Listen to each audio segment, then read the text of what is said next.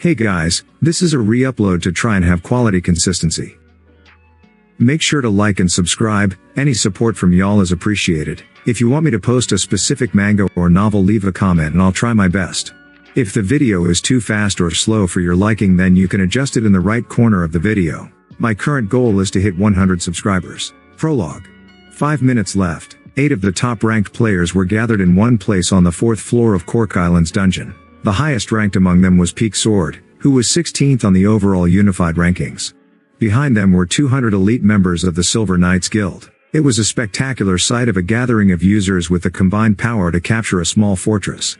But tension and anxiety filled everyone's faces. 4 minutes left. As time counted down, the nervousness of the guild members reached the peak. They were restlessly shaking their legs and biting their nails. Peak Sword gazed around with dark eyes, the hands holding his sword soaked with sweat. I can't calm down. Cork Island's dungeon was fully controlled by the Silver Knights Guild, and the boss monster, Helgao, appeared on the 4th floor every 2 weeks. However, Helgao was stronger than expected and had a variety of patterns, so they had been unable to succeed in any of their 5 attempts so far. Peak Sword and the elites of the Silver Knights strengthened their items with money during the last month, all with the intention of succeeding next time. They were definitely stronger after all the investments, but those who knew Helgao's power couldn't feel any confidence. 3 minutes left. After 3 minutes, Helgao would appear and this place would turn into a sea of fire. Some of them would even die from just the flames. 2 minutes left. A wave heat started to slowly permeate throughout the room. Shit. Peak Sword wanted to encourage everyone, but he was afraid. He was clearly reminded of the overwhelming appearance of Helgao, the staff-wielding boss monster enshrouded in flames. Are we still lacking the power to defeat him? It might be different if the power of the top 10 rankers were added, but he couldn't help thinking that this expedition would fail with their current strength. However, the guild's best ranker couldn't show his weakness, so Peak Sword endured it. Do it. We can do it. We are strong. Peak Sword steadied his heart and took various buffing potions, with the others following him. It was at that moment. 1 minute left. Intruder. There is an intruder. What? All of the guild members' eyes headed towards the entrance. A young man had entered. It was unusual because he was covered by a cloak, with no armor or weapons visible. Did he break through the defensive troops downstairs? Was it a highly trained assassin? No, an assassin wouldn't openly reveal their presence in a place like this. Peak Sword pondered on the name above the head of the black-haired youth. However, no matter how much he looked through his memory, it was an unfamiliar name. He isn't a ranker? Peak Sword glanced at his companions, but they all shook their heads. A non-ranker coming all the way here. Pathetic. Peak Sword came to this conclusion and warned the youth with a frown. This is an area controlled by the Silver Knights Guild. I don't know how you managed to reach this point, but if you don't want to die, go back. My stealth suddenly disappeared. Was it because I was detected by Helgao? The young man ignored Peak Sword's warning and threw off his cloak as he talked to himself. Oh. There were exclamations from every direction. The appearance of armor rapidly being equipped on the body of the youth was quite cool. Despite being made of metal, it seemed to be custom fit for the wearer, and its smooth surface was so reflective it was like a mirror. It was an elegant blend of red, black and gold. The particularly unique point was the 1 meter long tail that stretched from the vicinity of the tailbone. It was sharp like a blade, and amazingly moving on its own. What? That armor? It's terrific. Unique grade? It was the first time they had seen such armor, so the guild members struggled to hide their interest. Peak Sword raised his voice. That isn't important right now. Why aren't you throwing him out right now? Helgao would soon appear and then nobody would be able to escape from the dungeon. They had to deal with the outsider before that. The moment that the guild members interested in the armor tried to carry out Peak Sword's order. Roar. Helgao, the owner of Hellfire, has appeared. Helgao's roar has applied fear, chaos, and debilitating effects. Helgao's fire reduces heat resistance by 50%. Fire pillars have risen to cover you. Quack. Hike. Due to the silent flames that surrounded the whole body, half of the guild members either fell into a dying state or burned to the point where they couldn't even be recognized. Barely half of the people standing were able to hang on. Peak Sword was surprised at the notification window that popped up. I raised my fire resistance to 86%, but to still receive this degree of damage. They would fail again. As Peak Sword was feeling despair, he suddenly doubted his eyes. The unknown young man. While the others were surrounded by flames, he alone was moving forward, moving freely like he wasn't affected. How? Hyuk? Peak Sword fell silent as he witnessed a ridiculous scene. As Helgao ran amok and slaughtered the guild members, the young man pulled out a pickaxe, headed to the wall, and started swinging the pickaxe. Kang! Kang! The young man swung it with good form and complained as he wiped off the sweat. Ugh! Hot! Isn't the labor getting worse? Why does the mineral only appear when the boss mob is present? Based on this, I might have to visit a dragon's lair with my pickaxe. At that moment, a hot wind emerged from the staff that Helgao waved and hit the young man. Peak Sword expected the young man to receive huge damage and collapse. But unbelievably, the young man only suffered minor injuries. Excuse me, mister. The youth stopped his pickaxe for the first time and turned his attention to Peak Sword. He said with an irate expression, "Why are you just standing there blankly? It's hot now, but it will only just get hotter." What was he seeing now? Peak Sword belatedly regained his spirit and asked, "How can you be fine?" The young man replied like it was obvious, "It's the item effect. Shine. King." The tail on the young man's arm removed by itself and fought against Helgao's staff. Peak Sword couldn't close his mouth as he gaped at the unbelievable sight. Chapter 1. After entering the northern end cave at the end of a 3-month journey, I was able to witness the overwhelming sight of all types of battle gear piled up like a mountain. Wow, what is this? The names of the brilliant battle gear were in a colorful mix of green, yellow, and purple. If I took only a few of these, I would become a rich man. I wanted to take all the battle gear, but it was impossible. This item can't be obtained. How stingy and dirty. Items that couldn't be acquired despite them being right in front of me. When I put it in my bag, it would return to its original spot like a mirage. This situation was like that of a pie in the sky, or a woman already being married. No, a married woman was still different from a pie in the sky, as one could still obtain a married woman if one tried enough. In the end, I could only stare at the items with longing and regret. Indeed, if a user could obtain all of these, Satisfy's economic balance might crumble. Unfortunately, I understand. I didn't come here for the battle gear in the first place. I soothed my mind and turned my attention away from the pile of battle gear. There was an old book placed on a shiny gold table. Finally, all the hardships I experienced while coming here passed through my mind.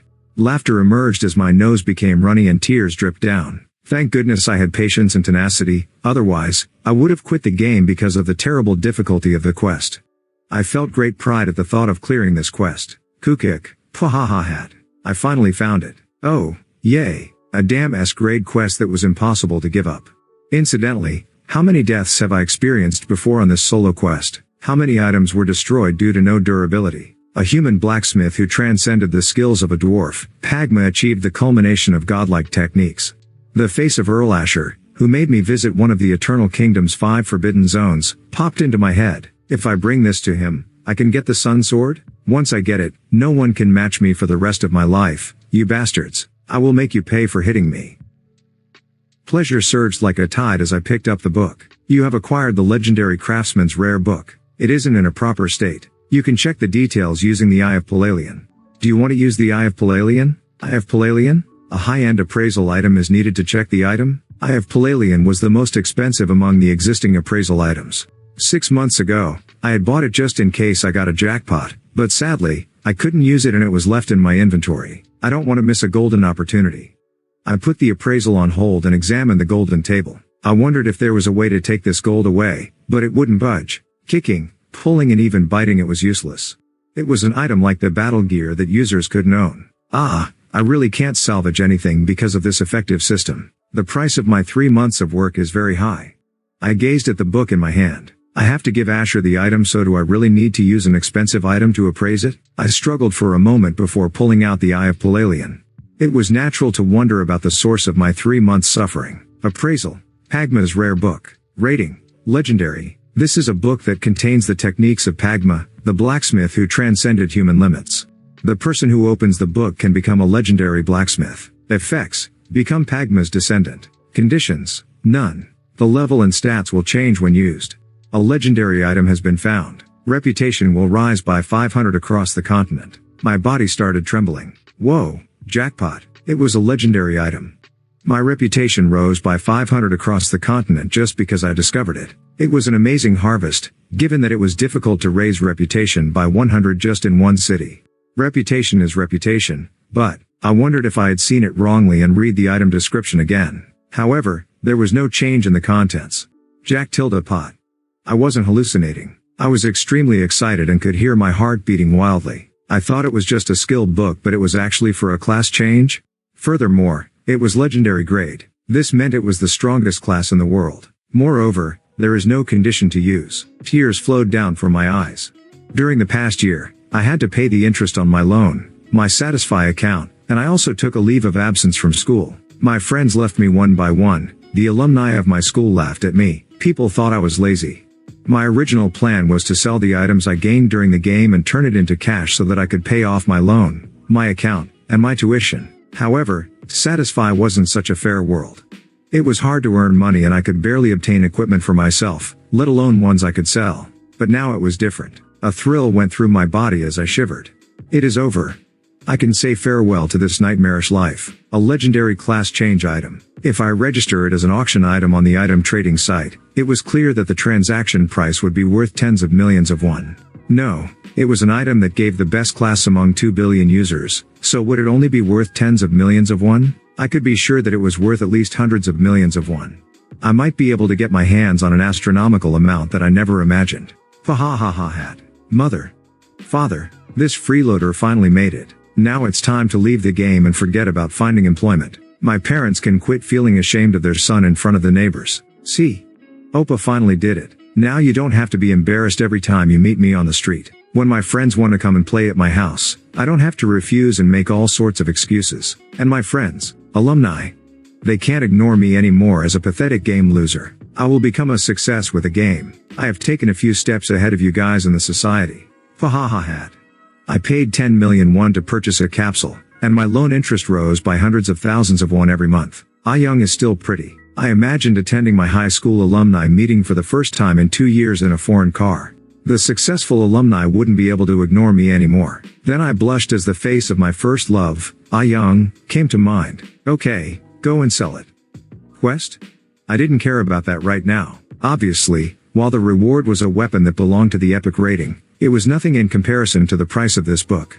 My affinity with Earl Asher would fall and would probably end up with me not receiving any more quests from him. But there was no reason to be afraid in front of hundreds of millions of won. Log out. I confidently exclaimed. Then a notification window flashed in front of my eyes. You can't log out of the game here. Earl Asher has appeared. Dozens of knights jumped into the cave as I was struggling to understand. Then the familiar Earl Asher appeared. I panicked as he found me and his face distorted. Foolish traveler, you all have the same greed. The quest Earl Asher's secret request, S, has changed to Earl Asher's anger, SS. Earl Asher's anger. Difficulty level, SS. Earl Asher chose you due to your average abilities, your stupidity, and because you were easy to exploit. He entrusted you with the task of finding Pagma's rare book that he wasn't even sure existed.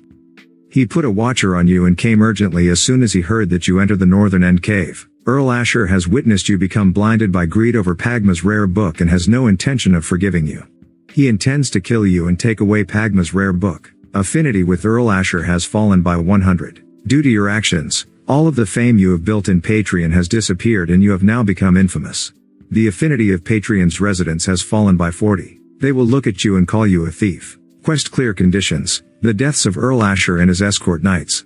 Clear reward. Obtain the title Noble Killer. Noble Killer, intelligence -50. All nobles in the kingdom will despise and oppress you. Your jobs will be limited.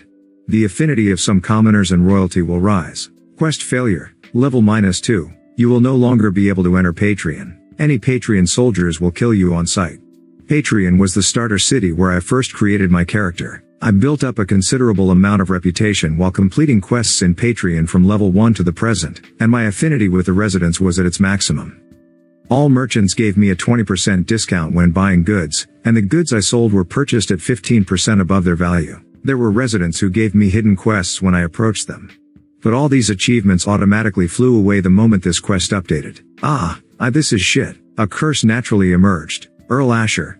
No, you bastard. This goddamn bastard forced me onto a quest where I wasn't sure if I could find the item or not. If Pagma's rare book was something that didn't exist, I would have struggled for months in vain. You are the one who lied in the first place, yet you want to make me notorious in Patreon? Filthy jerk.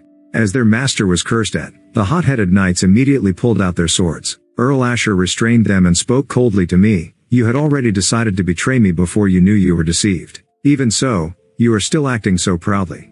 Is it greedy to want a reasonable reward after the hardships of my journey? My betrayal wasn't certain. He sneered at my words. Didn't I already promise to give you a reward in return? We entered into a contract and you have trespassed on my good faith out of greed. This wasn't something that I could handle with words. As I fell mute, Earl Asher's momentum increased as he continued to chatter. You are truly a poor man. The more I watched, the more I could feel it. But there are times when you can do extraordinary things, as I honestly hadn't expected you to find this cave that had disappeared from history. I will punish you for your ignorance, but as reward for your patience, I will kill you as painlessly as possible. Chapter 2.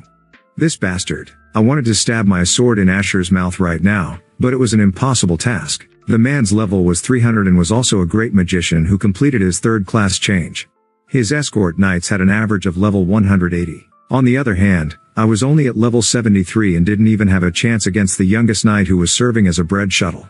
Bread shuttle, usually used at school, where one student is picked on and or bullied to do the errands for people who are higher on the social ladder than the shuttles are. But look at the quest clear conditions. I had to kill them. Plus, even if I cleared the quest, wasn't the quest compensation garbage? My intelligence will be minus 50? Fuck, right now I have 30 intelligence, so won't I be an idiot if I'm at minus 50? And all of the kingdom's nobles would hate me? So where was my exit route? Why is there a quest like this?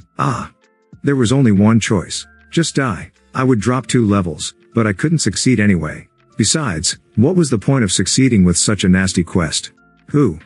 I felt resigned. The pressure from the knights wasn't a joke. This means I would have lost 8 levels just from this quest. Asher. One day, I will become high level and take revenge. Definitely.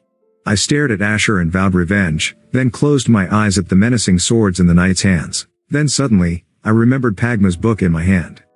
Wait, what about this? Would it remain in my inventory after I died if I put it in there before my death? This wasn't a general quest item, so I couldn't be assured of the situation. What was Asher's purpose in the first place? Pagma's rare book. The reason he wanted to kill me was to take it away. In order for the story to go smoothly, if he killed me, it was likely that Pagma's book would disappear from my inventory and fall into his hands. Shit. If I was going to lose Pagma's book anyway, I might as well use it instead of selling. A new option emerged. I could use Pagma's rare book. However, I hesitated. I hated production-related classes. Wasn't the point of a game to enjoy the thrill of battle? However, if I became a blacksmith, I would have to sweat as I hammered at iron in front of a fire. It might be necessary to carry pickaxes while searching for mines to collect the necessary materials. It was indeed bore. At that moment, a chill went down my spine. I was doing brickwork and shovel work at construction sites in real life, and now I needed to do labor in a game as well. Just imagining it made me feel terribly dizzy. Quack. I wanted to remain as a warrior. It was my dream to swing my sword at enemies and someday become an army general. But now it was time to give up on that dream. An item worth hundreds of millions of won would be taken away by an NPC. By that bastard Asher. It's better to use it than to lose it to him. I tearfully opened Pagma's book. The shocked Asher hurriedly stretched out a hand and chanted a spell. It's too late, you jerk. I ridiculed him before falling silent as I checked the notification windows appearing one by one. You have become Pagma's descendant. Your level has dropped. You are now level 1. All skills and stats have been reset. I couldn't believe my eyes. Weren't class changes supposed to help you get stronger by strengthening your existing level, stats, and skills? Therefore, I couldn't understand why my level, stats and skills were reset instead of maintained.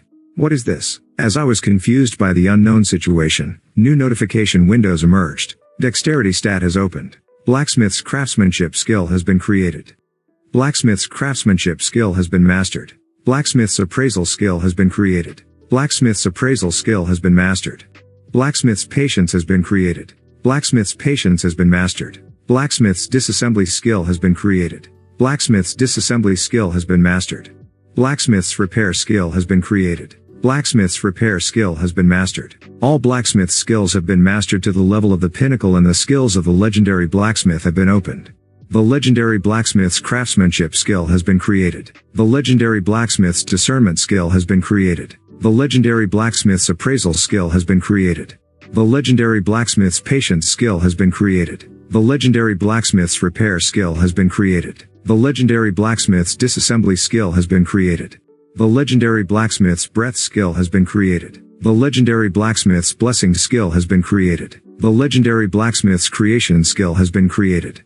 Title: One who became a legend, has been acquired. Composure stat has opened. Indomitable stat has opened. Dignity stat has opened. Insight stat has opened.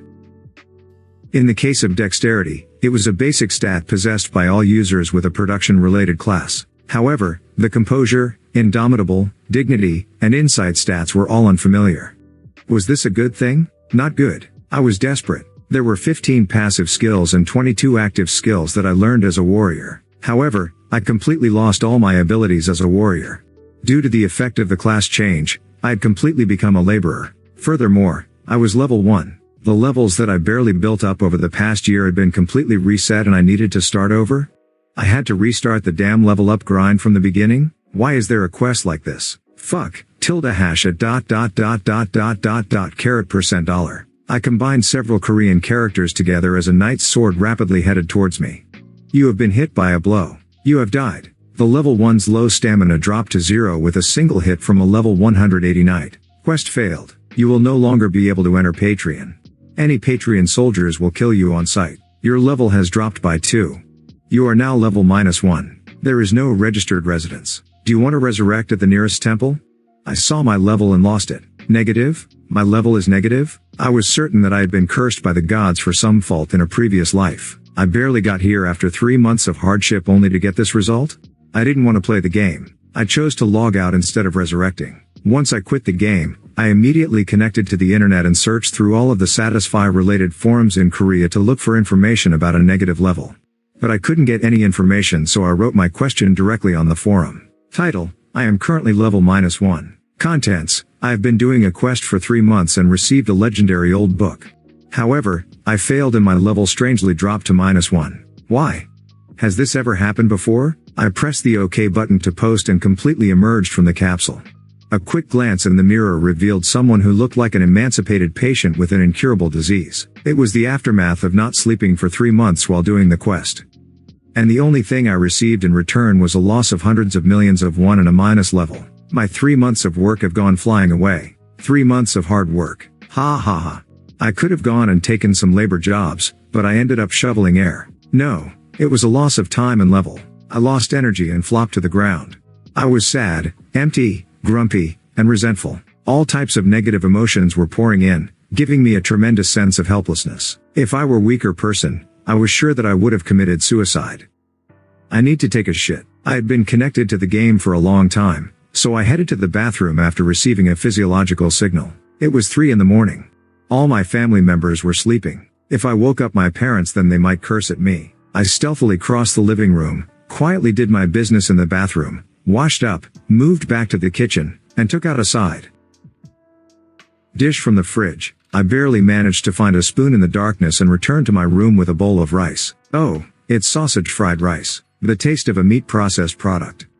As I ate delicious food and filled up my stomach, I relaxed and could think soberly. How did my level become minus? I thought about it before sitting in the capsule to check the question I posted on the internet. What?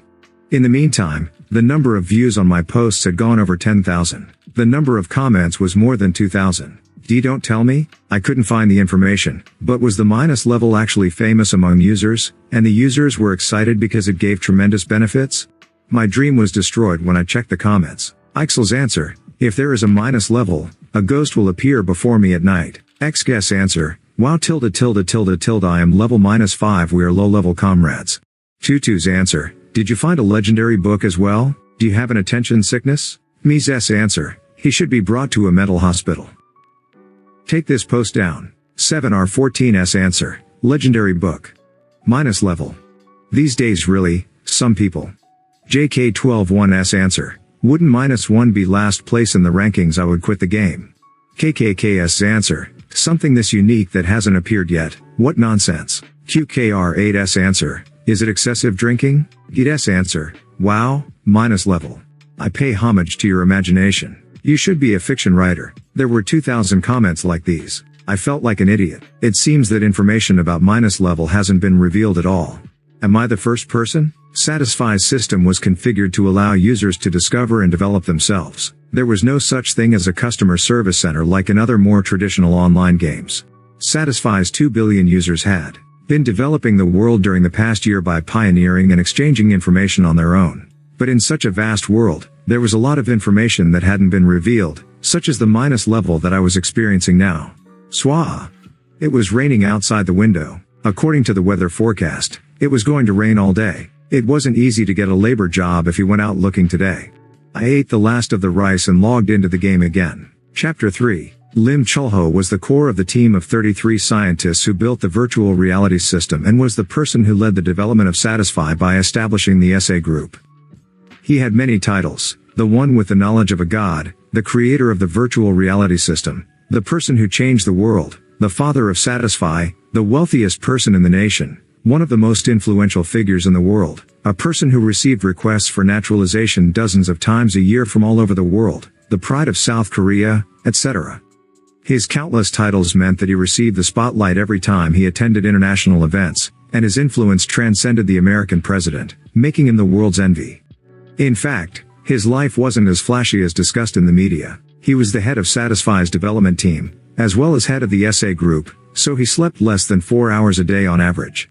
But was he unhappy? No, it was something he wanted for himself. Lim Chulho was proud and enthusiastic about Satisfy, which had captured the hearts of 2 billion people. Lim Chulho was woken up by the sound of his phone ringing. He checked the time and saw that it was 2:50 a.m. It had only been 20 minutes since he went to sleep. The accumulated fatigue from a month's worth of late nights crushed Lim Chulho's thinking ability. His voice was rather sharp as he spoke into the phone. What is going on? What? An urgent voice was heard over the phone. Lim Chulho immediately woke up. I'm going immediately. Be prepared to give me the report as soon as I arrive. Lim Chulho got dressed and entered the elevator, heading to the underground floor of his house. In the underground parking lot, limited edition cars from expensive brands were parked in order by type. He climbed into a sports car with the butterfly-style doors and drove to the company at full speed. What happened? Satisfy's operations office. Lim Chulho ran into it and asked without recovering his breathing. Choi Nahi, the head of the operations team, bowed to Lim Chulho and adjusted her orange horn-rimmed glasses. It happened 5 minutes ago. How interesting. The excited Lim Chulho sat down. He turned his gaze to the huge monitor on the wall and the stopped video started playing. The main character of the video was a level 73 warrior. An Asian youth found a cave at the northern end of an island, held Pagma's rare book, and used it. The staff handed 2 documents to Lim Chulho as he watched the video. Lim Chulho read it and rubbed his chin. In reality, as well as in Satisfy, he is a normal person with no outstanding traits. After being exposed to Satisfy, he suffered from a lack of self-control, resulting in the lowest level of life. How did this person find the cave at the north end that was concealed by a complex algorithm? Does he have an exploration talent that he doesn't know about? According to the analysis from the development team's Morpheus supercomputer, the North End cave was supposed to be found by users in 1 year and 10 months. In other words, it meant that the appearance of the legendary book, Pagma's rare book, was originally supposed to be 1 year and 10 months later. One young man broke everyone's expectations and hastened the timing. The number of users who did their second-class advancement was less than 100, and he was now the sole legendary class in the game. Lim Chulho was greatly interested in the user who gave him a great surprise, but Choi Nahi didn't think of the young man as anything special. It was merely a product of coincidence and obsession that he discovered the North End cave. I see. The young man called Shin Youngwoo, whose player name was Grid, stayed in only one city for a year and accumulated more than 8,000 reputation in that city. His intelligence stat was also less than 50. This completed the conditions needed to receive Earl Asher's quest. He explored areas infested with monsters higher than level 200 for 3 months without giving up, even though he was less than level 80 and tasted death several times. The most impressive thing about him was his discovery of the North End cave. He found the quest item and was blinded by greed. By choosing to log out, he met the requirements for the linked quest to possess the legendary book. There are many ways to meet the activation requirements, but the most extreme one is logging out. Anyway, as Choi Nahi said, this chain was the result of coincidence and a stubborn personality. However, the young man proved that coincidences overlapping several times could create a positive cloud. It also reminded him how valuable patience and effort was. Luck and persistence are also great abilities. Choi Nahi asked a question to Lim Chulho, who was watching the young man on the monitor with sparkling eyes. How does the minus level work? That is also a cloud of luck. Huh? A scientist was talking about luck? Lim Chulho laughed and explained. As you know, users below level 10 get the beginner bonus, so their experience won't decrease even if they die. This means that they don't suffer from the level drop phenomenon. But in fact, a hidden system exists. Level reduction due to quest failure will be enforced regardless of the beginner benefits. However, there is no way for a beginner to receive a quest that would cause a level decrease, so it was likely to remain a hidden system forever. Lim Chulho enjoyed the fragrance of the coffee that a staff member passed him and continued. The team predicted that if this quest followed the normal course, the one who received Earl Asher's secret request quest would be a minimum of level 350. If the user is over level 350, they have a high chance of clearing the Earl Asher's anger quest and becoming Pagma's descendant. In other words, they wouldn't be lacking in ability like that young man and wouldn't have failed the quest. Only this young man was able to find the hidden system through this quest. Choi Nahi summarized it succinctly. Grid made an extreme choice during the quest because he was afraid of losing the hard-earned item. At this point, the penalty of falling to level 1 after becoming a legendary class was applied. Users under level 10 wouldn't experience a drop in experience even if they died, due to the beginner bonus. But there were no exceptions to a failed quest's penalty. Grid was forced to lose 2 levels due to the quest failure, even though he was level 1, and as a result, he was now stuck at level -1. This was why Lim Chulho called it a cloud of luck. Then can a minus level gain experience in the normal way and earn stat points for every level gained? Lim Chulho nodded. Right. He is currently level -1 and will have to gain 2 levels to reach level 1, where he will then have 20 stat points. This means his base stats will be 20 points higher than a character of the same level. That's right. That young man received a benefit that wouldn't have been possible if he was a player capable of clearing Earl Asher's quest. He is a really lucky guy. The expressions of the employees grew serious. Choi Nahi asked him, a legendary class has appeared 2 years sooner than expected. A legendary class is already very powerful, so if he has 20 more stat points than his level, won't the balance be broken? Lim Chulho showed her the papers listing Shin Youngwoo's information. This graph shows that his level was quite low in proportion to the amount of time he spent hunting. He was a foolish person who stayed in one city for a year without leaving to find adventures or a more pleasant environment. I don't think he has great talent for the game like the rankers. You don't have to worry. Is it really okay? In the eyes of other users, it might be enough to make him look special. What can we do, even if it isn't okay? We have a policy of not directly interfering in the game, so think positively. Isn't it a good thing that an ordinary user, not a ranker, obtained it? Besides, Pagma's descendant is relatively weak in combat compared to the other legendary classes. Lim Chulho, who was watching the young man on the monitor, suddenly flinched and fell silent. He shook his head at Choi Nahi's puzzled expression. No, it isn't a big deal. I will be going now. You have suffered a lot from the late nights of work. I will give you a bonus soon, so please suffer a bit more. The atmosphere of the employees became excited at the word bonus. Lim Chulho smiled and left the office. Why all of a sudden? Only Choi Nahi was silent among the raucous staff. She felt nervous as she thought about Lim Chulho's surprised look. On the other hand, Lim Chulho's expression subtly changed in the elevator as he muttered Shin Youngwoo's name. I lost my place of residence because I was expelled from Patreon. Therefore, I resurrected at a temple near my place of death. Oh, and by the way, it was actually a temple for the god of darkness, Yatan. Dark energy hung around the dark room, while robed black magicians wandered around with gloomy expressions. People were shouting and pounding their chests around an altar, but it was too creepy to watch.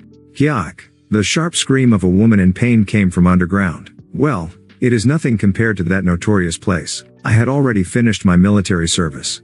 If someone had been next to me, then they would have felt the general, oppressive atmosphere of a horror movie. I wasn't a female user, so I felt no fear at the Yatan temple. SS status window. My voice was shaking, but I tried not to let it affect me. I ignored the surroundings as much as possible and concentrated on the status window in front of me. Name, Grid. Level, -1, 020. Class, Pagma's descendant. The probability of adding additional options when making items will increase. The probability of item enhancement will increase. All equipment items can be worn unconditionally. However, D is a penalty depending on the rating of the item. Title, one who became a legend. Abnormal conditions don't work well on you. You won't die when health is at the minimum. Easily acknowledged. Health, 14 mana, 3/3. Strength, 1 stamina, 1 agility, 1 intelligence, 1 dexterity, 1 composure, 1 indomitable, 1 dignity, 1 insight, 1 stat points, 0 weight, 3035/20. The weight limit exceeds 200%, so movement speed is reduced by 100%. The body is heavy and cannot exert any power properly. The probability of receiving the weakened state has become really high. A flood of emotions filled my head. The minus level was something I couldn't understand, and the stats that didn't allow me to win a fight against even a rabbit caused anger. However, the special functions given by the title and profession overwhelmed me. Chapter 4. The minus level isn't a bug. The numbers in parentheses beside the level indicated my current experience and the amount of experience required to reach the next level. The existence of this experience figure meant that I could level up. In the worst case, I was worried that I wouldn't be able to level up because I was bugged. I'm glad it isn't a bug. I still felt upset. Think about it. My level was originally over 70, but now I was lower than even new players who had just created their characters. I have to endure this. I braced myself. It might take time, but I could raise my level again. The reason for this positive thinking was due to the qualities of my profession and title. I didn't know anything about item creation, so I couldn't comment on the probability of adding additional options, but it was still good to have. The odds of enhancement will increase. In Satisfy, items could be enhanced up to +10. However, the price of the materials needed for enhancement was expensive. In addition, the higher the enhancement number and item rating, the lower the probability of the enhancement succeeding.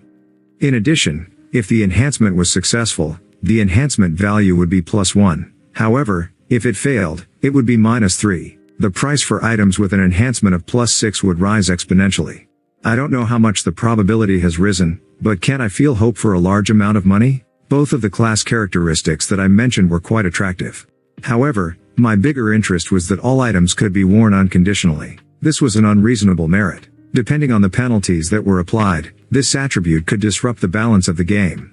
Isn't this a fraudulent class attribute? Most of the equipment items in Satisfy had conditions of use attached to them. If the conditions weren't met, the item couldn't be worn. For that reason, every level had strong limitations. But that didn't apply to me, due to the nature of my class. Really? I opened my inventory. Mamon's Greatsword. Rating, Epic. Durability, 88-204 attack power, 178-301 attack speed, -16%. Additional water damage will be added to all critical attacks. This is the greatsword patronized by the guardian of Lake Pamian, Mamon. Due to the influence of the lake, this sword has the strong aura of water. Conditions of use, level 65 or higher, more than 260 strength, more than 150 stamina. Weight, 1050. Mengel's plate armor. Rating, rare. Durability, 51-180 defense, 165 movement speed, -2%. Strength +10. This is a work made by the blacksmith Mengel in the fortified city of Patreon. With it, the defense is improved and the weight lowered. The wearer of this work can feel Mengel's strong willpower that remained behind. Conditions of use, level 60 or higher, more than 180 strength. Weight, 1203. My current stats didn't meet the conditions of use attached to Mamon's Greatsword or Mengel's plate armor. In other words, a normal person wouldn't be able to wear both items. But I was the exception. Due to your class characteristics, you have equipped Mamon's Greatsword. A penalty is applied because the item conditions aren't met. Attack power of Mamon's Greatsword will decrease by 30%. Only half of the option effects will be applied. Your understanding of Mamon's Greatsword is high, so the penalties are reduced. Due to your class characteristics, you have equipped Mengel's plate armor. A penalty is applied because the item conditions aren't met. Defense of Mengel's plate armors will decrease by 20%. Only half of the option effects will be applied. Your understanding of Mengel's plate armor is high, so the penalties are reduced. Amazing. Satisfy rarely had items with no usage conditions. I recalled a set of beginner items that were representative of having no conditions. I didn't remember it exactly, but in the case of the beginner's greatsword received at level 1, the attack power was 513 and the defense of the beginner's armor was 7. But now I could use a weapon capable of at least 124 to 210 attack power, and 132 defense at level 1. Won't it be surprisingly easy to recover my level? No matter how low my level was, I could hunt monsters around level 20 with just the attack power of Mamon's Greatsword. Thanks to Mengel's plate armor, I wouldn't receive any damage from low-level monsters. In other words, I could hunt monsters much more quickly and easily than other users at the same level, thanks to the item effect. This would be directly linked to leveling up at the speed of light. The basic penalties system is that rare items have a drop of 20% in the basic abilities, while epic items have a 30% drop. Only half of the item effects are applied. The penalties were surprisingly small. Unique and legendary ranked items would be subjected to more penalties, but at this point, it was a sufficiently fraudulent ability. This is a legendary class. But what is understanding? Due to my excitement, I belatedly noticed the bit about understanding that appeared in the notification windows. Then I checked the detailed information. Item understanding. Pagma's descendant can understand the materials and principles of the item by using, disassembling, or repairing the equipment items. The higher the level of understanding, the more efficiently one can handle the items. If you have a 100% understanding, you can learn how to make that item. The higher my level of understanding, the fewer penalties there would be. Then I will get the production method? Wow. Ordinary production users had to pay a large amount of money or complete hard questions to get the production methods. But I could get it for free, as long as I increased my understanding. The repair skill is available and my item durability is low, so I will try and repair it later. Then I looked at the title attributes. In combat, the one thing players had to be most cautious of was an abnormal status, due to its ability to often reverse the state of a battle. By the way, my title lowered the probability of being affected by abnormal statuses. It also said that I wouldn't die when my health was at the minimum, so I could be temporarily immortal. Easily acknowledged. Does that mean my affinity with NPCs can be easily increased? Pooh it. I was happy. I was so happy that I couldn't stop laughing. The class and title attributes alone gave me the feeling of being ahead of other regular users. I had become special. This felt like proper compensation for my 3 months of suffering.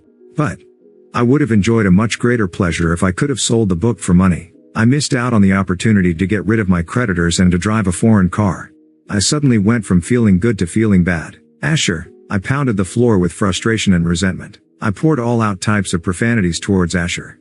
Gradually, my heart was soothed. It was due to an unfamiliar stat, so I decided to check it. Composure. The probability of being affected by an abnormal state is lowered. If affected by an abnormal condition, you will recover quickly. The higher the number, the higher the effect. Stat points can't be distributed to this stat. Indomitable. Has a certain probability of invalidating a portion of the incoming damage. The lower the health, the higher the probability. The higher the number, the higher the effect. Stat points can't be distributed to this stat.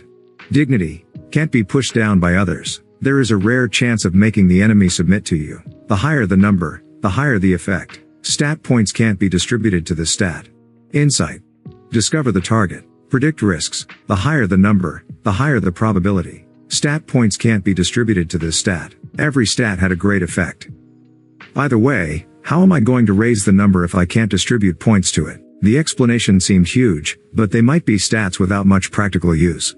The moment that I was about to open the skills window, I screamed with fear. Something had suddenly touched my back. I belatedly recalled that I was in a Yatan temple. What? I hurriedly turned around and reflexively wielded Mamon's greatsword. The man behind me dodged my attack and raised both hands. Hey, calm down. Do you want to kill a person? The one who spoke was a Caucasian-looking man who seemed to have an assassin-type class due to his light equipment and agile body. His finger poked my back. It might have been okay if it was a sword, but it was embarrassing to scream just because of a finger. What is it? The man shrugged. It is dreary. Shouldn't you apologize after trying to kill a person? His smile looked like a smirk. I dislike this type of person. This person is speaking so impolitely at our first meeting. Certainly, the man looked older than me. At first glance, he seemed to be in his mid-30s. However, my 1-year experience was enough to let me know how deceptive appearances were. I once called someone brother, only to find out they were 7 years older than me. This bastard, he looked like he was in his 30s but, cough. My fists trembled and I barely managed to calm myself as I remembered the shameful past. I'm sorry about that, but shouldn't you apologize for poking me without notice and surprising me? The man laughed and asked for a handshake. Young man, I called out to you. However, you were so engrossed in thinking that you didn't hear me. That is why I poked you. I'm sorry.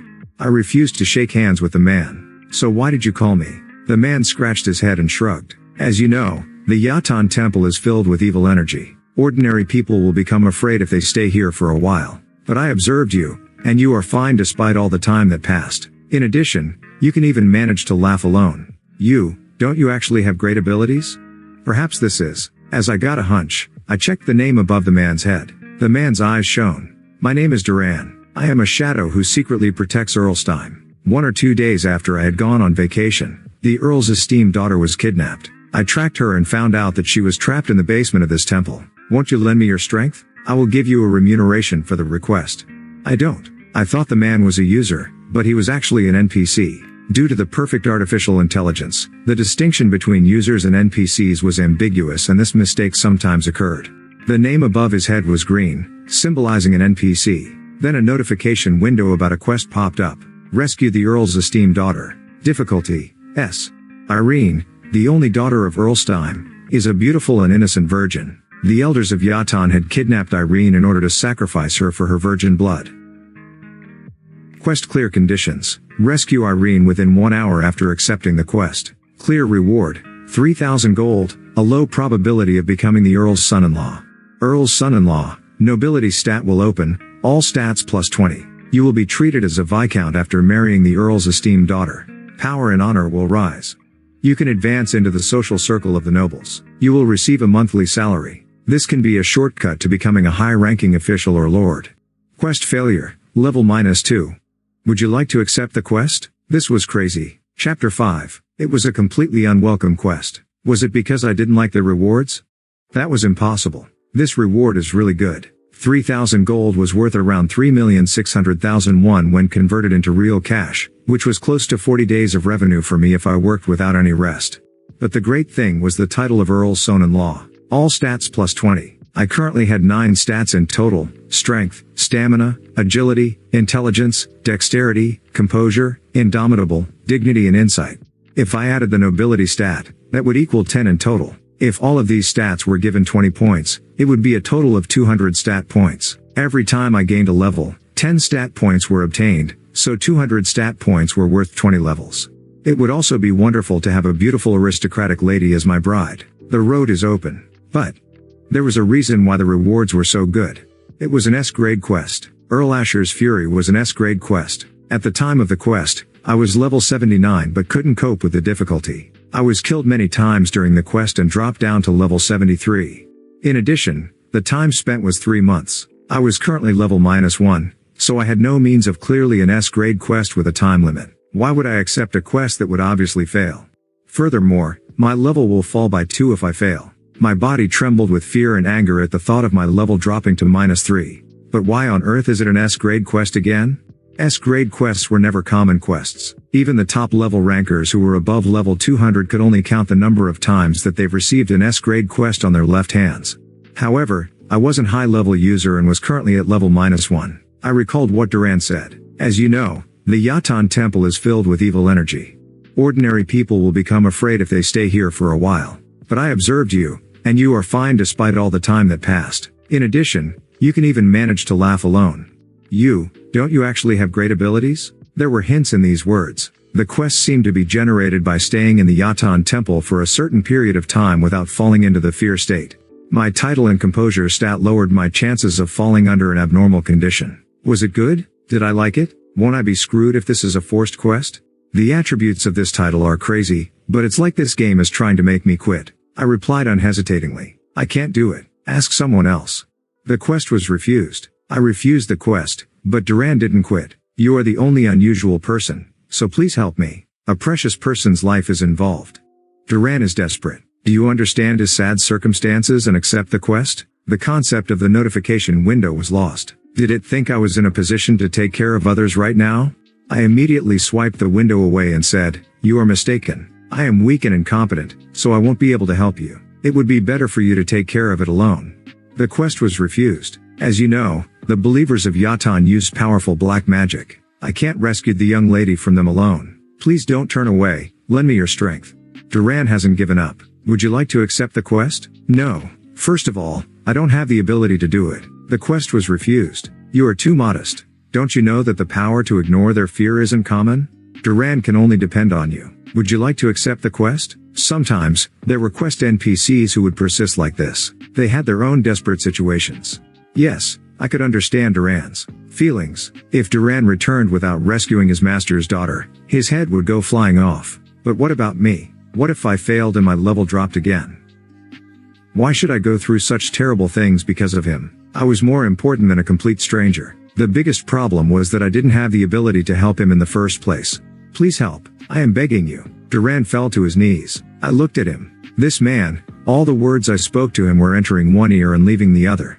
Or maybe he thought I was lying. It's probably the latter. Is it so great that I don't feel fear while staying in the Yatan temple? I haven't been here before, so I don't even know what I'm supposed to feel. I faced Duran head on and explained with a more serious attitude. I'm really sorry, but I truly don't have the strength to help you. Don't waste your time on me. Call the Earl and ask for his help. The quest was refused. Every hour is urgent. The young lady's life might be in danger while I go to ask the Earl for help. You are the only person I can rely on. This is a request. Duran is hoping for a helping hand. Would you like to accept the quest? The limits of patience. Ah, this is frustrating. Do you really need my help? I don't want to look at you anymore, so go away. Please give mercy for the sake of her life. What? No. Damn. Yes, I should leave. I am going now. I once again refused the quest and turned away from Duran. This was a terrible quest that would cause my level to drop by 2 upon failure, so I wanted to avoid it. But unlike my thoughts, my feet didn't move quickly. I was 200% over the weight limit, so my movement speed was reduced by 100%. Duran saw that I was moving as slow as a turtle and misunderstood my actions as he teared up. You act so intimidatingly, but you are actually conflicted. You really do want to help me. Stop feeling conflicted and help me. Duran feels hope again. Would you like to accept the quest? Bullshit. I won't help. The quest was refused. I ignored him and hastened my steps. But once again, my speed was slow. This only deepened Duran's misunderstanding. Maybe you're conflicted because your life is busy, but the life of a person is more important. This is a request. I can't. It isn't possible. Don't deceive yourself. In fact, you are suffering as well. You can't leave this place immediately, which is why there is such hesitation in your step. There is no hesitation. I'm not walking slowly. My baggage is heavy, that's all. Duran continued chasing after me, and my slow pace couldn't get rid of him.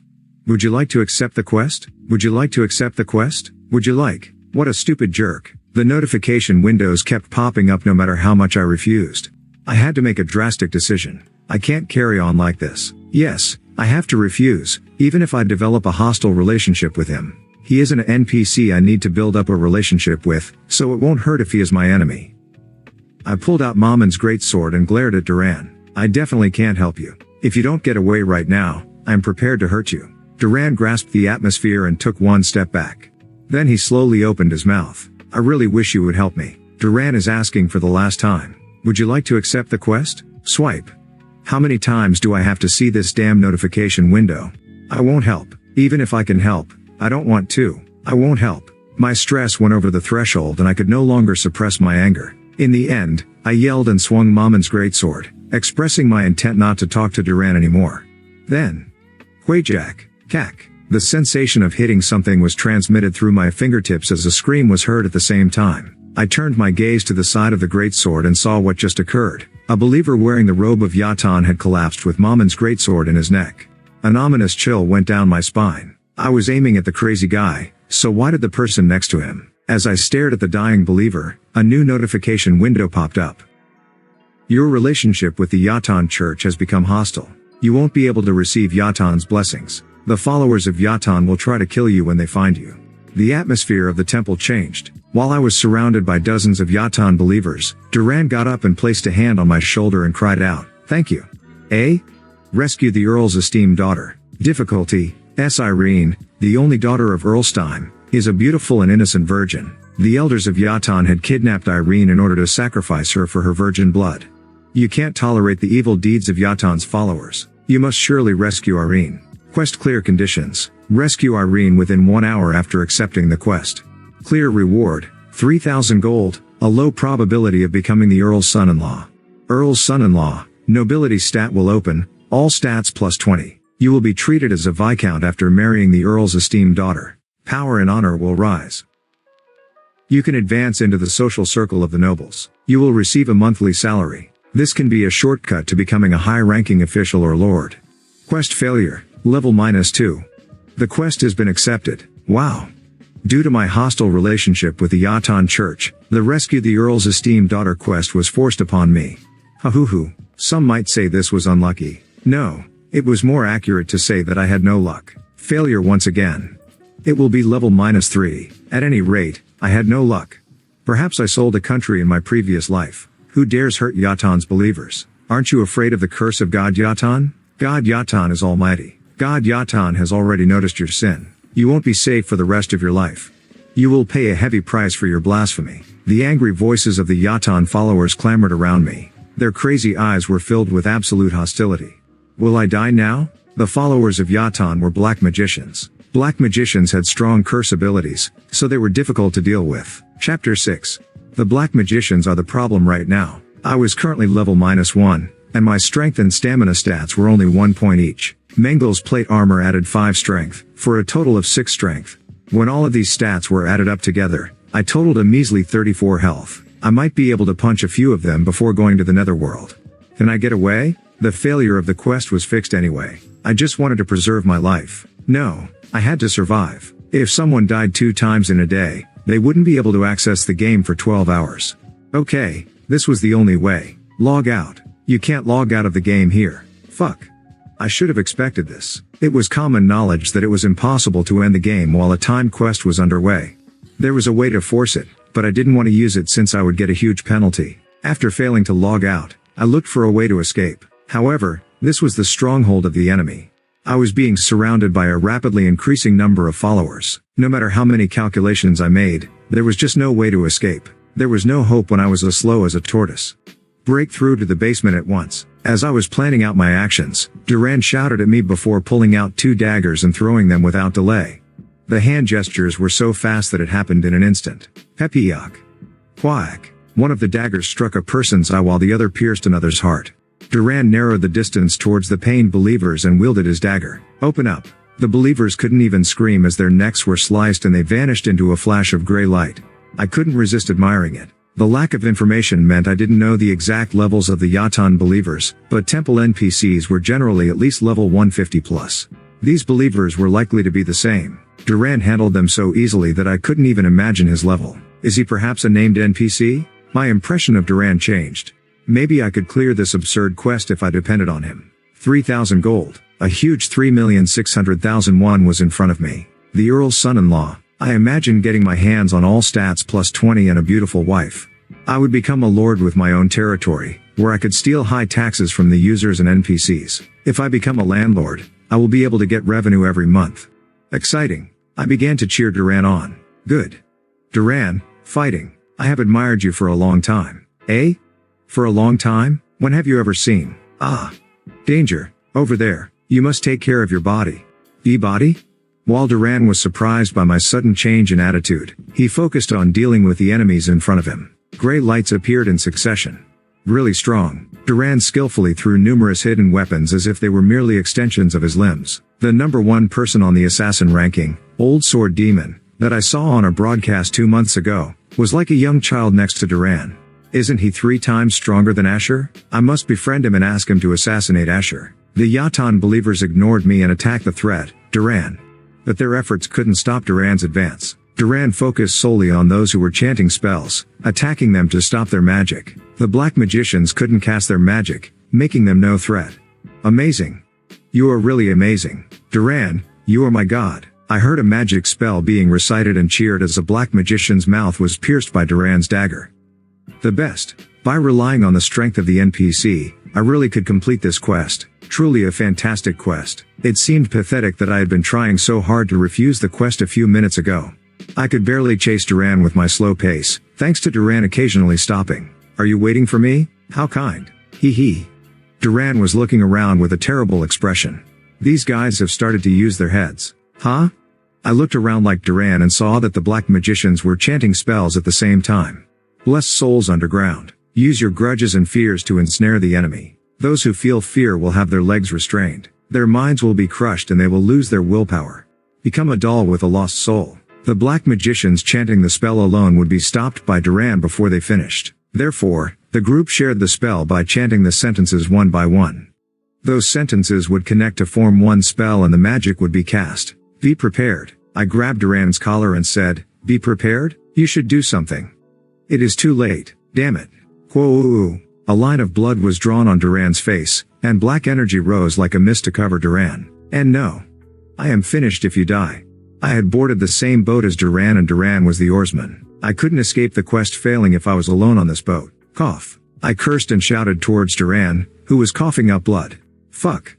If it was going to be like this, you shouldn't have made me feel expectant in the first place. At that moment, a green light flowed from the ring Duran was wearing and surrounded him. Then Duran's complexion was gradually restored. What? Duran attacked the surprised black magicians, who were chanting new spells. This ring is special. It protects the wearer from curses and poisons. However, the protection isn't perfect. The damage is cumulative, so I need to avoid as much magic as possible. Yes, indeed. The Great Duran is even wearing a small ring like this. The ring was clearly had an epic or higher rating. Was there a way to obtain it? As I was thinking, Duran started to slaughter the enemies again. He allowed a few magic spells to be cast but eventually succeeded in creating a path. Duran started at the entrance of the staircase leading to the basement. Come on. Yep. Unlike my vigorous reply, I chased Duran down the stairs at a slow pace. The black magicians pursued us with spells, but they were no threat because Duran threw daggers as soon as he heard chanting. Young lady, Duran and I arrived at the dark basement. Duran found a beautiful woman bound to the altar in the center of the basement and ran to her. But there was a crowd blocking him. There were a dozen black magicians. I laughed at them. These ridiculous bastards. They need more people than that to be our opponents. Now, Duran. Get rid of them. Of course. Duran nodded and wielded his daggers in front of him. Duran might be tired, but the number of opponents was too small. I was excited as I imagined the black magicians turning into gray light. The quest clear signal was right around the corner. 3,600,000 won and the Earl's daughter. Here I come. Tatatang. Eh? There was an unexpected result. The hidden weapons that were thrown by Duran suddenly stopped and fell to the ground. Duran's advance was also stopped. Shield? Defense magic couldn't be used by black magicians. It was only possible for black magicians who completed their second-class advancement. As I was baffled, a young woman walked out from among the black magicians. It was a woman who boasted the best beauty, a unique beauty that caused the beauty of the noble young lady to pale in comparison. Somehow, she looked familiar. I checked her name and was shocked. Blood Witch. The Blood Witch. ID. Yura. The Korean user who was ranked number 1 on the Black Magician ranking and ranked number 5 on the Unified rankings. She was a famous person who frequently appeared on TV because of her beautiful appearance and outstanding abilities. Why was she here? Yura looked towards me and stretched out a hand. I'm sorry, but I can't allow you to take away the sacrifice. Ping. A red fire sword emerged from Yura's hand. Its momentum was fierce. Unlike a black magician who didn't have a lot of attack magic, she was well versed in it. I was intimidated as I saw the flames. Did I get this far, only to die? Why the hell was she here? As despair filled my body, a notification window popped up. You have been hit by a blow. A legend doesn't die easily. You can resist all attacks for 5 seconds with the minimum amount of health. I had 1 health point remaining. I had temporarily forgotten about it, but the attribute of my title was activated and I temporarily had an immortal body. Yura's face was perplexed as she saw that I survived, despite being hit by her magic. That was clearly a critical hit. Based on the equipment, you were only around level 80. So how are you fine after being hit by that attack? Yura asked while hiding herself behind the black magicians in preparation for Duran's counterattack. She always had a calm smile on TV, so I was probably the only one who had seen Yura's flustered expression. I ran forward and shouted to Duran, quickly, let's finish it in 5 seconds. I'll use my body to block their attacks, so Duran must kill them. I believe in you, Duran. My God. The spells of all the black magicians, including Yura, were concentrated on me. This meant that Duran could strike freely. The best development. Yes, hit me. No matter how you hit, I won't die. Today would be the day where an ordinary user would stand up to a ranker. I narrowed the gap towards Yura as all types of curses and attack spells hit me, while Duran followed the path I made and dealt devastation to all the black magicians. Then Duran stepped on my back and jumped towards Yura. Yura blocked his attack despite being in a state of confusion. On the other hand, Duran's momentum rose. We can win. But was it because Duran stepped on my back? You have died. Eh? I wanted to reject this situation, but reality was cruel. A new notification window popped up as my vision turned gray. Quest failed. Your level has dropped by 2. You are now level -3. As you have died 2 times within 24 hours, you won't be able to connect to the game for 12 hours. Ha, it somehow turned out like this. I gazed towards Duran fighting. No, my last sight as I closed my eyes was that damned Blood Witch. Chapter 7. The average level of black magician users was level 53. Out of the 120,000 classes in Satisfy, the black magicians had the lowest average level. The black magician class was a combat profession, but users of this class had very weak defense and insufficient attack power. However, Yura had been hunting alone without a party since she's starting, demonstrating unmatched control skills that harmonized with her magic. Her ability to select hunting grounds was also excellent. There was a good reason why Yura surpassed 2 billion users to rise to 5th place in the rankings. 3 hours ago, Yura had finally reached level 230, resulting in new wings being added to the list of her abilities. Now I can use defensive magic. Yura confirmed the A-grade spell that she acquired after much difficulty. Diamond Barrier. It was a spell to create a shield by materializing mana with a hardness comparable to that of a diamond. It was a defense-type magic that could be acquired with a black magician reached level 230. After completing all the conditions required to learn Diamond Barrier, Yura headed straight to the Yatan Temple. As always, she headed to a temple with fewer users. It was troublesome since it was a long distance, but it couldn't be helped. It would be annoying if she went to a place with a lot of users, due to her high popularity. It was amazing how many people recognized her, even when she concealed her face and ID. After running for 2 hours, Yura arrived at the Yatan Temple and placed the prepared spell book on the altar. The moment she was about to learn new magic after professing her deep faith in God Yatan, a foolish group of enemies hostile to God Yatan has appeared inside the temple. Guardian of the Temple. Difficulty: S. There are foolish people who have entered in order to rescue the sacrifice to God Yatan. You must defend the dignity of God Yatan and punish the blasphemous intruders. Quest clear conditions: repel attackers or defend the sacrifice for 1 hour. Clear reward: the title Guardian of Yatan's Temple. Guardian of Yatan's Temple. Faith plus 300, health plus 1000, intelligence plus 60. You are an example to other believers after defending the dignity of God Yatan. God Yatan will bless you more, and the faithful will worship you. Quest failure: level -2, faith -250.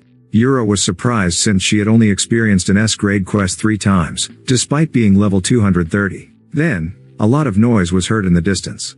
Is this an auto-generated quest due to the advent of an intruder? I'm lucky I came to the temple at this time. Yura was very motivated. She greatly desired the Guardian of the Yatan's Temple title because it elevated all the important stats.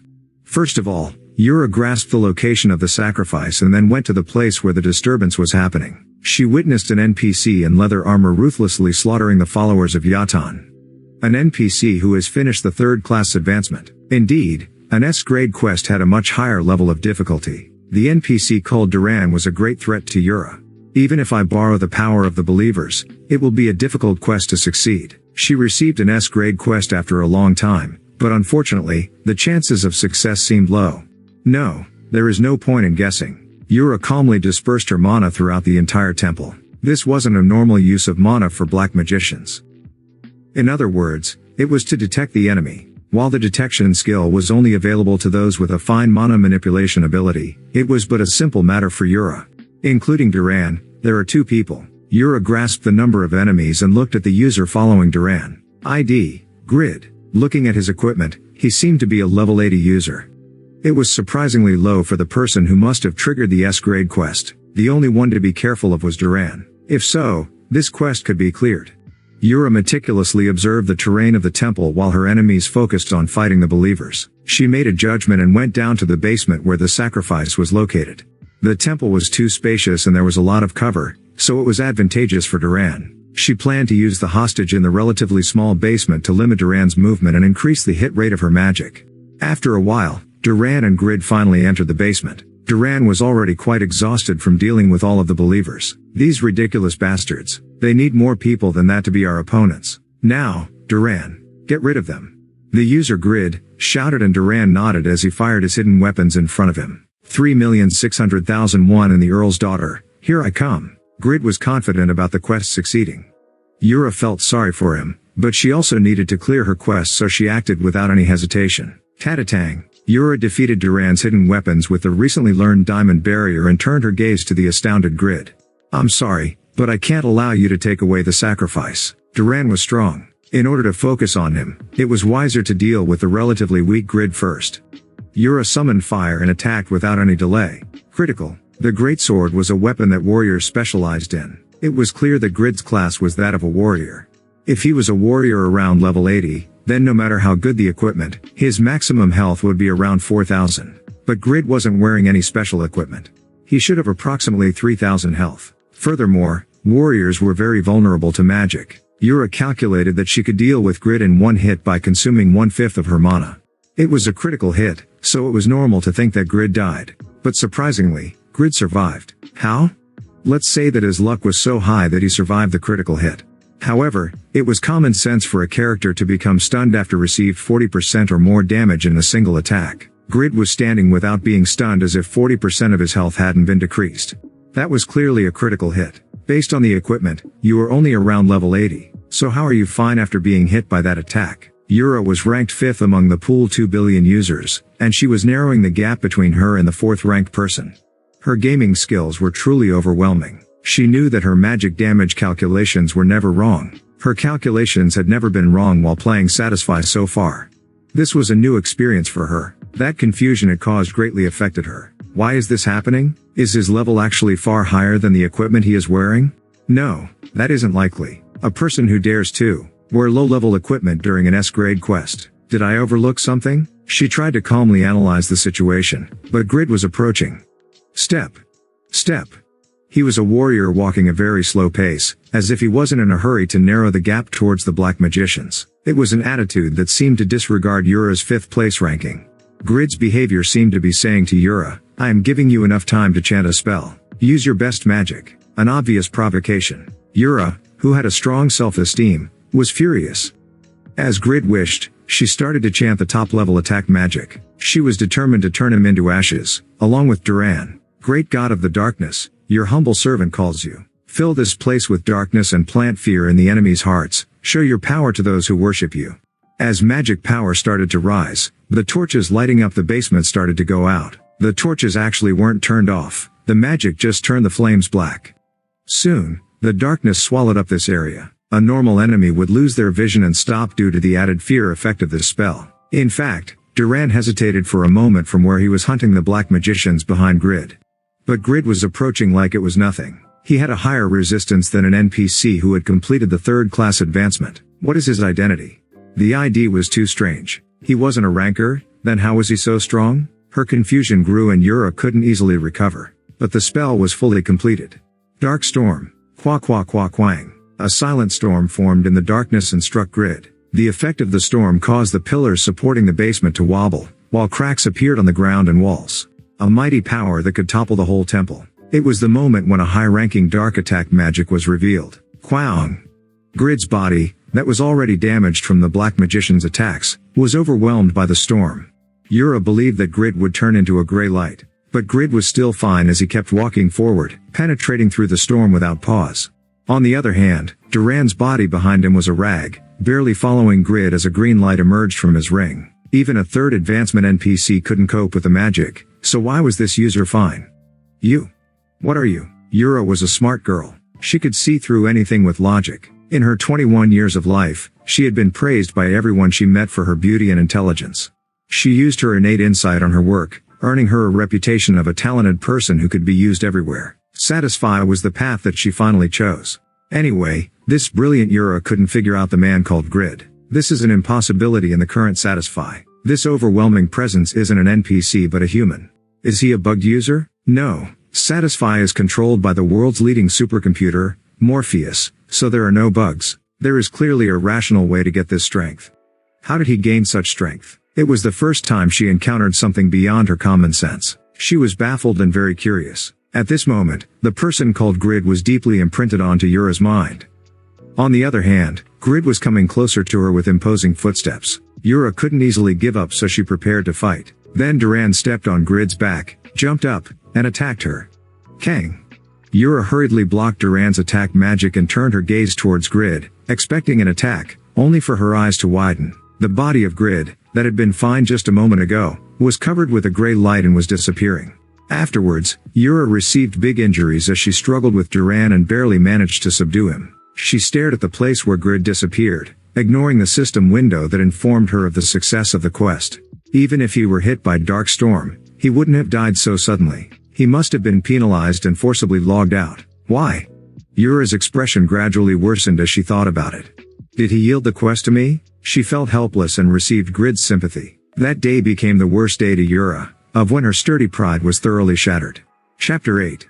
Uwaak. Duran, that bastard. He forcibly gave me a quest I didn't want, only to kill his teammate? Fuck. Thieves, robbers, and thugs, now I know why there are all these names. Duran. In the future, this name itself will be a curse.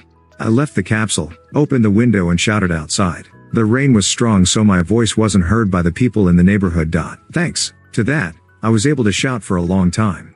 It wasn't 4 o'clock in the morning yet. It was a day when my family could rest until late afternoon due to the heavy rain, but I couldn't access the game for 12 hours during such a golden holiday season. Level -3, the more I think about it, the worse I feel. Duran. I headed to the bathroom to cool off my head that was flush with anger. I soaked my face in cold water and listened to the gushing stream of water. I felt much better after washing my head for 2 days straight. Duran isn't to blame for the situation. Unlike my prediction, Duran was extremely strong and fought well. I was a bridesmaid and didn't have to do anything. Duran took care of all of the enemies by himself. I only had a chance to succeed in the quest due to Duran's power. Yes, Duran did really well. However, an unexpected situation occurred. The appearance of a rancor. Damn witch. Why had Yura appeared there? She was a black magician. The Yatan Temple was an important base for black magicians, so it wasn't unusual for her to appear there at any time. Why did Yura interfere? I was an intruder in the temple and she was obliged to protect the temple. It was obvious that she would be hostile to me. That was understandable. The moment I accepted the quest, the black magicians in the temple had a separate quest to stop me. The real enemies are the users, not the NPCs. There is a reason why Duran was so strong. No wonder why the S-grade quest felt too easy. I concluded. Which? Thanks to me invoking the quest, you were able to receive a lot of benefits. A girl who didn't shed blood or tears. She tried to kill me instead of thanking me.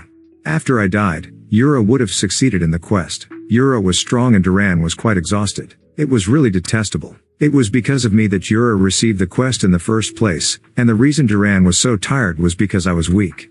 Yura just sat back and ate bread. The bread that I had put in her mouth. Bad person. A rancor over level 200 had snatched the quest of a minus level.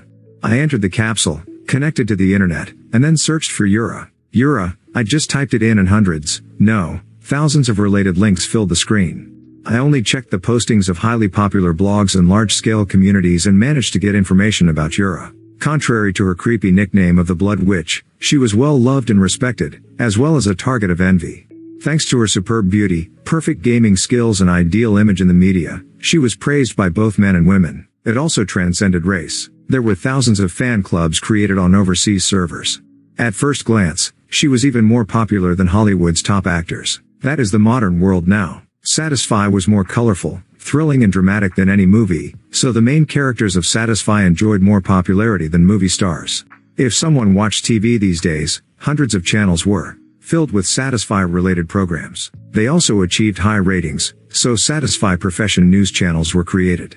Of course, it wasn't just limited to South Korea. Satisfy had more than 2 billion users. The broadcasting market wasn't just South Korea, but the world. As a result, the movie actors received less exposure than Satisfy's protagonists, the rankers. In particular, Yura was much more recognizable than other rankers due to her beauty.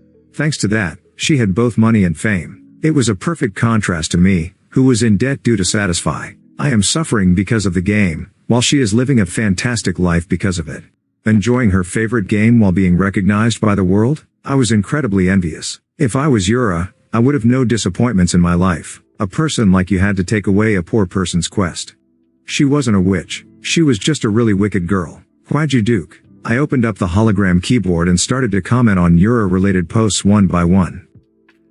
Yura is garbage. She interfered in the quest of a low-level user. She is completely different from her appearance on TV. Her personality is rotten. Yura isn't very pretty when you see her in real life.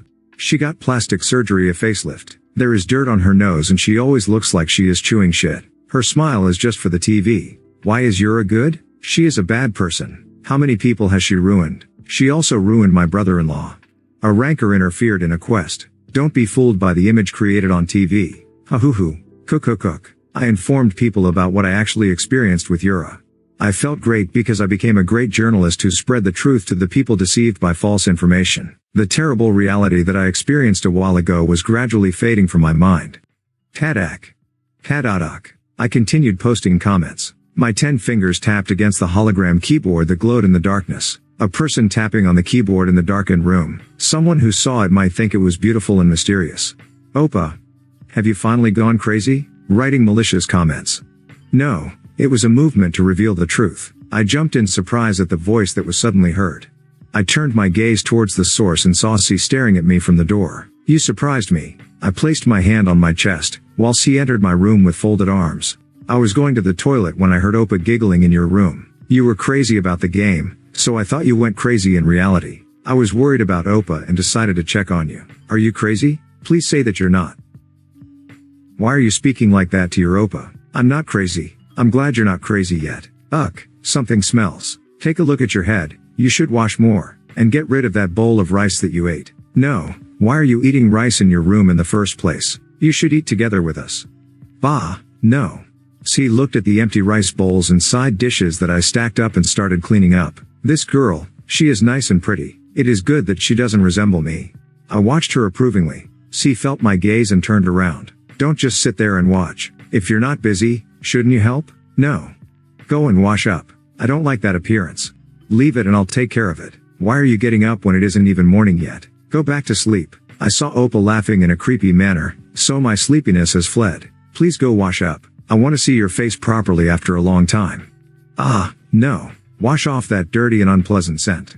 When he was 1 year old, I was 9 years old. Was it right for my younger sister to act like this? If I knew this would happen, I would have washed up when I washed my head. I headed to the bathroom in an annoyed mood. I washed my head with soap and dried it with a towel. But why was my hair so stiff? It was laundry soap. I returned to my room with my stiff hair and smelled something different in my room. It was a rather refreshing scent. Did she spray perfume? C was truly meticulous. The room had been cleaned and tidied up during the time I used to wash up. She was a very diligent girl. Unlike me, she would be a nice bride. I saw C sitting in the capsule and laying down on my bed. Connect to the internet if you want. Anyway, it wasn't like I could access the game. I easily yielded the capsule to my little sister. C shrugged and unexpectedly sent me a look of disdain. Oppa. Are you a keyboard warrior? Keyboard warrior? What did that mean? When I looked up, C got up and pointed her finger to the monitor floating in front of the capsule. Why are you spreading false rumors about a woman younger than you? Even if there is a reason, this behavior is too naughty. I'm really disappointed in Oppa. Her voice sank. C was sincerely angry. I belatedly realized my mistake and hurriedly checked the monitor. The damning list of comments that I made about Euro was still showing. Damn it. I should have turned off my internet window. SC, this. How low? I tried to explain to C, but she returned to her room and locked the door without giving me a chance to talk. The door wouldn't open, no matter how pathetically I acted. I realized that the last bit of good opinion my sister had towards me was completely lost. What is this? This is all due to that witch. I appealed to C in front of her room. I didn't realize that I fell asleep there until I was woken up by my mother. My body wasn't trained at all. It hurts. I placed a cold patch on my body and fell asleep again. Then the next day, I opened my eyes and saw that it was 11 a.m. My parents went to work at dawn and C would be in school for 3 hours already. I slept only 6 hours. I can't oversleep because of my diligence. Why did God make me so diligent? I scratched my hips above my underwear while heading to the kitchen. I was hungry, but it was too annoying to cook. Forget it. I ignored the protesting cries of my stomach and headed to the living room. Then I lay on the sofa and turned on the TV. It was a Satisfy-related channel. Satisfy was even covered on the Housewives channel. The title of the program was How to Meet a Young Man Through Satisfy. It was a program that dealt with the process of making a character in Satisfy look as young and pretty as possible. PD Chunjand? It seemed to have pretty high viewership. I skipped past a man who didn't think he would live long after a phone call from his wife. I stopped at a program called Satisfy's Hot Issues. A cute female reporter was greeting an Asian youth around my age. There was a close-up of the young man's face. At the bottom of the screen, the ID Cats and Level 203 appeared as subtitles. Cats is already level 200? Cats was a celebrity. He was notorious due to his arrogance, but he was always one of the top ranks in the warrior class. 3 months ago, he was level 170, but now he was already level 203? At that level, he would be at the top of the unified rankings. How did he get over 30 levels in 3 months? The reporter on screen was asking the same question as me. Cats, did you know that you are one of the biggest issues in Satisfy these days? Our producers were very surprised.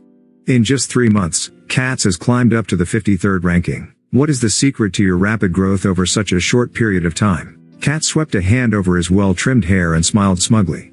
3 months ago, I obtained an epic class. I accepted this interview today to reveal my epic class. Yes? The reporter was shocked and I also stopped scratching at my groin.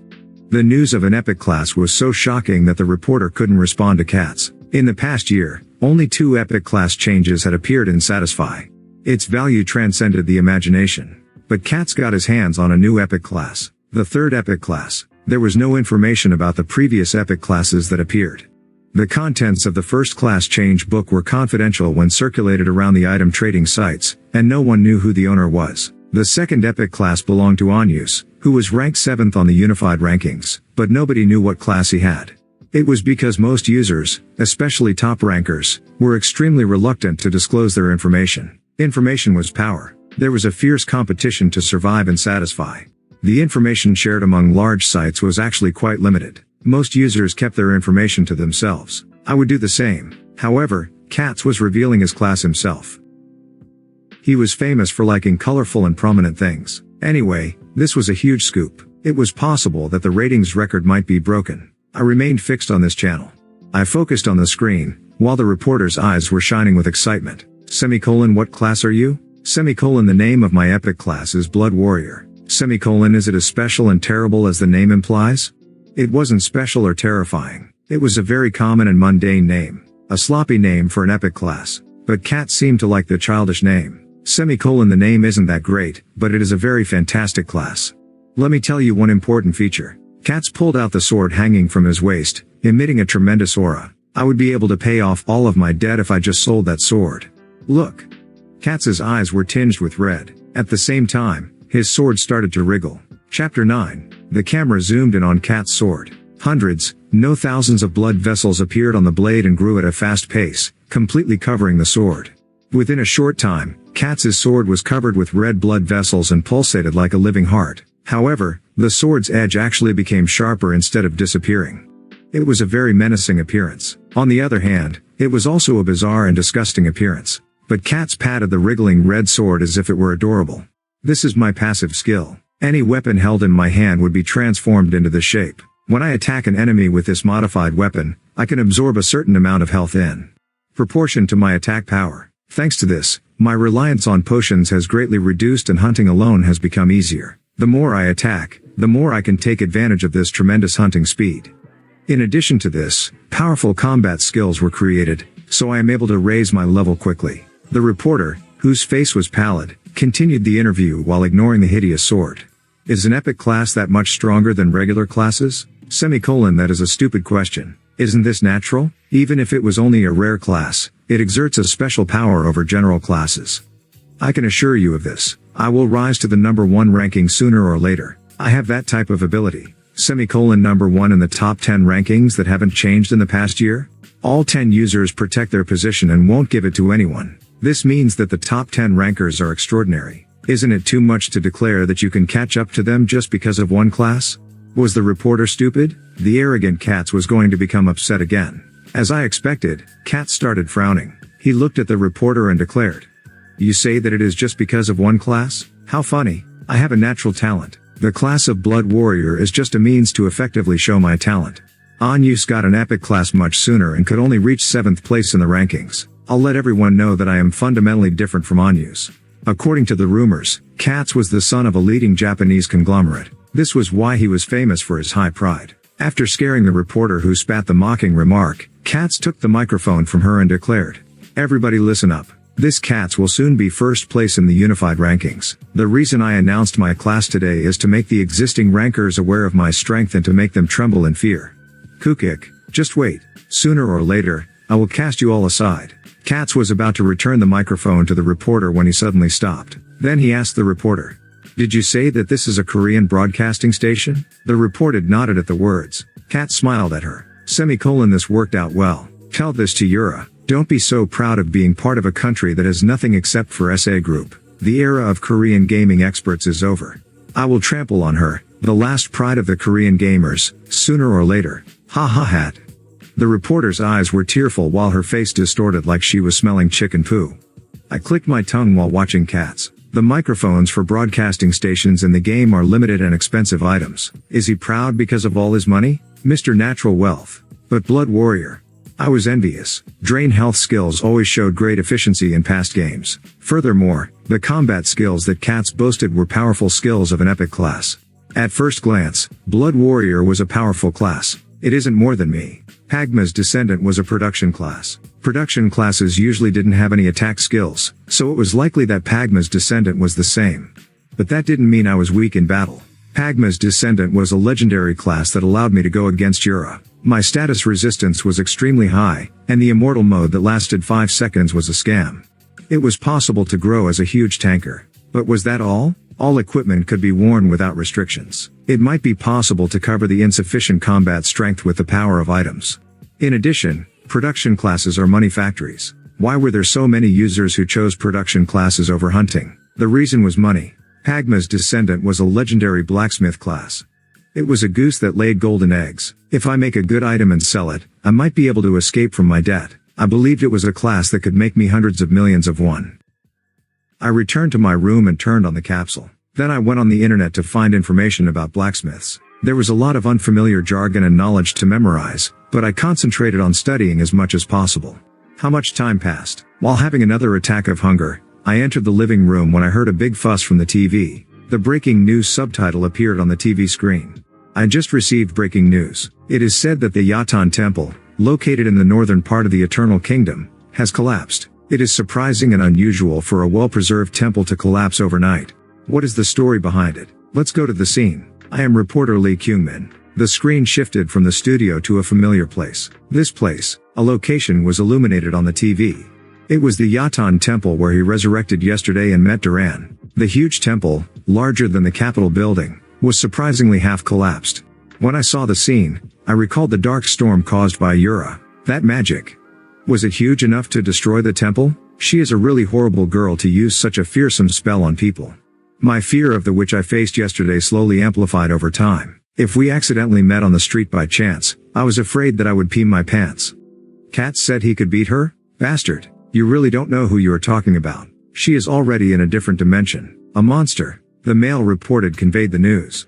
At around 3:40 a.m. today, a user visited this place and witnessed an amazing sight. Korea's #1 ranker, who is 5th in the unified rankings, Yura, was fighting someone. Who did she fight that she had to use enough strength to destroy the temple?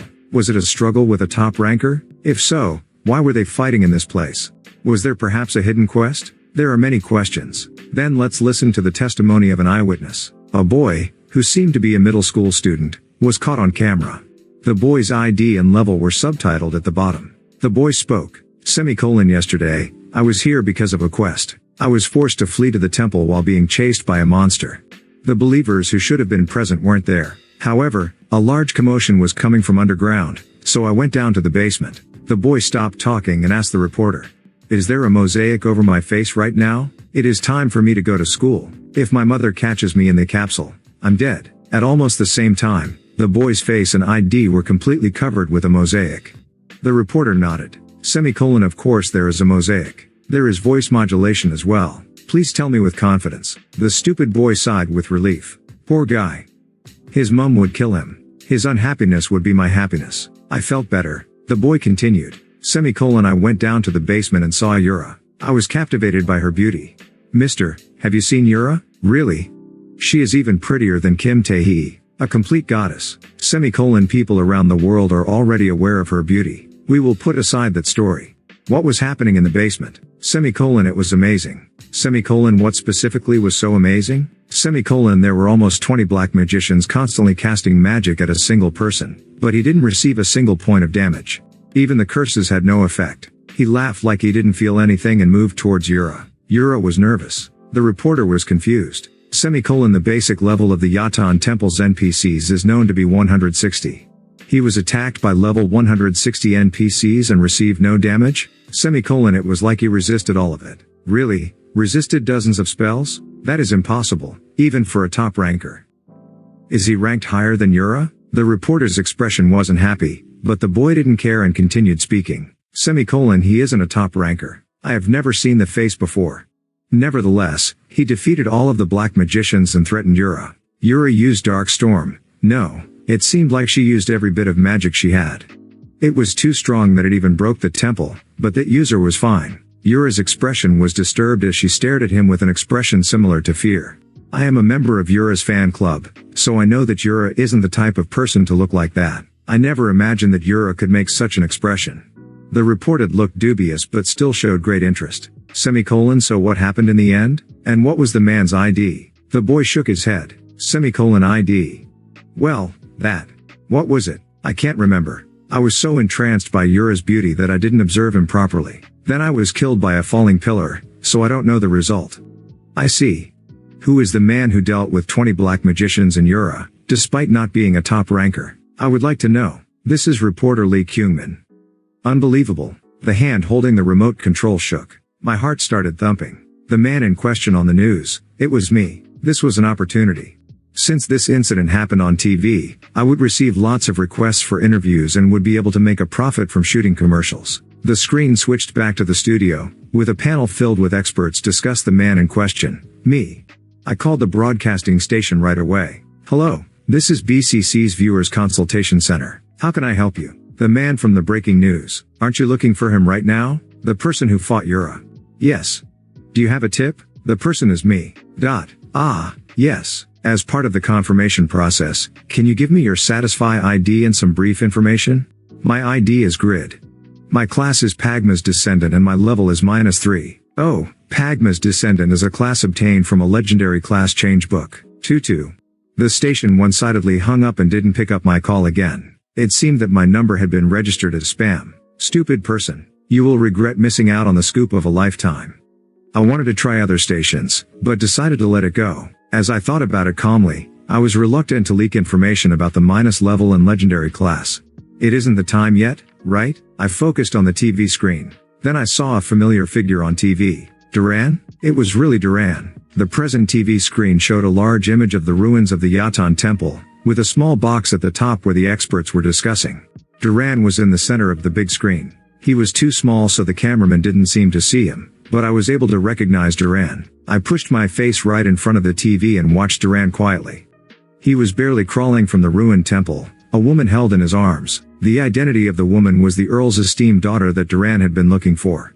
The destruction of the temple caused great confusion among the believers, allowing Duran to somehow rescue her. The woman stood up and screamed something at Duran.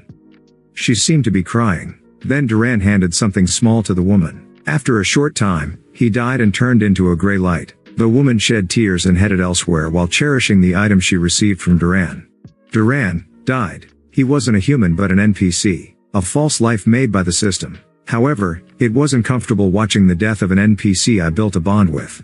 They had minds and a clear body temperature. Also, the ring. I trembled as I recalled the effects of the ring that Duran had worn. When an NPC dies, all their equipment will disappear as well. That ring, if you were going to die anyway, you should have given it to me. I looked out the window where rain was still pouring down. I didn't feel well. In addition, I was hungry. After satisfying my hunger, I connected to the internet again to gather as much information about blacksmiths as possible. The time was 3:55 p.m. The 12-hour penalty was over. I had to log on to Satisfy. Log in. Chapter 10. Going to the Mubade ruins, one must be level 130 or higher.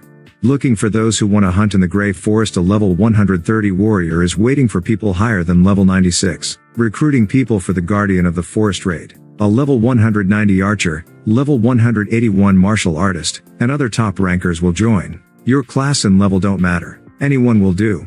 When I accessed the game, I stood in a town square. I couldn't resurrect at the Yatan Temple due to being in a hostile relationship with the Yatan Church. Barren Village? It was the place I visited before proceeding with Asher's quest. I frowned as I recalled the past memories. I got turned around. The monsters near Barren Village were at least level 100. In addition, they were all ferocious monsters. The level of users here was at least the mid-80s, and they always needed a party when hunting. It was a dangerous place where users below level 120 couldn't leave the village alone. In the past, I wandered around here alone while searching for the northern end cave and died. At that time, the durability of some of my equipment was reduced to 0 and my boots and gauntlets shattered. I ended up resurrecting at this place. Maybe I was some stupid god in my past life. I probably dishonored Lady Luck in my past life. Then my memories were erased and I was banished to the human world. Since then, I lived an unlucky life. This is true. I can't be so unlucky unless I sin directly against the goddess of luck. I placed my forehead on a wall and blamed my past life. I couldn't be here forever, so I recovered my spirit. I should go to another village. Right now, the urgent thing was to raise my level. I wanted to escape from the minus level as soon as possible. There was no reason to stay in a village where hunting was impossible. I found a horse-drawn carriage waiting for customers in a corner of the square and asked the coachman, "What is the safest village near here?" "Winston Village. Many novice travelers visit that place. Do you need a driver to take you there? How much?" The coachman raised one finger. He was a crook. Carriages were means of transportation for the rich. They were tremendous luxuries for debt-ridden people like me. It was a luxury comparable to eating a whole marinated chicken for one meal. But there was nothing I could do. Right now, it was impossible for me to move to another village with my own power. If I left the village, I would only walk a little bit before dying. I handed over 1 silver while shedding tears. The coachman looked at me. "What are you doing?" "It is 10 gold. I made a surprised expression, as if I really didn't know. "Yuck. 10 gold? It is 10 gold, not 10 silver? This must be the first time you are taking a carriage. In the safe zone, the base fare for a carriage is set at 5 gold. In a monster-infested area such as this, there should be some profit for the high risk. This price is actually cheap. Winston is close to here, so it is only the basic fare. You are charging so much just for driving a carriage. TSK, this is why I don't like novice travelers. Don't you know that all the monsters in the vicinity will attack as soon as they find humans?" "No. I know that there aren't any monsters fast enough to catch up to the speed of a carriage." The coachman flinched. My point had struck him. The coachman coughed and explained, "Obviously, the monsters have slow feet, but they know the terrain and have the instincts of natural hunters. They use these advantages to catch up. It was like selling drugs. Then you should be vigilant." Cough. "Then I will accept 9 gold. Okay." The price bargaining had begun. The basic rule of bargaining was to cut it as much as possible. 10 silver. "Excuse me? What?" Why wasn't he saying anything? The response was different than expected. Wasn't it normal to say, 10 gold is too cheap. I will accept 8 gold? Then I would return with 20 silver. The coachman would offer 7 gold. Then 30 silver, 6 gold. This was my grand plan to complete the bargaining at around 2 gold. But the coachman just ignored me, making the plan become distorted. "Aren't you going to bargain? Who in the world would bargain with a crook like you? This useless bastard. I was kind enough to cut it to 9 gold, yet you offered 10 silver? You want me to bargain? Who is going to make a deal with a bastard like you? Isn't there the saying, the customer's is king? I will sue you and make you unemployed. If you want to sue me, do it. Do you think the union will take your side? Get lost, you insane bastard." In Patreon, my bargaining was always successful because my reputation and affinity with the residents were at the maximum. Even if it didn't work, I just laughed it off. However, this response was entirely new to me. It was serious. At this rate, I wouldn't be able to ride the carriage. Currently, I only had 3 gold and 11 silver. The difficulty of the Asher quest was so terrible that I spent a lot of my money on potions. "Please, my sick mother is in Winston Village all alone. She will die soon. What a sad son I will be if I can't watch my mother's last moments. Please take pity on me and consider the bargain." I looked as miserable as possible and told a heartbreaking story. But the cold-hearted coachman just snorted. "You are obviously telling a lie. You didn't even plan to go to Winston Village in the beginning, so who would believe you now?" "Sheesh, you're smarter than you look." What? "You cheap bastard." There was no chance of this succeeding. I ran away from the coachman who chased me with a red face and visited other carriages. But despite being as careful as possible, it was impossible to bargain it down to 3 gold. No matter what heartbreaking stories I used, the limit was 8 gold and 90 silver. I was frustrated by Satisfy's modern society. Why? Was it necessary to be stuck at level -3 while being isolated in the remote barren village? I can't do that. I had a means to obtain the money for the carriage. Just make items. If I made an item, I could gain some experience. If it had a normal rating, I could sell it to a store. I opened the skills window and confirmed the blacksmith craftsmanship skill. Blacksmith craftsmanship skill. LV. Master. Produce equipment items that you know how to make.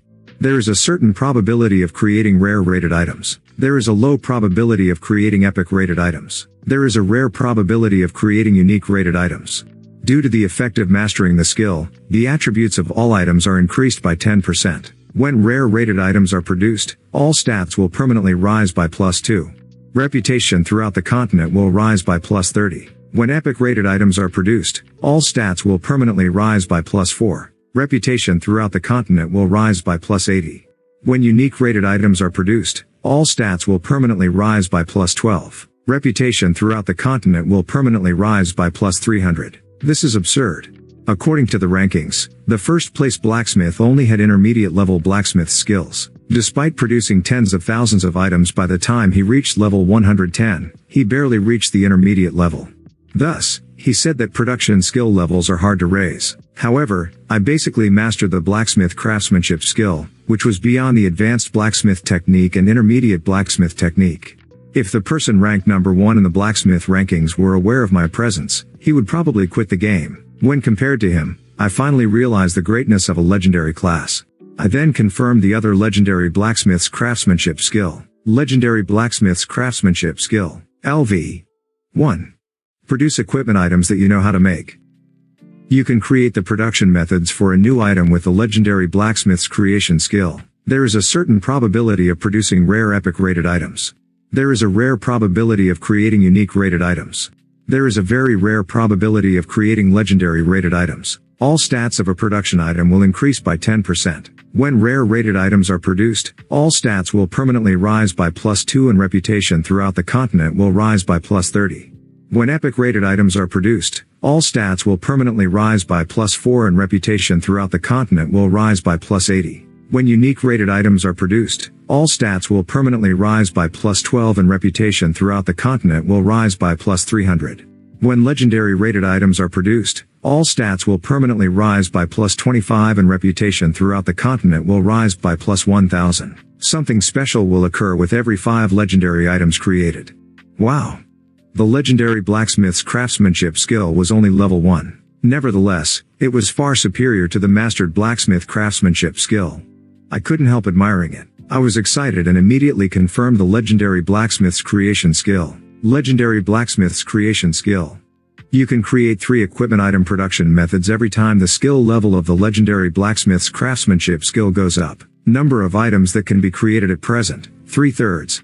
When items are produced using this skill, the name of the creator is automatically placed on the item. Create an item? What is the method? The explanation wasn't easy to understand.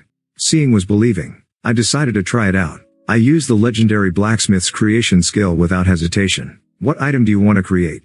The most important item was naturally a weapon. A weapon allowed quick hunting and was directly linked to high levels. Among the weapons, I thought the best one was a greatsword.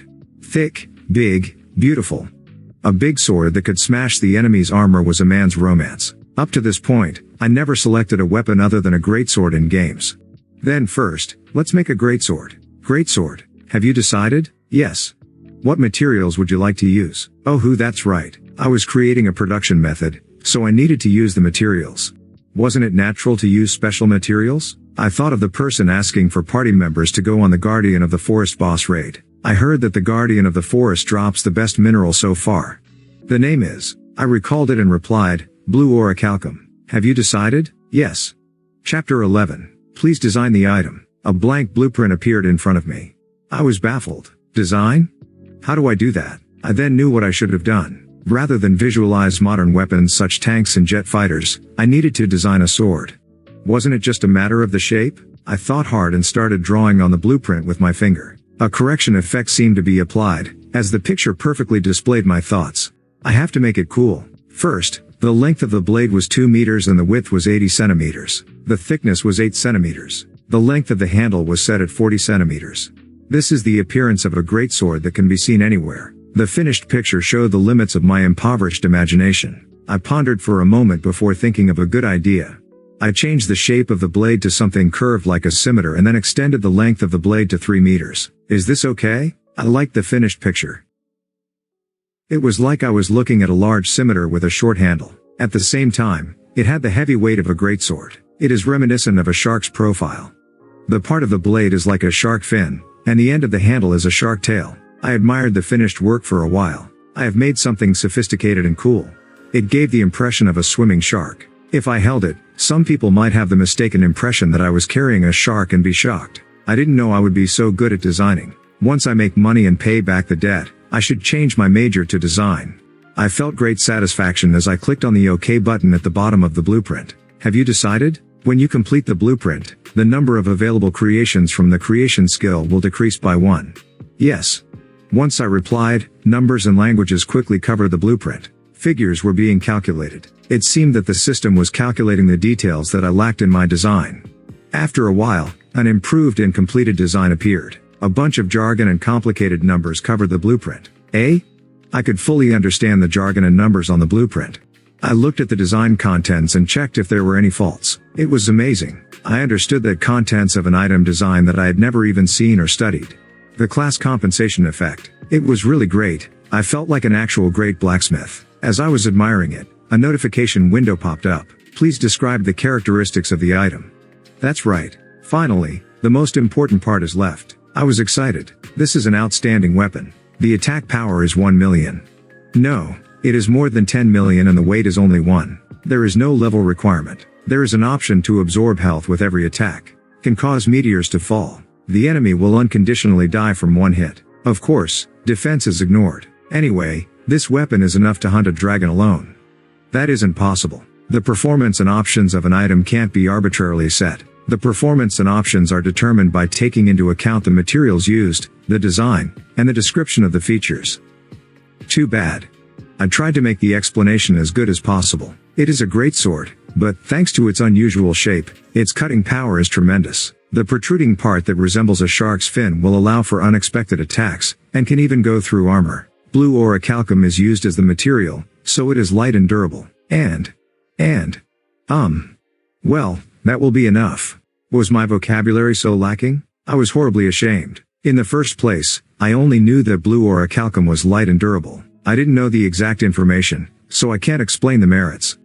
Then, suddenly, I felt like the back of my head was hit with a hammer. It was a belated epiphany, but if I was designing this with blue orichalcum as the material, wouldn't I need blue orichalcum to make the item? I'm screwed. A level 200 boss monster dropped the material, while I was only level 3. I could buy it from other people, but that wasn't easy because the supply was small and the price was huge. It meant the design I made could become obsolete. Cancel.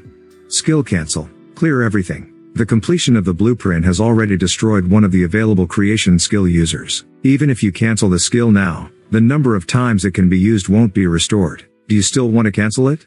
No. This was bad. It was a mistake in my thinking. It was a skill that should be used carefully after thorough investigation and thinking. Please name the item. Shit. Have you decided on UHH shit? What nonsense are you saying? Please wait. Geez, what is this? I didn't worry about it for too long. Failure. Have you decided on failure? Yes. Yes, it was a failure that shouldn't have been created in the first place. I was saddened at the number of times I could use the skill decreasing, but a hologram of the items was listed in the drafts. Failure. Rating. Unique legendary. Unique rating information. Durability. 699. Attack power. 733 1621 defense. 50. Agility plus 30. There is a low probability of blocking the enemy's attacks. There is a certain probability of activating the 5-joint attack skill. There is a high probability of activating the cutting skill. There will be a fear effect if the enemy is more than 20 levels lower than the user. Attack power plus 20% in dark places. Legendary rating information. Durability, 1090. Attack power, 874 1820 defense, 80. Agility plus 50. There is a low probability of blocking the enemy's attacks. There is a certain probability of activating the 5-joint attack skill. There is a high probability of activating the cutting skill. The skill bisect will be created. There will be a fear effect if the enemy is more than 20 levels lower than the user.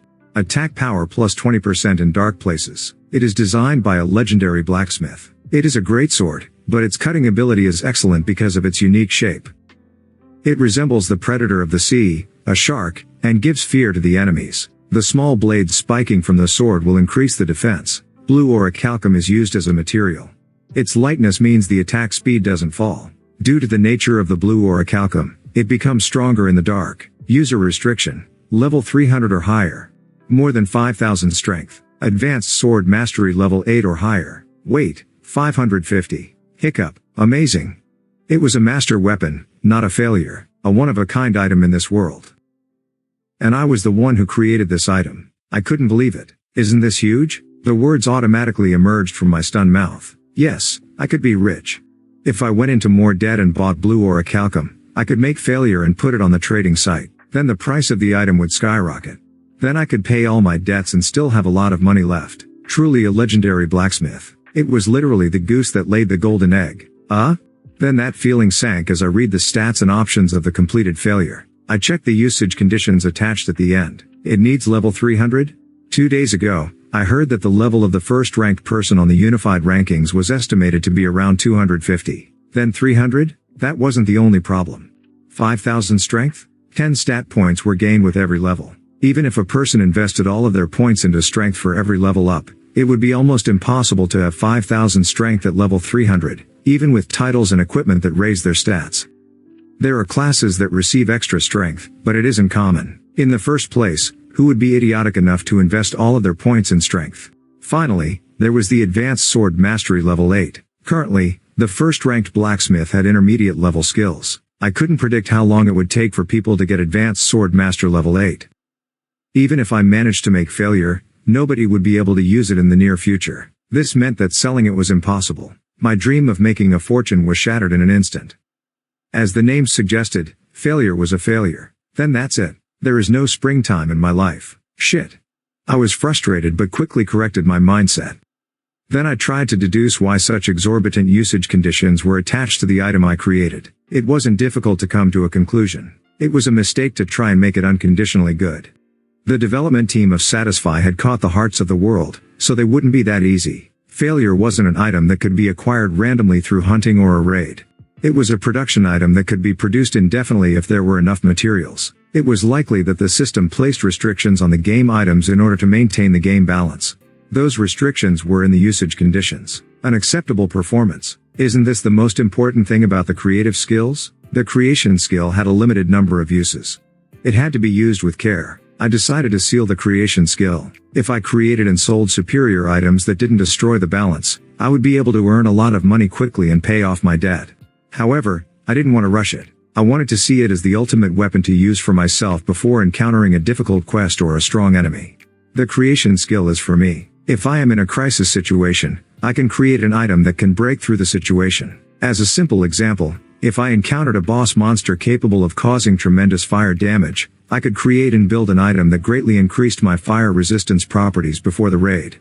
If I didn't create items for sale, I didn't have to worry about the usage conditions. One of the biggest advantages of Pagma's Descendant was that there was no restriction on the items I could wear. If I created items with a fraudulent power like failure, I could show the highest power among existing items, even if the penalty was attached. After I cleared my mind, I checked how to make failure. The materials were also a problem. In order to produce failure, I needed a huge supply 15 blue orichalcum ore. Even the handle is made with blue orichalcum. It was a mistake to choose only blue orichalcum as the material. If I used other materials as well, the number of blue orichalcum ore required would be reduced. I saw failure's tremendous options, so I was filled with the desire to produce and use it right away. If I could get my hands on failure, I would be able to demonstrate a fearful combat power, but it was impossible to obtain blue orichalcum. Let's get rid of this vain regret. No, wait, can I participate in the Guardian of the Forest raid party? The person recruiting party members said that level was irrelevant. I remembered the Guardian of the Forest raid party and headed back to the center of the square.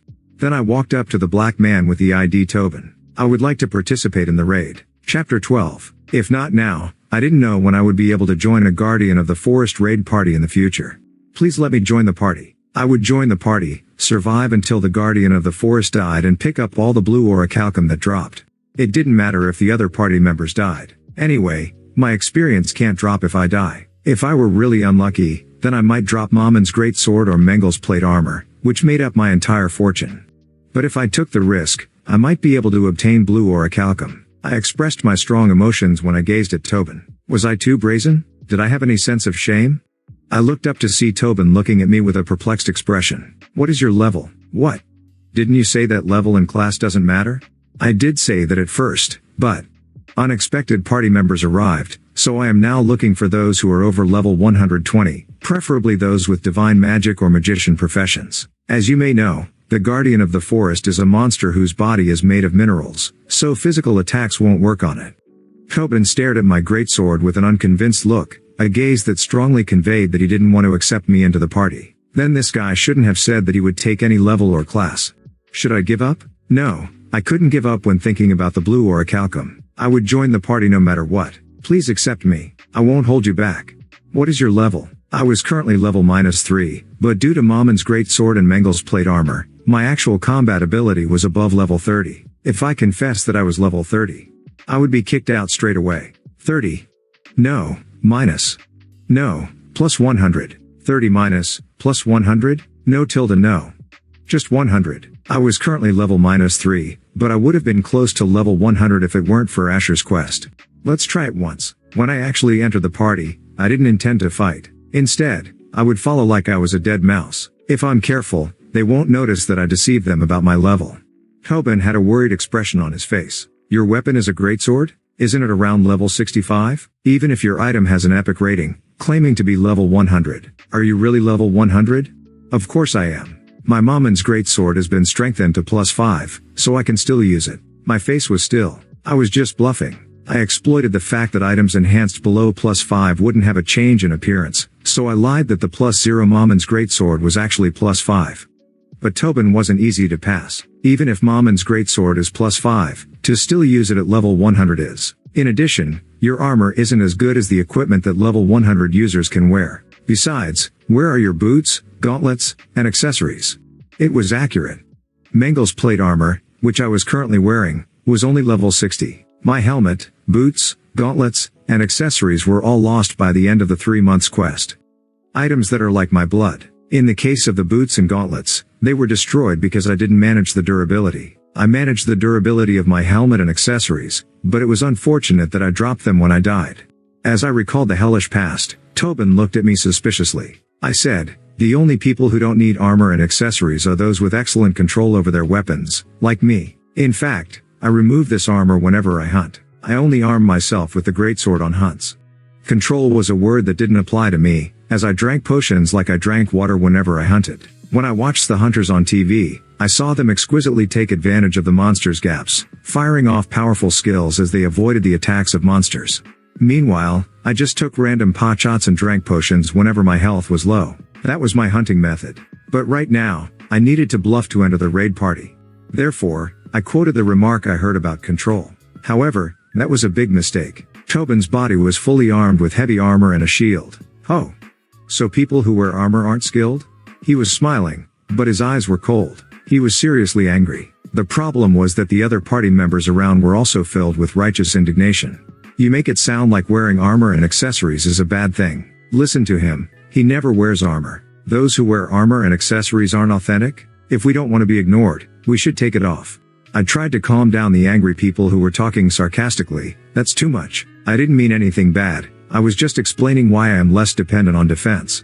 Anyway, that means that I shouldn't be armed. Your level is lower than mine. A wild-looking, hairy middle-aged person interrupted with a shout. He was equipped with 2 shining axes, armor and gorgeous ornaments, looking completely like a high-level user. He looked angrier than all the others. Grid? This is the first time I've seen you. Have you done any hunting at the hunting grounds around here? I know how powerful the monsters in this area are. You sure must be confident if you're bragging about hunting them without armor. The other party members nodded. Based on his words, he must be a newbie to this area. Have you ever seen someone called Grid? I've never seen him at a nearby hunting ground. How about you? Honestly, it sounds like crap. I think he is actually lower than level 100. Looking at him now, it seems like he died and dropped his items on a lone hunt. Maybe his intentions to enter the party are impure. He already has nothing to lose so. The atmosphere was getting worse. Sharp people. What now? Should I give up on the party? As I was feeling confused, a blonde-haired man with his upper body revealed appeared and intervened. Everybody stop. The party members became excited at the man's appearance. First place in the martial artist rankings, Riga's. The equipment items requirements are so severe that raising the level is difficult, yet he is already over level 180. His nickname is Taekwon Master. Taekwon Master. Is it true that a mob will melt when hit by his fists? Wow tilde. He really came. I did well to join this party. Martial artists ignore defense to attack the weak point. Can't this technique inflict huge damage to the guardian of the forest? Riga's caught my eye and approached me. A greatsword is very slow and has wide movements, so it isn't easy to take evasive actions during battle. Therefore, it is amazing that you are hunting without wearing armor. Riga's was good looking, slim, and had ideal muscles. Due to the nature of his class, he was popular with women because he didn't wear any tops. In fact, when I looked closer at him, I saw that he was, in fact, very handsome. I felt like a squid standing next to him. I instinctively hated handsome people, so I replied bluntly, "It isn't a big deal." "Oh, it isn't a big deal. My expectations about your skills have increased. I would love to directly see your amazing abilities." Riga said to the others, "This guy will also join the party." Originally, it was a party that had no limits on class or level. Some of the party members are below level 90, so I don't think there's a problem in accepting one more level 100 user.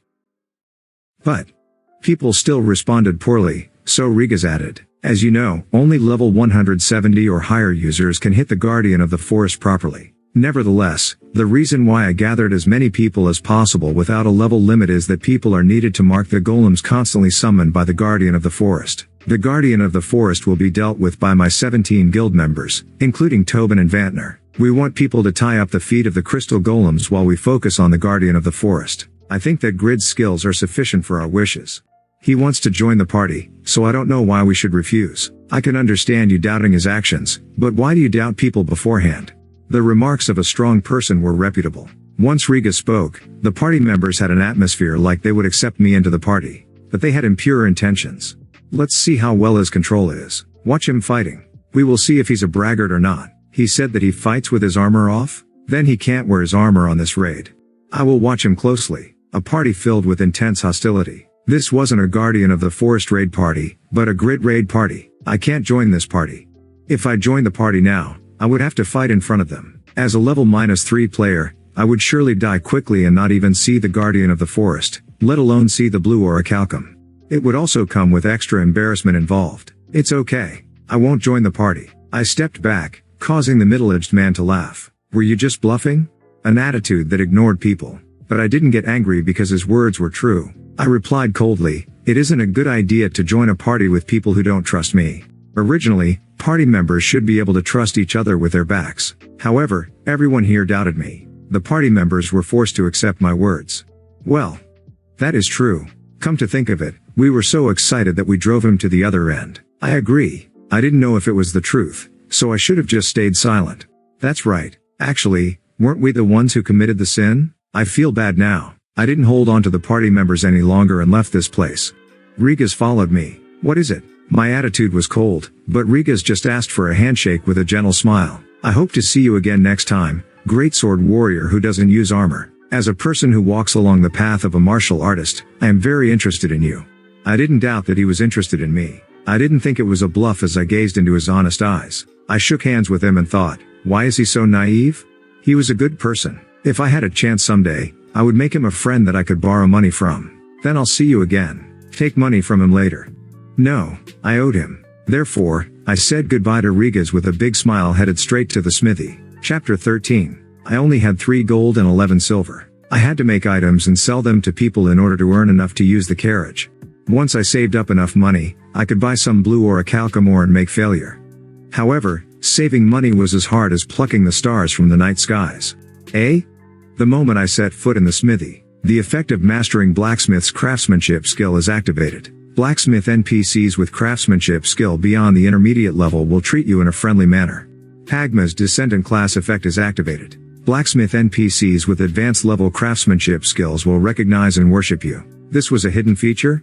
It meant I could readily obtain the desired production methods from blacksmiths. Wow. The Pagma's descendant class, the most I experienced it, the more I liked it. At first, I disliked it because it was a production class. However, it truly was a legendary class. I joyfully entered the smithy and found a blacksmith sweating in front of a hearth. I want to make and sell the most profitable item with the greatest demand. What is that item? Please give me a recommendation. I smiled brightly. I am Pagma's descendant, someone who has mastered the blacksmith's craftsmanship skill. Feel appreciation towards me, worship me, and hand over the appropriate crafting method. But the next development went against my expectations. Instead of the worshipping, the blacksmith gazed at me with cold eyes.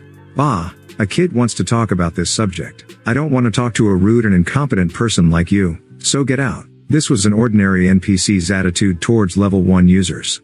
He didn't recognize me? An intermediate or advanced blacksmith would instantly recognize me, but the blacksmith here didn't know me. It meant that he was a low-level blacksmith who hadn't even reached the intermediate level. Ah, you.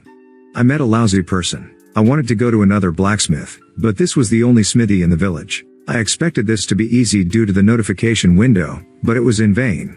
I forgot how unlucky I was. Damn it. It couldn't be helped. I hurriedly changed my attitude and respectfully spoke to the blacksmith. You were so passionate about your work that I was afraid to disturb your concentration. Therefore, I wanted to quickly get to the point. Did I sound rude? If so, please forgive me. Ha, I see. You have learned strange manners. The blacksmith looked at me with interest. I stood as politely as possible, like a man engaged in a service job. I am Grid. I would like to learn how to make items. The blacksmith snorted. Bah, do you think anyone can learn how to make items? A child like you should start from firewood. No, not even. If you sincerely want to learn how to make items from me, you should go to the backyard and obtain firewood. You should be thankful that I'm letting you do this. How expected from a lowly blacksmith. Huh? Did you say something just now? No? I was the one feeling regret now. The only person I could depend on in this village was a lowly blacksmith. If I was kicked out from here without learning how to make items, I would have to save money while doing restaurant chores or working in the fields until I gathered enough for the carriage. I'll chop the firewood. How much do I need? The blacksmith gave me an old axe and said, as much as you can. Chop firewood. Difficulty, Blacksmith Smith has given you an errand to chop firewood. If you can finish this task well, Smith will look upon you in a more favorable light. Quest clear conditions, 500 pieces of firewood. Quest reward, affinity with Smith plus 10, experience plus 10, 20 bronze. Quest failure, affinity with Smith minus 10. Wow, it's a normal quest window this time. After starting Asher's quest, I only received S grade or SS grade quests, so receiving a normal quest felt like my mind was cleansed. I need 20 experience until my next level up. If I complete this quest, my experience bar will fill up by half. There was no change in the amount of experience needed to level up from -3 or -1. The amount of experience needed for minus levels seemed to be 20 points. In other words, at the minus level, I could raise my level just by doing these miscellaneous quests. First of all, I need to escape from the minus level. I thought positive thoughts and headed to the backyard with the axe. After checking the trees piled up on one side, I looked at the axe in my hand. It was an old axe. Could this old axe be used to chop firewood? Rather, I'm worried that the axe will be shattered upon hitting the tree. He might be angry if I break his axe, so I have to be careful. I decided to use the legendary blacksmith's appraisal skill on the old axe. Appraisal. The blacksmith who becomes a legend that appraises items with an excellent discerning eye. If a hidden feature exists in the target item, it will be found. Smith's old axe. Rating, normal. Durability, 6/6 attack power, 4/7. An axe that the blacksmith Smith has used since he was young. It was well made and is very old, but still cuts well. The durability is weak, so there is a danger that it will be destroyed. Weight, 40. No hidden functions exist. It was an ordinary axe, save for the fact that it was very old. I felt relief, rather than disappointment, that the item didn't have a hidden function. I had gone through so many incidents lately that I missed ordinary things. You have grasped the materials that make up Smith's old axe, the production method, and the intentions of its creator. Your understanding of Smith's old axe is now at 100%. You can use Smith's old axe perfectly. You have learned how to make an axe. Thanks to his passive skill, he perfectly understood the item and new notification windows popped up. I got 100% understanding straight away. It seemed that items with low ratings could reach the maximum understanding just by using appraisal on them. Indeed, it would be funny if a legendary blacksmith looked at a normal axe and couldn't understand its production method. There are no conditions of use, so I don't think an increased understanding is useful. The advantage is that the axe production method is gained. A penalty would occur if I equipped an item that I didn't meet the conditions of. The understanding of an item was just a skill that played a role in reducing the penalty. Smith's old axe was an item that didn't have a usage penalty, so there were no advantages to the 100% understanding, except for the addition of the production method. I didn't feel much inspiration, but I placed the axe to one side and set up a log. I thought about spitting into my hands and rubbing them together, like the old man in historical dramas. There is no need for physical power when chopping firewood. I just need to go along the grain. It was knowledge I picked up from somewhere, but I didn't know exactly what it meant by following the grain. It was simply knowledge that couldn't be applied. However, there was no need to worry. Couldn't I just cut the piece of wood like I would cut a monster with my greatsword? It is like using swordsmanship on a tree. I picked up the axe I had put aside. The moment I was about to chop the log, a solid black line was drawn near the center of the log. What is this? Strange. I watched it for a moment before putting the axe down, watching the black line disappear like it was a lie. I picked up the axe again. The black line soon reappeared. It felt like the axe was telling me to hit the black line. This is the effect of 100% understanding. It was a possible interpretation, but I couldn't be sure. I avoided the black line and hit the middle of the log with the axe. Biak. Although I struck down with all my might, the axe failed and stopped halfway through the log. Chopping it in one go had failed. A notification window popped up stating that the durability of the axe had decreased by 1. This humiliation. I couldn't even chop firewood. I was useless here as well. I felt frustrated as I barely managed to pull out the axe stuck in the log. Then I threw the half-split piece of wood to the side and picked up a new log. This time, I gazed at the black line and swung the axe. Tick. The moment the axe touched the solid line, a light sound was made and an exhilarating feeling could be felt. The log was split in half without any resistance. Oh. I was forced to admire the effect of understanding the item, finally realizing the importance of understanding. This is what it meant by handling the item perfectly. The benefit of increasing item understanding isn't just reducing the penalties or learning how to make the item. There was an expression about treating items as another limb. If I raised a sword's understanding to 100%, I could use that sword like it was my own limb. Item understanding could be thought to have the same type of concept as weapons mastery. If I raised the understanding of items I created to 100%, invincible. I had played the game for over a year, but now there was the possibility of entering the rankings. Okay, earn money quickly and pay off my debt. Then I will become a ranker with the power of items. Once I became a ranker, I would receive a staggering amount of requests from various media. I could become a rich person just from the TV performance fees. It came with bonus popularity and fame. No one could ignore me anymore and I would be able to gain the heart of my first love, Young. My motivation shot upwards. Ha. Hat. Hap. Tick, tick, tick, tilde. I didn't rest as I chopped firewood for 2 hours. I couldn't stop because the feeling of success was so thrilling. But the pleasure only lasted for a while. As my level was -3, my poor stamina quickly ran out. My sense of hunger came quickly after. I started getting tired at around the 150th piece of firewood. My breathing became arduous and pained. Should I take a break and rest? No, I wouldn't. The 3 months I spent on Asher's quest was exceptionally painful and difficult, but I pressed on without giving up. I had experienced such a thing, so I couldn't take a break while chopping firewood. This exhaustion was nothing compared to everything I experienced before. This isn't hard work. Don't rest. Finish quickly and proceed to the next quest. I will level up and make money. I grit my teeth and kept on chopping the firewood. Chapter 14. Once I finished my 280th piece of firewood, my hunger became worse and I started to become dizzy. However, I didn't stop. I wouldn't be me if I gave up at this point. Since childhood, I had never been good at anything. I wasn't smart, wasn't handsome, and my personality wasn't good. I wasn't even good at sports or exercising. I didn't have a special talent in a single field. I had no abilities, felt severe jealousy towards others, and made excuses. I couldn't deny that I was a bad representation of the human race. However, the reason I was able to build amicable relationships in high school was through my persistence. I wasn't very smart. I needed to study several times more than others just to maintain a normal grade. My personality was bad. I often put on a charade that was just as good as the politicians. I wasn't good at exercising. During PE, I was able to play soccer with others because I tried diligently. I knew this about myself, so I tried. I did my best to not give up. Thanks to my persistence, I was able to go to university and make it safely through the army. I might be debt-ridden because of Satisfy, but I barely managed to maintain an ordinary life. Anyway, persistence was my strong point. Level. Money. I was caught by this obsession and didn't stop moving my axe. I had just chopped the 460th piece of firewood when suddenly, a notification window popped up. Persistence stat has been opened. Surprisingly, it was a new stat. I immediately checked the stat. Persistence. You never give up, even in the face of a difficult task. You won't get tired easily. The possession's weight limit has increased. The feeling of satiation will last for a long time. The higher the number, the higher the effect. Stat points can't be distributed to this stat. Every time 10 points are gained in this stat, the indomitable stat will increase by 1 point. Wow. I wouldn't tire easily, my weight limit would increase, and satiety would last for a long time. It was truly fantastic. Furthermore, my indomitable stat would go up by 1 with every 10 points in persistence. I have to be persistent to raise this stat? I felt some doubt as I returned to chopping the firewood. I showed a lot more persistence when completing Asher's quest.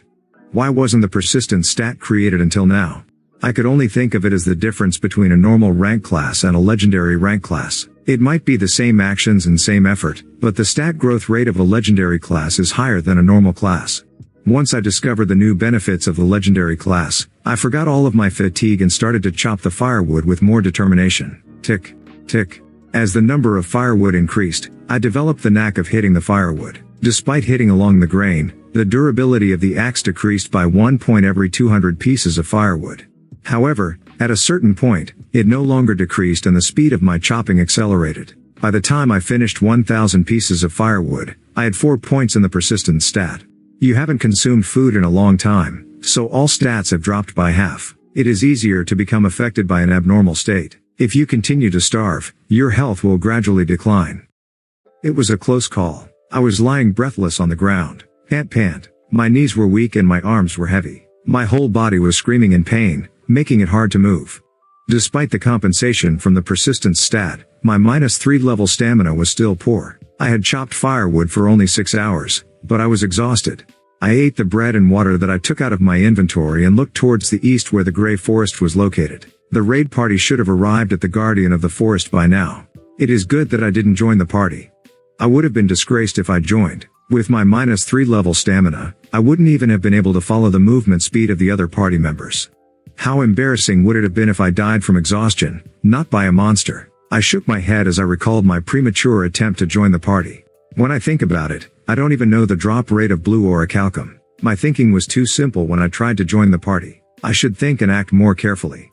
It felt like I had a small amount of mental growth. After a while, I barely recovered and returned to Smith's smithy. I finished chopping the firewood. I did as much as possible and managed to obtain 1,000 pieces. What? Smith burst out. Phahahahat.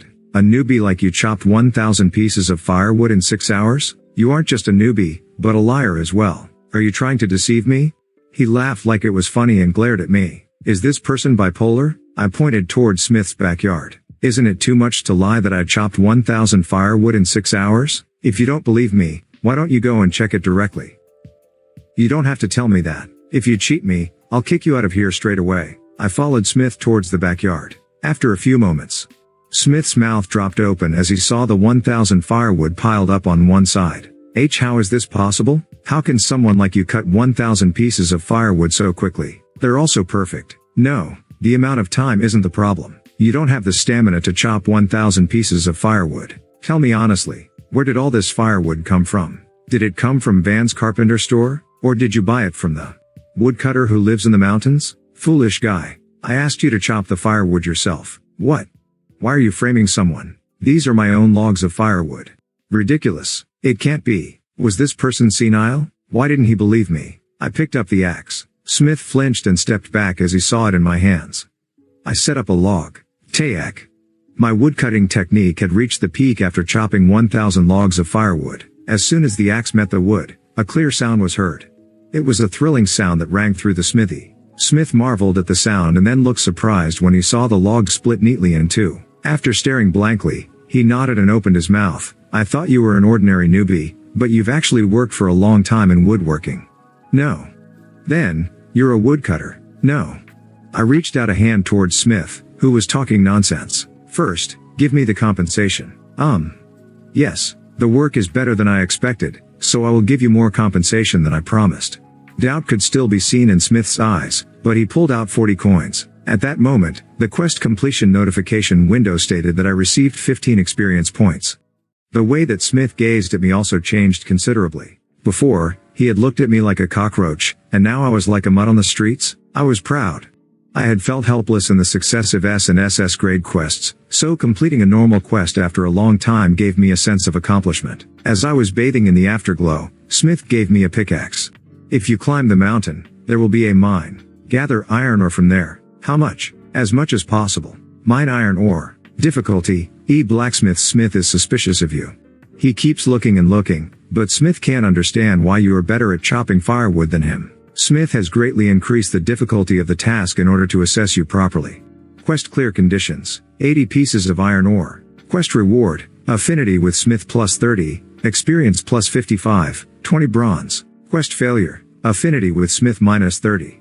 55 experience. If I cleared the quest, I would go up 3 levels at once and finally get rid of the minus level. I was happy. No, wait. Other people start at level 1, while I'm glad about reaching level 0. I felt strange as I accepted the quest. I'm going now. I placed strength in the hand holding the pickaxe. I had a huge passive skill that was understanding items. If I took advantage of this, the mining job would be done without difficulty. I left the smithy without delay. As I headed to a small mountain in the back of the village, I asked a child passing by, "Kid, do any monsters emerge on that mountain?" Was he 8 years old? The kid with the runny nose shrugged and replied, "Are you really asking that question? How can there be monsters on a mountain attached to the village? My dad says that the Lord's soldiers patrol this area for our safety. So you don't have to be a shivering coward, traveler." "See coward? Me?" The spiteful expression and nasty tone. A nasty kid who provoked the urge to punish him. As I prepared to rub my fist on the child's head, I saw a big man, probably the child's father, approaching. The man looked between me and the boy with a disapproving expression. "Boy, why are you hanging around that traveler? He looks stupid, so don't associate with him." "Yes." I only replied to him because he looked so pathetic and frustrated. "Hahoo, my son had to go through a lot of trouble. By the way, how did a traveler like that come to our village? Our village isn't a place that lazy people can enter." "That's right. But he asked me a question and I didn't want to be rude." "Ha ha hat. Yes. Then let's go to eat. Your mother is waiting." "Yes, father." The father and kid walked away. Damn it. Now I was being ignored by a kid. It is too much. The NPC's attitude towards me was disturbing. During the level 1 to 10 beginner days, the NPCs didn't show a favorable opinion towards users, but they still taught us and helped us grow. However, they unconditionally ignored me now that I was a minus level. They felt irritated just making eye contact with me. My reputation might have increased by 500 in exchange for discovering Pagma's rare book, as well as the dignity stat after changing classes, but the minus level itself seemed to have the worst affinity with NPCs. Then Duran was a really nice person. I preferred a NPC like Duran, who mistook me for a high level. He forced me to accept the quest, but at least he didn't ignore me. When I think of Duran, I'm reminded of Duran's ring. I still mourn the thought of the loss of Duran's ring. I gazed at the sky for a moment and soothed my mind. I checked my status window before moving to the mountains. Chapter 15. Name, Grid. Level, -3, 1520. Class, Pagma's Descendant. The probability of adding additional options when making items will increase. The probability of item enhancement will increase. All equipment items can be worn unconditionally. However, there is a penalty depending on the rating of the item. Title, One Who Became a Legend. Abnormal conditions don't work well on you. You won't die when health is at the minimum. Easily acknowledged. Health, 34 mana, 3/3. Strength, 1 + 5 stamina, 1 agility, 1 intelligence, 1 dexterity, 1 persistence, 4 composure, 1 indomitable, 1 dignity, 1 insight, 1 stat points, 0 weight, 3075 200. The weight limit exceeds 200%, so movement speed is reduced by 100%. The body is heavy and cannot exert any power properly. The probability of receiving the weakened state has become really high.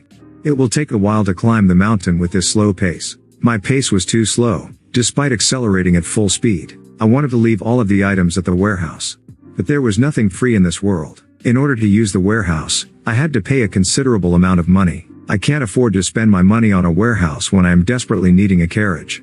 Money was money, but there was also the expectation that the act of enduring the slow pace would have an impact on my persistence stat. Okay, let's just go. I headed towards the mountain at a slow pace. The distance between the smithy and the mountain wasn't far. Would it take around 30 minutes with the average speed of an adult male? But my movement speed fell by a huge 100%. It took me 1 hour to arrive at the base of the mountain. Phew. I was tired, despite walking even more slowly than others. It was amazing how creatures like turtles and slugs could live with their slow movement speed. After 3 hours, pant, I was barely able to climb to the middle of the mountain. The mountain path was well constructed and the slope wasn't steep, but it took me this long to arrive at the end of the path. It was now dark. I just need to go a little further. The light from the entrance of the mine wasn't far away, but it wasn't easy to reach. My poor stamina was already depleted. Shit, I didn't want to delay arriving at my destination. I barely suppressed my desire to rest and struggled to move on. One step, another step, each step was filled with a heavy weight. It felt like I was walking in deep water while wearing thick cotton clothes. But I went forward. The moment I arrived at the mine, your persistence has risen. As I expected, I laughed as I looked at my rising stat. It felt like I recovered from my tired spirit instantly. While I couldn't raise these stats through leveling up, the ones that grew through certain behaviors gave me a tremendous sense of accomplishment and pleasure, like a drug. It seemed like I would never be able to stop grinding stats for the rest of my life. I entered the mine and literally sat down with joy. I took a break and consumed bread and water, then my stamina slowly recovered. Then shall I start? Appraisal. After judging that I had rested enough, I took out the pickaxe and used the legendary blacksmith's appraisal skill. Smith's pickaxe. Rating: normal. Durability: 1919. Attack power: 7-9. A pickaxe used by the blacksmith. Smith. It was used by a smith to build up his skills. Thanks to the strong durability, Smith collected 120 iron ore in a single day with this pickaxe. Since that day, the miners in this village have acknowledged Smith. Wait, 40. A hidden function doesn't exist. You have grasped the materials that make up Smith's pickaxe, the production method, and the intentions of its creator. Your understanding of Smith's pickaxe is now at 100%. You can use Smith's pickaxe perfectly. You have learned how to make a pickaxe. I received a great stimulus after reading the description of the pickaxe. See, that old man mined 120 iron ores in one day? I received a quest to mine 80 iron ores. There was no time limit. Yes, it would take a few days to gather the 80 iron ores needed to complete the quest. But I couldn't relax after finding out that Smith obtained 120 iron ores in one day. I am going to obtain 200 pieces in one day and then make that old man recognize me. I looked around the mine with the pickaxe in my hand. Red dots glittered all over the walls. I am supposed to hit those spots. As I moved to one red dot, the miners resting on the side discovered me. Hey newbie, why are you holding a pickaxe in your hand? Surely you aren't trying to mine? I am. What? Fahaha. The miners laughed. Some of them rolled across the floor with tears in their eyes. Another person frowned and said, "Cut it out. A newbie like you can swing all day and not even obtain a single iron ore." The others agreed. You should be glad if you don't break your wrist. We are saying this because we are worried, so just go home. New. B. Yes, laugh now. I didn't respond to them. I would show them with my actions. Kang. Kang. Iron ore has been acquired. The iron ore emerged after I hit the red dot 3 or 4 times. The miners were amazed at the sight. Ah, no? How can he do it so easily? Hey, it's just a coincidence. Kang. Kang. Iron ore has been acquired. Wow. What? That guy. Why is he so good when he looks so incompetent? Fools. That isn't his skill. The pickaxe is special. One of the whispering miners approached me before reaching out and saying, "That pickaxe, can I try it?" Did they think I was mining using the power of an item because they couldn't recognize my skills? I wanted to see the expressions of the miners change when they realized that my pickaxe was ordinary. So I handed the pickaxe to the miner. Look carefully. I'll prove that this pickaxe isn't an ordinary one. The miner declared and wielded the pickaxe with confidence. Kakong. Kakakong. Kang. Kang. Kang. Pant pant. It's just an ordinary pickaxe, the miner said awkwardly after repeating the swing of the pickaxe many times and only obtaining 1 iron ore. The miners who saw it were agitated. Then he is good at mining. We shouldn't judge people by their appearance. Anyway, it's time for us to leave. Let's head down. The miners ignored me and left the mine. They didn't apologize for their mistake and or acknowledge my skills. Anyway, I started the full-scale mining work.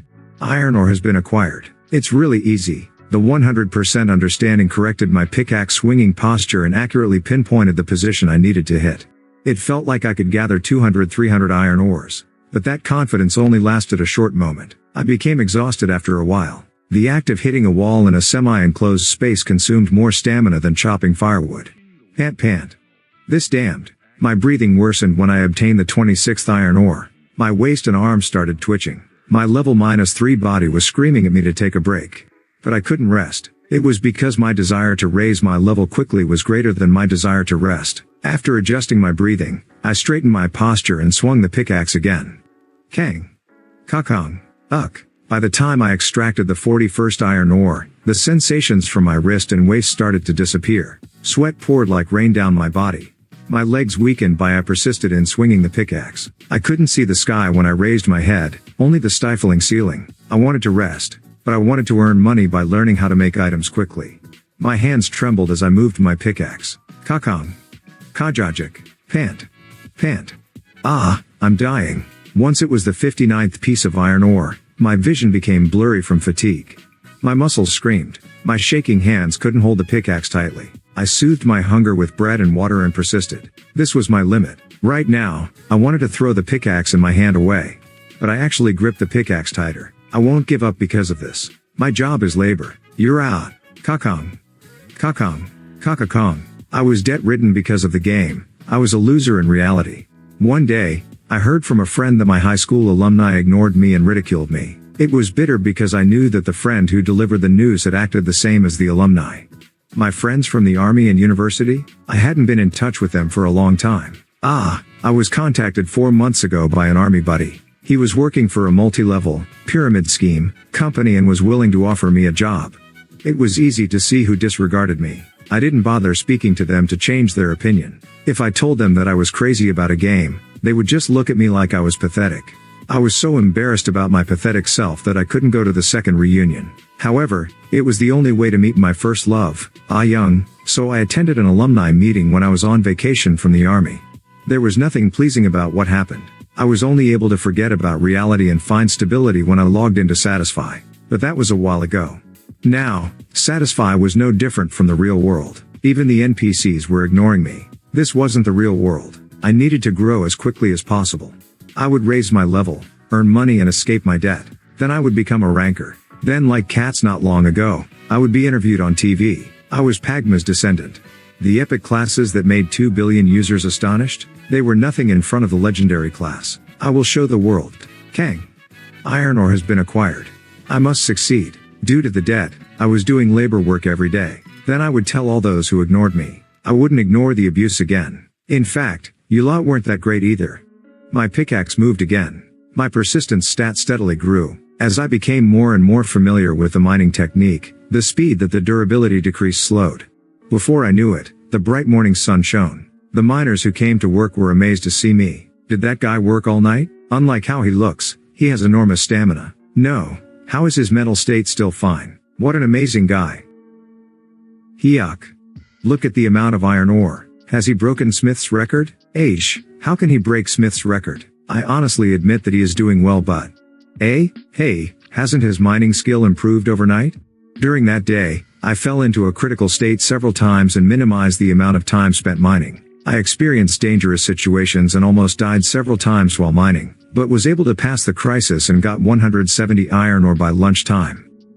Despite it being less than my target of 200 iron ores, I couldn't continue any longer because my water ran out. Stagger. Stagger, stagger. The miners watched as I left the mine with barely any strength left. This person, great. I have to admit it. I apologize for what I said yesterday and for ignoring you. Please forgive me for my rudeness. You will surely be a great miner. No, with this great spirit, you will succeed in whatever you want to do. The miners who ignored me yesterday now acknowledged me. Being acknowledged by someone, it was a valuable experience that I only had a few times in my life. I was proud, even if the other people were NPCs. I descended the mountain with lighter steps. Overnight, my persistence stat had risen to 16 points. My stamina also rose, so I was able to descend the mountain without becoming tired. I dragged the heavy sack of iron ores towards the smithy. It felt like the gazes of the villages had significantly changed. The miners had spread my story through the village.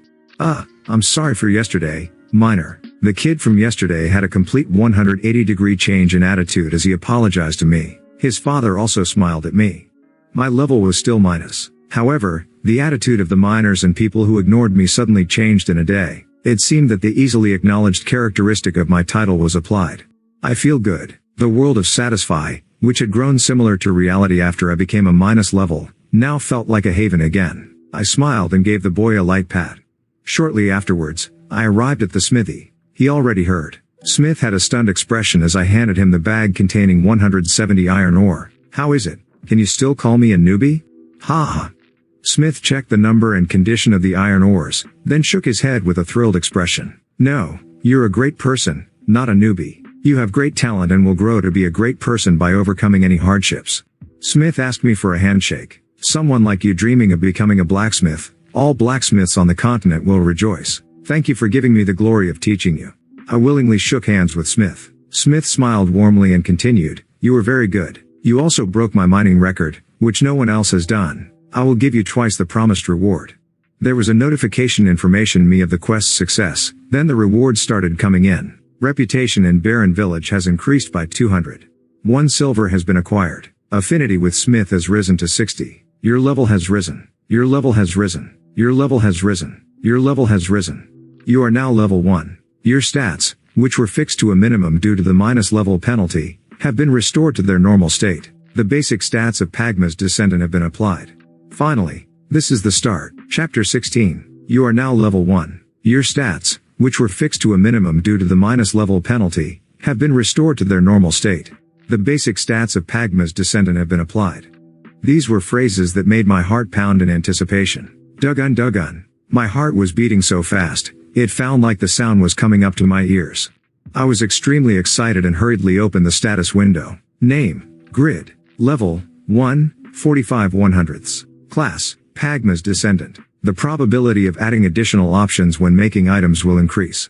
The probability of item enhancement will increase. All equipment items can be worn unconditionally. However, there will be a penalty depending on the rating of the item.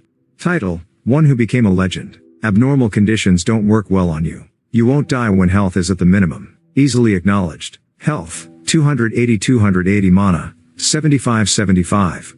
Strength, 20 plus 5 stamina, 18 agility, 12 intelligence, 25. Dexterity, 50 persistence, 16. Composure, 10 indomitable, 11 dignity, 10 insight, 10. Stat points, 40. Weight, 820. The weight limit exceeds 200%, so movement speed is reduced by 100%. The body is heavy and cannot exert any power properly. The probability of receiving the weakened state has become really high. A dream? Was it a dream? I didn't panic. If I were in reality, I would have pinched myself. However, I just calmly logged out of the game. I lay in the capsule in my room and stared for a few moments. I was sleeping without knowing it. This was a good possibility because I didn't have the capsule switched to sleep mode. I went to the bathroom to resolve my bodily needs, poured cold water over my head, and returned to the capsule. I logged in again. Just like in my dream, I was standing in the smithy. Was it not a dream? No, I shouldn't anticipate anything. If an unlucky person like me started expecting things, the wounds on my heart would also grow. I opened the status window without any inspiration and literally froze. An amazing jackpot. There were no changes to the contents of the status window. It wasn't a dream. My heart started beating quickly again. Wow. The basic stats of a level 1 character were 6 strength, 7 stamina, 4 agility, and 5 intelligence. In other words, the total number of stats for a level 1 character was 22 points. However, the basic stats of Pagma's descendant added up to 165 points in total. In addition, there were the 16 points in persistence that I grew as well as 1 point in indomitable, making a huge total of 182 points. Using simple calculations, my stats were higher than level 15 users, which meant that I had an overwhelming advantage. I realized the greatness of a legendary profession. Besides, these are just the basic stats, but I paid attention to the extra 40 stat points I had. Why was I given stat points? Stat points were increased by 10 points every time someone gained a level, so I should have 0 points at level 1. Therefore, I pondered upon the reason why I was given 40 points. There were many theories, but there was only one hypothesis that was persuasive. Perhaps. Are stat points obtained every time you level up, even at the minus level? I was level -3 and leveled up 4 times in order to reach level 1. This was the only reason I could think of for the 40 stat points. I rubbed my eyes but the 40 stat points didn't disappear. I was so thrilled that I started shaking. My experience in the minus level wasn't in vain. All of my struggles were meaningful. Maybe I wasn't as unlucky as I thought was. Kook. Kookek. Was there a language in this world that could express this joy? I could only laugh. Ha ha ha ha ha ha tilde tilde tilde tilde. The sound of my laughter was proportional to my joy. The people in the smithy left as I laughed so loudly that my belly hurt. However, I just couldn't stop. After a while, Kiki. Pwa, Smith stared at me as I laughed through the pain and raised his thumb. This is a hero's excited laugh. You are such an outstanding figure that I don't know how I mistook your identity yesterday. My vision was lacking. I am ashamed and embarrassed. I laughed like a madman, but he still saw me as a hero? This meant that Smith's affinity with me was at the maximum. While it was true that I had escaped from the minus level, raised my affinity with 2 quests, and earned a reputation in Barren Village of over 200, Smith's attitude towards me was still overly flattering. Even if my title has the attribute of being easily acknowledged, I met Smith's eyes, causing him to lower his gaze. This was the attitude of a student in the presence of his master. Is this the effect of the dignity stat? It's only at 10 points at the moment, but is it already having an effect? It was possible, considering that Smith's level wasn't very high. It might be different with high-ranking NPCs. However, dignity seems to have an effect on normal NPCs, even with the number of points in it isn't high. I never imagined that his attitude would change so much in a day. It was an excitement beyond my current excitement. First, let's calm down. Let's calm down and try to figure out how the stat points work. I worried about it for a moment. Over the past few days, hadn't I acted in an impromptu manner without thinking deeply? Now that the situation was getting better, I needed to be more cautious. It felt like numerous threads were tangled in front of me that could be ruined with my rash behavior. I already have a lot of stats at level 1, so there is absolutely no reason to distribute my stat points hastily. I thought about the most important thing to me right now. It was money. Yes, money. I needed to make enough money in order to pay for the carriage to move between villages. Smith flinched as I suddenly shouted. I cut straight to the point. Didn't I say it when I first visited your smithy? I want to make and sell high-demand items that will make me as much profit as possible. What is the most appropriate item? Smith pointed to a place where arrows were displayed. This one. An arrow? Unlike other equipment, arrows were consumables, so the price of it was naturally cheaper. No matter how profitable it was, if the sale price was low, it meant that I had to sell a lot of volume. My spirit deflated. Smith read my expression and explained. This isn't an ordinary arrow. It is a special arrow made by mixing a small amount of Yafa with steel, allowing it to ignore some of the enemy's defense and cause damage. Ignore defense. For archers who participated in the Guardian of the Forest race, these arrows were essential. No, even if it were for players not participating in the raid, the demand would be high considering there were many golems living in the Grey Forest. Yafa. Smith saw that I was interested and brought out a light purple mineral from the warehouse. Yafa is a mineral with a low oxygen content, making it easy to smelt, and is remarkably superior to iron. Its weakness is its durability and strength, making it unsuitable to create weapons with Yafa. However, when mixed with steel, the durability increases and the penetration power is maximized. It is normal for cavalry troops to be armed with Yafa-tipped spears. It must be expensive. It is 2 gold per kilogram. Even top-tier iron ore is just cheap stone in front of Yafa. Expensive. Then, how can you produce dozens of Yafa arrows? No, it isn't expensive. Only a small amount of Yafa is needed to create the arrow. The production cost of a single Yafa arrow is 3 silver, but the sales price is fixed at 6 silver. It is double the profit. In addition, this village has a high demand for Yafa arrows. How about it? Do you want to learn how to make it? If this were yesterday, I would have nodded since I could gain a quick understanding through the appraisal skill. But I wasn't the same. After receiving a recommendation for a suitable item, I needed to learn how to make it myself.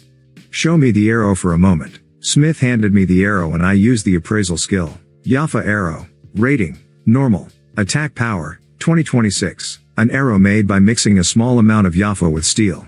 Due to the effect of combining Yafa with steel, it has extremely high penetration and ignores some of the enemy's defense. Weight. 0.1. A hidden function doesn't exist. You have grasped the Yafa arrow's material composition, production method, and intentions of its creator. Your understanding of the Yafa arrow is now at 89%. You will be able to use the Yafa arrow skillfully. Unfortunately, I couldn't reach 100% understanding after using appraisal on the Yafa arrow. Therefore, the production method wasn't added. This arrow. Smith looked at me staring at the arrow and asked again. Do you want to learn how to make the Yafa arrow? If I use the item disassembly skill, I might be able to raise the remaining 11%. But 1 arrow is 6 silver? I would need to pay 6 silver if I wanted to disassemble it. I couldn't afford that type of luxury. It isn't too bad to learn how to make it on my own. I nodded in agreement. I will learn how to make it. Smith was happy. I thought so. First, shall we learn how to smelt the mineral? Smith began with the structure of the old furnace commonly used by all blacksmiths in Satisfy, explaining in detail the elements necessary for the smelting process and the principles behind the process. Blacksmith jargon and chemical terms sometimes popped up, but I didn't feel confused. While Satisfy pursued realism, it was still a game, so the barrier wasn't set high in order to allow more people to enjoy it. The blacksmith knowledge required by Satisfy was as easy to understand as the other classes. In addition, I came prepared. I had been unable to connect after receiving a penalty for dying twice in one day, so I used the spare time to research blacksmithing. Smith's lecture wasn't much different from the smelting method I read about. Thus, it was easier to understand. I realized the effect of preparation and review. It was fortunate that one of my friends from middle school had taught me the preparation and review method, but that guy wasn't able to escape the second place ranking all through high school. He was a pitiful guy who maintained his second rank in high school, never being able to cross the wall of a classmate who claimed to only study in class. On the day the results of the second semester final examinations were released, I was able to understand the feelings of my friend who stood on the rooftop and yelled, "Why did a genius have to be born in the same year as me?" There were many talented people that I could never catch up to, no matter how hard I tried. But now things are different. I got a legendary class. This time, I would be the outstanding person. I would achieve as much as possible. Chapter 17. I smiled as Smith finished the lecture. Is it difficult to understand with just words? If so, then I will demonstrate it for you. Smith poured in a certain ratio of iron, coke, and limestone before starting the blast furnace. The fuel coke, not the drink/drug. As Smith's face and upper body became soaked with sweat, he controlled the hot wind coming from the bottom of the furnace and started burning the coke. At this point, the iron ore was gradually turned into molten iron due to Smith's reduction interactions. The limestone reacted by separating the iron and into impurities to form slag. Smith alternated between filtering out the slag and maintaining the heat. The black debris gradually disappeared through holes at the bottom of the furnace, while the molten iron became increasingly orange. When the iron solidified, it would become pig iron. Pig iron was very hard and brittle because it contained a lot of carbon. It wasn't suitable for the crafting of weapons. In order to make it suitable for weaponsmithing, it was necessary to reduce the carbon content through a process called steelmaking. Smith, who was quietly immersed in his task, asked, "Do you understand what smelting is now?" I nodded and Smith sent me a satisfied expression. "Now that you've seen it, Jaffa is easy to smelt. The Jaffa ores have fewer impurities and a lower melting point, making it easier to refine than iron ore. The ratio of Jaffa to coke to limestone is 12 to 2:4. Mineral smelting. Difficulty: mineral smelting is the basis of production. Smith gives this job to you, who is dreaming of becoming a blacksmith. Quest clear conditions. Succeed in smelting the Jaffa ore. Quest reward: affinity with Smith plus 30, experience plus 80, 300 grams of smelted Jaffa. Quest failure: it isn't easy to perfectly smelt minerals in the beginning. Smith will understand if you fail. There was no reason to refuse. I accepted the quest. Smith prepared the furnace for me and added, "Don't be bothered if you fail. It might have looked easy as you watched me smelt it, but in reality, it's actually quite hard." I placed the ingredients in the furnace and put my feet on the bellows. At that moment, a translucent arrow appeared and pointed to one side of the bellows. Is this the class compensation effect? I placed my foot exactly where the arrow pointed. The arrow pointed in another direction, where I aimed the bellows at. The arrow repeatedly blinked, giving me the appropriate tempo. In the end, I managed to heat up the furnace in 5 minutes, unlike Smith who barely managed it in 10 minutes. Then a notification window popped up. You can sense the temperature due to the rapid changes in ambient temperature. 30 degrees, 31 degrees, 31.5 degrees, 32. The strange, yet unwelcome voice was heard in my mind. Pagma's descendant is sensitive to changes in temperature. If there is a furnace in the vicinity, you can accurately measure the temperature inside the furnace. I placed my hand over the furnace. 700 degrees, 720 degrees, 740. The constantly rising temperature was displayed in the continuously updating notification window. 1000 degrees. Iron ore was said to be suitable for smelting between temperatures of 1150 to 1250 degrees Celsius, but Jaffa was suitable at around 950 to 1000 degrees. As soon as the notification window read 1000 degrees, I no longer needed to put effort into increasing the temperature. The Jaffa slowly melted down. Compared to iron ore, Jaffa had a lower concentration of impurities, so its orange glow was strong from the beginning. I immersed myself in filtering out the impurities. The translucent arrow told me the direction to move the metal pipes, so I was able to do it more quickly and accurately than Smith. Smith, who was concerned about whether I was doing well or not, became shocked as he checked my work. Hyuk. Cough. Cough cough. Smith was so surprised that he had trouble breathing. After a while, Smith barely regained stability and asked me in a trembling voice, "How are you so skilled at smelting?" His complexion was so pale that I was worried the old man might fall down. "Do you have experience smelting? This wasn't your first time?" "It is my first time smelting." Smith looked like he saw a ghost. "Huh.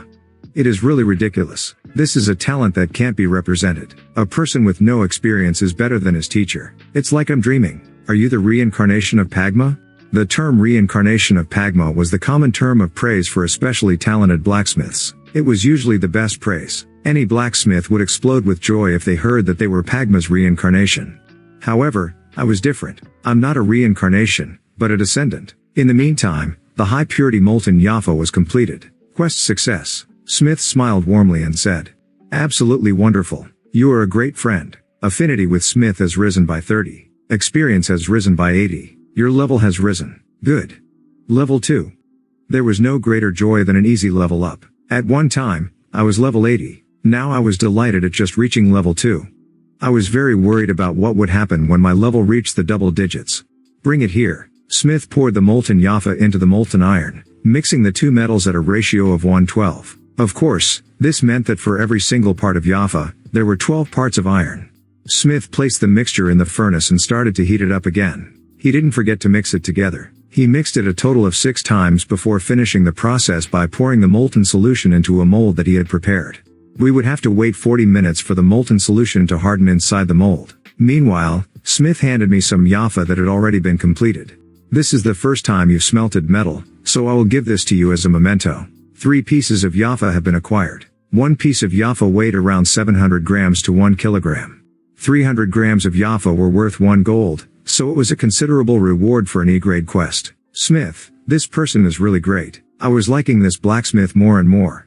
Smith approached with a big hammer and started hitting the mold that the molten solution was poured into. In the mold, the hardened molten iron appeared in the shape of a thick wire. Smith picked up the wire and placed it to one side, where there was another, smaller mold. He placed the wire on the mold and started hammering. After that was done, he used a grindstone to sharpen the edge. After some careful work, a typical arrowhead with a sharp end was completed. Although it was thick and heavy, the end was very sharp and could penetrate armor with no difficulty. The completed Yafa arrowhead was then secured to a pre-created arrow shaft. I watched the whole process from beginning to end, then a new notification window popped up. Your understanding of the Yafa arrow is now at 100%. You will be able to use the Yafa arrow perfectly. You have learned how to make the Yafa arrow. Smith asked me, how is it? Can you make it? Yes. Smith laughed heartily, answering without hesitation. What great confidence. Like any weapon, particularly in arrows, balance is important. You need to balance the feathers, the arrowhead, and the shaft. If the arrows are even a little bit out of balance, they won't be able to fly as far as they can possibly go. It is very delicate work. Even so, can you really make it, despite only watching the production process once? I can do it. Oh. Then I will trust you again. Create a Yafa arrow. Difficulty, D. The process of mixing 2 metals is never easy. It requires delicacy to make an arrow.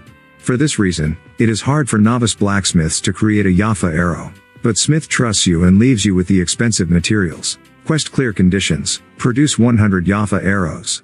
Quest reward. Affinity with Smith max. Experience plus 300, 50 Yafa arrows. Quest failure. Smith's disappointment. If the client is disappointed, you won't be assigned any new missions for a period of time. Smith supported me by giving me 100 completed shafts and 1 kilogram of Yafa. I could also freely use the iron ore. This was all thanks to my incredibly high affinity with the blacksmith.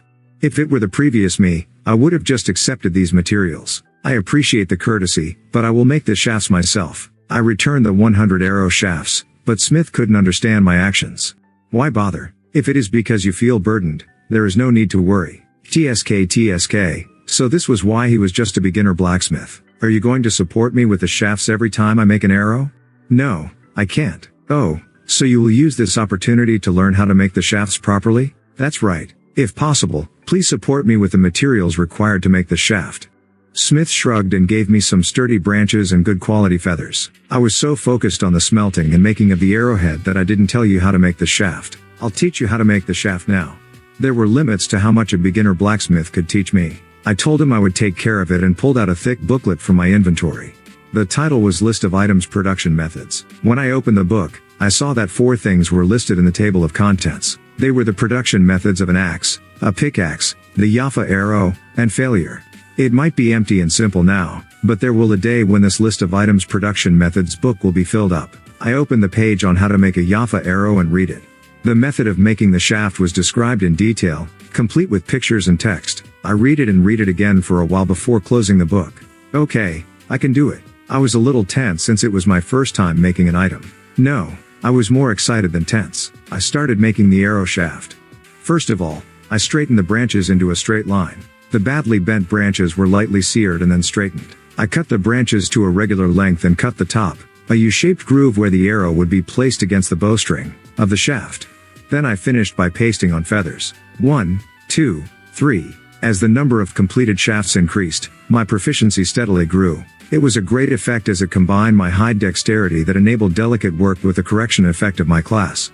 Smith once again felt admiration as he watched. This isn't the workmanship of a novice. You figured out the production method just by looking at the finished shaft? You truly have the eyes of a craftsman. The dexterity and accuracy are also excellent.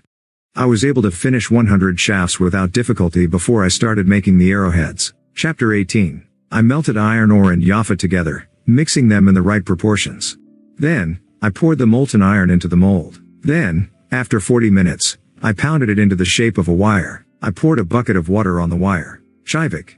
A loud sound was heard as the scorching wire cooled rapidly. Quenching. This process increased the hardness and strength of the metal. Smith seemed disappointed for the first time. You even know about quenching? Yes. I have studied various production methods. I am a person who is always prepared. I don't know what you studied, but is this the limit of self-study? Why are you using quenching when making the arrowhead? I'm not sure if you know, but if you quench the metal, it becomes harder and less durable. The moment the arrow strikes the enemy, instead of piercing the enemy, the arrowhead might break in the enemy's armor. That was right, but I had a special plan. I'll also use tempering. Tempering involved reheating the quenched metal and then gradually lowering it in order to decrease the metal's brittleness. It was adding a flourish to the production method, which could strengthen the metal in the end. However, it would take a lot of time to do all of this. It was labor that I didn't like. Smith frowned as he felt the same way. Do you intend to make the arrows all night? I don't know why you would spend so much time making the arrows. Those who buy arrows consider them as a one-off consumable, so why are you so devoted to making the consumable item? Why? The reason for increasing the amount of labor was simple, I replied while reheating the quenched wire and hammering at it. If I make it a bit better, I can sell it for a more expensive price. Smith understood once he heard my words and no longer interfered. I made the arrowheads by repeatedly quenching, forging, and tempering. How much time passed by? I was tired and sore, but the heat from the smithy was even more painful. My awkward hammering skill steadily improved over time. Your persistence has risen. Your dexterity has risen. My growing stats really made everything feel worthwhile. I was willing to do anything to raise my stats. Damn it. It was labor in the game. But it was also fun. I will become addicted to labor one day. Would a day come when I enjoyed labor in reality as well? It was a big deal. I might end up with osteoporosis in my later years of life. Tang. I complained but still immersed myself in the actions. The wire was slowly converted into an arrowhead as my hammering and my skills became more sophisticated.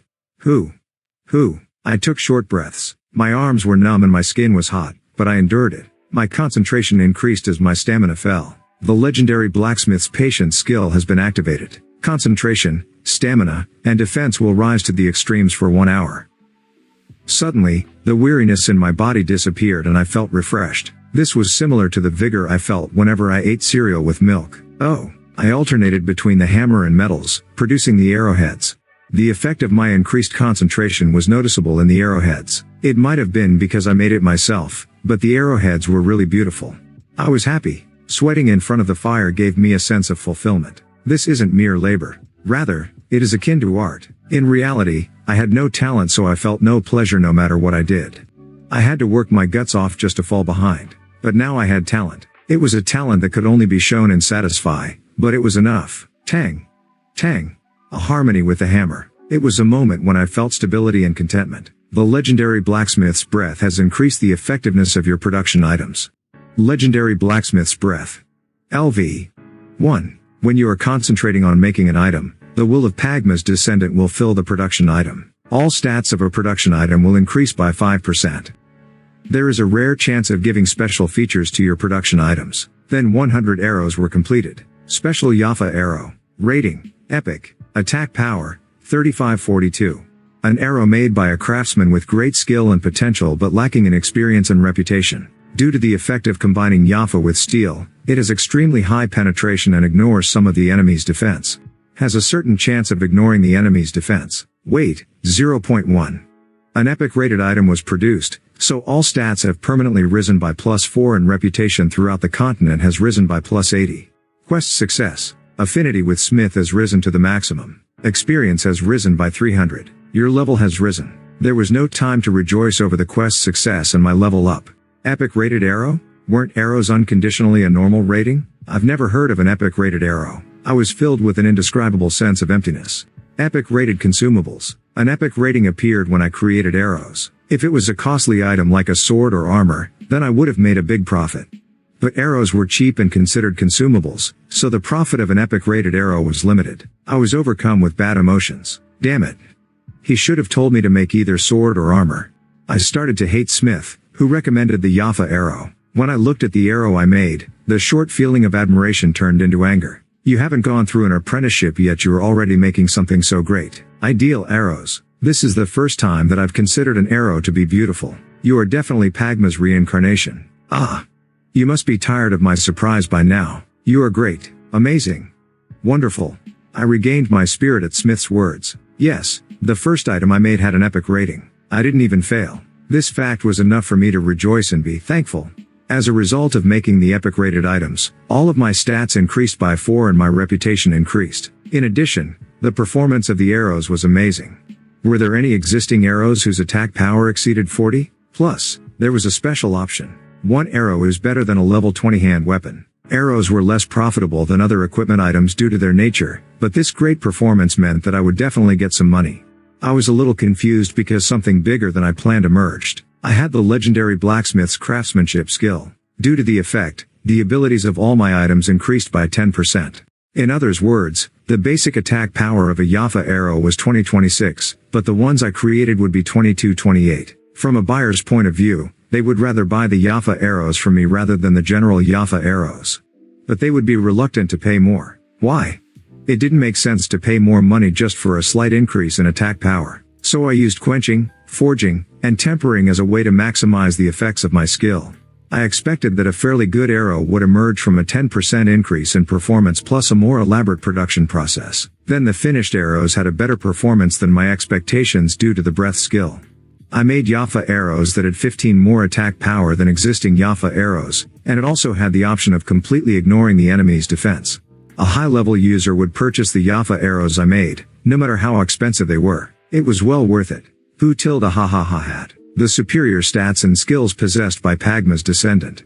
The 40 stat points obtained through the minus levels. My stats also increased from making epic rated items. Finally, the arrows that could be sold at an expensive price. I could be certain that today was the best day of my life. It is better than my birthday. Besides, there was only my little sister who remembered my birthday. It was annoying to hear on my birthday things like, "Are you sitting alone at home again? Or don't you have any friends?" This year, I should say those words on my sister's birthday.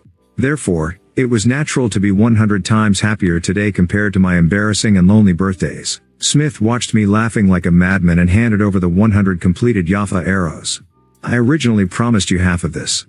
But I can't take such wonderful things. I want you to take all of them. The effect of maximum affinity. Wasn't this a beautiful favor?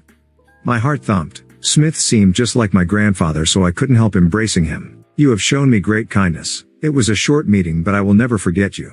Tears dripped from Smith's eyes as he hugged me. Are you leaving already? That's too bad. We might meet again someday if we're lucky. I don't want you to leave. Smith glanced at me with a flushed face. Like a male peacock opening its colorful tail feathers to seduce a female, he tried to attract me using hammers, tongs, and the solid muscles of his upper body. This man, he had the smell of a widower, so he must have been alone for a long time. Maybe he was so lonely that he became gay after his affinity towards me reached the maximum? No, he might have been gay from the beginning. His dignity decreased in front of his affection. I straightened and let go. Then I'm going now. I grabbed the 100 epic arrows and hurriedly moved away. However, due to the 100% reduction in movement speed, I couldn't leave the blacksmith quickly. Smith approached me and hugged me from behind. I can see that you also don't want to separate from me. You are thinking of me in that passionate heart of yours. I'm reluctant to give up this affection. I won't forget you until the day I lay in my coffin. No, I will think of you, even in my coffin. This damn person. Stop speaking such terrible words. Just like with Duran, the excess weight caused a misunderstanding again. I barely got away from Smith made a vow to sell my arrows, find a warehouse, and move to another village as soon as possible. Chapter 19. The lead party of the Zadaka Guild moved along the main road and barely managed to finish the Guardian of the Forest raid after 3 days. Kurururung. The Guardian of the Forest, who was covered with minerals, fell down with a thunderous boom. Some party members were frightened by the sound and fell down, making them unable to resist the attacks of the golems. Help me. Those who fell into a panic couldn't feel the pleasure of a successful raid. The face of Jishuka, the leader of the party, didn't look good as she searched through the remains of the guardian of the forest. Idiots, what were you paying attention to? Jishuka had already thoroughly lectured the party members about the precautions and strategies before confronting the guardian of the forest.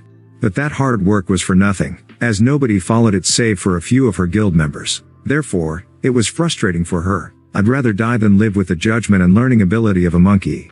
The guild's reputation would become worse because of the party members' deaths. Che.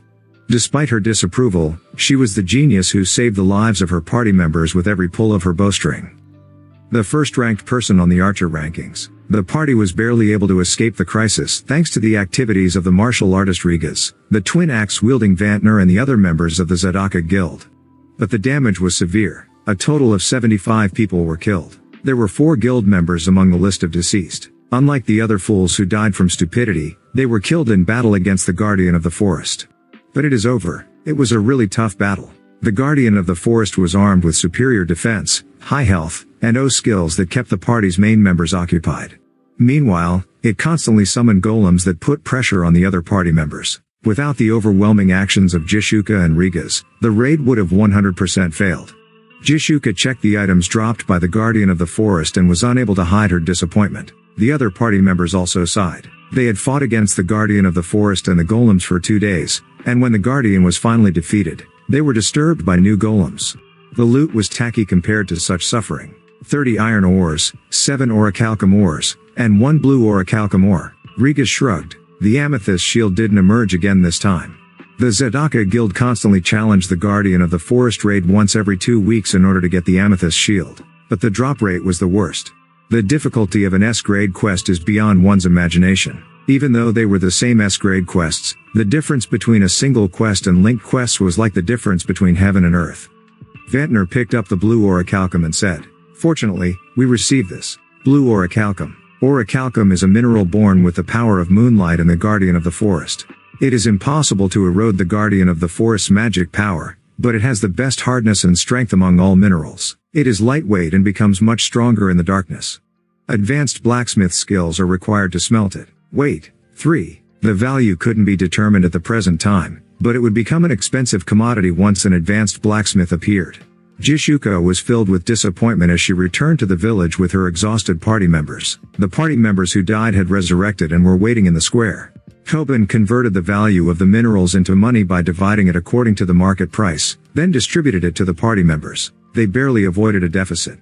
There were no complaints from the guild members, but the general users complained about the small compensation. But what could they do? This was the result. Jishuka disbanded the party and gathered the guild members. Then she spoke with a serious expression. "This is already the 4th raid without any success. Rumors are spreading among the general users that there is no value in participating in the Guardian of the Forest raid. In the next raid, the level of the participating users will be even lower. This is difficult." The Zadaka Guild was composed of the top rankers, but their reputation was low, which was why they were a small guild. The 17 members of the Zadaka Guild had been together before Satisfy, since the days of the LTS game. It was impossible for them to challenge the Guardian of the Forest raid with their strength alone. Therefore, they attracted general users. But that wouldn't continue to work. Tobin, the level 172 paladin and the guild's chief of staff, nodded. "I need the amethyst shield for a linked quest, but it can't be helped. For the time being, we have to give up on the Guardian of the Forest raid and try to strengthen the guild's power."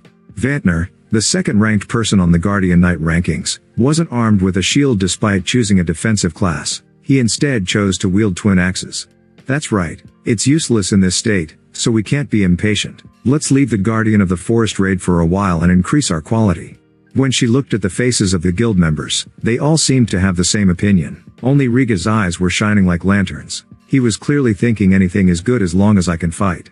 Jishuka thought about it and declared, "We will give up on the raid for the next 3 months. In the meantime, we will improve our level and equipment. If we gain 15 levels in the next 3 months, can't we kill that guy? Rigas, you should gain 20 levels."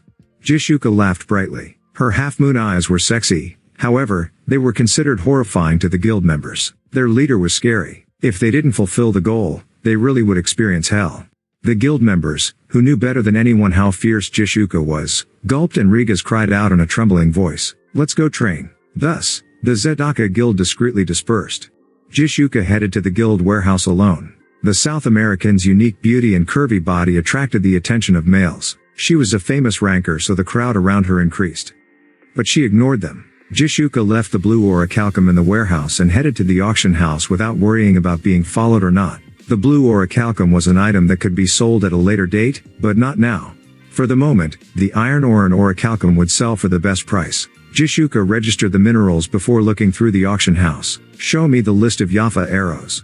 A transparent screen appeared in front of Jishuka. The list of Yafa arrows currently registered at the auction house appeared on the screen. The immediate purchase price for the Yafa arrows was 6 silver. It was an incredibly expensive price for one arrow, but she couldn't see any other arrows after using it. Jishuka swept up all the arrows on the list. She didn't care about money. She invested the money obtained from being a top ranker and pinpointed exactly where she should use it. What is this? Jishuka confirmed the bid price for the Yafa arrows at the bottom of the list and frowned. It was the only one without an immediate purchase price set. There was also a total of 99 bids, with the top bid at 18 silver. Jishuka wondered why some madman would bid 3 times the price of a Yafa arrow, but then she noticed that the name of the arrows was purple, not white. Did I see it incorrectly? She blinked, but it was still purple. She hurriedly checked the details. Special Yafa arrow. Rating: Epic. Attack power: 3542. An arrow made by a craftsman with great skills and potential but lacking in experience and reputation. Due to the effect of combining Yafa with steel, it has extremely high penetration and ignores some of the enemy's defense. Has a certain chance of ignoring the enemy's defense. Weight: 0.1. Jishuka's eyes widened. If she didn't know that people were paying attention to her, she would have screamed wildly. Unbelievable. Jishuka was surprised beyond amazement. She had played Satisfy all day for the past 6 months and had adventured with all types of people. She collected as much information as possible by using money and her guild members. Nevertheless, she never imagined that an epic rated arrow would ever exist. She was convinced that arrows were unconditionally normal rated items. She went to famous blacksmiths with various materials and asked them to make arrows, but all of the arrows born from their hands were normal rated. She had never heard of or ever witnessed a higher rated arrow. Until this moment. Epic arrows, not rare, appeared in front of her. In addition, the performance was fraudulent. Jishuka bid on it right away. The bid price was a huge 35 silver. It was difficult to judge if the arrows were worth it considering they were consumables, but she needed to consider its scarcity.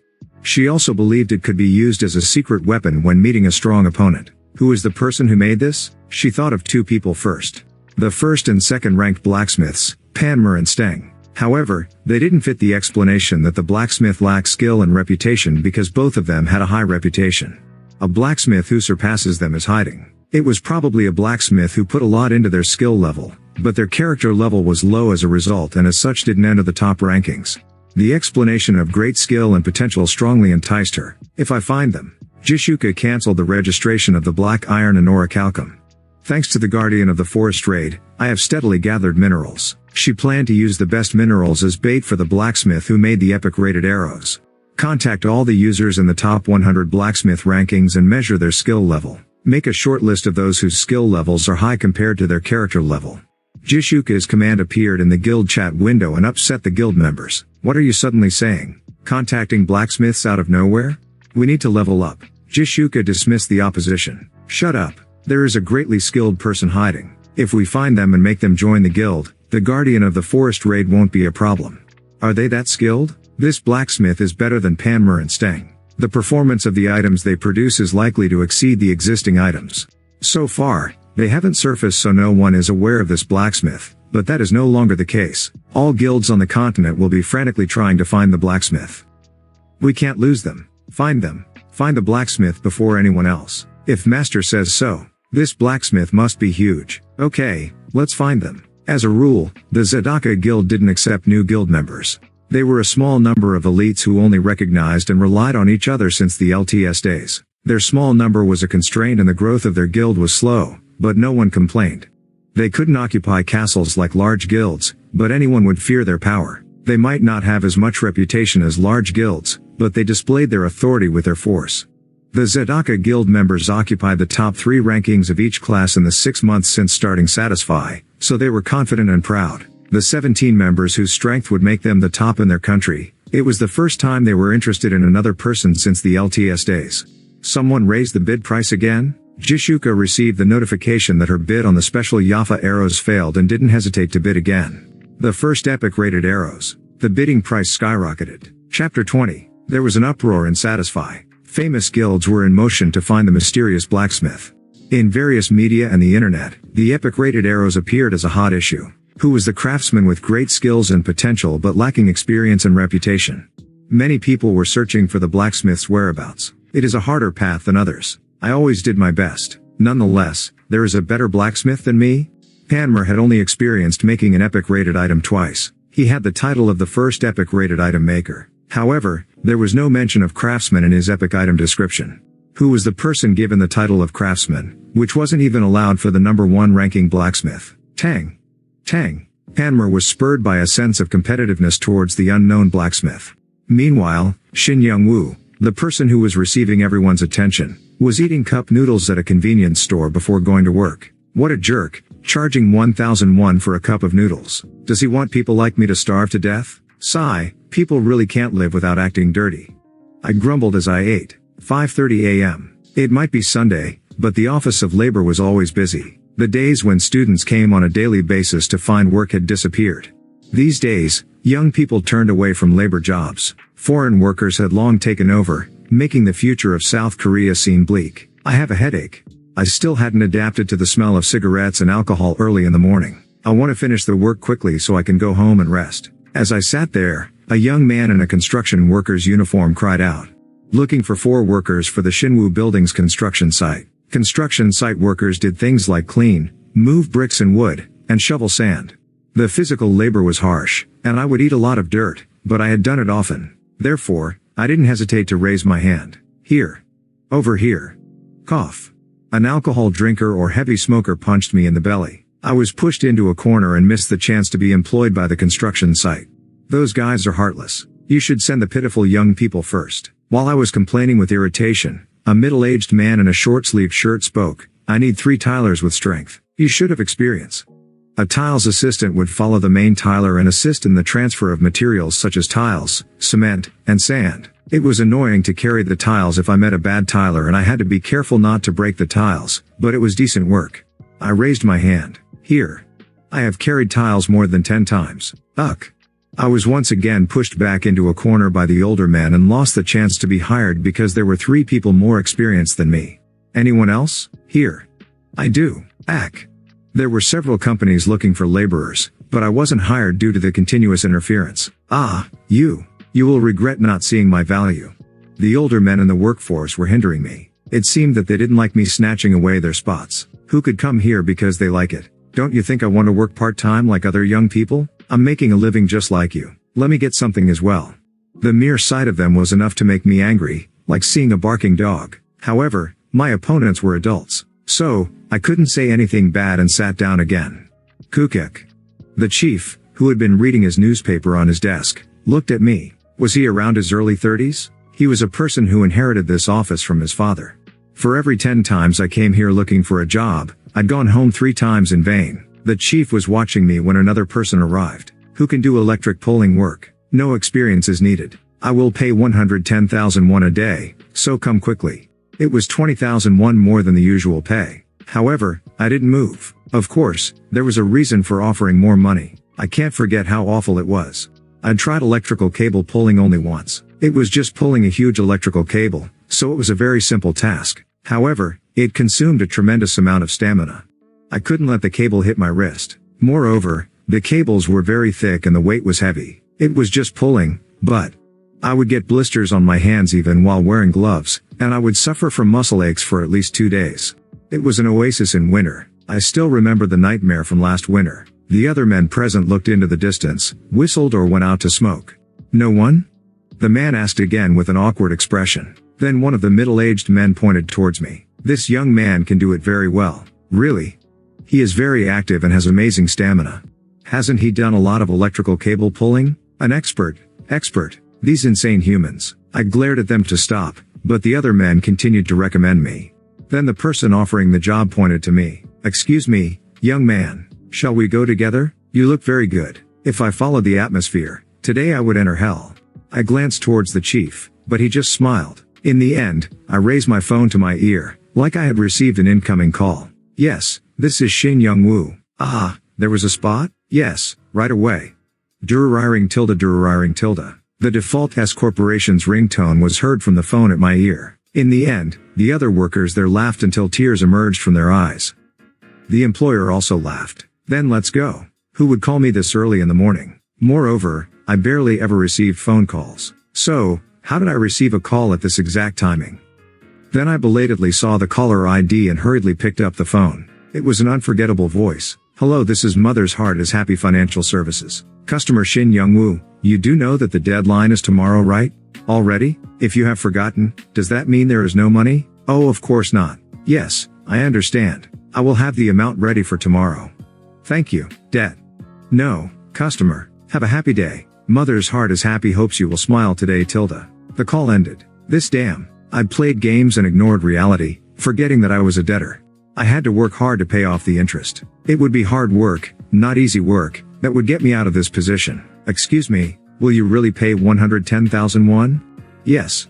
Is it really true? Of course. You will never go hungry when working for me. I eventually left towards hell. That evening. Oh Oppa? He stammered when she saw my exhausted self return home. I couldn't even take my shoes off before collapsing. Shit. The words were true, but doing all that labor only to receive cream bread? There wasn't even milk. What type of people would give cream bread and no milk? Yuck. I have to play the game. Arrows. Sold. I couldn't remember anything after that. It was because I fell asleep. When I woke up, I felt like I had been crushed by steel. My body was throbbing all over, and I barely managed to check the time. It was 5:20 a.m. Ugh. This was serious. It was late when I took into consideration the distance between my house and the labor office. I hurried to change into my work clothes while worrying about getting a good job. If I arrived late, then something like yesterday might happen again. I'm going. After I paid the interest for the loan, I would only have 9,221 in my hands. I needed to make money to pay the fee for the game in a week. As I put on my shoes without washing up, my mother approached and patted my shoulder. Come eat breakfast. I can't. I'm already late, I replied hurriedly. Youngwoo, my mother suddenly said my name in a serious voice. I cowered reflexively. It was obvious that her nagging would begin. My mother knew about my debts. She wondered why I was addicted to games and was saddened by my absence from school. She mourned that I had debts and was living in this situation. However, when I looked back, my mother's eyes were calm and welcoming. Come eat, she said. Why? I have to go to the office quickly. At that moment, the door opened, and my father appeared. My father sat at the table, opened the newspaper and said quietly, take a break today. A break? What are you saying? Cough, cough. My father just coughed and looked at the newspapers. My mother whispered in my ears, you came back really exhausted yesterday. Your father was worried since he carried you to your bedroom. Huh? We are your mother and father. We don't want to see our son suffer. Didn't you suffer yesterday? You should rest for today. Mother. I was touched by the fact that my parents were still looking after me, despite all the disappointment I'd caused them in the past year. At that time, she exited her room with a yawn and handed me something. It was a pain relief patch. Paste it on. Didn't you go through a lot of trouble yesterday? Ah. What a beautiful family. I cried out as I embraced my mother and I'd thought I was alone in this difficult world, but I had such warm family beside me. My family members were like angels to their disappointing son and brother. I was truly grateful to have this family. What? Who are you hugging? Oh, Oppa's hug is good. Ah, no. Isn't it bad? She grumbled quietly as she hugged me back, while my mother quietly stroked my head. After that, I took off my work clothes, and sat at the table, feeling the taste of beef rib soup for the first time in months. Father, then can you pay off my debt? Biak. My father, who was eating quietly, gazed at me and threw his spoon. I shrieked as it hit me in the forehead, while my mother clicked her tongue and handed my father a new spoon. Haven't I already told you? We want you to be self-reliant. You are already 26 years old. You should be responsible for your own actions. The atmosphere had been so full of harmony that I never imagined a spoon would fly over. As I rubbed my forehead, my father handed me an envelope. He said, I will give you an allowance for today. You are resting today because of us, so I can't let you make a loss. Father. I was touched. My usually blunt father was taking care of me today. I would gladly accept the allowance. Then, I grasped the number of bills in the envelope with my sharp fingertips, but the number seemed a little small. When I looked inside the envelope, I saw 7 bills. Feeling disappointed, I spoke carefully. Father, the minimum payment for labor these days is at least 9. My father looked at me regretfully. Really? I'm sorry, but that is all the cash I have on me right now. Be satisfied with that. He was telling me not to ask for the missing amount later. I had forgotten, but my father was quite restrained when it came to spending money. If he bought a chicken, he thought that the family should eat it over 3 meals. I was forced to surrender it, receiving an allowance of 70,000 won. At least he gave it in the first place. Chapter 21. After breakfast, my parents immediately headed towards the vegetable store that they ran. The two of them normally left at 5 a.m., so they were quite late today. They are late because of breakfast with their son. I suddenly felt that tsunami of emotions again as tears filled my eyes. It was the first time my stomach felt so full in a while. I sat on the couch and dozed off, before waking up because of C. C had changed into her school uniform and looked like a neat schoolgirl. She was my sister, but I had to admit that she was beautiful. What? Why are you looking at me like that? I'm glad to see you. You grew up well. What are you saying all of a sudden? C flushed red before hitting my forearm. What? Did I do something wrong? But what is this cool feeling? I felt some relief in the area that C had hit. It was like a massage. Good. Hit me more. More. Keep hitting. Kyok. Pervert. Slap. Why did she slap me all of a sudden? I placed a hand on my tingling cheek as C shouted, "I've filled up the tub with hot water. Then your body will feel better." This perverted Oppa. Yes. She was someone who got angry at me but always took care of me. But why am I a pervert? C headed to school while I soaked in the hot water. My fatigue is going away. Then after a few moments, I exited the bathroom and paid the loan interest through a direct account transfer. It was hard to bear seeing the money from my blood and sweat disappear before my eyes. This world is hell. I needed stability. So, I hurriedly entered the capsule and connected to Satisfy. How much have the arrows sold for? Log in. Jing. The capsule's door closed, and my field of view slowly turned black. Then the familiar system voice and music entered my eyes, then my vision brightened again. The air is good. I appeared in a place which reminded me of a charming village in medieval Europe and immediately stated a command, status window. Name, grid. Level, 3, 75-500. Class, Pagma's descendant. The probability of adding additional options when making items will increase. The probability of item enhancement will increase. All equipment items can be worn unconditionally. However, there is a penalty depending on the rating of the item. Title, One Who Became a Legend. Abnormal conditions don't work well for you.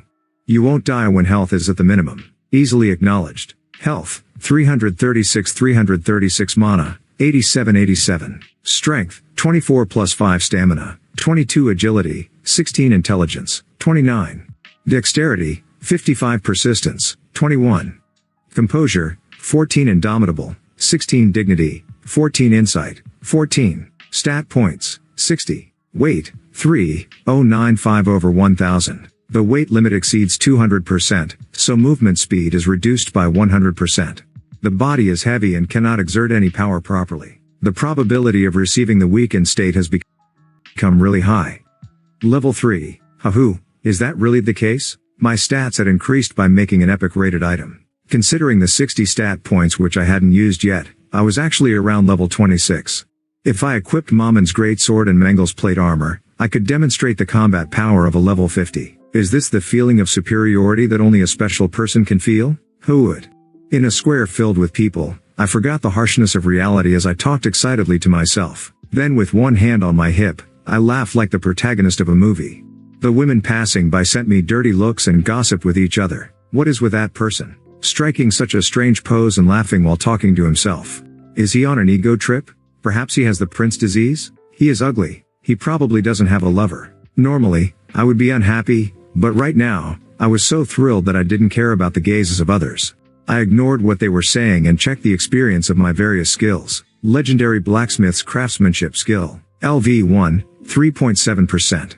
Legendary blacksmith's breath.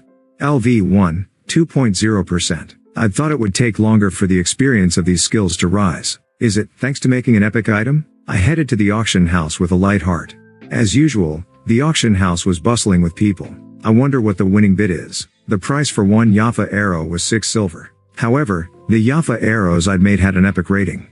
I expected the price to be 3-4 times higher. In the case of general equipment items, It was reasonable to calculate that rare rated items would be 3 times more expensive than normal items, while epic items would be 7 times more expensive than normal items. However, I soon became worried. Would even a rich user want to spend so much money buying arrows? In the first place, consumables were cheap compared to equipment items. Yes, don't expect too much. I opened the auction window while thinking that I would be satisfied if they sold for double the price. Then, Keikyoke. After confirming the bidding price of the Yafa arrows, I couldn't shut my mouth. Meanwhile, I could hear the voices of the women looking at me. Isn't he that person laughing to himself in the square? Oh. My. What is he doing now? His mouth has fallen open. Kyak tilde. His saliva is dripping. Nasty. Ugly. He must have no lover. Arg. I tried to shut my mouth, but it wasn't easy.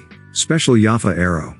99 pieces. Bid price, 72 silver per piece. It's sold for 12 times the price of ordinary Yafa arrows. I touched the inventory with trembling hands, then I took out the calculator, which was a default item provided to all users. 99 times 72 equals? 7,128. 100 silver was 1 gold. 7,128 silver meant 71 gold and 28 silver. For reference, 100 gold was worth around 120,000 won in cash. Didn't I create 100 arrows in around a day? It was approximately a day in game time. If I calculated it in real time, I'd earned around 84,000 won in less than 6 hours. Ha ha. I was thrilled. Uncontrollable laughter emerged from my mouth. Had. That person has finally gone mad. Ugly. He definitely doesn't have a lover. His mother must be the only female contact in his phone. Cough. Do their words have to be so sharp? No, I wouldn't be shaken by these females. Talk in your hearts. At this moment, I could still smile even while hearing such shameful words. I can see a definite way. Debt? I will pay it back in the game. There was no need to go find labor jobs. It was more profitable to make money from the items I create in the game. Indeed, Pagma's descendant was definitely a goose that lay golden eggs. I formed a fist and shivered, while the auctioneer at the counter handed me gold and silver coins. However, why was the amount of money lacking? Why are you only giving me 60 gold and 59 silver? The auction house manager smiled at my question. The amount is limited to 10 gold and 69 silver because of the sales commission. There is a 15% sales commission for epic rated items. Thank you for using our service. The commission fee was 8% for normal rated items and 10% for rare rated items. Compared to that, the sales commission for epic rated items was too expensive. How much is the commission fee for unique or legendary rated items? Suddenly, the auction house and mother's heart is happy seemed to overlap. Exploitation was the same in reality and in Satisfy. Shit. I will become a successful person who exploits the weak. I would produce legendary items which weren't possible for anyone else except Pagma's descendant. The 2 billion users in Satisfy would be overwhelmed. But that is a story for the distant future. Tears flowed as I thought about the 15% commission. This was because the day before, I hadn't been able to open a stall because I'd needed to go work, so I had decided to use the auction house. Once I got the money, I thought about whether I should take the carriage to Winston Village or not.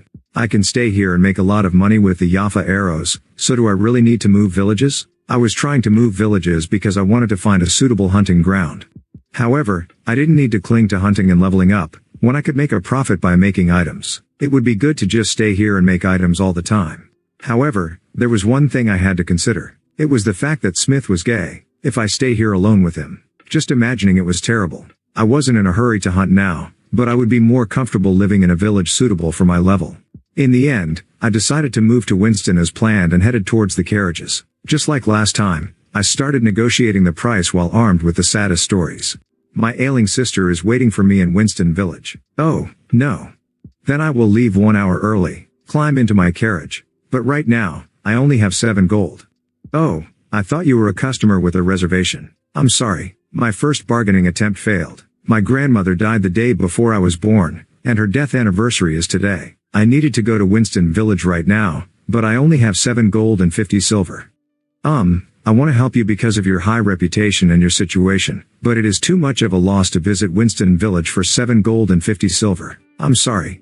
My second bargaining attempt failed. It was the same as humans constantly stepping on other humans. You should give me a choco pie. These people. You should realize that we are all the same. In the end, I failed to negotiate the price I wanted, but I got on the carriage that was the cheapest. Let's depart for Winston. It should be a quick and safe trip, considering the money I paid. And be friendly. You should show full hospitality. I will be very grateful if you didn't talk. Traveling always made people excited. The bumpy carriage ride and the unfriendly attitude of the coachman were bad, but my mood was good. Chapter 22. The carriage departed in the afternoon and arrived at Winston Village on the morning of the next day. Winston Village was unusually large for its name. 4 times larger and more active than Barren Village, Winston Village was comparable to the fortified city of Patreon. As I paid the coachman 8 gold and 90 silver, I asked for proper customer service from him. I have one question. Ask me. I will tell you what I can. Why isn't Winston called a city? Originally, it was a village smaller than Barren. However, there are many places suitable for beginner and intermediate level travelers nearby. As these places became famous, the number of visitors gradually increased. There is a rumor that it will be upgraded to a city in the near future if this trend continues. I heard that Erlsteim's heir will be sent as the new lord. It will be called a city by then. But I don't know exactly when that will be. Erlsteim? Where have I heard that name before? I was having a hard time remembering since I'd experienced so many things at all once. Well, it has nothing to do with me anyway. Now, shall I begin? I headed to the warehouse administration. After I informed the manager of the registration number and password to my warehouse, the administrator extended his hand. It meant to give him a tip. Damn it. I have to pay just to use the warehouse? I handed over 30 silver with trembling hands. The administrator checked the amount and started to chant a spell while drawing a small circle with a magic wand. Then a small warehouse was summoned before me using space and teleport magic. The warehouse was empty. I had sold all my Japdom in order to buy potions for Asher's 3-month quest. Since its early days, I had played Satisfy for 1 year, but there was only dust in my warehouse now. Ugh. In reality and in the game, I opened my inventory with frustration.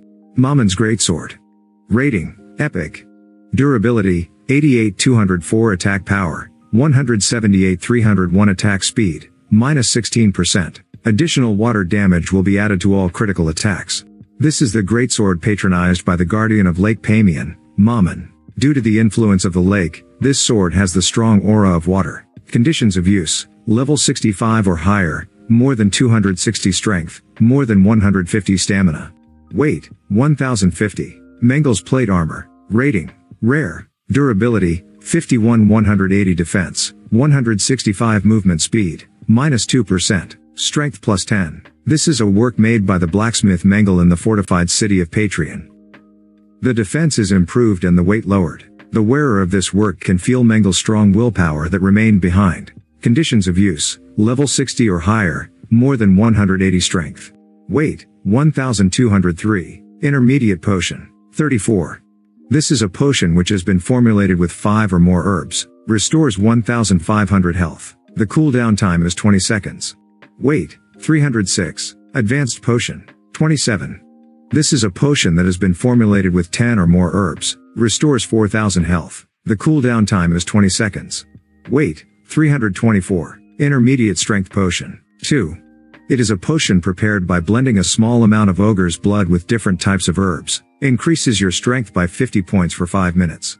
There is no cooldown time. Weight, 62. Intermediate agility potion, 3. It is a potion prepared by blending a small amount of harpy's blood with different types of herbs. Increases your agility by 50 points for 5 minutes. There is no cooldown time. Weight, 90. Special Yafa arrow, 1. Rating, Epic. Attack power, 3542. An arrow made by a craftsman with great skills and potential but lacks experience and reputation. Due to the effect of combining Yafa with steel, it has extremely high penetration and ignores some of the enemy's defense. Has a certain chance of ignoring the enemy's defense. Weight, 0.1. Yafa, 3. A metal obtained from smelting Yafa ore. The hardness of the ore has such a weak strength that it is impossible to produce a powerful item with it. However, the properties will change when mixed with steel. Weight, 60. I wanted to ignore this reality, but this was the full contents of my inventory. So, I tried to put Mamon's greatsword and Mengel's plate armor into my inventory to reduce my possessions' weight. I haven't appraised Mamon's greatsword or Mengel's plate armor yet. The legendary blacksmith's appraisal skill revealed the hidden function of items. It was possible to use the appraisal skill on Mamon's greatsword or Mengel's plate armor, causing my understanding to rise. I didn't hesitate to use appraisal on the 2 items. A hidden function doesn't exist. You have grasped the materials that make up Mamon's greatsword, the production method and the intentions of its creator. Your understanding of Mamon's greatsword is now at 33%. A hidden function doesn't exist. You have grasped the materials that make up Mengel's plate armor, the production method, and the intentions of its creator. Your understanding of Mengel's plate armor is now at 65%. My current stats mana didn't meet the conditions to use Mamon's greatsword and Mengel's plate armor. Due to the resulting penalty, Mamon's greatsword had a 30% drop in attack power while Mengel's plate armor had a 20% drop in defense.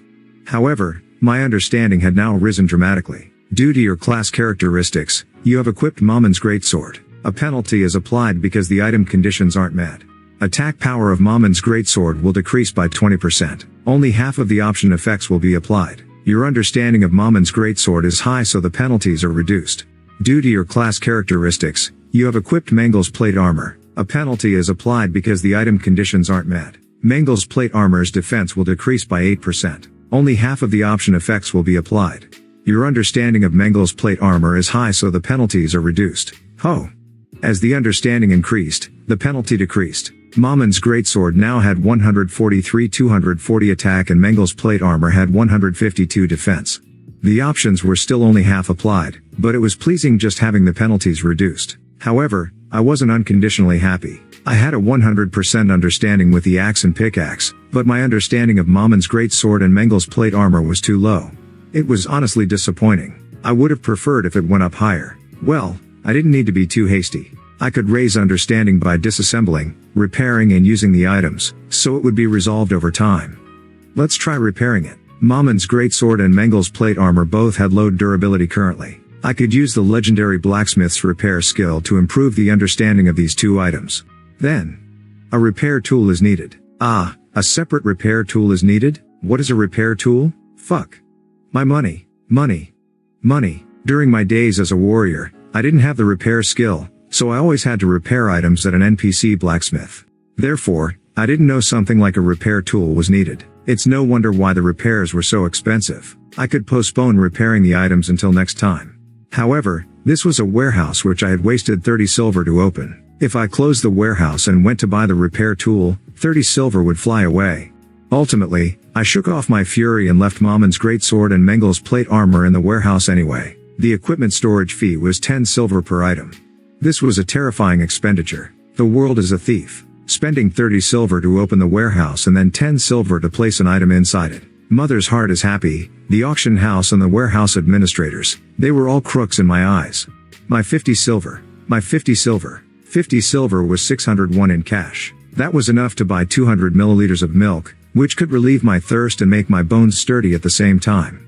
I stored the two items which weighed a considerable amount. Quack. My hands shook. After glaring at the warehouse administrator who politely said farewell to me, I headed towards the square. There was a wide range of people in the square, from newbies who had just created their characters to users wearing level 100 equipment. People were moving around in order to adapt to the virtual reality.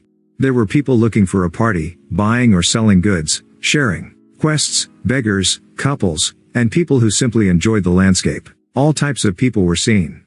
I stood still and observed them. The beginner users were mainly using East Street, while the average level users were mainly using South Street. The West and North Streets were favored by everyone, regardless of level.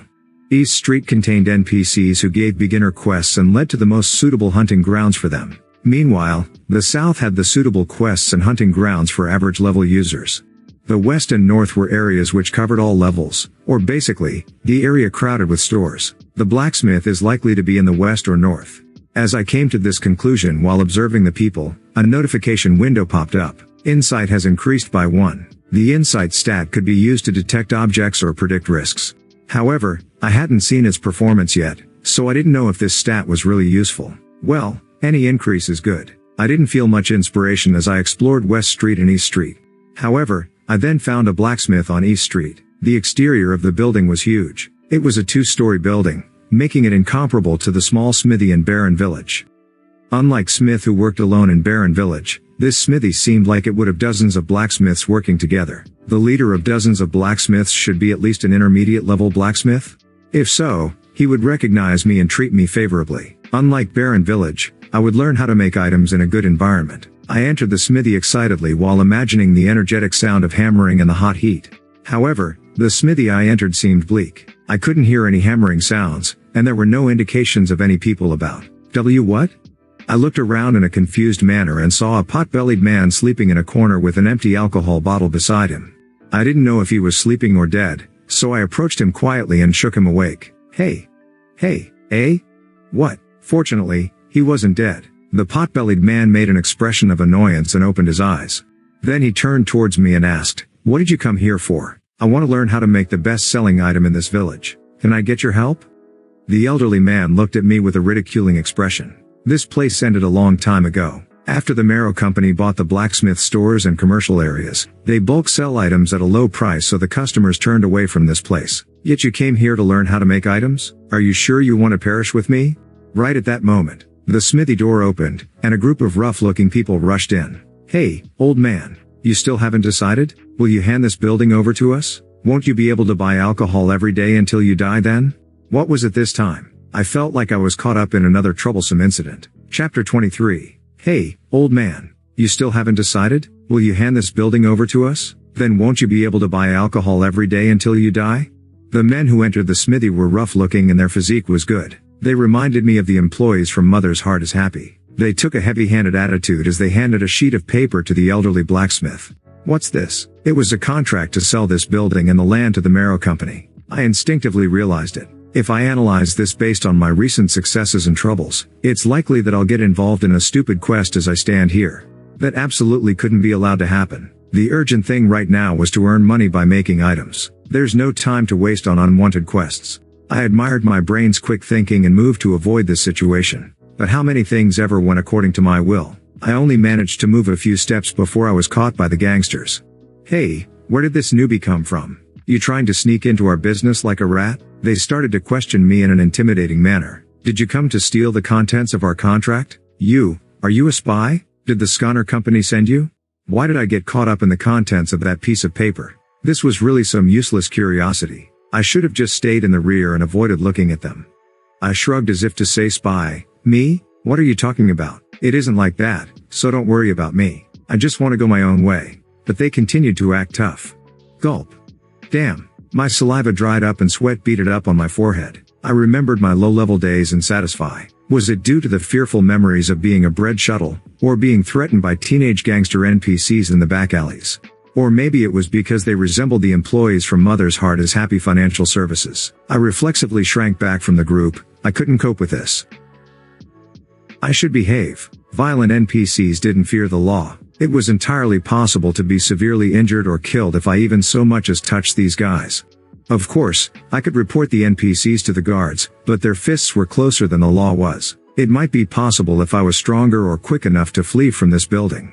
However, that wasn't the case, so it was better to avoid irritating them. Judging by their appearance and atmosphere, they aren't back alley bullies.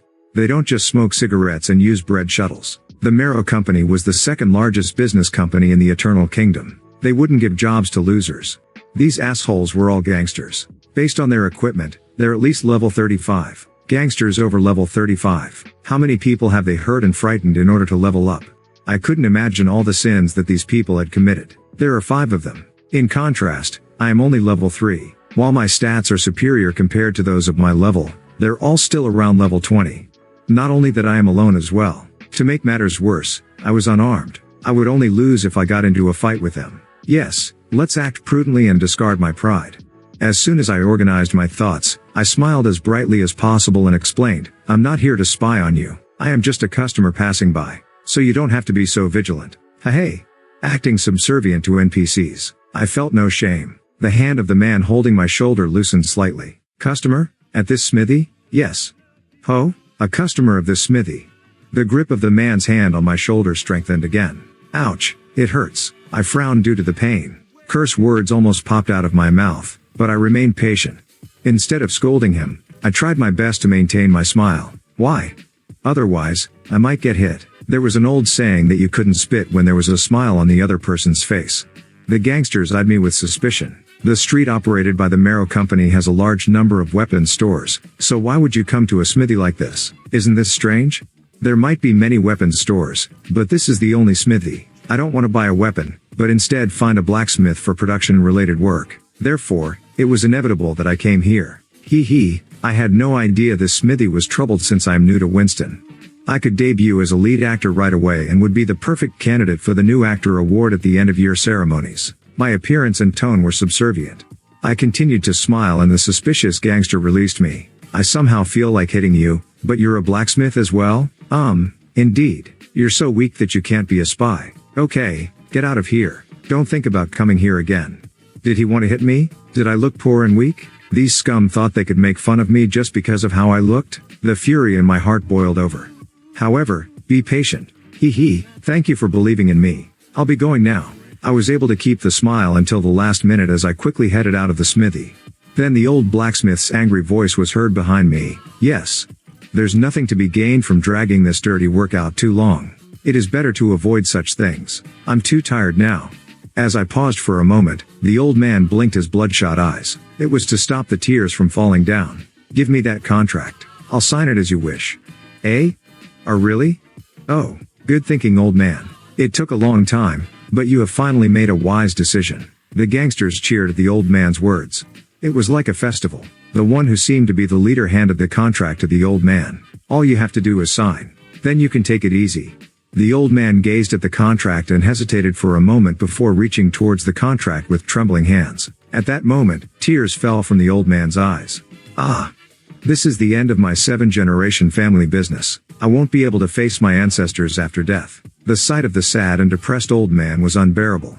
But the gangsters mocked him instead of comforting him. You abruptly stopped blacksmithing? So isn't it natural for the customers to turn away? And old man, didn't you have a child? Your only son died, so you turned to the bottles? You don't have a successor, so once you die, your family line will naturally be cut off. You were defending something that had no value. Didn't your debts just increase? Pathetic, truly pathetic.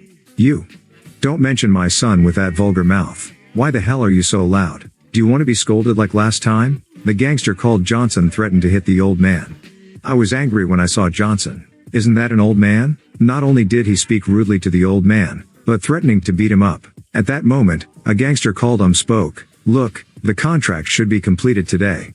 Then the one called Praga jumped in like an excited foal. No, I'm mad. Didn't we have to wait a few months for the old man to accept while that old man refused? Think about how much we suffered because of him. The gangster called Neil continued. I agree. Fuck, we couldn't even properly handle an old man. We received less pay on the scheduled date because of this. Then the silent leader, Vale, smiled coldly and said, that's right, you must compensate us for the damages we received. Vale slapped the old man's cheek and said, hey old man, once you receive the money for selling the smithy, half of it will be used to pay off your debt, while the other half will be handed to us. Isn't it obvious to compensate us for the damages you caused? You dog bastards. The old man, Khan, angrily replied to Vale. Hey, you don't have a wife or son to feed, so why do you need a large amount of money? You should help the poor, young people like me. My insides were boiling with anger. I don't respect senior citizens much, but when I used public transportation such as the bus or subway, I never yielded my seat to the elderly. I paid the same taxes, so I also had the right to enjoy the seat. No matter how burdensome their gazes were, I never gave way. But I didn't insult or tease the elderly, unlike these gangsters. I was really angry. Young pups treating grandmothers and grandfathers like this. It is terrible. So? Should I help the old man, despite my low level? No, I don't have a sense of justice. Why should I help others? I couldn't think of any benefits. In my childhood, I was disgusted by superheroes instead of admiring them like everyone else. Why are they getting hurt trying to save others? Are they crazy? I couldn't understand the heroes who sacrificed themselves to defeat the villain. My young self cringed as I watched their unconditional sacrifice. So when the neighborhood kids played as heroes, I acted as the villain. Once I became the villain, I enjoyed the pleasure I got from harassing my friends who played the role of heroes. I showed sense by pretending to die at the end of the game, meaning the other children didn't feel any resentment. When I think about it, I've been like this since childhood. Yes, from the beginning, I closed my eyes whenever I saw injustice. So I turned away from the old man who was being humiliated and about to lose the business that had been in his family for 7 generations. Sure, some regrets remained. The situation has become like this, so it is impossible to make items in this smithy. If I want to move villages, I have to pay for that scamming expensive carriage again? Do I really have to move villages once more? No, there is no need to. I will just hunt and raise my level until the new owner of this smithy starts work. Wait? Don't I need equipment to hunt? This damn thing. I stored my sword and armor in the warehouse. My 50 silver. My stress levels weren't a joke. My stomach hurt when I thought about all the money that was flying away. Why was my life so twisted? I'm getting a stomachache. I should leave here as soon as possible. But strangely, my feet didn't move. That old man. Is this okay? Really? Fuck. Maybe it was because I witnessed the dirty work. No matter how much I dreamed about a life that was far from good, I still had the basic fundamentals of a human. It was too much for my conscience to ignore the old man surrounded by gangsters. No, why risk myself for someone else? Am I stupid? I was fully aware that I should turn a blind eye to this. So why was I hesitating? When did I become nosy? This behavior isn't like me. I've always closed my eyes to injustice. The moment I braced myself to leave the smithy. Your anger levels are at their peak after witnessing gangsters commit wrongdoings towards a blacksmith. The quest Blacksmith's Rage has been created. Chapter 24. Blacksmith's Rage. Difficulty, B. As Pagma's descendant, you have inherited Pagma's will as well as his techniques. You have Pagma's humanitarian ideology of using blacksmithing to benefit other people.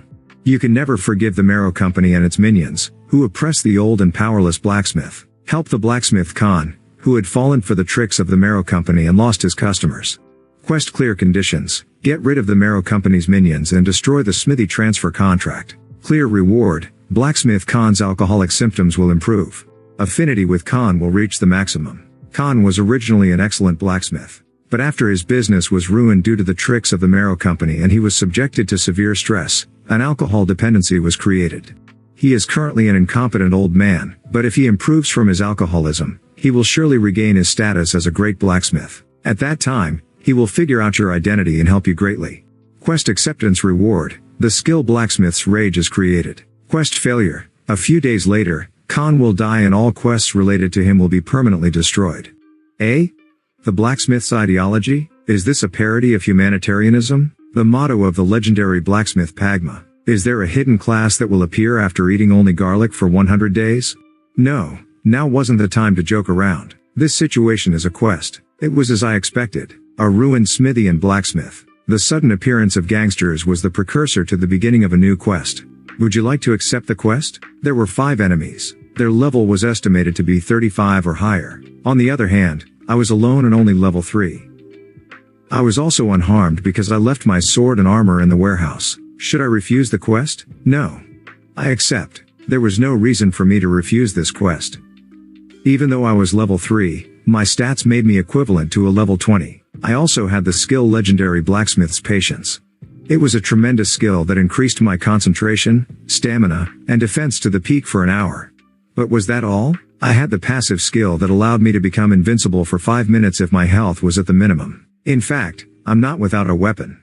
I opened my inventory. I took out one arrow that I had left behind as a souvenir. Special Yafa arrow. Rating: Epic. Attack power: 3542. An arrow made by a craftsman with great skill and potential but lacking in experience and reputation. Due to the effect of combining Yafa with steel, it has extremely high penetration and ignores some of the enemy's defense.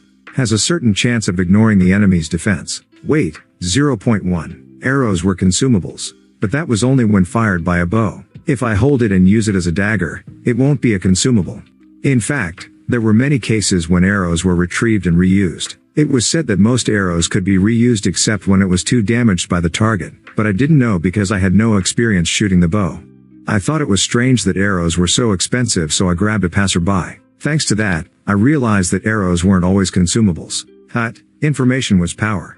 I shouldn't neglect the impact of gathering information in the future. I smiled with satisfaction and examined the gangsters closely. They were holding threatening weapons like axes, swords, and maces while wearing leather armor. The heavens are helping me. It might be different if they were wearing iron armor. However, I could cause serious damage if I stabbed the leather armor several times with the Yafa arrow.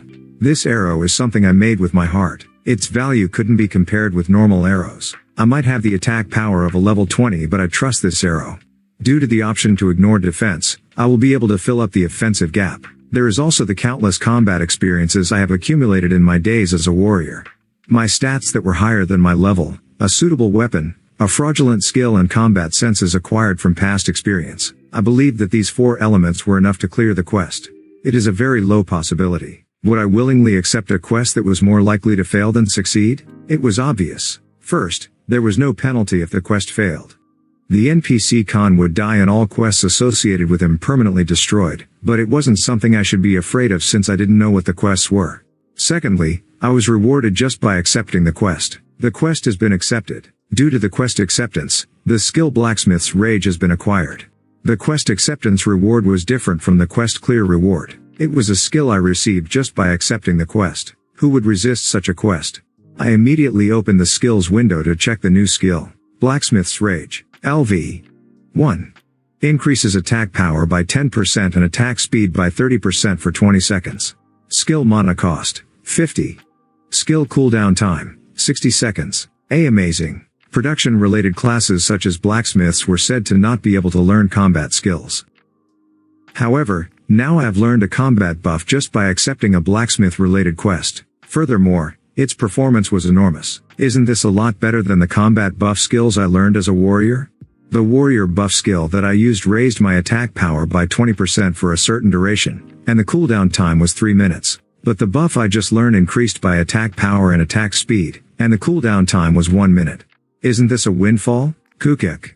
Oh, is this the hidden quest that I've heard about? However, isn't the quest difficulty too low for a hidden quest? Maybe this. It is likely to be a linked quest. The quests owned by Blacksmith Khan are probably linked quests. This is a real hit. As soon as I realized the importance of Blacksmith Khan, I had an obligation to do my best to clear the quest. Thanks to the new skill, the possibility of clearing the quest is even higher. Good. I decided to approach the gangsters. What the? This guy. The gangsters tilted their heads as I came back instead of leaving.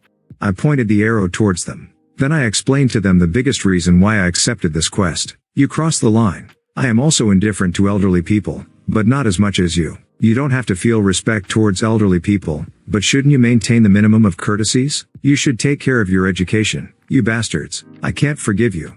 I wasn't trying to imitate the apostle of justice. I just didn't like people like these. Blame the fact that you look like mother's heart as happy employees. As I stepped closer, the gangsters started to grab their weapons. You bastard. This brat dares say such things to us? Eh? No. Did something suddenly happen to this brat? Hey you. Do you want to go to hell? Huh? This bastard didn't appreciate the fact that we let you go. Indeed, lawless NPCs were fearsome. They instantly showed an intention to kill me. They were truly people who had committed numerous evils. They are too formidable, but there was no reason to avoid them due to fear. Right now, these people weren't the objects of fear. They are targets that must be defeated to clear the quest. The ambition of a warrior was boiling inside of me. I snorted with derision towards the gangsters and raised my hand. Stop your useless talking and come on. The gangsters reacted immediately. This crazy bastard. Get him. Hold on to him for me. No. Kill him. Just kill him. The red-faced gangsters rushed towards me.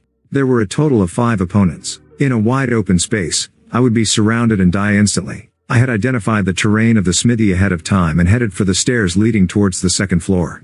The staircase was wide enough for 2 adult men to stand side by side. I stood in the middle of it with the arrow. Anyone who wants to be stung should come up here. The gangsters flinched when I took the geographical advantage, then belatedly confirmed the identity of the weapon in my hand. What is that? An arrow? Ha ha ha ha. Do you want to deal with us with that arrow? Where is your bow? Eh? Did you drop it on your mother's skirt, newbie? Anyway, a blacksmith can't use a bow. They don't handle weapons very well. So it is no wonder he needs to swing an arrow. He is seriously young.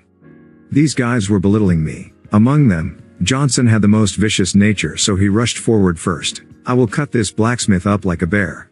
I faced Johnson, who had charged forward ignorantly like a wild boar, and used the skill I had just learned. Blacksmith's Rage. Blacksmith's Rage has been activated. Your attack power and attack speed will increase significantly for 20 seconds. At the top of the screen, a message with 20 seconds popped up. It was a notification window that showed the duration of the skill. I confirmed that the skill was successfully cast and quickly thrust out my arm. Pop-pot.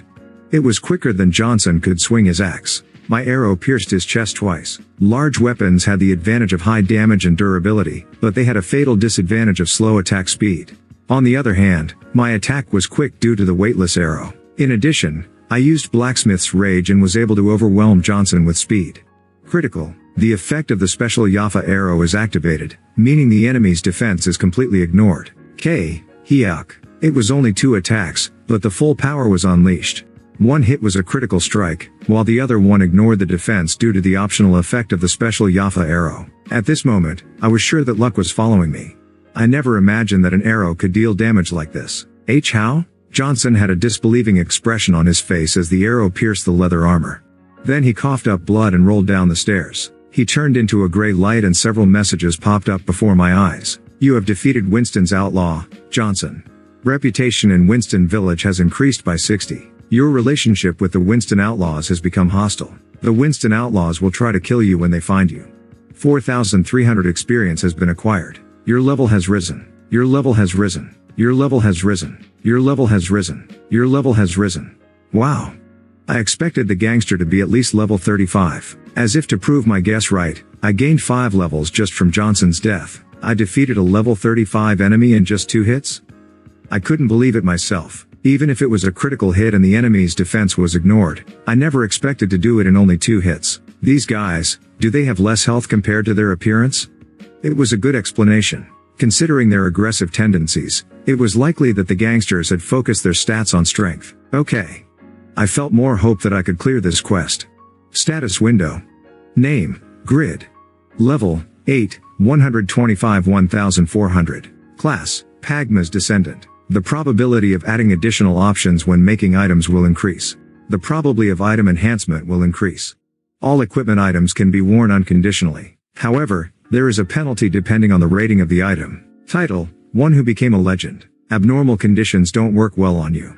You won't die when health is at the minimum. Easily acknowledged. Health, 316 mana, 87. Strength, 24 stamina, 22 agility, 16 intelligence, 29. Dexterity, 55 persistence, 21. Composure, 14 indomitable, 16 dignity, 14 insight, 14. Stat points, 110. Weight, 842 1/1000ths. I gained 5 more levels, so now I had 110 stat points. This is the right timing to distribute my stat points. I didn't hesitate to invest all my stat points in strength and agility. You have invested 50 points in strength. Is this correct? Yes. Once the points are invested, it can't be reversed. Do you want to proceed? Yes. You have invested 60 points in agility. Is this correct? Yes. The warning statements popped up and my strength and agility greatly increased. The other gangsters were surprised to see their companion suddenly die and couldn't climb the stairs. What is that guy? How did he handle Johnson so easily? Johnson wasn't vigilant and allowed himself to be stabbed in the heart twice. Still, isn't that bastard's weapon just an arrow? It wasn't shot from a bow, but a hand-wielded arrow broke through leather armor and did such damage? Nonsense. It is impossible. This blacksmith must be so strong that he doesn't depend on weapons. Maybe he isn't a blacksmith in the first place. He is a warrior. I'm sure of this. What does that? Maybe he just looks weak. Don't just pay attention to the outward appearance. The gangsters watched me carefully. Blacksmith's rage only lasted 10 more seconds, so I provoked them. What are you doing? Aren't you attacking? Isn't it 4 of you against 1 of me? You third-rate, hulking gangster scum. Third-rate? What is this jerk seeing? Praga, wait. Despite the calls from his companions, the gangster called Praga fell for the taunt and rushed. This time, the weapon was a huge mace. The attack speed was very slow, just like Johnson who used the axe. Kwajajic. He ran up the staircase and the mace aimed for my face. I avoided it as much as possible and pushed the arrow forward. Papapat. My increased agility was immediately effective. This time, I was able to strike the arrow 3 times before the enemy could attack once. Praga was stabbed 3 times in the chest and retreated. Damn it. This time, there wasn't a critical hit. In addition, the optional effect of the special Yafa arrow wasn't activated. Was that why? My attack power had increased, thanks to the 50 points invested in strength, but Praga didn't die. Hey, are you okay? Quoak. It isn't enough to kill me. I guess it was just a coincidence that he took care of Johnson in 2 hits. The attack power seems weaker than I expected. Little by little, the gangsters started to identify my strength. Then Vale explained to his men, the thing we need to watch out for now is his attack speed. He is overwhelmingly faster than us because we use large weapons, so fighting one-on-one is definitely a disadvantage. Then what? What should we do? It is simple. Vale winked and they stood as a group in front of the staircase. Then he spoke to me, who was standing alone on the staircase. I won't go up to grab you. You can't stay up there forever. Won't you eventually have to come down? Then I will kill you. Yuck. They were quite smart. If they were monsters, they would move without thinking. My plan to take advantage of the terrain was all in vain. There are 4 people remaining. One of them is seriously injured, but he can still fight. Damn. No matter what method I think of, it is too dangerous to deal with them all at once. How can I clear this quest? I could be satisfied with the fact that I acquired a new skill through this quest. I was curious about the linked quests and rewards that would be received from Blacksmith Khan, but should I take the risk? It is wiser to forcibly quit the quest by running away, instead of dying. But my eyes looked somewhere else. I flinched the moment I met the eyes of the old man standing in the corner. Khan. Was it due to the expectations, hope, and gratitude in the eyes of the old man looking at me? It was like he was looking at a hero. Don't gaze at me with such eyes. I'm not a hero. I tried to ignore the old man's gaze. Then I stopped just before logging out. Just accepting the quest gave me a new skill. I am 100% certain that this is a hidden quest. The rewards of the linked quests received from that old man must be beyond imagination. Isn't it stupid to give up on a rare quest that I might not encounter again? Yes, I should try it. I headed down the stairs. I was immediately besieged by the gangsters waiting for me. My defense is close to 0. My health is also small. If I allow these guys to attack, I will be killed in 2 or 3 hits, even if they aren't fatal wounds. The important thing isn't to fight as quickly as possible. Carefully. I concentrated as much as possible, confirmed the cooldown time of Blacksmith's Rage was over and used the skill again. Blacksmith's Rage. Blacksmith's Rage has been activated. Your attack power and attack speed will increase significantly for 20 seconds. Okay. Next. Legendary Blacksmith's Breath. Nothing happens. The skill didn't activate? I was confused and hurriedly opened the skill window. Then I read the detailed explanation of the Legendary Blacksmith's Patience skill. Legendary Blacksmith's Patience. Vitality, defense, and dexterity will rise by 200% for 1 hour. This skill doesn't consume mana. This skill can't be used intentionally. It was naturally be triggered if you continue to persevere. This damn thing. A conditional activation skill? I should have read the skill description. It is like not reading the fine print. As one of the factors that I believed in disappeared, the gangsters narrowed the distance with their weapons. Hey, are you ready to go to hell? I will make you pay for hurting and killing my companions. I was screwed. Chapter 25. Go to hell. Johnson's enemy. Booong. The explosive sound of the surrounding enemies attacking me was enough to cause pain and sweat to flow down. Quang. Quajajic. These were attacks with the power to break a wall with one blow. I was able to avoid the attacks a few times due to the slow speed and simple trajectory, but I wondered how long I could maintain this concentration. Then the enemies started to use their heads. Attack at the same time. Different weapons simultaneously struck out from every direction. You have received 150 damage. You have received 163 damage. My health gauge reached the bottom with just 2 hits and at only 23 health left. Crazy. They weren't even critical hits. I pulled out a potion from my inventory and drank it. It was an intermediate health potion that restored 1,500 health at once. My health is considerably less than 1,500, but an intermediate potion is the lowest grade potion I have. It would have been nice if I had an inferior potion. The potion reuse time was 20 seconds, so I had to defend myself from attacks for at least 20 seconds. But now the enemies had started systematically linking their strikes. It became harder. We have been fighting together for 10 years. No matter what you try, you will eventually go to hell. I moved to the side in order to avoid the big sword that would take off my head, then an attack aimed for my knees, as if they had predicted my movements. My battle senses, developed from my days as a warrior, let out a warning. This was unavoidable. Kook. I aimed the arrow downwards. Kang. The special Yafa arrow accurately hit the mace in an attempt to shift the orbit. But an arrow was a very lightweight weapon. It was impossible for a light weapon to shift the orbit of the large mace that weighed several kilograms. Huayjack. Quack. The mace hit half of my knee, dealing a critical blow. You have received 200 damage. Your left leg is severely damaged. Movement speed has decreased by 40%. The ability to control your body has decreased. As I groaned on the floor, a strike of lightning could be heard above me. If I stayed still, my skull would be caved in. Hup. I endured the pain and rolled back. Cock. The floor where I had been lying just a few seconds ago was smashed to pieces. I stared at the enemies and made a decision. I will act luxuriously today.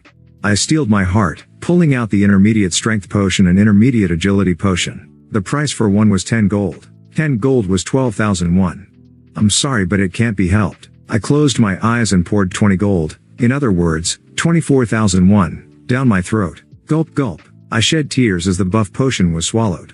Ah! This potion is more expensive than the sweet and sour pork set. I prepared the buff potions for moments of crisis during Earl Asher's quest, but I felt such regret that I never used them. Now they were being used to complete a B-grade quest, not a boss monster. You have taken the intermediate strength potion. Strength will increase by 50 for 5 minutes. You have taken the intermediate agility potion. Agility will increase by 50 for 5 minutes. There was a flood of attacks from 2 directions as the notification windows popped up. Son of a bitch. Don't think that we can't touch you while you are eating. I was able to avoid the 2 attacks due to my sharp rise in agility, then I gripped the arrow and fought back. But 2 attacks came from different directions and I was forced to give up. Pant. Are really horrible. I would have died if it wasn't for the intermediate agility potion. It felt like my heart would burst from the extreme tension, and the gangsters were filled with rage once their attacks were over. This rotten bastard. How long will you run away? Where is your momentum from your first attack? What a shameful brat. Fight fair. The 4 of them were ganging up on my lone self, yet they were complaining about fighting fairly? Hey, you fuckers have no conscience. Let's do it 1 against 1. Won't we still win in a 1-on-1 fight? Then bring it on. Bullshit. Don't you know that being able to fight in groups is a virtue? Shwaruruk. The flail stretched out like a whip. Tatatang. Tang. I hit it with the arrow and barely managed to spin my body. I felt a hot pain as a greatsword scratched my side. You have received 30 damage. Fortunately, I succeeded in avoiding it. Once the crisis passed, I tried to continue the conversation to buy time for my potion reuse time to end. Hey guys, let's talk about it honestly. Shouldn't you know by now that I'm not a pushover? The gangsters didn't want to admit it, but they didn't refute my words. I made a suggestion, hand over the contract and then no one will die anymore. What? The gangsters were furious. Don't play games. You think you can get out of here alive after killing Johnson? Don't worry about the contract. You must die here. What?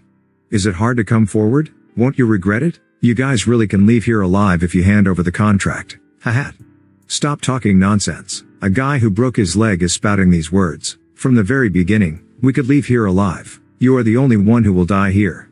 HRMM, will that really happen? During the conversation, the reuse time for my potions had reset. I turned away from the gangsters and sneakily drank the potion.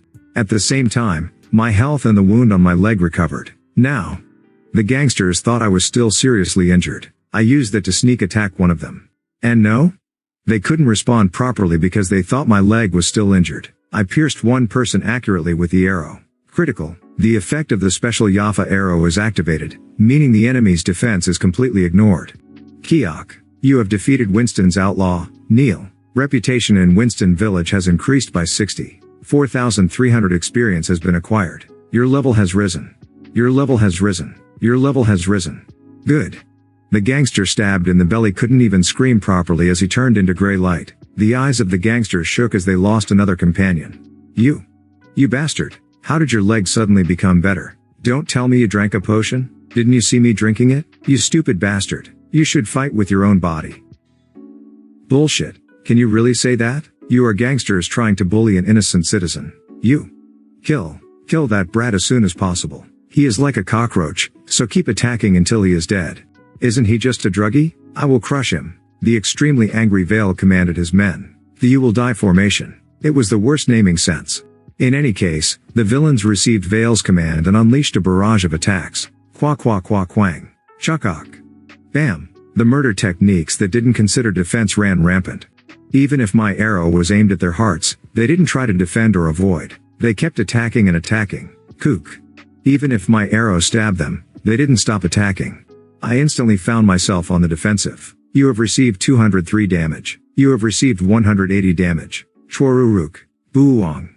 Kwaong. Like a snake persistently following me on a blocked path, the greatsword with a wide range of attack gave me a big crisis.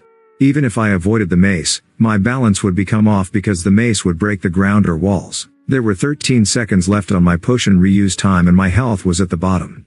This is my limit. I can't endure anymore. Unless the legendary blacksmith's patience skill activated and my defense and health were strengthened, there was no way to overcome this crisis. The end. The moment I was about to give up on the quest. I suddenly had a thought. Why am I depending on potions and skills? Was I a warrior? No. I was Pagma's descendant.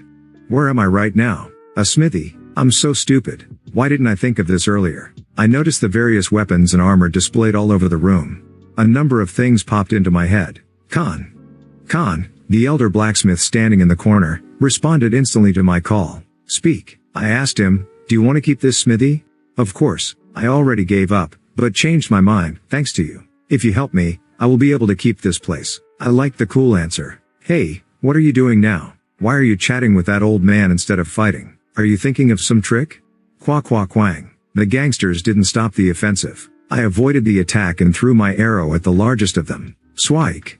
The quickly thrown special Yafa arrow. Whether he sensed the crisis or if he was confident, Praga changed his attitude and started defending. Critical. Chang. Wah. A critical appeared the moment the arrow struck the mace, and its heavy power made Praga instantly back up. However, the other two gangsters didn't care and struck. I turned around and ran away from them. Kuahahaha. Stupid person. You threw away your weapon. The gangsters saw me running away unharmed and chased after me. Praga overcame the crisis of the flying arrow and sighed with relief. I never looked back at them. I ran forward with all my strength. Then I ran up the stairs and reached the second floor. There was a brilliantly shining full-plate armor and a super large greatsword that was 3 meters in length. I shouted toward Khan on the ground floor. Khan, lend me this equipment. But I will give them back at the end of the fight. If you want to keep your smithy, give me permission. Taking away the items wouldn't the owner's consent would label me a criminal. I waited for Khan's permission, but he paused in a frustrating manner. Not just anyone can use that equipment. It is better to lend you the leather armor and blacksmith hammer over here. That is the ideal equipment for you. No, just lend this to me. But that battle gear. Ha. I've finally caught you. Die. Without realizing it, the enemies had neared me. Khan finally realized the urgency of the situation and nodded. Why yes. If you can use it then feel free to. Good. You should have said it sooner. Due to your class characteristics, you have equipped Dane's life, reproduction. A penalty is applied because the item conditions aren't met. Attack power of Dane's life, reproduction, will decrease by 20%. Only half of the option effects will be applied. The penalties will be reduced if your understanding of Dane's life, reproduction, increases. Due to your class characteristics, you have equipped Valhalla. A penalty is applied because the item conditions aren't met. Defensive Valhalla will decrease by 20%. Only half of the option effects will be applied. The penalties will be reduced if your understanding of Valhalla increases. Chapter 26. I felt like a mountain after equipping the gold armor. With the giant sword in my hand, I felt brave enough to even cut at a dragon. The gangsters were swinging their weapons. There was no need for evasion. Quang. Kwajajic. The enemy's damage has been neutralized. The enemy's attacks had a good momentum, but they couldn't even deal a small scratch to my armor. My body didn't feel any slight fluctuations. Rather, the weapons of the gangsters were damaged. What? What is this? The gangsters lived in the lawless world so their warning instincts were unsurpassed. At this moment, the gangsters felt despair. This is ridiculous. I grinned in a devilish manner at the confused gangsters. Have you heard of the item effect? Drugs? Skill? I didn't need to rely on such things from the beginning. There were all types of battle gear piled up in the smithy, and as Pagma's descendant, I could use all of it. Clink. I grabbed the handle of the greatsword with both hands and tightened my waist as much as possible before lifting it up with all of my strength. I didn't need to use any techniques. I used just the momentum of the greatsword to wreak havoc to anything in its path. Shokok. There was a refreshing feeling in my chest as the sword cut through the enemies. With one strike, the bodies of the gangsters turned into gray light. You have defeated Winston's outlaw, Praga. Reputation in Winston Village has increased by 60. 4,300 experience has been acquired. You have defeated Winston's outlaw, Reputation in Winston Village has increased by 60. 4,300 experience has been acquired. You have defeated Winston's outlaw, Vale. Reputation in Winston Village has increased by 100. 6,600 experience has been acquired. Your level has risen. Your level has risen. Your level has risen. Your level has risen. Your level has risen. Your level has risen. Your level has risen. Your level has risen. Your level has risen. Your level has risen. Quest success. Affinity with Khan has risen to the maximum. The tremendous rewarding sentences that kept appearing. I didn't take the time to enjoy the pleasure. This weapon and armor. I immediately used the legendary blacksmith's appraisal skill. The blacksmith who becomes a legend that appraises items with an excellent discerning eye. If a hidden feature exists in the target item, it will be found. Dane's life, forgery. Rating, unique. Durability, 500 attack power, 451 635 attack speed, -8%. Additional damage equal to 10% of the target's current defense will be dealt. The greater the number of enemies, the greater the damage. The skill Golden Flash has been generated, a work created by Albertino, the first human to receive the nickname of Craftsman before Pagma's era. He attempted to reproduce the mythical weapon, Dane's Life. While far lacking compared to the original Dane's Life, he succeeded in restoring some of its features, making it a masterpiece of its own. It was acclaimed as a masterpiece of human history by the founder of the Eternal Kingdom and King of the North, Lauren. The legendary blacksmith Pagma is said to have received great inspiration from Albertino's work. User restriction, level 250 or higher, more than 1,800 strength, advanced sword mastery, weight, 1,580. A hidden function doesn't exist. You still don't have enough knowledge and experience to understand the material, the production method, and the intentions of the maker of Dane's Life, reproduction. You have no understanding of Dane's Life, reproduction. Valhalla. Rating, unique. Durability, 701 defense, 872 movement speed, -5%, 20% increase in health recovery. If health falls below 10%, a shield will be generated for 5 seconds that will absorb 3,000 damage. Increases defense by 10% against cutting and stabbing attacks. Magic resistance plus 180. A work created by Albertino, the first human to receive the nickname of Craftsman before Pagma's era. He aimed to create a walking fortress. It was acclaimed as a masterpiece of human history by the founder of the Eternal Kingdom and King of the North, Lauren. The legendary blacksmith Pagma is said to have received great inspiration from Albertino's work. User restrictions, level 250 or higher, more than 800 strength, more than 1,000 stamina, advanced heavy armor mastery, weight, 1,712. A hidden function doesn't exist. You still don't have enough knowledge and experience to understand the materials, the production method and the intentions of the maker of Valhalla. You have no understanding of Valhalla. See Koff. What were these amazing things? How did such amazing items show up in the smith of a village like this? As the two items shocked me speechless, Khan came up to me and firmly grasped my shoulders. Then he asked me in a trembling voice, how can you use Dane's Life in Valhalla? I couldn't afford to answer Khan's question right now. Rather, I was the one with questions. Khan, why are such great items in a place like this? Huh? Where did you get this? Hyuk. How surprising. Khan freaked out after listening to my question. I was surprised because it seemed like Khan's eyes were going to pop out. Wow, this guy isn't a frog, so how can his eyes pop out like this? Khan's eyes popped out of their sockets as he shook me. Do you really know the value of these things? Isn't it great just by looking at it? The creator is the great Albertino. Hyuk. You figured out who the maker is? Perhaps you are? Khan's face and neck turned red. Then he wobbled like he would collapse. What? Why is he in this state? Is it high blood pressure? Did I save him, only for him to die of high blood pressure? No. I can't let that happen. Hey, old man. Calm down. You have to be careful. Quoak. Hyuk? Phone? Hey, old man. Hey, what is this? Don't die. I succeeded the quest, right? Then why are you dying? If you have another quest, then give it to me. No, wait. If Khan died, then what would happen to Dane's Life in Valhalla? Hey, old man. Are you well? Damn. You have to live. You must live. After returning Dane's Life and Valhalla to their original locations, I carried the old man to the clinic. The remote village of Winston. However, as the road was built and transportation developed, the village started to develop rapidly. There were hunting grounds of various levels everywhere, and Winston overflowed with high-quality specialty products and unique quests. These factors meant that its development was endless. Nowadays, many people came and went. In a survey of new users that a broadcasting station conducted, it was in the top 10 of new village where I want to start. People envied the residents of Winston after seeing the ever-evolving Winston. The land prices in Winston had increased by as much as 20 times, so it was expected that the residents would be rich. This was only an illusion for those who didn't know the truth. The reality was quite different. The lives of the Winston residents weren't better than ever. This was due to the Marrow Company. The Marrow Company had dominated the northern area of the Eternal Kingdom since a long time ago. Valmon, the leader of the Marrow Company, predicted the potential of Winston more quickly than anyone else. When it was still a remote village, he bought the land and commercial areas of Winston at a cheap price from the residents. Therefore, most of Winston's land and commercial areas were dominated by the Marrow Company. It hadn't officially been promoted to a city yet, but many of Winston's signboards had the name Marrow on it. On the other hand, the residents lost their jobs and suffered from poverty.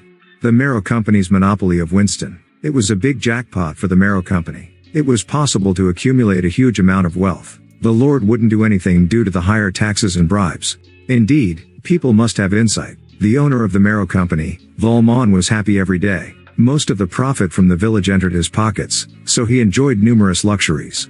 However, there was one thing that was raining on Volmon's mood: the existence of the smithy. According to the decree of the king, cities and villages could only legally have one smithy. It was one of the government's extreme measures to prevent local powers from building massive weapons and strengthening their military capabilities. Thus, there was one smithy in Winston, and the owner of that smithy was a blacksmith called Khan, not the Marrow Company. A business that was steady and gained a large amount of money, as a weapons business was rare.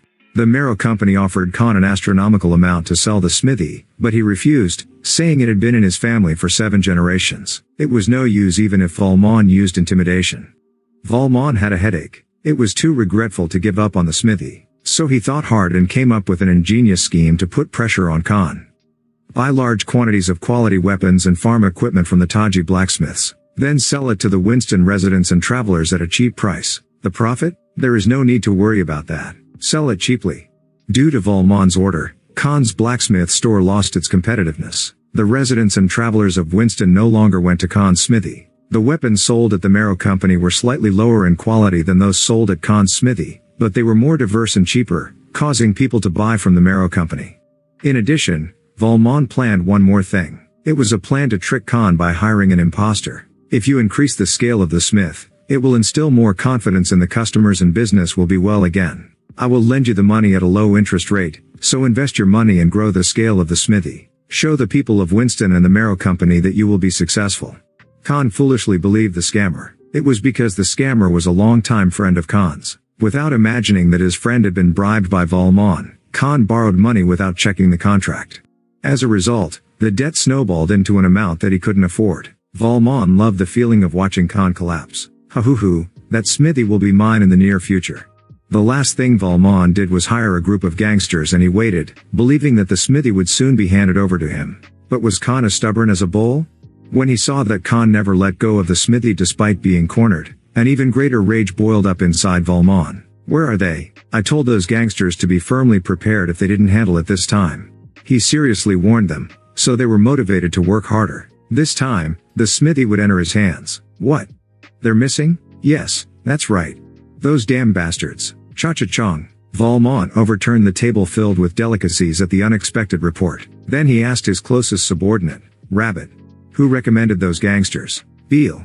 Bring him here right now. After a few moments, Volmon quietly asked the trembling Beale, weren't you the ones who recommended those gangsters? You said I could believe in them? Then what is this? Not only have they not come back with Khan's smithy in the promised time period, but now they have run away. I even paid them in advance up front. How will you take responsibility for this?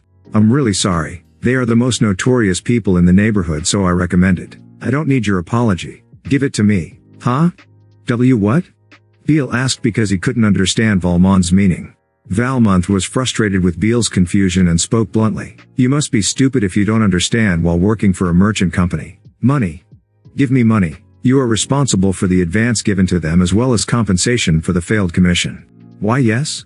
I don't have that much money. Please give me one more chance. Beale grabbed Volmon's clothing and begged. But Volmon was relentless. If you don't have money, then create it. Otherwise, I will sell you to the slave market. Then I will be compensated to some extent. Ha-hoo-hoo.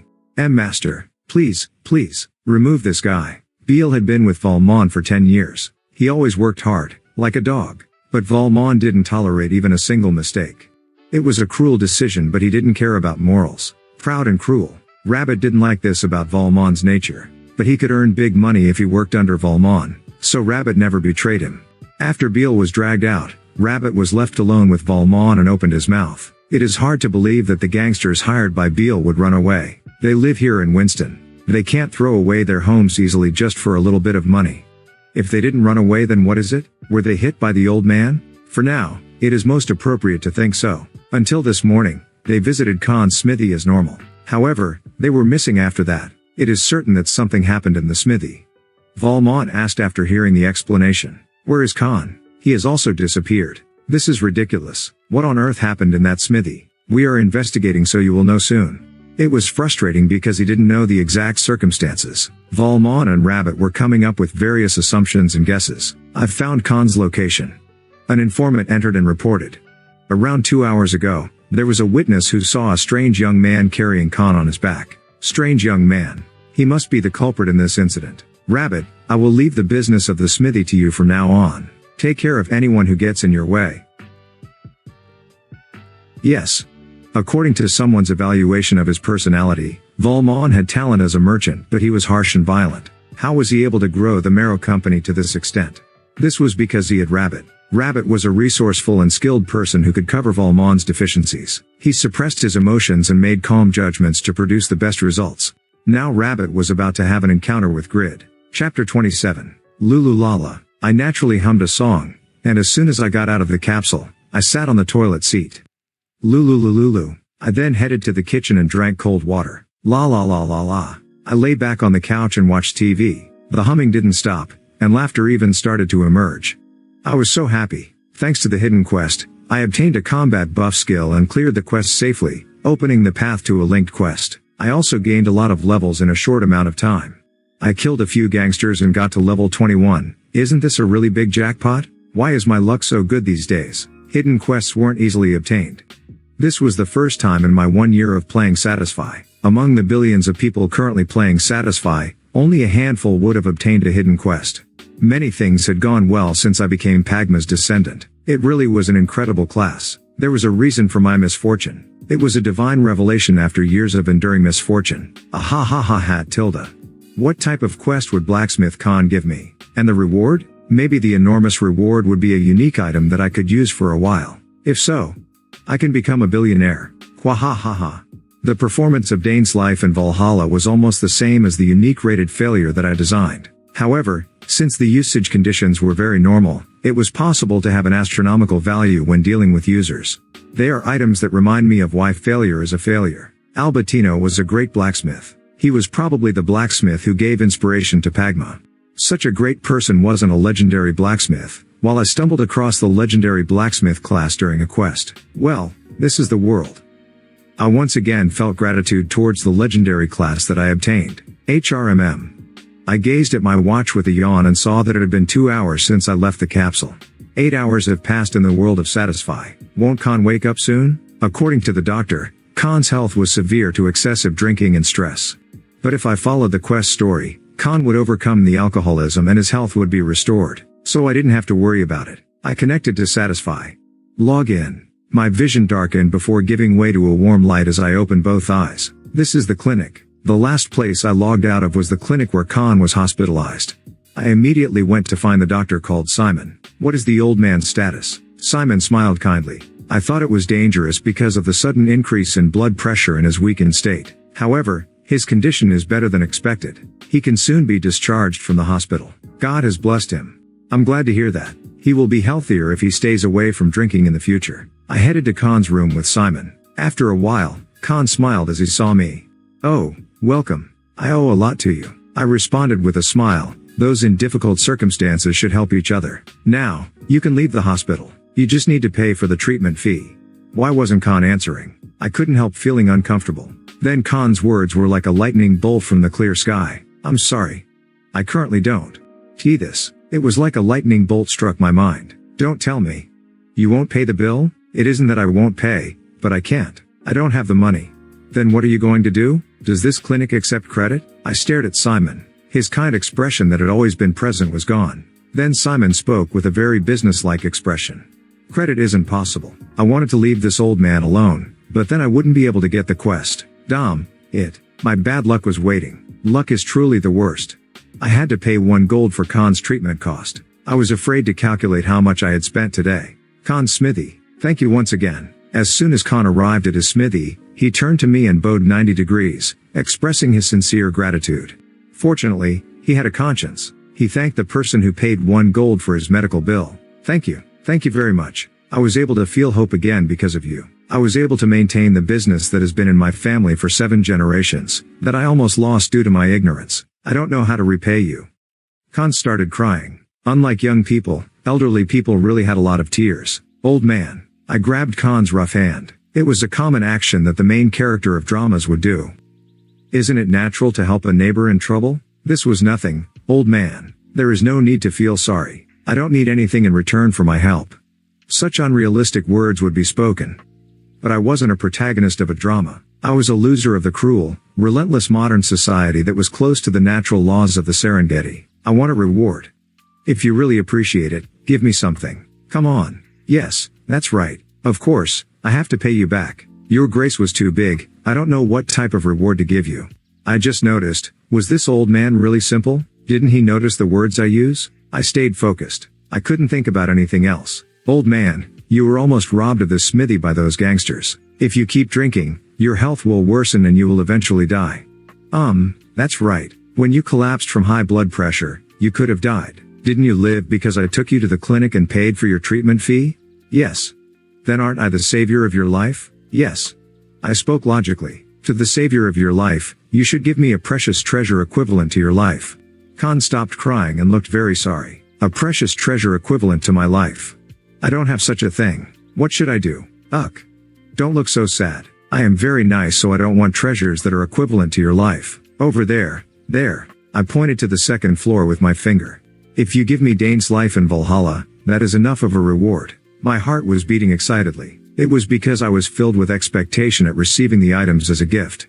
But this was me. The world never went my way so easily. They are the heirlooms that have been passed down in my family for many generations. It is a treasure that my life can't be compared to. I will give my life to you, but I can't give you those items. It was a flat refusal. If he wasn't going to give it, why bother being so earnest? As a frown appeared on my face, Khan coughed with shame and explained. These are treasures that my ancestor, Albertino, dedicated his soul to. The treasures of his soul can't be handled by his descendant. I am obliged to keep these heirlooms until the day I die. But there's an exception. Khan was Albertino's descendant? He couldn't fake his blood. Did that mean he would display advanced blacksmith skills once his alcohol addiction was healed? And what was the exception? What is the exception? Khan's gaze became serious. There is something I want to ask you. How were you able to use the treasures? And how did you know its value at a glance? Khan explained. Dane's life and Valhalla are unlucky battle gear. Their performance transcends imagination, but due to the usage requirements, it has been hundreds of years since an owner showed up. No hero could use them. It's been like that for the past few centuries. Due to that, they have disappeared in the history records. Now no one knows about their existence. Khan and I went upstairs. We stood facing Dane's life in Valhalla. Khan touched them and beckoned. I am sad since I want the world to know the value of Dane's life in Valhalla. So I placed it in this prominent place. But in order to fully understand such an extremely good work, the person needs the same level of insight as the creator. Despite having displayed it for decades, no one has understood its value. Khan faced me. Then you showed up here. The long story began. There is a legend that is passed down in my family. Around 130 years ago, a man called Pagma came here. He found Dane's life in Valhalla accumulated dust in a corner of the store. He saw it at first glance. The value of Dane's life in Valhalla. Khan's eyes flashed. Pagma admired the work of Dane's life in Valhalla. It is said that he showed off his swordsmanship wearing Dane's life, which has never been used by any hero. The beauty of it was unbelievable, and the swordsmanship seemed to pierce the sky, creating lightning. I was amazed. An absurd but exciting fairy tale. Did he read the interest in my eyes? Khan became more immersed in the story. My ancestor, who witnessed the swordsmanship, fell to his knees in front of Pagma and begged, "Please take Dane's life in Valhalla." That would be what my ancestor wanted. Oh. It became bigger. So? Did Pagma agree? No. If Pagma agreed, then Dane's life in Valhalla wouldn't be here right now. This was Pagma's reply. These works are filled with Albertino's soul. I will refuse because they are so powerful. They shouldn't be wasted on a small bowl like myself. Pagma was obstinate and my ancestor finally had to give up. I really didn't understand the man called Pagma. No. Why would he refuse something that was free? I would accept and sell them. Pagma must have been a really rich person. So he wasn't greedy. My story continued while I was thinking this. Pagma said this before he left here. There are currently no heroes who can handle this armor. However, when the time comes, many heroes will emerge and all of them will be qualified to become masters of that armor. I interpreted Pagma's words. The many heroes he spoke of referred to the users. The growth of users was fast and infinite. There would soon be rankers who could use Dane's life in Valhalla. I don't want the items to be taken by them. I asked Khan straight away. So what is the reason for the lengthy explanation? Khan replied without hesitation. I want to know your identity. Do you think I'm one of the heroes that Pagma talked about? That's right. Didn't I say there was an exception? If you can prove that you are the hero Pagma talked about, I am willing to give you Dane's life in Valhalla.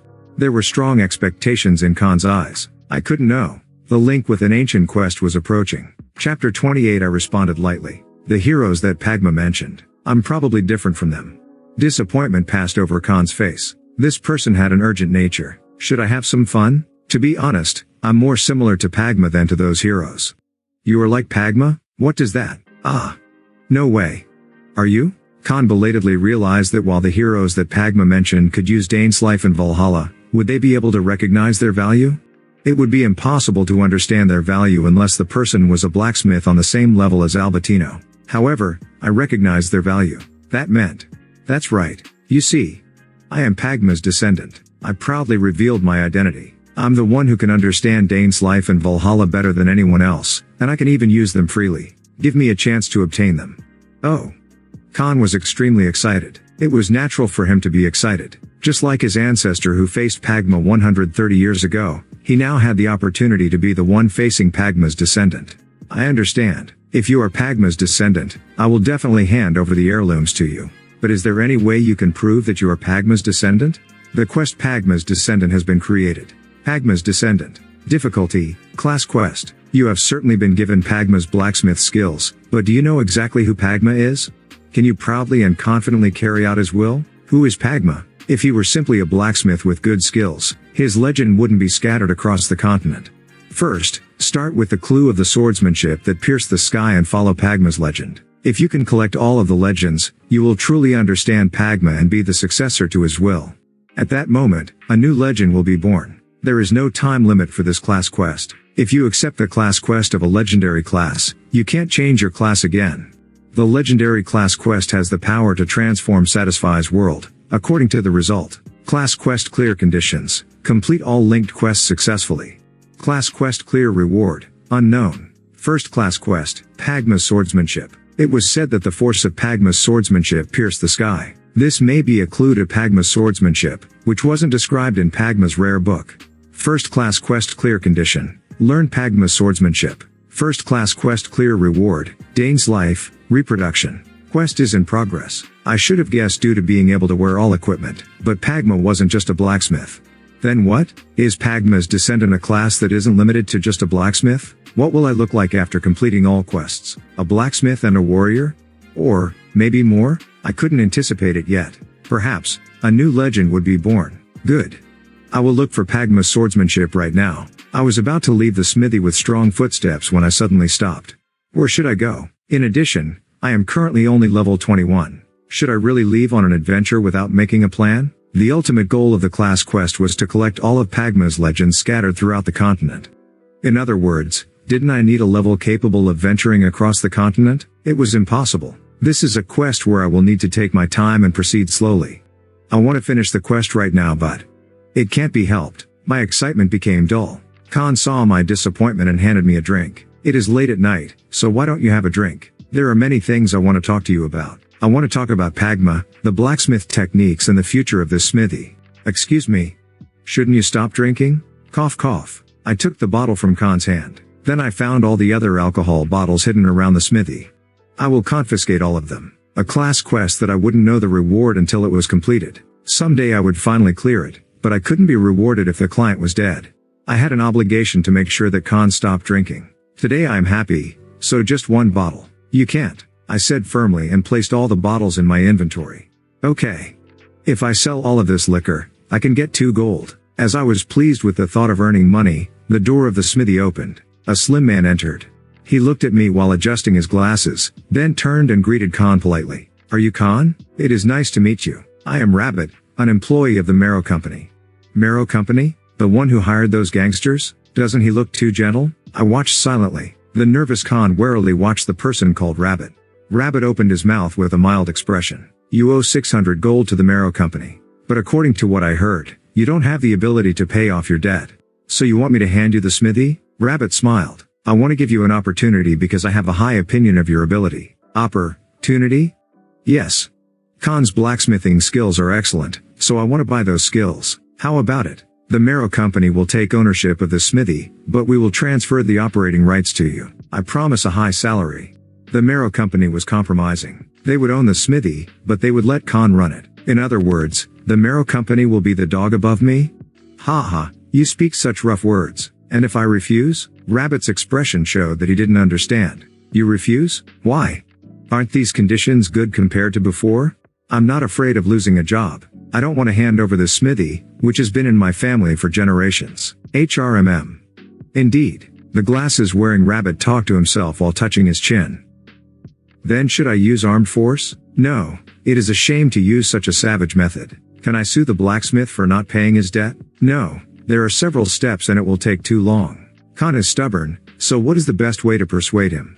Mutter mutter. He was an unusual person who revealed his surface thoughts by speaking them aloud. He soon came up with an idea. Khan, I would like to see if you qualify to keep this smithy. How about it? Compete with the blacksmith the Marrow Company will hire. If you make something better than our blacksmith and win, I will admit that you are qualified to be the owner of the smithy. I will also reimburse your debt. But if you lose the game, you must admit that you aren't qualified and hand the smithy over to us. How about it? The conditions seemed good at first glance, but I thought that Khan should reject it. It was obvious that the opponent would be someone more skilled than Khan. In order for Khan to overcome this crisis, he had to inform the Lord that he was unfairly tricked by the Marrow Company and seek legal help. But Khan enthusiastically accepted Rabbit's proposal. I understand. Oh, good choice. Khan attached some conditions. However, I can't exert my old skills due to drinking and not working for a while. Is it possible for my successor to participate in the game instead of me? Rabbit's expression stiffened. I heard that you didn't have a successor? You are misinformed. Over there. He is my successor. Oh. I see. He looks too incompetent to be your successor. You want him to participate in the game? Are you certain? Do I look like I am someone who will joke around? Well, it is fine with me. Rather, I am grateful. What was going on? Why was Khan pointing at me? The quest item production game with the Marrow Company has been created. What is this? Khan must be crazy. He didn't ask my permission and just arbitrarily gave me a quest. Wasn't this too presumptuous? No. Hey, Khan. Huh? As I was about to express my resentment towards Khan, the quest window popped up. Item production game with the Marrow Company. Difficulty, A. The Marrow Company has asked Khan to compete in a blacksmith game. But Khan is in the worst condition. Khan decided that it was too hard for him to participate in the tournament, passing it on to you. Quest clear conditions. Win in the game against the Marrow Company. Quest clear reward, plus 500 reputation in Winston. The affinity with the Winston residents will rise. 600 gold prize. Quest failure, reputation in Winston will fall to a minimum. Khan's smithy will belong to the Marrow Company. Would you like to accept the quest? I cancelled my curses towards Khan. Look at the quest success rewards. 600 gold. A huge 600 gold. How much was 600 gold in cash? 100 gold was 120,001. 720,001. 720,001 was a huge amount that could only be earned by doing labor tasks all day without resting, for 8 days. What was the failure penalty compared to the tremendous success rewards? There was still some damage, but Khan would be the one receiving most of it. I never thought there would be a day when this honey-like quest would come to me. Why would I refuse? I accept the quest. The quest has been accepted, Rabbit asked with a surprised expression. Ho? Is your successor not avoiding it? He is surprisingly confident. What is so surprising? Look at my brave face. I clearly look confident, right? Hide. That can either be good or poisonous. Okay. I will pass on the place and date that the game will take place in the near future. Then farewell until that day. Then Rabbit left. Khan knelt in front of me. I'm sorry. I'm really sorry. Doing this without consulting you. But it couldn't be helped. I want to keep this smithy. I pulled Khan up. Then I embraced him tightly. Why are you sorry? Don't be bothered. Is there a need to be sorry considering our relationship? I will help you. So don't worry. Ah. Thank you. Thank you very much. I wonder if there is another angel like you? Sob sob. Khan's tears soaked my clothes. I would like to ask for laundry money, but I didn't need to go that far. It was thanks to Khan that I had the opportunity to earn 720,001. Cook. Kua ha ha ha. Winston. Blessed land. You are so lovely. Chapter 29. The item production game with the Marrow Company. This quest was at A-rank difficulty. In other words, it was classified as a high difficulty quest. Common sense stated that it was impossible for a level 21 user to clear and grade quest. Was I going to fail this quest? Why did I accept such a hard quest? It was natural. I accepted the quest because I thought I could clear it. If this quest were related to combat or adventuring, I wouldn't have much confidence. No, I would have turned down the quest in the first place. I wouldn't be able to clear it at my current level, even if I was a legendary class. But the item production game with the Marrow Company required crafting an item to win. A quest that would succeed if I made an item better than the blacksmith hired by the Marrow Company. I am the legendary blacksmith who has produced an epic arrow. I can win, even if the Marrow Company hires an advanced level blacksmith. Kukik, this is the quest for me. No, it's an event. As moonlight seeped in through the window, I smiled and spoke a splendid monologue, like a character from a manhwa. Khan returned from picking up the item-making tools in the warehouse and trembled at the sight of me. Did you eat something bad at dinner? You look sick. Are you okay? Do you need medicine? No. I will bring you to the doctor right now. Where do I look sick? Khan didn't seem to have a sense of aesthetics. TSK, a blacksmith is a type of artist. The works made by Khan were obviously inferior in appearance and performance. As I felt certain of this, Khan brought out a beautiful sword and helmet. These are the pieces I made. What do you think? Isn't it okay? I was famous for making really beautiful pieces during my prime. My aesthetic sense has always been admired by artists. Ha! This old man, was he reading my thoughts? As I gazed at the sword and helmet, Khan laid out various production tools. As you can see, the tools are properly stocked. There are various metals, ores, and logs of wood piled up in the warehouses. There are a lot of materials, but I haven't done any business in the past months. But the result is good. You can use these materials during your training. Khan smiled bitterly, so I couldn't help asking him a question. The Marrow Company tried to put you into debt and hired gangsters to interfere in your sales. They also threatened and assaulted you. Why didn't you ask for help from the Lord or guards? Why stay quiet? Khan sighed. I have filed a complaint with the guard captain several times and appealed to the Lord. I wanted the guards to protect me and for the Lord to stop this injustice, but they didn't even look at me. My requests were ignored. I guess it was the work of the Marrow Company. Right. The Marrow Company is one of the largest and richest companies in the north. The Lord and guards have already received bribes from the Marrow Company. It isn't just me. Many other Winston residents were hurt by the Marrow Company and thrown onto the streets, but the Lord didn't lift a single finger to help them. In the end, money was the best. Once again, I realized the greatness of money and vowed that I would be rich. Eh? By the way, doesn't Winston belong to Earlstein? That's right. Why don't you and the residents go to Earlstein and accuse Winston's lord? Then Earlstein will punish.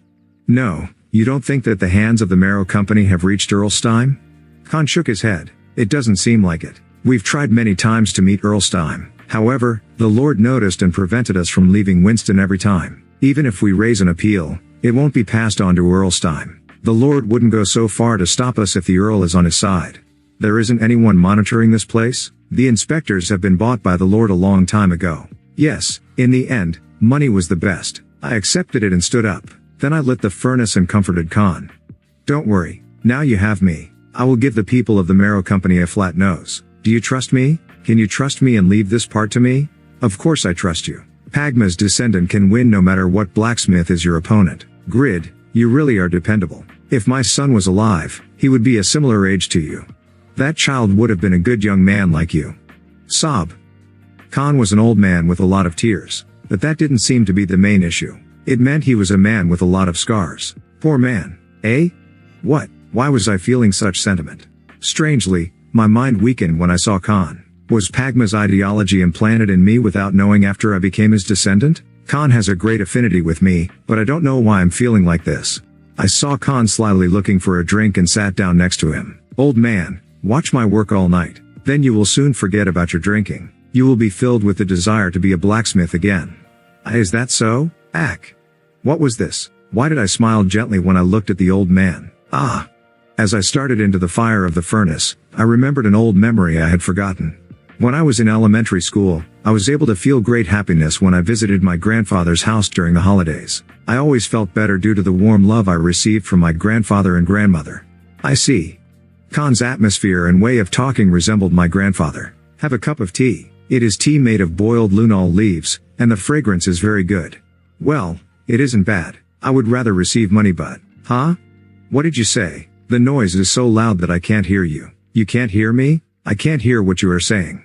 Indeed, you are skilled. Kang. Kang. The moment of sharing tea and hammering iron with a person I liked. My heart grew heavy. This was the first time I felt a precious moment in Satisfy. But you. How come your hammering form is like that? Was I mistaken because my expectations were too great? No? It's not like that? It should look like this. No. You have to narrow your elbows a bit more. You. Are you really the descendant of Pagma? Tell me honestly, why you're not a scam artist, are you? Are you someone from the Marrow Company? I was crazy to accept Rabbit's offer. This old man. Be quiet. Can you see my skills so quickly? Just leave me alone a little bit. Why are you taking the hammer? I judged your skills too quickly? This is too strange. Pagma's descendant should have mastered this. A fraud. A crook. You. Annoying. Tang. The night deepened, but I didn't rest. I was in my peak condition. I should use this to improve my technical skills. I improved my skills throughout the night, and Khan no longer called me a scammer. Then the next day, the training began in earnest. Khan saw my work and forgot about drinking, revealing his 60 years experience as a blacksmith. He helped me using the skills and knowledge that he accumulated. The thing to consider when making armor isn't durability. The first thing is to design armor that will allow the wearer to move freely. I examined armor and made it. The strength and weaknesses aren't aligned properly. Why is only this part calibrated? You need to focus. You aren't a 3-year-old child, so why are you becoming so distracted? I was scolded. Amazing. Why is it so different as soon as you start concentrating? Your talent is endless. Then I was praised after the scolding. There are some stupid seeds who stop when they think it is good enough. Their logic is that they are pushed for time, so they might as well take forging out of the question. But they are mistaken. Forging is not a minor task. If forging is omitted, the meaning of quenching and tempering will fade. If you're lacking in time, then you should omit quenching instead of forging. There were deep teachings. I agree with you. In the first place, does it make sense to skip processes just because of lacking time? Then an imperfect item will be made. No matter how much time it takes, I will try to make perfect things. A respectable craftsman. As expected of Pagma's descendant, having such noble ideas at a young age, it isn't a big deal. I just want to make perfect stuff to sell at a more expensive. Ha. Modesty is also a great virtue in a young man. You are respectable, Grid. It is the luck of a lifetime that I met you. He misunderstood my comments. Either way, it was a happy time. I woke up before the alarm clock rang. I looked through the curtain and saw that outside was still dark. I checked the time. It is only 4 a.m. It was too early. I could afford to close my eyes for at least 30 more minutes. My usual self would grumble about waking up early before going back to bed. But today was different. It is a refreshing morning. I felt good. The day before, I spent 2 nights of satisfied time and polished my blacksmithing skills.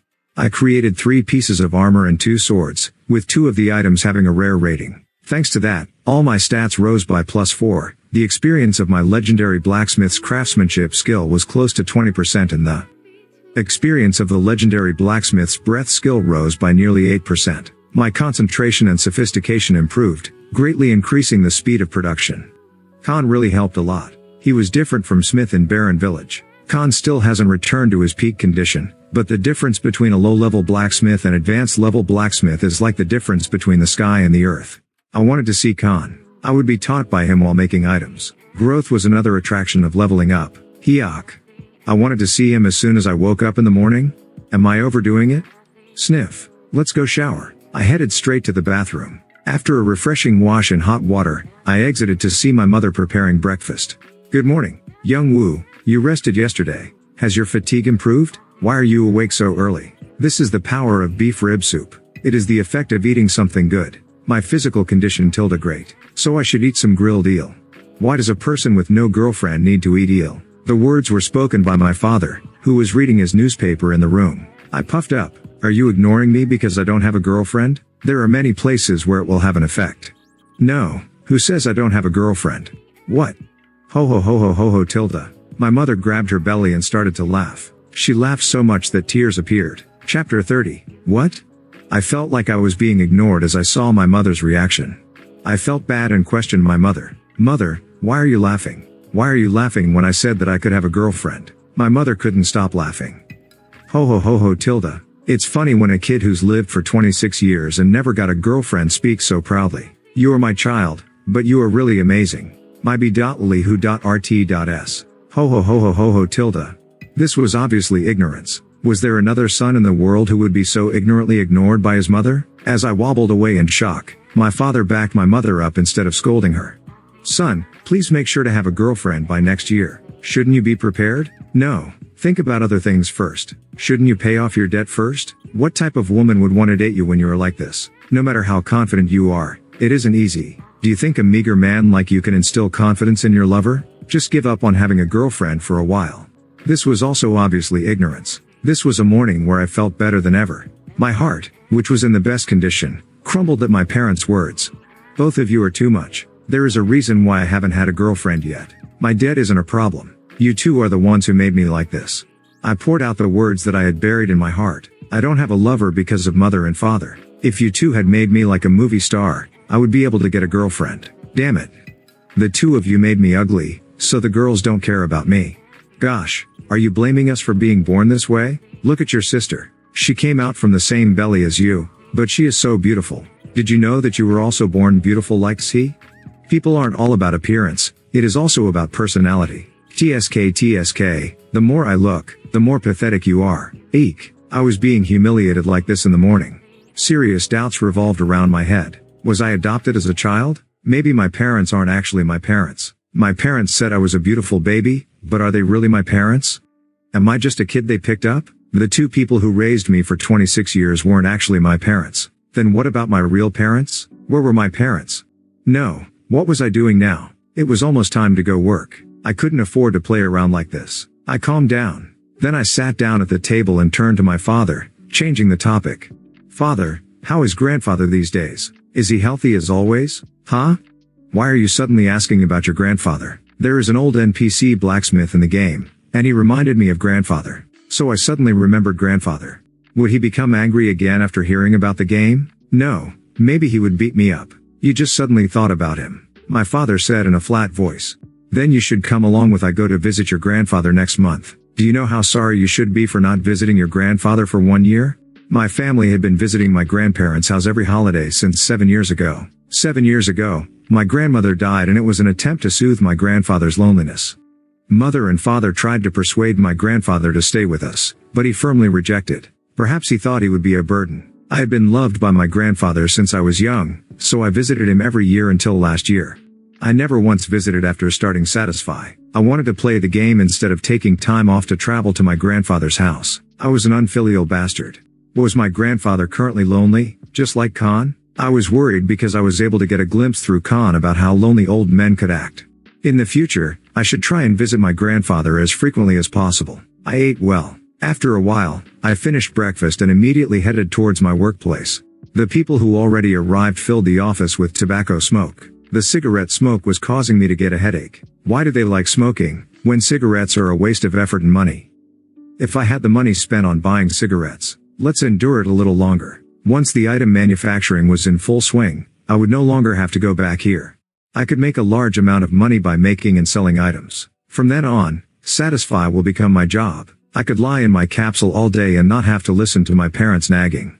But for that to happen, I needed to win against the Marrow Company. I can use Khan's Smithy as a base. I must win the game and protect Khan's Smithy. The Marrow Company's Winston branch. Valmont wasn't feeling good. It was because he felt disappointed with his most trusted subordinate, Rabbit. Why did you do such an annoying thing? A production game over the Smithy? Valmont couldn't understand Rabbit's intentions. If Khan can't pay me back, it is natural to use the Smithy as collateral. And Khan doesn't have the ability to pay off the debt. In other words, the Smithy is sure to enter my hand. It is only a matter of time, whether it is slow or fast. I wanted to speed that up, which is why I let you handle the matter. But have you forgotten your mission? Bam! Valmont threw the apple he was chewing against the wall. The pieces of apple splattered against Rabbit's face. Rabbit quietly took out his handkerchief and wiped his dirty face.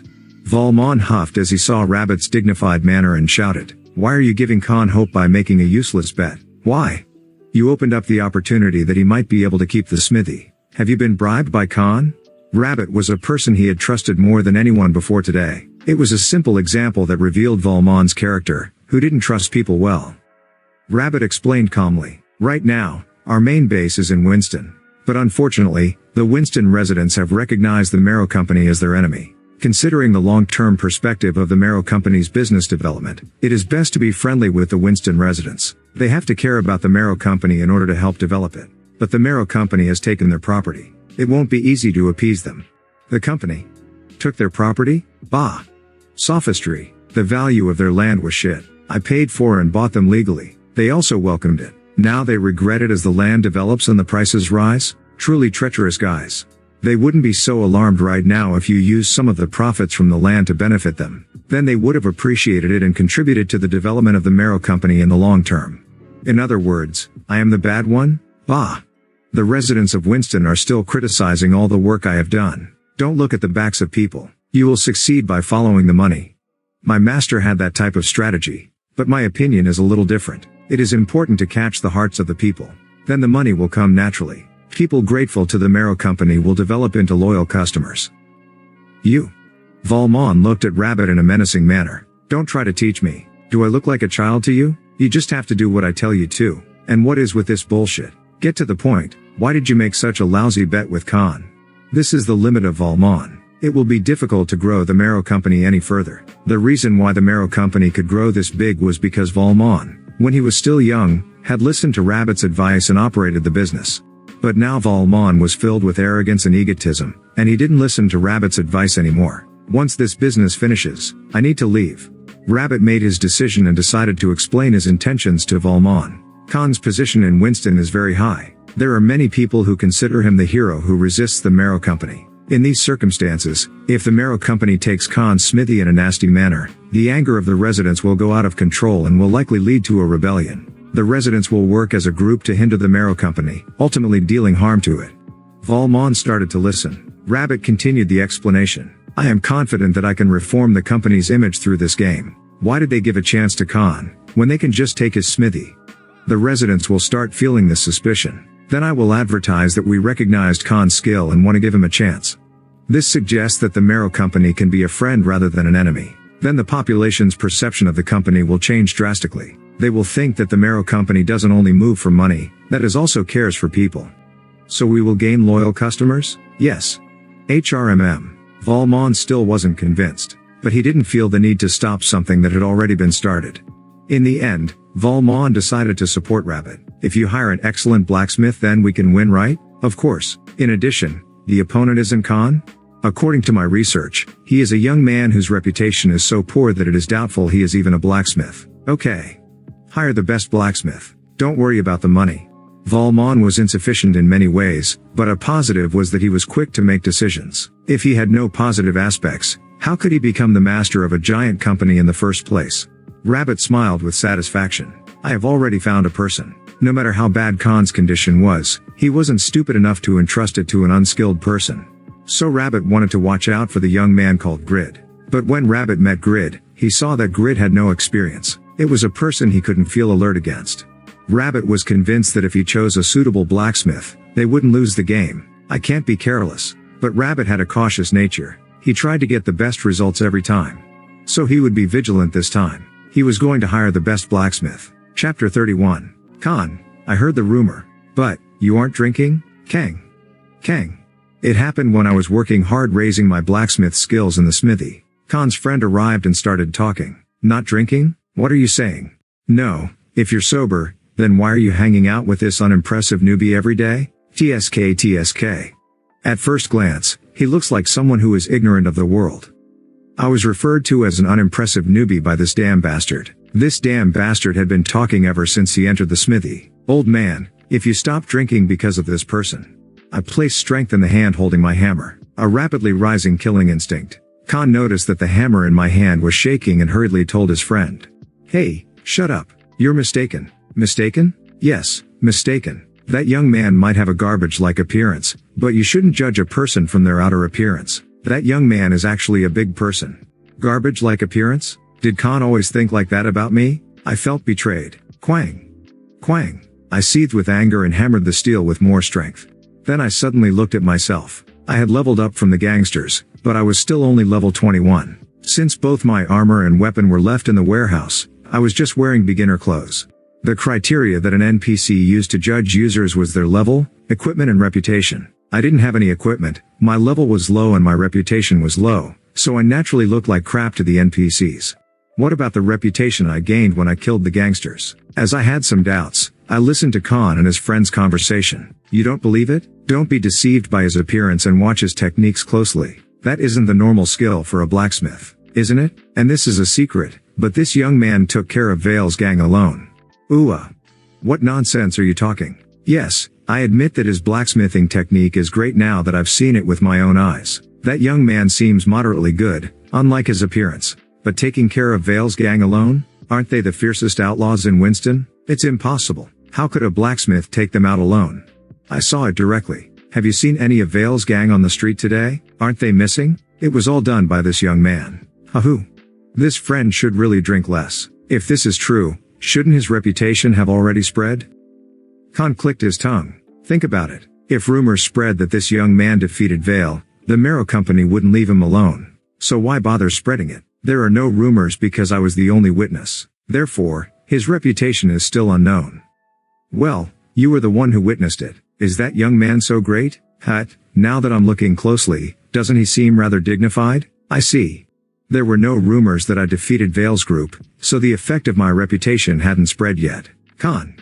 Are you here? At that moment, a group of people entered the smithy. They were holding flyers in their hands. A middle-aged person showed Khan the flyer and asked, "Is this true?" Khan verified the contents of the flyer and nodded. That's right. The people were agitated. What was this about? I was intrigued, so I moved closer and examined the details of the flyer. The Marrow Company will compete with Blacksmith Khan in an item production game. The reason that we chose to do this is because we respect Khan as a human and admire his blacksmith skills. If the Marrow Company loses to Khan in this game, our company will help Khan keep his smithy by paying off his debt. On the other hand, the smithy will get transferred to us if we win, but we will leave the operating rights to Khan. A coexistence with the residents of Winston is our ultimate goal. The date of the game will be announced in the near future, so please pay attention to it. These words were printed on the flyers that the people were carrying. I could feel that the day of the competition was steadily approaching. Hey! I'm not even the slightest bit nervous. No matter how skilled the blacksmith hired by the Marrow Company is, I am Pagma's descendant. As Pagma's descendant, I had the legendary blacksmith's craftsmanship skill. Even if the Marrow Company hired a blacksmith, it was highly probably that I would produce a higher rated item. Was the blacksmith's skill so common? Even the most renowned NPC blacksmith was likely to just be at the advanced level. The opponent I would face was likely to be an advanced level blacksmith. As Pagma's descendant, I could easily defeat an advanced level blacksmith. The people were agitated. It is easy for the Marrow Company to take Khan's smithy. But they didn't just forcibly take the smithy, and instead asked for a fair game. They are giving Khan a job. According to their claim, they genuinely respect Khan. That's right. Even if they win the game, they will allow Khan to operate the smithy? Then is the rumor that the Marrow Company plans to create jobs for the residents true? This seems to be the case. Maybe the Marrow Company isn't as bad as we thought. They really are trying to coexist with us. It sounded really plausible when listening to the people talking. The Marrow Company. They hired gangsters to threaten Khan, so I thought they were bad guys. But they are actually decent. Then why were the gangsters so arrogant? Was there an error in the command system? My vague hostility towards the Marrow Company disappeared. The Marrow Company gave me a quest that will allow me to receive 600 gold. There is no need to think badly of them. Yes. Most of the people present, as well as myself, developed a slight liking towards the Marrow Company. However, Khan was different.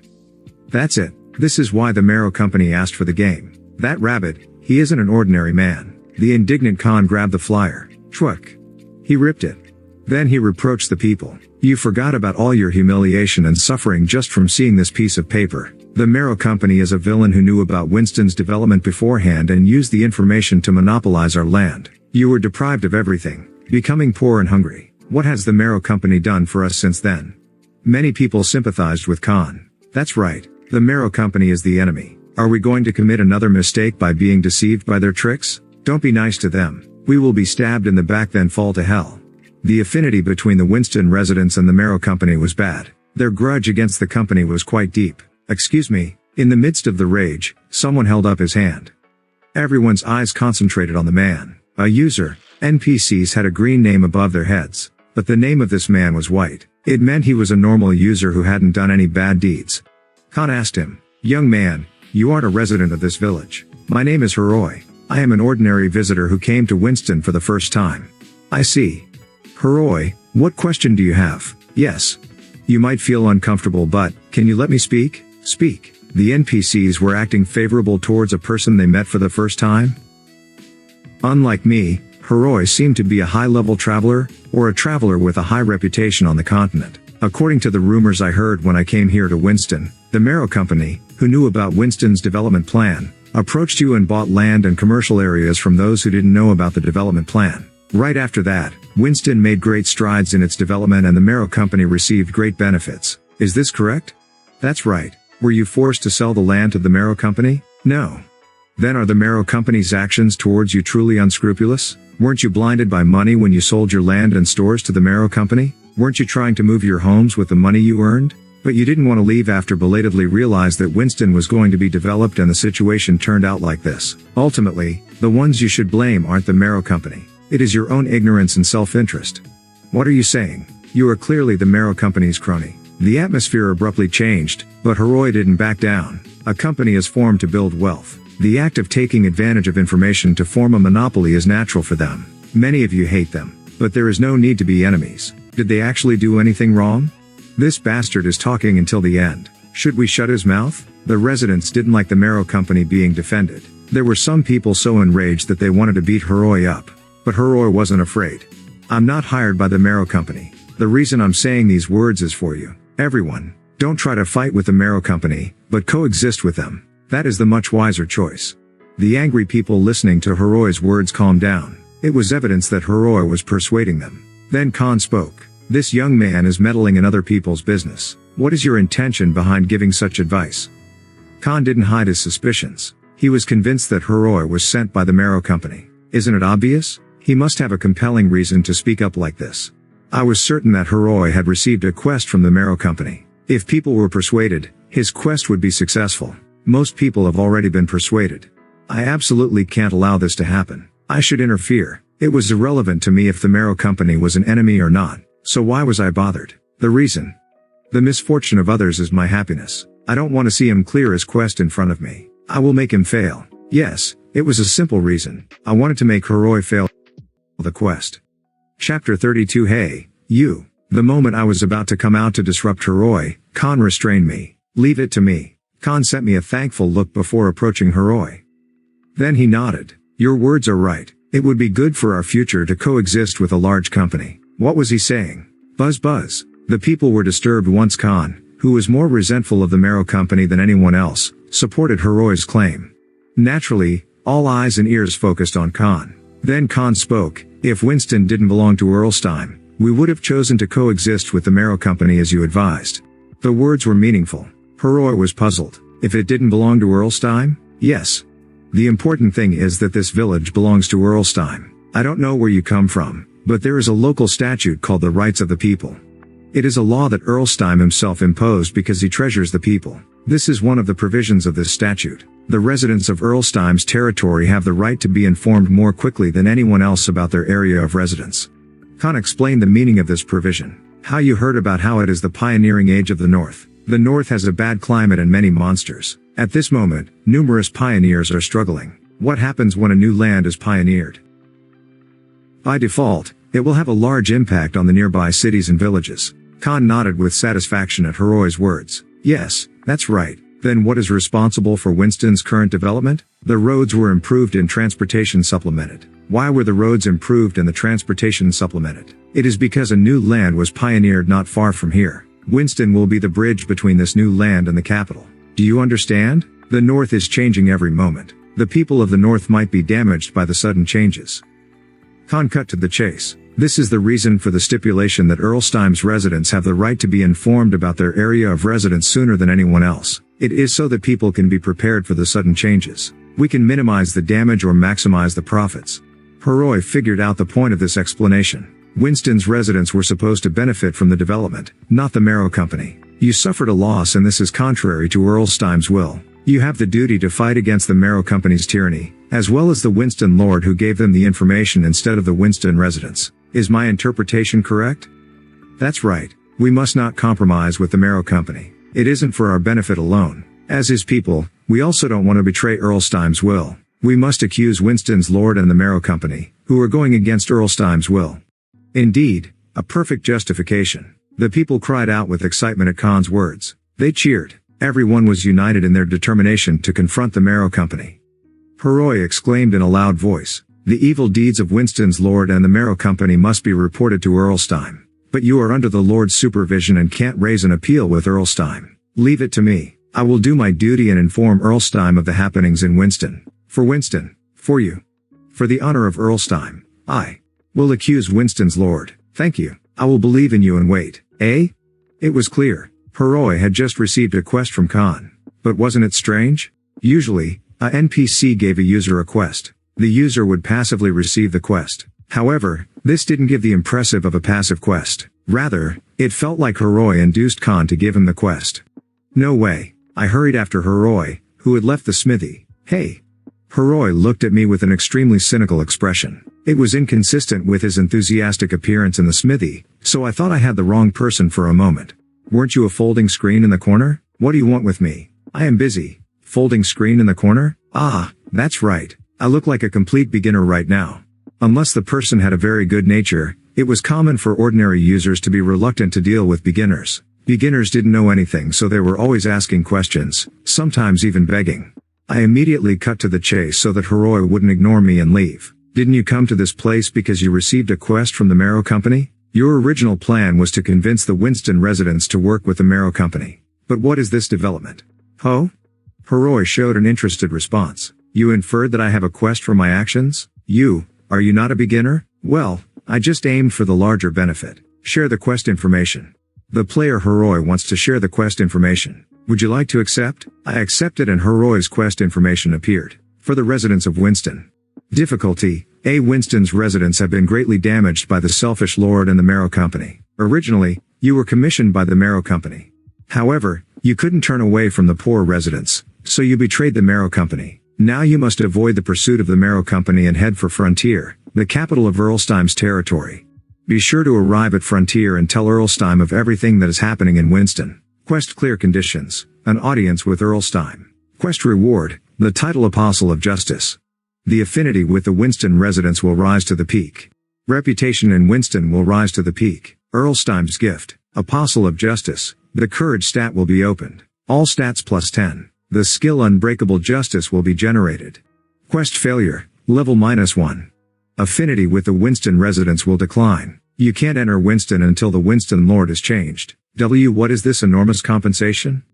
Having the greatest reputation and affinity in a village meant that the user could buy goods cheaply and receive hidden quests. In addition, a gift from a senior nobleman would be at least an epic-rated item. Furthermore, the new stat and skill that were generated from the title were so rare that their value couldn't be converted into money. It was definitely a hidden quest.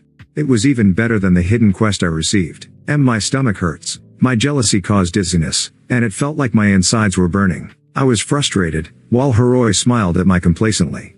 Isn't it amazing? This is a hidden quest. I'm happy, since this is the first time I've seen one. How annoying. But I didn't show it because of my pride. Humph? This is amazing? Hidden quests are no big deal. Shit. It isn't amazing. I don't feel envious of any of those rewards. I'm not envious. Is that so? Yes. I'm not envious. So stop boasting about it and tell me what you did. If I'm not mistaken, you induced the NPC to give you the quest, right? Heroi shrugged. You noticed quickly. Well, a lot of people know about it, so the information will spread soon. There is no value in keeping it secret and I received a hidden quest, so I will tell you.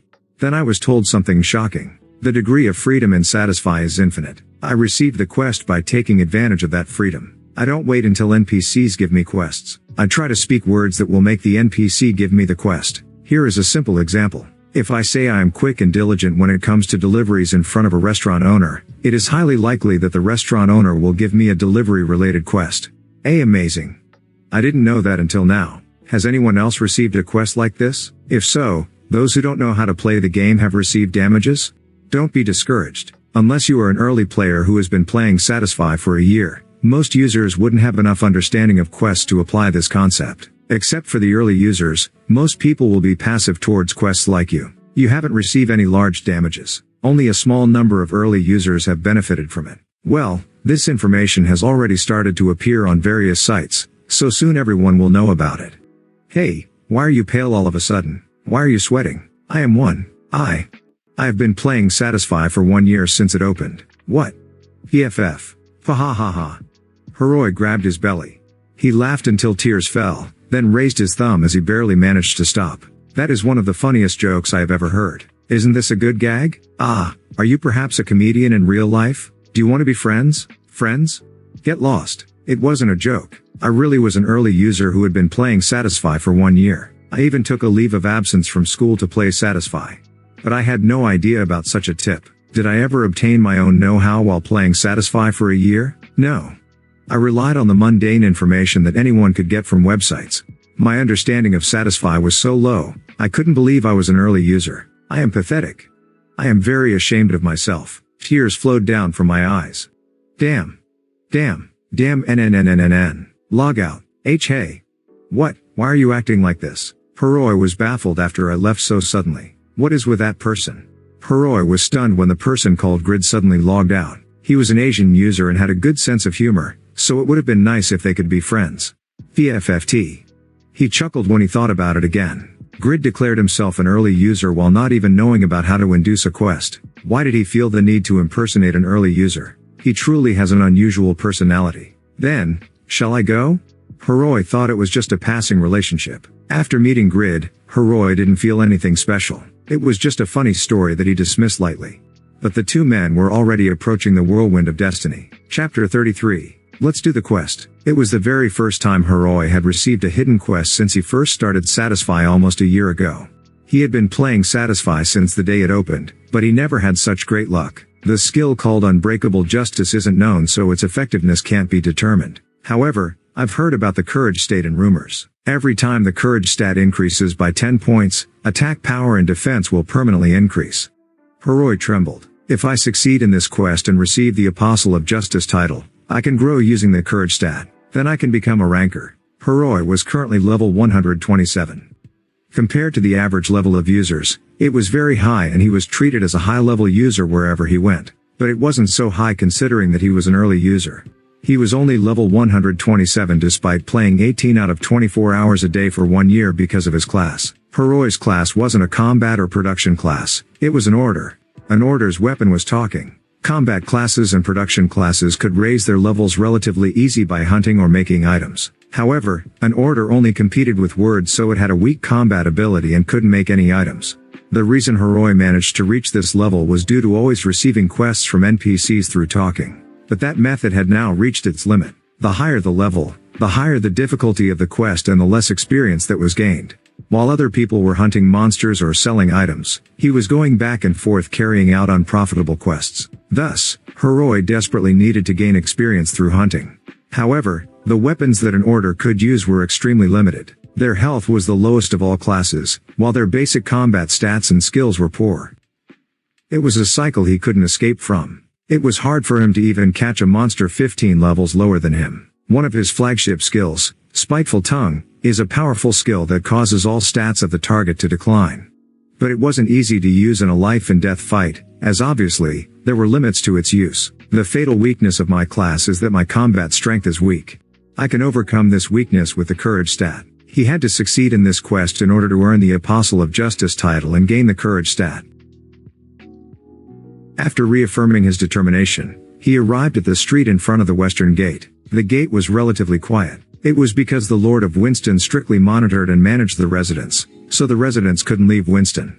Even now, there were no residents of Winston going through the gate, only travelers. Thank you for your hard work. Hiroi approached the soldiers guarding the gate and greeted them before presenting his ID card. As a simple traveler who wasn't a resident of Winston, he could easily pass through the gate. But strangely, the soldiers didn't let Hiroi out. Hiroi noticed the danger as the soldiers blocked the gates. Is the Marrow Company already aware of my betrayal? It was serious. If he delayed, he would be caught by the Marrow Company and fail the quest. This was the biggest opportunity he received in 1 year, so he couldn't miss it. What reason do you have for stopping me? Surely there wasn't a mistake? Hiroi tried to talk with the soldiers. He intended to persuade or deceive the soldiers by using his weapon, his eloquence. But the soldiers kept their mouths shut and didn't speak a single word to Hiroi. They blatantly avoided conversing with him. This is ominous. Hiroi decided that he should leave this place at once. At that moment, he heard a familiar voice behind him. No matter what you say, The soldiers won't respond. I told the soldiers not to react no matter what you say until they receive a signal from me. Hiroi was so surprised it felt like his heart stopped. It was due to the sudden appearance of Rabbit, a top employee of the Marrow Company, and commissioned Hiroi to persuade the Winston inhabitants. Hiroi tried to conceal his confusion and greeted Rabbit. "Aren't you Mr. Rabbit? Shouldn't you be busy doing business in your office? I had a headache so I went out for some fresh air." "Ha, relaxation is important. You can't work efficiently if you are in a bad condition." "Rabbit, why did you instruct the soldiers not to talk to me? Are you trying to take away the joy I get from talking to other people? I feel really sad." Rabbit grinned at Hiroi and said, "Mr. Hiroi, you have an obligation to instigate the residents of Winston. According to your contract with me, it is natural to visit me after fulfilling the contract. But you didn't do anything and are trying to leave Winston, so I don't know how to take this." Hiroi calmly explained, "In order for my words to serve as a weapon, there must be a small gap in the minds of the opponent. I have to wait for the right time to incite the people. This isn't a problem that can be solved by hurrying, as I have to wait until the right time comes. The scenery near Winston is famous, so I wanted to see it while waiting. I am leaving Winston? It is just a misunderstanding." Rabbit made a surprised expression and said, "Is that so? I misunderstood your intentions?" As an orator, Hiroi had a passive skill called Persuasion and the Persuasive Power stat. Both his Persuasion level and Persuasive Power stat were currently very high, so he could move NPCs according to his will if he used it well. "Yes, it is a misunderstanding. So Rabbit, can you direct the soldiers to let me pass through the gate?" Hiroi was sure that he succeeded after seeing Rabbit's response. However, he was mistaken. Rabbit was an NPC with very high intelligence. He had a lot of experience from growing the Marrow Company to be one of the best in the north.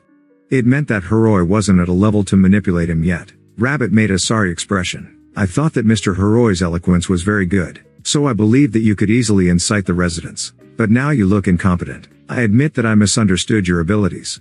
"Huh?" This morning, the Marrow Company distributed flyers across the village as scheduled. There will be a big gap in the minds of the residents who read the flyers. They will be wavering and confused. Now is the right time for you to enter and dazzle them with your words, making their hearts lean towards the Marrow Company. But you lack the ability to read this mood. Otherwise, you must have betrayed me. Kook.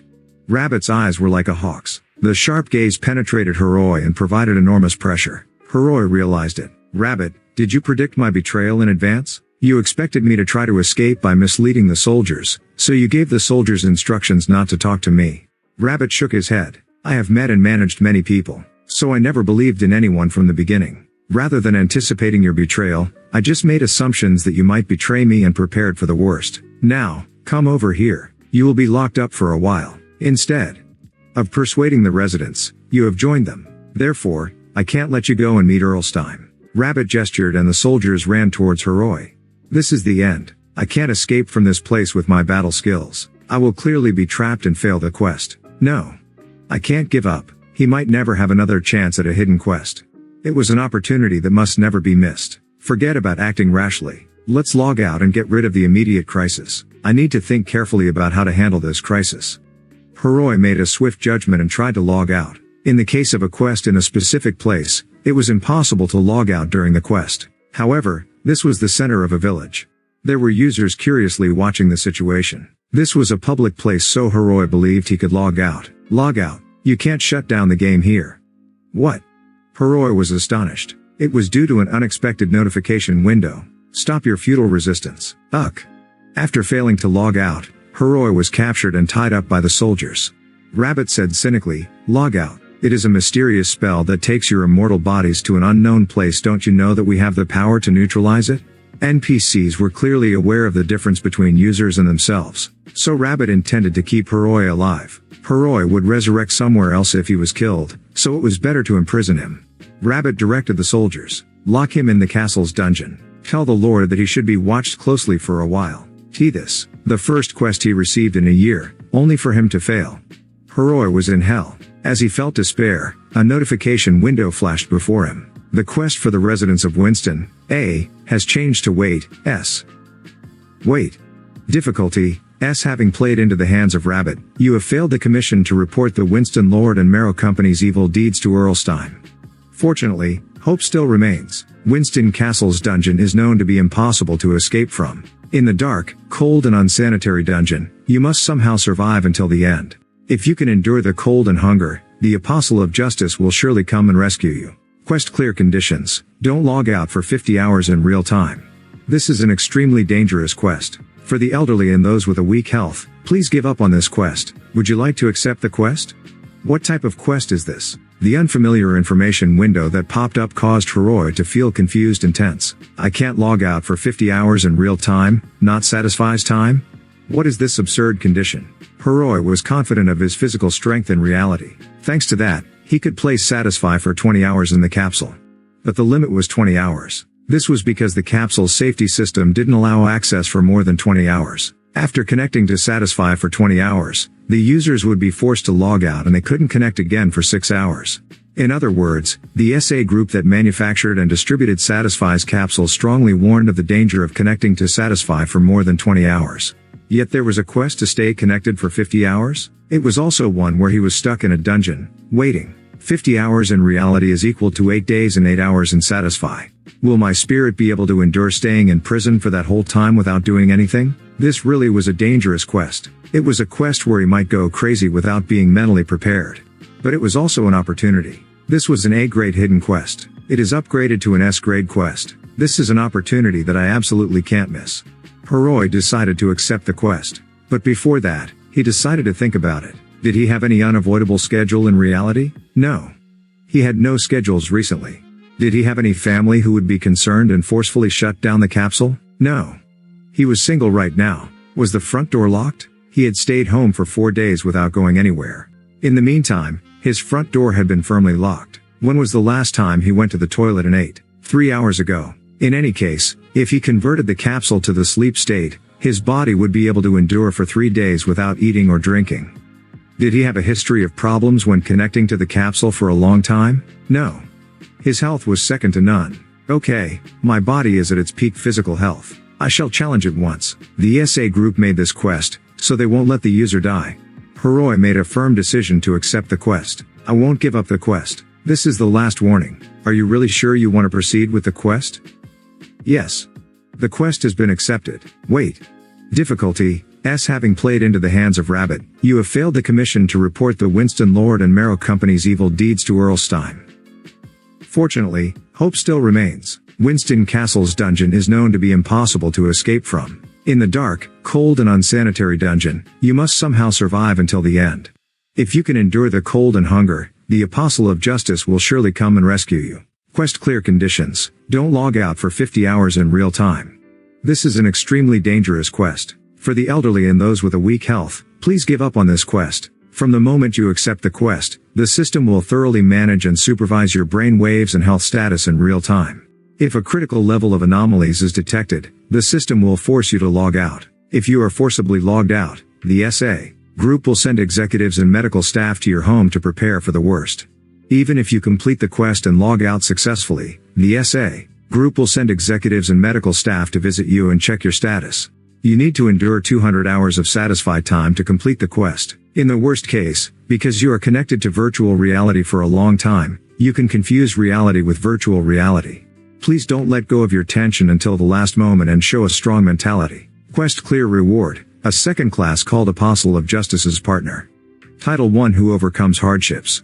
Apostle of Justice's Partner, the Courage stat will be opened. If you are with the Apostle of Justice, all stats will increase by 20%. The skill Unbreakable Justice will be generated. The skill Sacrifice for Justice will be generated. One Who Overcomes Hardships, the Indomitable stat will be opened. The skill Strong will be generated.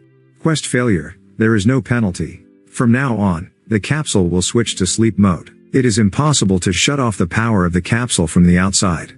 If there are any external shocks or attempts to shut off the capsule, an employee of SA will be sent to your residence to protect the capsule. We applaud your challenge. Good luck. It feels like I'm a VIP customer. That was the impression Hiroi got after checking the emerging information windows. Don't worry anymore. My spirit can endure for 200 hours. Hiroi's remaining worries were completely dispelled because he trusted the thorough management and supervision of the SA group. He firmed up his heart. I'll be waiting, Apostle of Justice. If he saves me and helps me clear the quest, I will be loyal to him, even if he is an NPC. Hiroi pledged to meet with the unknown Apostle of Justice as he was imprisoned in Winston Castle's dungeon. Chapter 34.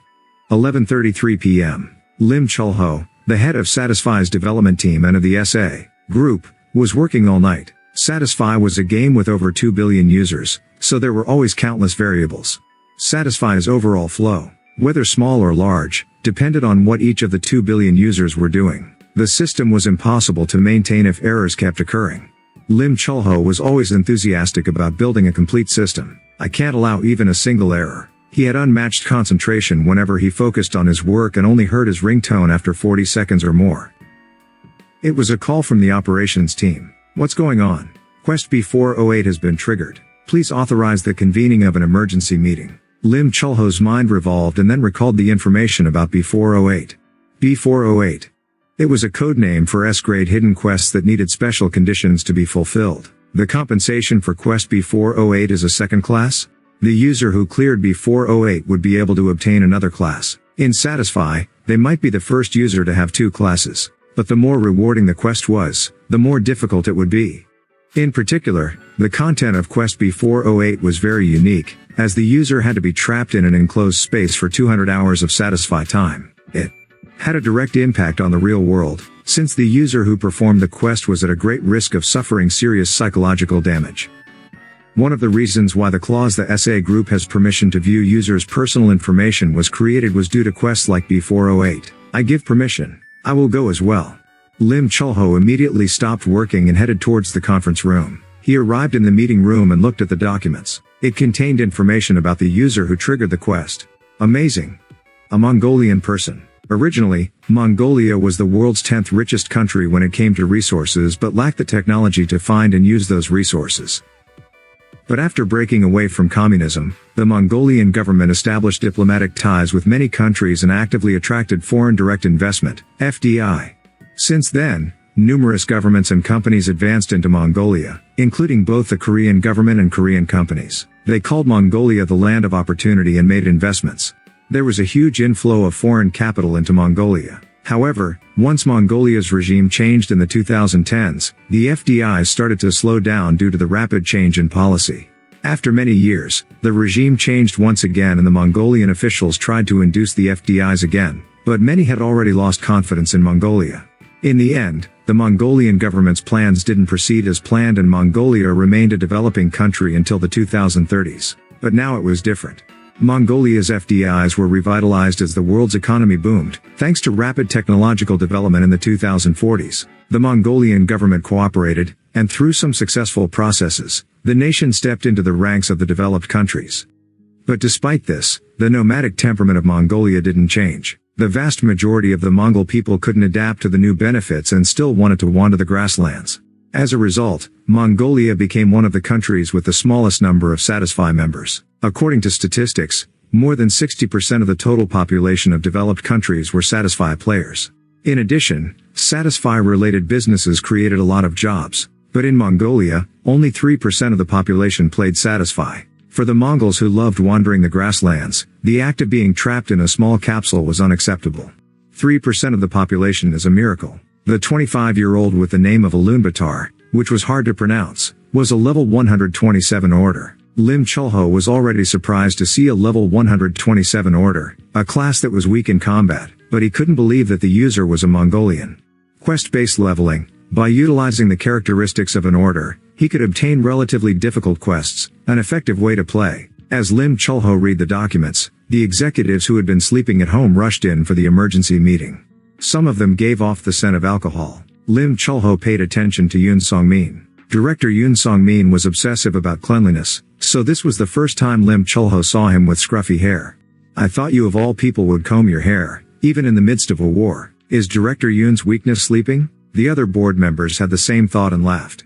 We finally found Director Yoon's weakness. Ha ha, that's right. I was suspicious that you might have been a robot that wouldn't bleed from its wounds. Fortunately, you are human. The atmosphere lightened those few words from Lim Chulho. The laughing executives completely woke up from their sleepy or tipsy state. You made me a scapegoat. Yoon Song-min's face reddened as he beckoned to Choi Ni. It seems like all the executives are gathered. Have the Mongol branch president and officers come together? Yes. I will connect to them immediately. A 3D image appeared in the center of the huge round table. It was the appearance of the branch managers and executives of the SA Group's Mongolian branch. They greeted Lim Chulho. Lim Chulho proceeded with the meeting. The agenda of this meeting is to secure the safety of the Mongolian user who triggered Quest B408, called Alunbatar. I will entrust this to Branch Manager Park. SA Group's Mongolian branch manager, Park Yun-hyuk, had already completed the preparations as soon as he heard that the Quest B408 was triggered by a Mongolian user. I've tracked the IP address of Alunbatar, who is connected to Satisfy, and have confirmed that the address and the member information matches his current residence. If a situation occurs, the Mongolian government will cooperate by dispatching medical personnel and police officers. Finally, during the quest, the security team members will observe Alunbatar in real time.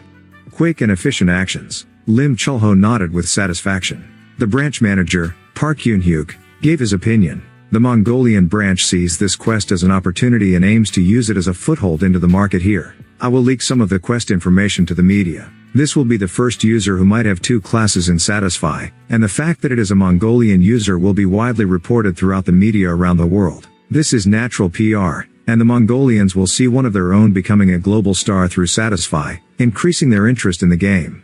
Oh, that is a good idea. Once they have interest, the number of people who want to experience Satisfy will increase. The major media companies in each country, especially the Mongolian media companies, will definitely jump on the news. If the press builds Alunbatar into a huge person, the Mongolian pride will be triggered and the PR effect will be maximized. Most of the executives were favorable towards this idea.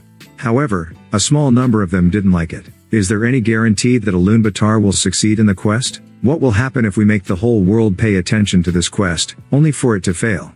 Yoon Song-min, who just finished brushing his hair, shook his head. It doesn't matter if the quest is successful or not. Even if it fails, the fact that he is the first user to acquire an S-grade hidden quest will make Alunbatar stand out. Still, it would be preferred if the quest were successful. Unless there is a problem with Alunbatar's personality and he logs out, it should be a success. Team leader Choi Nahi, have you analyzed the chances of Alunbatar's quest succeeding? Yes. Once Choi Nahi replied, her team members handed the executives a new piece of paper. The Mongolian branch executives also received the document through email.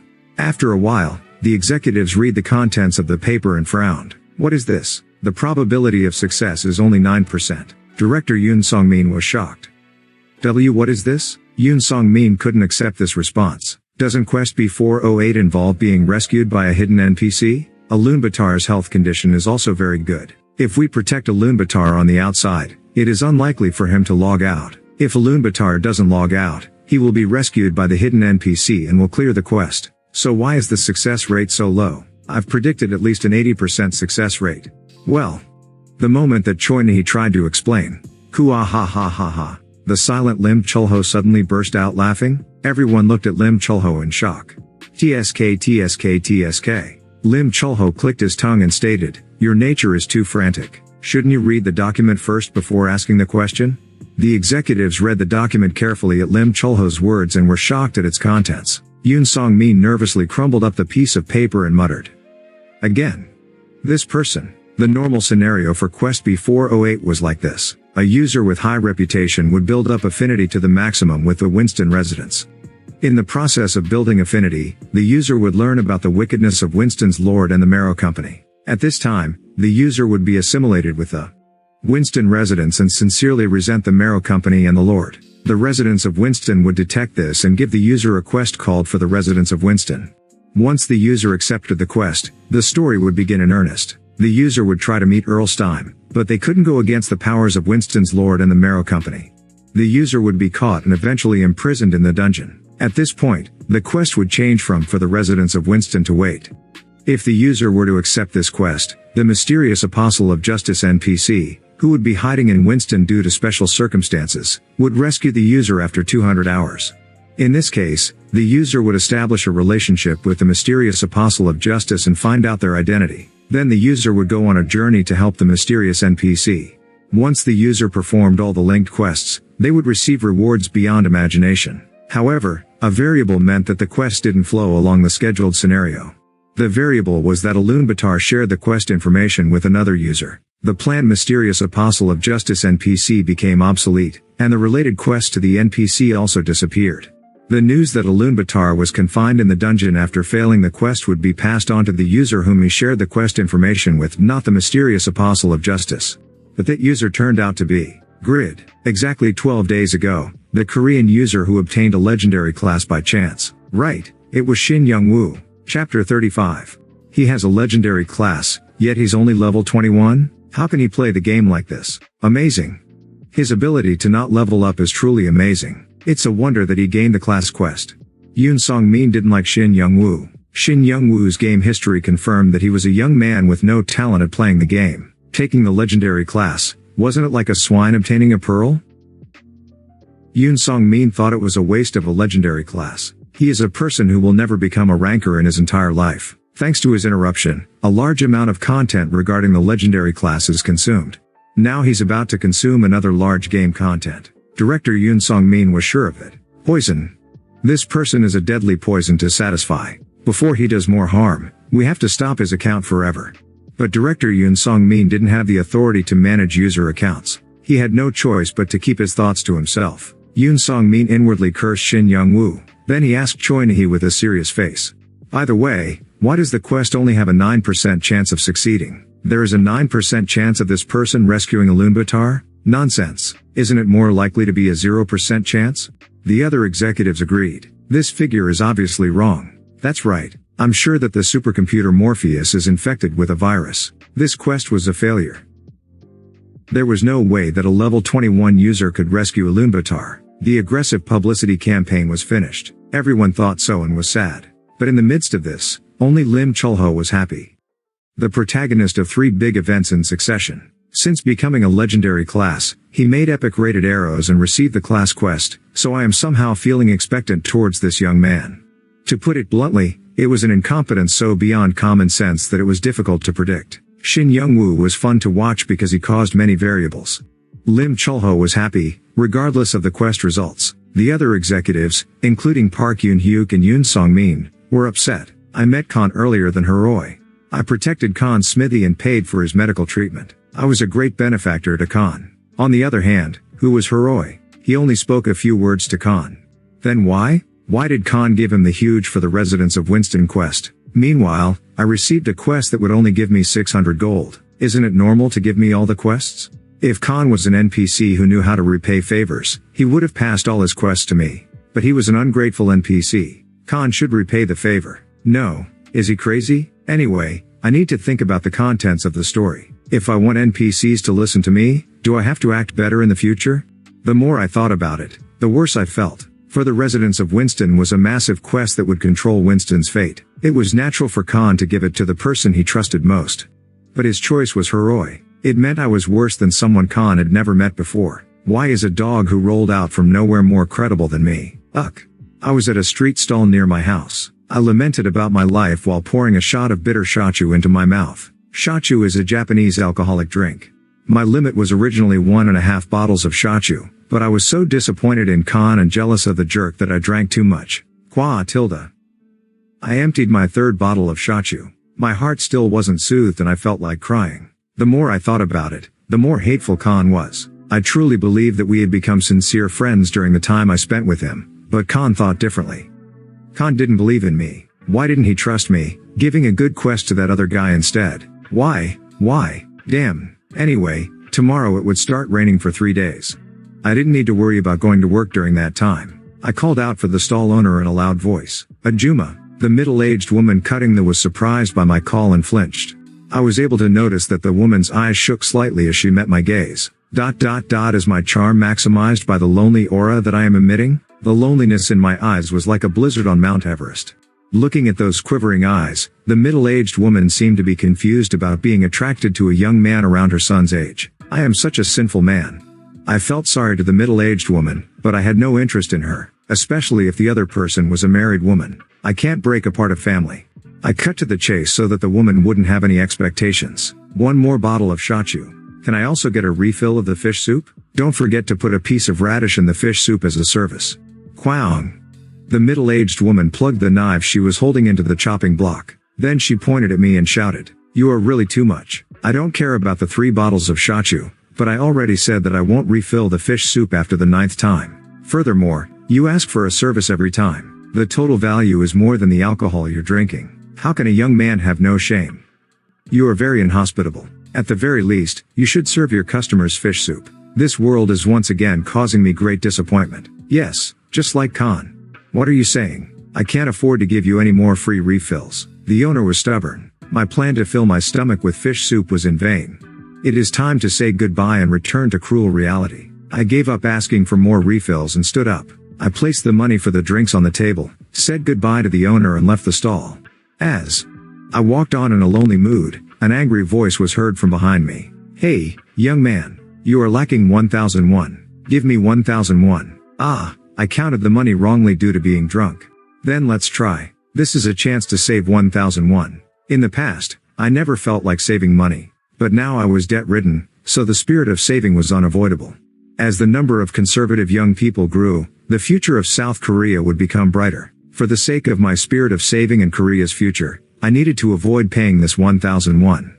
No matter how drunk I am, I can't run away. I was caught on security camera and will probably be brought to the police station. Wouldn't it be shameful to be placed behind bars over 1,001? I turned around and handed a 1,001 bill to the middle-aged woman. If I was a common person of this modern society, I would have run away without paying this 1,001. But I returned to pay the 1,001. Isn't it wonderful? Don't most people act like this? That, you aren't aware of the world. Do you know how many immoral people there are these days? People like me are rare. Are really? I understand already, so you should go home. You are drunk. Ajuma, do you know how bleak my heart is? You should pack some fish soup for a young man who is nice enough to pay the 1,001 in this chilly weather. The middle-aged woman returned to her stall without saying anything else. I waited for her to come out again with fish soup, but she didn't return after 5, then 10 minutes. Ha! Once again, I have been betrayed. Both NPCs and people betray my faith. Yes, this was a bitter world. I went back home while realizing that I was alone in this world. You should contact me if you're returning late. Do you know what time it is now? It was 1 in the morning. As soon as I returned home, I was disturbed by C who was watching TV in the living room. Have you been drinking until now? Oppa doesn't have a girlfriend or friends. Then why? Don't tell me you were drinking alone. Aren't you embarrassed? Hey, you have school tomorrow, so why aren't you asleep yet? I was worried when a person who only spends time at work or in his capsule suddenly disappears. No, it is strange. Eh? Are you concerned about me? So you waited up to this time? What? Who was waiting? I was just watching a fun TV program and couldn't go sleep. Then why are you so mad? Your face is red as well. What did I do wrong? Whose face is red? That is ridiculous. I'm going to sleep now. Quang.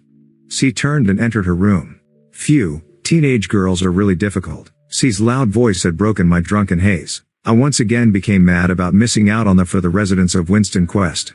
Damn, I'm going to sleep quickly. Then C left her room again. She approached me and started nagging. You should brush your teeth and scrub your feet. You are drunk, so don't take a shower. Well, I never expected you to take a shower because you're not the type to shower every day. Aren't you sleeping? I am going to drink some water before sleeping. Then go and drink water. Good night. C headed towards the kitchen while I went into the bathroom. I'm not a child who needs to brush their teeth more than once a day. In rare cases, I did it 3 times a day. I stopped trying to place toothpaste on my toothbrush. I drank so much that my eyes kept closing. I won't die if I don't brush for a day. In the end, I just washed my hands and left the bathroom. Then I went straight to my room.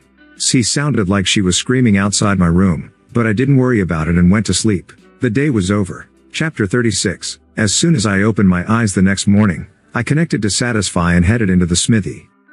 Khan was waiting for me and I immediately complained to him. Why did you leave such a task to a stranger like Hiroi? Am I worse than him? Huh? You should have left it to me. Khan looked like he didn't know what I was talking about, before making a belated expression of understanding. Are you talking about the mission to tell Earlstein about Winston? Yes. Ha-hoo. Khan gave a hearty laugh and explained. You are definitely a great young man. Despite your young age, you have great abilities and a sense of justice and sacrifice. Huh? What was he saying? Aren't you willing to take a big risk for the residents of Winston that you have no ties with? Eh? That wasn't what I intended. You don't have to say anything. You are too modest. Khan misjudged me and turned me into an incredibly good guy. I had nothing to say, then Khan placed a hand on my shoulder. I know that you are worried for Winston's residents, but how can I put you at risk? You are already precious to me, just like a son. I can't ask you to do something so dangerous. Khan's eyes were warm. The Marrow Company knows that you're close to me, so there will be a thorough surveillance. The Marrow Company won't stay still if they see you make any movements to leave Winston. I won't be able to stand the grief if you get hurt by them. Khan sincerely cherished me. My heart thumped. I felt bad for misunderstanding Khan. Khan. I didn't know your heart and thought you didn't trust me. How can that be? I trust you more than anyone else. Isn't that why I'm leaving the fate of the smithy to you? I listened to him. I had no reason to doubt Khan in the first place. I felt ashamed while Khan spoke in a spirited tone. You have to focus on the game. Show the Marrow Company. The date is decided? That's right. It is in 2 days. We have to hone your skills. Let's surprise everyone by polishing the legendary blacksmith skills that you have inherited. Okay. My motivation shot upwards. I understand. I will win the game. Good spirit. I might not have the techniques, but the experience I've accumulated in my life will be a great help to you. I will do my best to help. From that day on, Khan and I raised my training. I repeated the production techniques, causing my skills to become more proficient and polished. I thoroughly learned about efficient movements and reduced any unnecessary movements. My probability of making rare and epic items increased slightly. A rare rated item was produced, so all stats have permanently risen by +2 and reputation throughout the continent has risen by +30. An epic rated item was produced, so all stats have permanently risen by +4 and reputation throughout the continent has risen by +80. Your persistence has risen. Your dexterity has risen. It was also fun to raise my persistence and dexterity stats, but there was one drawback. It was the limitation in the materials. Khan was totally broke and I was saving money, so I couldn't obtain premium production materials. I only used the materials piled up in Khan's warehouse, but most of the materials were inferior. Khan couldn't get good ingredients because he was impeded by the Marrow Company. Therefore, I couldn't produce high-performance items. The higher the level and performance of the items produced, the faster the experience of my production skill would rise. Items with a low-level limit and low performance, even if they had a rare rating, meant my experience gain rate was slow and the value was cheap. Rare items should be sold to the stores, but I can sell the epic rated items to the users.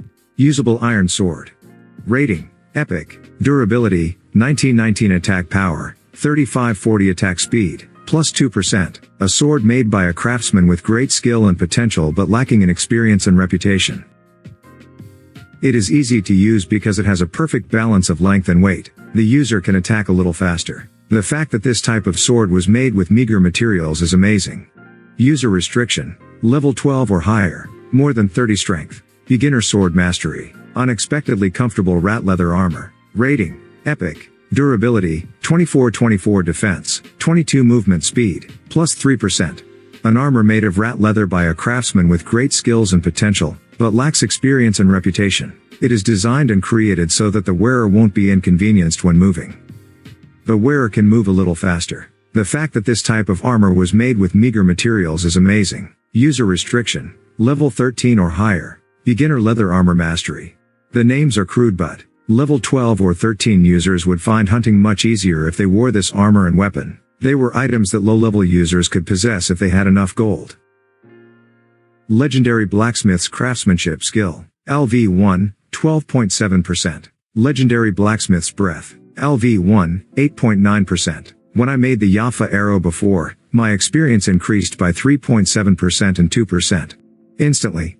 Certainly, I was disappointed that the experience of my production skills was slowly rising, but I didn't care much. Regardless, my skills experience and production experience were rising, so I was satisfied. I wasn't mistaken. The legendary blacksmith's craftsmanship skill is still only level 1, but I am now able to craft more items than I could before. My production speed and degree of completeness have improved. If the skill level of the legendary blacksmith's craftsmanship skill and my dexterity stat rose, my production ability would become even better. But realistically, it is impossible to raise the skill level of the legendary blacksmith's craftsmanship skill anytime soon. Right now, the best thing I can do is to raise my dexterity stat.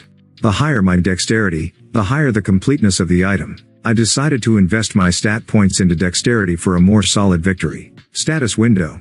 Name: Grid. Level: 21, 5, 350/16, 700. Class: Pagma's Descendant. The probability of adding additional options when making items will increase. The probability of item enhancement will increase. All equipment items can be worn unconditionally. However, there is a penalty depending on the rating of the item. Title: One Who Became a Legend. Abnormal conditions don't work well on you. You won't die when health is at the minimum. Easily acknowledged. Health: 936 mana, 177 177. Strength, 104 stamina, 52 agility, 96 intelligence, 59. Dexterity, 99 persistence, 60. Composure, 44 indomitable, 50 dignity, 44 insight, 44. Stat points, 130. Weight, 842 thirds, 080. Thanks to the steady production of rare and epic items, my stats have risen dramatically. I had a huge 130 stat points. I contemplated on how to invest the stat points. If I invest all my stat points in dexterity, will my production skill rise significantly? Obviously, there would be a huge effect. But if I concentrate too much on only one stat, I will regret it later. I had to think carefully. I put a lot of points into strength and agility the other day, so I don't have to raise them anymore. I am currently lacking stamina, so wouldn't it be nice to raise it? When dealing with strong enemies like the gangsters, it is better to have high vitality and defense. I decided to start distributing my stat points. You have invested 60 points in stamina. Is this correct? Yes. Once the points are invested, it can't be reversed. Do you want to proceed? Yes. You have invested 70 points in dexterity. Is this correct? Okay. Once the points are invested, it can't be reversed. Do you want to proceed? Stop asking me and just do it. Status window. Name. Grid. Level. 21, 5, 350 16ths, 700. Class. Pagma's descendant. The probability of adding additional options when making items will increase. The probability of item enhancement will increase. All equipment items can be worn unconditionally. However, there is a penalty depending on the rating of the item. Title. One who became a legend. Abnormal conditions don't work well on you. You won't die when health is at the minimum. Easily acknowledged. Health. 1536 1536 mana. 177 177. Strength. 104 stamina. 112 agility. 96 intelligence. 59. Dexterity. 169 persistence. 60. Composure. 44 indomitable. 50 dignity. 44 insight. 44. Stat points. 0. Weight. 842 thirds. 080. Cook. I shook with joy. Anybody would be shocked if they could see my status window. How could a level 21 character have such stats? If I simply calculated the sum of all my stats, I was already beyond level 75. Strength, stamina, agility, and intelligence. If I only calculated these basic stats, it was close to level 40. Now that I see it, isn't a production class great for stats? The benefit of raising all stats every time a higher grade item was made was common to all production-related classes, not just blacksmiths.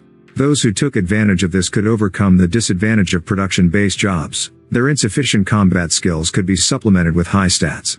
Of course, a large amount of labor was needed. I accept that labor is my life. My body is meant for labor. I will show you the power of labor. I swallowed bread and immersed myself in item production again. I didn't lose any concentration until the day of the competition. As my character grew, I felt the same mental growth. A rare rated item was produced, so all stats have permanently risen by +2 and reputation throughout the continent has risen by +30. Ha. I felt a pleasure that had never been felt when hunting and doing quests as a warrior. What? Am I dreaming right now? How have you improved your skills in such a short time? Khan was shocked. I couldn't reply that my rapid growth is from raising my dexterity stat, so I just said, I'm not your average genius. Khan was thrilled. Yes, I forgot that you are Pagma's descendant. Hahoo, I have a relationship with a legend who was born again. I will have no regrets after dying. Good. Shall I try harder? In reality, it was raining continuously, so I always connected to Satisfy except when it was time to sleep. Thus, my growth was steady until the day of the competition. Currently, there were 3 epic classes in Satisfy, but except for the most recently appeared Blood Warrior, there were no details about the others. The identity of the first epic class user was unknown, while the second one was said to be obtained by Onus, 7th in the unified rankings. The Satisfy users wondered about the identity of the 2 classes that were being kept strictly confidential. The related forums and broadcasters were engaged in a constant debate about the epic classes, but unless the relevant parties disclosed the information, it was only speculation. What type of class were the other 2 epic classes? Were they as impressive as the Blood Warrior that Katz got his hands on? Perhaps even more than that? The Eternal Kingdom. A Caro dungeon that was near Frontier, Erlsteim's capital. There are too many monsters here. I barely managed to come all the way here. A beautiful blonde girl cried out. She looked like a fairy tale princess, causing male users to approach her. A Karo dungeon is a place where even high-level users can't hunt alone. Would you like to join our party? Our skills are very good. No, you should join our party. We are very familiar with this dungeon and have acquired various know-hows. Our hunting speed is unmatched. You will definitely be satisfied if you join. No. Come to our party. We will give you a lot of items. Satisfy's character wasn't perfect fiction. When a character was created, it actually reflected the user's real appearance. Only the skin tone and additional features such as hairstyle, tattoos, scars, and height could be changed a little bit. In other words, a beautiful person in Satisfy was generally beautiful in reality. That's why the men favored beautiful girls over anything else. A rare beauty. My ideal type. Hearts burst from their eyes as they looked at the girl. They seemed accustomed to competing over girls. Do you really want me to join the party? If so, try to hunt the monsters in front of me. I want to join a strong party. I will judge if your skills are strong and then join the party that I want. What is this? She isn't that special. I agree. I would be thankful not to have a useless person join the party. The female users talked badly about the girl. However, the male users became more attracted to the girl as their motivation shot up. Oh, be sure to keep that promise. Heat wave. Fire sword. Beautiful girl. I will prove my strength. Swirling frenzy. Bah, idiots. Can you do this? Steel skin. 1 point break. Your skills don't back up your bragging. Thunderbolt. The male users ran towards the monsters and fired off their skills. Kororung. Kung Kwang. Kwajik. Strong skills such as a swirling storm, thunderbolts and flames emerged, causing the walls of the dungeon to shake. Fearsome monsters saw the strange scene and ran away. The blonde girl, who was the cause of the confusion, watched the skills being cast. That wind magic isn't lacking compared to other magicians in the kingdom. It was indeed worthwhile to come here. She used her unusually high insight stat and skill observation to detect the swirling frenzy skill and whispered.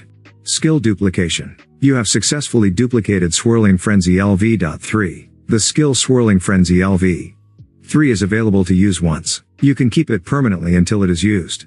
Swirling Frenzy LV.3 creates a vortex that deals 1,532,380 damage per second for 5 seconds. The agility of the target caught in the vortex will decrease by 80%. Skill mana cost, 700. Skill cooldown time, 300 seconds. The blonde girl's name was Euphemina. Her class was Duplicator. As a duplicator, she used skill observation and skill duplication to instantly analyze and copy a skill used by the target. Whatever skill she copied, she could use it only once whenever she wanted. There were disadvantages such as the usage frequency of skill duplication is limited to 3 times a day. However, it was still a fraudulent skill despite the disadvantages. I can get Piero with this. Euphemina left the men showing off their skills at the dungeon behind. Then she moved quickly and arrived at Kisan Canyon. I found it. After finding a small cave at the end of the canyon, Euphemina read the contents of the quest once again in order to prepare her mind before entering. Chapter 37. Traitor of the Red Knights. Difficulty. S. Pyro, a former colleague of Asmophil, has committed a terrible betrayal. Asmophil was wounded and vowed to take revenge on Piero. However, Asmophil has become seriously ill afterward. In the end, Asmophil was forced to give up on his own revenge and asked you to get revenge for him. Quest clear conditions. Defeat Piero who is hiding in Kisan Canyon. Quest clear reward. Title Agent of Revenge. Agent of Revenge. The Cruelty stat will be opened. Attack power plus 100. Skill Murderous Impulse will be generated. Quest failure. Level -2. Asmophil's confidence will decline. Euphemina, who is currently level 190, had one experience with clearing an S-grade quest once in the past. Therefore, she knew the terrible difficulty of an S-grade quest more than anyone else. Piero. The strongest knight of the Saharan Empire. Asmophil had already explained how powerful Piero was. His swordsmanship had reached the peak and when he used his ultimate technique fated to perish, death was inevitable. Euphemina couldn't overcome her tension and nervously gulped.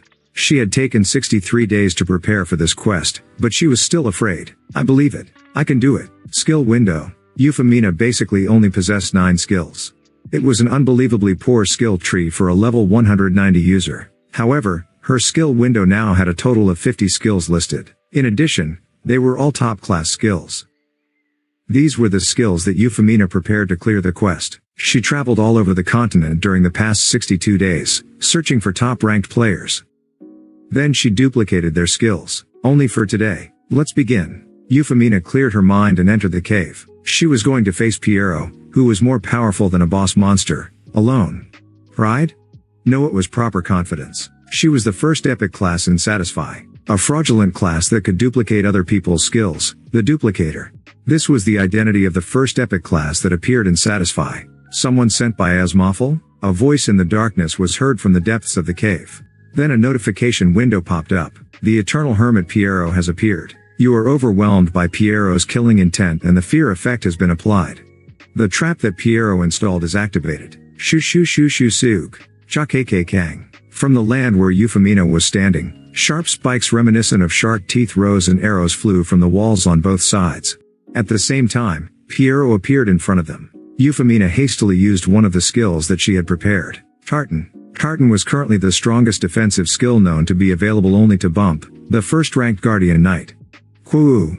A huge steel giant appeared out of thin air and then embraced Euphemia's small, delicate body. All the arrows and spears didn't reach Euphemia's body as they were obstructed by the giant.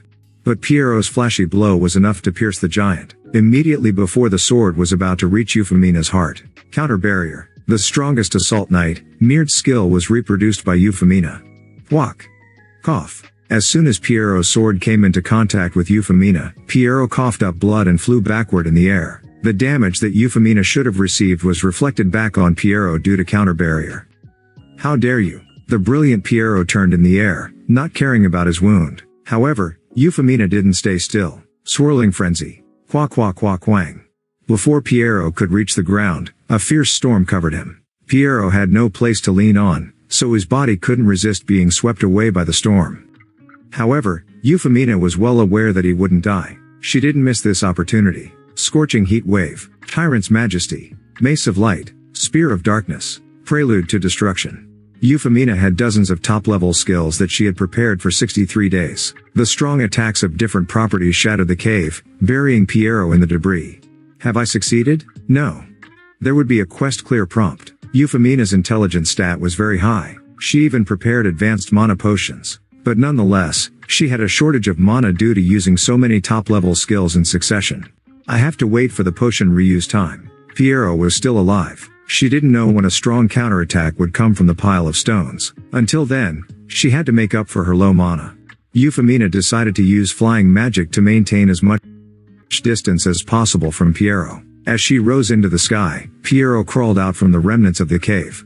He was relatively unscathed, despite the skill bombardment that would have killed an army of hundreds. Female. I recognize your strength and will do my best. Tack.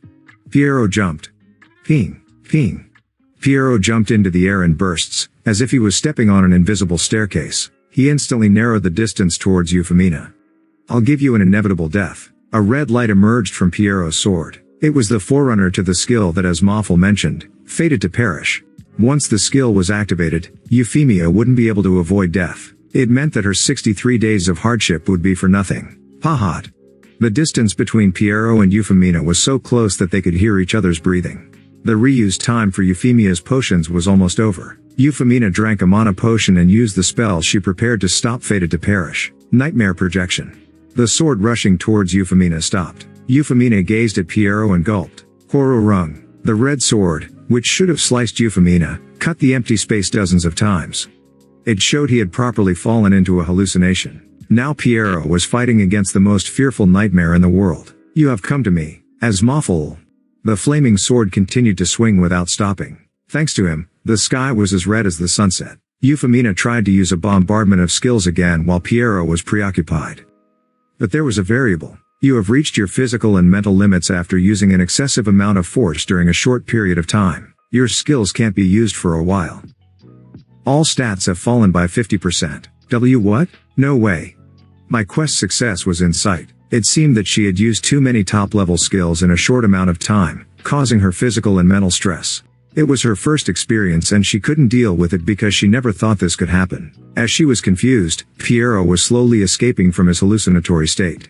This can't continue. The physical abilities of a duplicator were minimal. Once her skills were blocked, she had no way to fight against Pierrot. There was only one choice remaining. Give up the quest. Ugh. Her 63 days of effort ended in vain. The quest had already failed and the situation would be worse if she died here. Euphemia swallowed back her tears and left this place. Shortly afterward, Piero woke up from his hallucination and realized that Euphemina was gone. Wicked female. I will surely repay today's disgrace. Quest failed. Your level has dropped by 2. You are now level 188, as Moffel's confidence in you has fallen. Euphemina was frustrated at the notification windows that emerged after she barely escaped from Piero.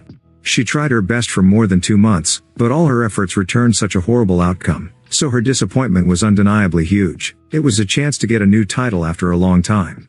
The more titles, the better. It was because the effects overlapped. But gaining titles wasn't easy. Most titles were obtained through quests, but quests which gave titles were rare. Despite being a top ranker, Euphemina only had 2 titles. Oh. Euphemina couldn't suppress her disappointment. As she was filled with anger, a messenger from the Marrow Company came to her. Will you take a job, Miss Erina? Due to the nature of a duplicator, Euphemina had multiple identities. Among them, Erina was the name she used when she copied an advanced NPC blacksmith and crafted an epic-rated item. Since they came with this name, is it a blacksmith-related quest? Euphemia's guess was correct. The quest item production game with the Marrow Company has been created. Item production game. Difficulty, unknown. The world doesn't know your true identity. The Marrow Company has approached you after hearing about your good blacksmith skills. They want you to participate in an item-making game held in Winston. The opponent is the successor of the reputable blacksmith, Khan, who was once famous in the north. The successor is a variable who can't be measured. Quest clear conditions. Win the item production game. Quest clear reward, 1,500 gold. Title competitor. Competitor, fighting spirit stat will be opened. Good luck stat will be opened. Skill rolling dice will be generated. Quest failure, your relationship with the Marrow Company will become the worst. Would you like to accept the quest? A title-giving quest. She had been frustrated at missing the chance to get a new title, only to receive a quest with a title reward. It was also a title that opened the good luck stat. The good luck stat, I want to have it. The good luck stat was very famous. The higher the good luck, the higher the probability of receiving beneficial effects and satisfy. It started with finding money on the road, to finding hidden quests and treasures. As the name suggested, it gave good luck to the user, so many people really wanted it. Naturally, this included Euphemina. I also wonder what the rolling dice skill is. Doesn't it sound interesting? The biggest disadvantage of being a duplicator was that there were fewer types of skills available. Therefore, Euphemia had a huge desire to possess skills. The reward is also 1,500 gold. Should I accept? The rewards were excellent. For Euphemina, this quest was an inevitable temptation. She had just failed a quest, so she felt like earning some profits back with this quest. But she shouldn't be in a hurry to accept the quest. The difficulty is unknown. Euphemina made a hypothesis. Khan's successor must be a blacksmith character whose level isn't open to the public. Is that why the difficulty isn't determined? The hypothesis was plausible. Well, I don't have to worry too much. Does the difficulty of a production game matter in the first place? No blacksmith skills existed that Euphemina couldn't duplicate. If she participated in the production game, she could copy the opponent's blacksmith skill and play with the same skill level. In other words, it was a game where she would compete with luck. When competing with the same skill level, the luckier person would create a higher rated item and victory would be decided accordingly. If I am lucky, I can easily clear the quest. On the other hand, I might fail if I am unlucky. It was a quest where she couldn't be certain of success. The risk was big. However, she coveted the rewards. Euphemina decided to accept the quest. The game, please leave it to me. The game was established to be between Grid and Euphemina. If the world knew the identities of Grid and Euphemina, their competition would be the hottest issue in the world. A confrontation between an epic class and a legendary class, the attention would have been enormous. Unfortunately, the world still didn't know the identities of the two people. Such a significant battle spread secretly. Chapter 38. Winston Central Square. It was originally crowded, but even more people were gathered today. The item-making game between blacksmiths would occur here. I hope that Grid can win and protect Khan's smithy. That smithy is the last pride that we have left. That's right. If the smithy falls into the hands of the Marrow Company, our place in Winston will completely disappear. Grid, have strength. You absolutely can't lose. The hearts of the Winston residents gathered together. They prayed that Grid would win the game. However, the users' attitudes were different. The result of the game had nothing to do with them. An item production game? There isn't anything else interesting, so why don't we watch for a while? I don't have anything else to do. If it isn't fun, then we can just go. Somebody win tilde. The winner will be on this side tilde. As a result, most users just thought of the game as slightly interesting. Hey, isn't it funny when you think about it? Blacksmiths making items, why are so many people going to watch it? Yes. It's tedious to watch a blacksmith make items, not interesting. The item created will be epic at the most, so I'm not even interested in the result. Where's an epic rated item? It's good if they could even make a rare rated item. I heard rumors that no famous blacksmiths are participating. What? Then what is the goal? Why should we care about the results? Hey, this is a waste of time, so let's just go hunting. Anyway, who cares about who owns the smithy? The users mocked the game as trivial and turned away. After a while, once the participants of the game were revealed, the male users no longer thought of leaving. Now, let me introduce the main characters of this match. From the Marrow Company, Erina, and Khan's successor, Grid. Oh, the eyes of the male users widened as they saw the blonde girl climbing onto the stage and they started cheering. Wow. Really pretty. Is this love at first sight? My ideal type. The blonde girl was wearing a hat. However, she showed off a beauty that couldn't be hidden, even with her face not completely exposed. Her mouth was especially attractive. The male users, who weren't interested in the result of the game originally, became her avid supporters the moment they saw her. Erina. I will cheer for you. Erina, please win tilde. Erina. Erina. Erina. The male fan club formed in an instant. Erina, or Euphemina, shrugged as she watched their sky-piercing cheers and waved her hand gracefully. Thank you for your support. Oh, she smiled softly, making her seem like a goddess to the men. It was reminiscent of the reaction of soldiers towards the visit of girl group idols. Grid sucked in a deep breath at the sight. Is it my turn next? The male users were rooting for the female contestant. Then it was natural for the female users to support and cheer on the male contestant. Grid smiled and followed Euphemia's actions by waving towards the female users in the audience. Grid expected the cheers of female users, but their reaction was much different than expected. What is that guy doing? I feel bad. The bread that I ate a while ago feels like it's coming back up. He looks really horrible. The reactions from the female users were the worst. This dirty society that only cares about looks. You would support me properly if I was handsome. None of the women supported him, but the residents of Winston shouted towards the frustrated Grid. Grid.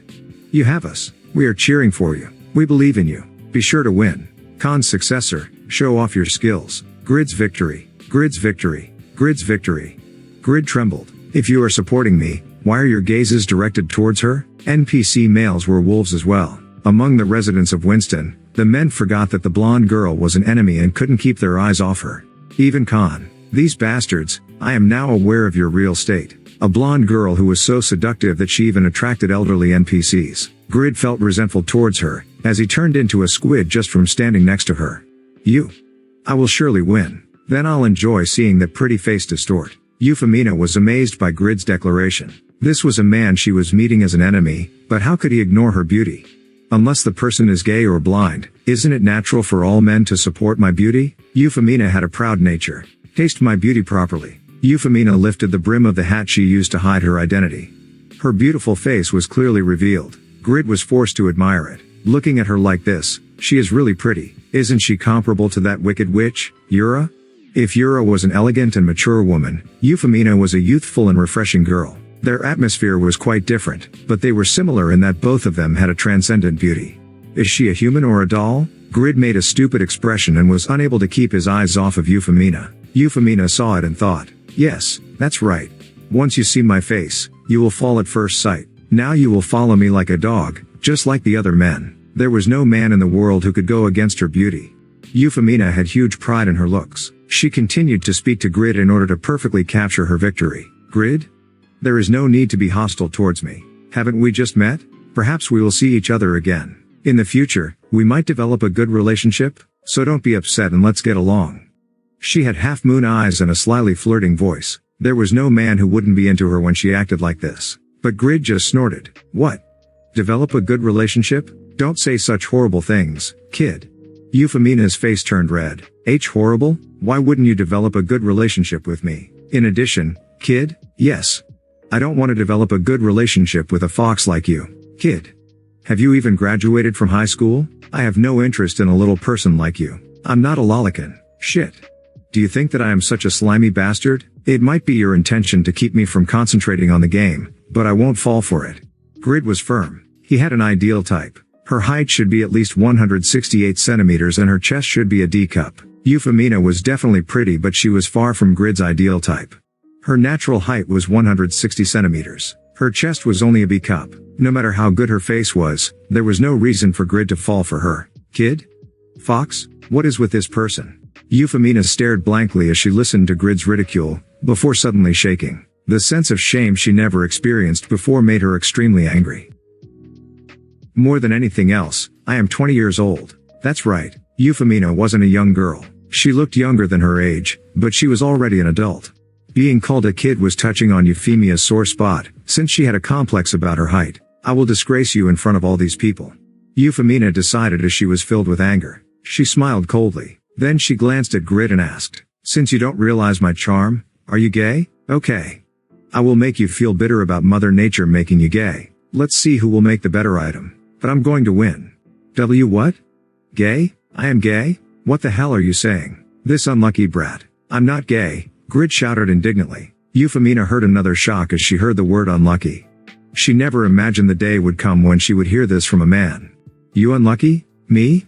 A trash-like man will never be able to match me. Grid was the one who insulted her first. From Euphemia's point of view, Grid seemed like a madman. Euphemina couldn't cope with the shame and tearfully shouted, "I want to say goodbye to you as quickly as possible. Start the game now." "Okay, let's get started. I don't care about this one-sided cheering. I will make you fail today." The host didn't announce the start of the game, but Grid already placed iron ore inside the burning furnace. Euphemina experienced making items in the past, so she also started smelting the metal. Hurruk! A huge momentum rose from the two angry people. The temperature of the furnace rose rapidly. The host shouted, "The two people have started the game. I will notify the crowd. This time, the theme is to make a dagger. The one who produces the better quality dagger within the time limit will be the victor." Daggers were items that could be made relatively quickly. It was good to spend a long time to create a real masterpiece, but skilled blacksmiths could complete a good dagger in 2 hours. The time limit of this game was 3 hours. Arena, fight. The number of users continued to increase as they heard the turmoil, causing Euphemia's fans to multiply as rapidly as a cancer cell. The cheers of the Winston residents were completely buried by their shouts, so Grid seemed to be fighting alone behind enemy lines. Chapter 39. One-sided cheering.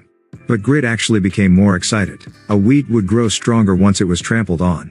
"I will win. Then I will make all of you shut up." Grid completed the smelting and started the process of making the dagger. Tang! Tang! Euphemina became nervous as he started to tap the steel with his hammer. It was because she hadn't finished smelting yet. Fast! The difference in our skills is too large. It was inevitable. In the first place, was Euphemina a blacksmith? I shouldn't be hasty. It isn't good to be too urgent. Euphemina calmly focused on the process of smelting. Grid had repeated the quenching and forging process several times by the time she finished smelting. Then she pulled out a hammer from her inventory. She had bought this hammer for a lot of money, in order for this quest to be successful. Blessed Blacksmith Hammer. Rating: Epic. Durability: 299 300 attack power. 50-70 odds of making a rare rated item. Plus 15% odds of making an epic rated item. Plus 5%. A hammer user by a prestigious blacksmith. It will assist the user in creating higher rated items. User restriction: level 150 or higher. More than 100 strength. Intermediate blacksmith skill. You can't equip it because you don't meet the item usage conditions. Euphemina had enough strength and her level was high enough to use the blessed blacksmith hammer. But she wasn't a blacksmith, so she didn't have the intermediate blacksmith skill. However, that story would change once she duplicated Grid's blacksmith skill. Euphemina faced Grid, who was concentrating on making a dagger, and used skill observation. Euphemina smiled with satisfaction. If we both have the same blacksmith skill, it is likely that the person with a better production tool will win. The hammer Grid was using was old and shabby, much worse than Euphemia's hammer. Euphemina was confident of her victory. But the moment she thought that, she was shocked as she saw the notification window that popped up. The level of skill observation is too low. You can't analyze the skill of the target. What? Currently, Euphemia's skill observation was level 7. Her skill wouldn't fail, even if she observed a third advancement NPC. Above all, her skill was only level 5 when she analyzed and copied the skill of an advanced level blacksmith. However, Grid's blacksmith skill was impossible to observe with a level 7 skill observation. Surely Grid's blacksmith skill wasn't at the advanced level? It can't be. Skill observation. Skill observation. The level of skill observation is too low. You can't analyze the skill of the target. The level of skill observation is too low. You can't analyze the skill of the target. No matter how many times she used skill observation, the same notification windows repeatedly appeared. This must be a bug. Skill observation. The level of skill observation is too low. You can't analyze the skill of the target. She used the skill until her mana was low, but her face was pale as she failed to complete the analysis. Unbelievable. Euphemina had to admit it. This stupid man actually had the skills of an advanced blacksmith. Is he a craftsman? That absolutely can't be. The first-ranked person on the blacksmith rankings was only at the intermediate level. Yet Grid, who she'd never heard of, had skills beyond a ranker. It was impossible. Craftsmen were rare even among NPC blacksmiths. Yes, he is a blacksmith, not a craftsman. But why would my skill fail to analyze if he is a blacksmith? Don't tell me? Euphemina made a hypothesis. Grid wasn't an ordinary blacksmith. She couldn't rule out the possibility that this stupid man might have a hidden class like herself. I don't want to believe it, but it is reasonable. Otherwise, I can't explain why skill observation can't analyze this man's skill. In addition to blacksmiths, the rankings of all production classes were currently at the intermediate level. Even the most famous NPCs only had advanced level skills, and craftsman NPCs were extremely rare. If Grid was an ordinary user, it was impossible for him to master the craftsmanship skills. Euphemina was forced to believe that Grid wasn't an ordinary blacksmith. Rather, he had a blacksmith-related class above the epic rating. It isn't a rare class. I can replicate the skills of a rare class since I have an epic class. The minimum must be an epic class. But except for me, the only other epic classes are Onus and Cats. Surely that guy doesn't have a unique class? When did a unique class emerge? It was really the worst-case scenario. She had been thinking too lightly when she accepted a quest with an unknown level of difficulty. Completely outrageous. I never expected to compete with a unique class. Euphemina fell into a confused state. What should I do? I can't do anything like this and will fail the quest. She couldn't even start making an item because she didn't have the blacksmith skill. She knew how to make it, but the end result would be absolutely rubbish without the assistance of the blacksmith skills. Should I give up? Again? She faced a situation where she had to give up another quest after Agent of Revenge. Euphemina thought this was truly the worst. Grid belatedly discovered that she wasn't doing anything and mocked her. What? Are you completely frozen? Are you jealous of my skills, kid? Oh. Anger formed on Euphemina's face again. I can't be defeated by a lowly man like this. If things continued like this, Grid would win. She needed to find a blacksmith and duplicate their blacksmith skills. But where can I find a blacksmith? Euphemina had a good idea and suddenly glanced at the audience. Rabbit was aware of the strange turn of events and approached her. Is there a problem? Euphemina whispered into Rabbit's ears. Who is Grid's mentor? Call that person up on stage as well. Then make him help Grid with the dagger production. It was an absurd demand. Rabbit's eyes narrowed. Why? I can't understand your intentions. Euphemina explained with an embarrassed expression. I can't say any more because it is a personal matter, but please listen to my request. It will increase my chances of winning. HRMM. It would increase her chances of winning? Rabbit wasn't easily convinced. But what could he do? The game had already begun. There would be a lot of accusations if he tried to change the competition now. In the first place, I have no substitute. In the end, Rabbit was forced to listen to Euphemia's demands. I will try. Rabbit spoke to the host who yelled towards the audience. Mr. Khan, come up on stage. Arina stated that she wants you to add your strength to Grid. What? A truly shocking proclamation. Confusion appeared on Grid's face as there was an uproar. What? Arina wants to compete 2 against 1? That guy called Grid must be very bad. Therefore, Arina felt pity and called Grid's mentor to the stage. Is she saying that they have to join forces for this to be a proper competition? Wow, that is truly great confidence. She's a wonderful woman. The crowd misunderstood and became more firmly entrenched on Euphemia's side. She was worshipped as a benevolent and confident queen. On the other hand, Grid's pride was dented and his hostility towards Euphemia became stronger. This chick dares do this. Khan walked over to the agitated Grid and said, calm down. This is a great opportunity for us. Let's fight her together as she demanded. Grid puffed up. What? Do you really think I will lose to her? How can that be? I believe that you can win over anyone. Aren't you Pagma's descendant? Then why are you following her demands? I respect you as a blacksmith. I would like to have the honor to work with you. In addition, my blacksmith's heart wants to help instead of just watching. Grid, this is a request. I won't hold you back, so please give me this opportunity to protect my smithy with you. Grid couldn't refuse after hearing Khan's words. As long as we're together, we will succeed. Let's crush that girl in front of all these people. Yes. The two people teamed up. In particular, Khan was overjoyed at being able to work with Grid in front of so many people. I will demonstrate the best skills as your assistant. Give me a command. He was definitely a blacksmith. As Khan prepared to help Grid, Euphemina activated skill observation. You have successfully analyzed Advanced Blacksmith's Craftsmanship LV.2. It was as planned. Euphemina smiled as an analysis of Khan's blacksmith skill appeared. Skill duplication. You have successfully duplicated Advanced Blacksmith's Craftsmanship LV.2. The skill Advanced Blacksmith's Craftsmanship LV.2 is available to use once. You can keep it permanently until it is used. In the first place, the result of the blacksmith game depended on chance. Even if Grid had superior blacksmith skills, it didn't mean he would unconditionally make a high-rated item. In addition, Euphemina had the blessed blacksmith hammer. There is still a chance. Euphemina became engrossed in the production of the dagger. Chapter 40. It had been 2 hours since the item production game started. It was around the time that the crowd was losing interest. While Euphemina had already finished the blade and had moved on to the hilt, I hadn't even finished the outline of the blade yet. I continued to temper the iron. Tang. Tang. Thanks to Khan helping me pinch the metal with his tongs, I was able to become more involved in the hammering and forging. The legendary blacksmith's patience skill has been activated. Concentration, stamina, and defense will rise to the extremes for 1 hour. A notification window popped up as I was concentrating. At the same time, I was able to exert an aura of sharp concentrating, making my hammer strikes more powerful and elaborate. Kang. The sound of cheering was completely diminished. I forgot that this was Winston's central square that contained thousands of people. Even Khan's helping presence became blurred. It was quiet. The only thing that existed in this world was the iron.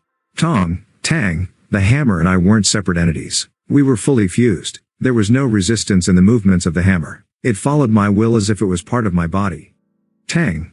The metal made a clear sound as it was shaped like a blade. Then a notification window flashed. The legendary blacksmith's breath has increased the effectiveness of your production items. My spirit cleared and the calm world suddenly changed. Arena. Khan, fighting. I believe in Grid. The crowd cheered, the birds chirped on the fence, the second hand of the clock tower ticked, and the hammering of Arena were all types of noises that could be heard from the other side of the stage. My consciousness was dissatisfied as I returned from my own world. It was like reality was intruding. I wanted to remain there a little bit longer. Too bad. It was the first time since the creation of the Jaffa Arrow that I became so immersed in the production process. If I could remain in that world a little more, I thought I could create a better work. As I felt regret, Khan's trembling voice was heard. I never thought iron could be so beautiful. Now I had finished the blade. Then I saw it. It was flawlessly sophisticated, more beautiful than any artwork. The eyes of a legendary blacksmith shouted. This work was more outstanding than the special Jaffa arrows. Gee, great. Amazing. To think I am able to enjoy the glory of helping with this work. I think that I was born to become a blacksmith just for this day. Khan excitedly exclaimed. But I remained calm. It was because I couldn't ruin the remaining processes. Inventory. I took out a minotaur horn from my inventory. It was why I spent a huge amount of 10 gold before the match. I would make a sheath and hilt with this horn. The sheath could be used as a defensive tool depending on the situation, so it was better to have a proper weight and rigidity. The hilt had to be relatively soft to minimize the fatigue of the user. The Minotaur's horn was robust and durable, but it was surprisingly soft. It had the texture of brass casting.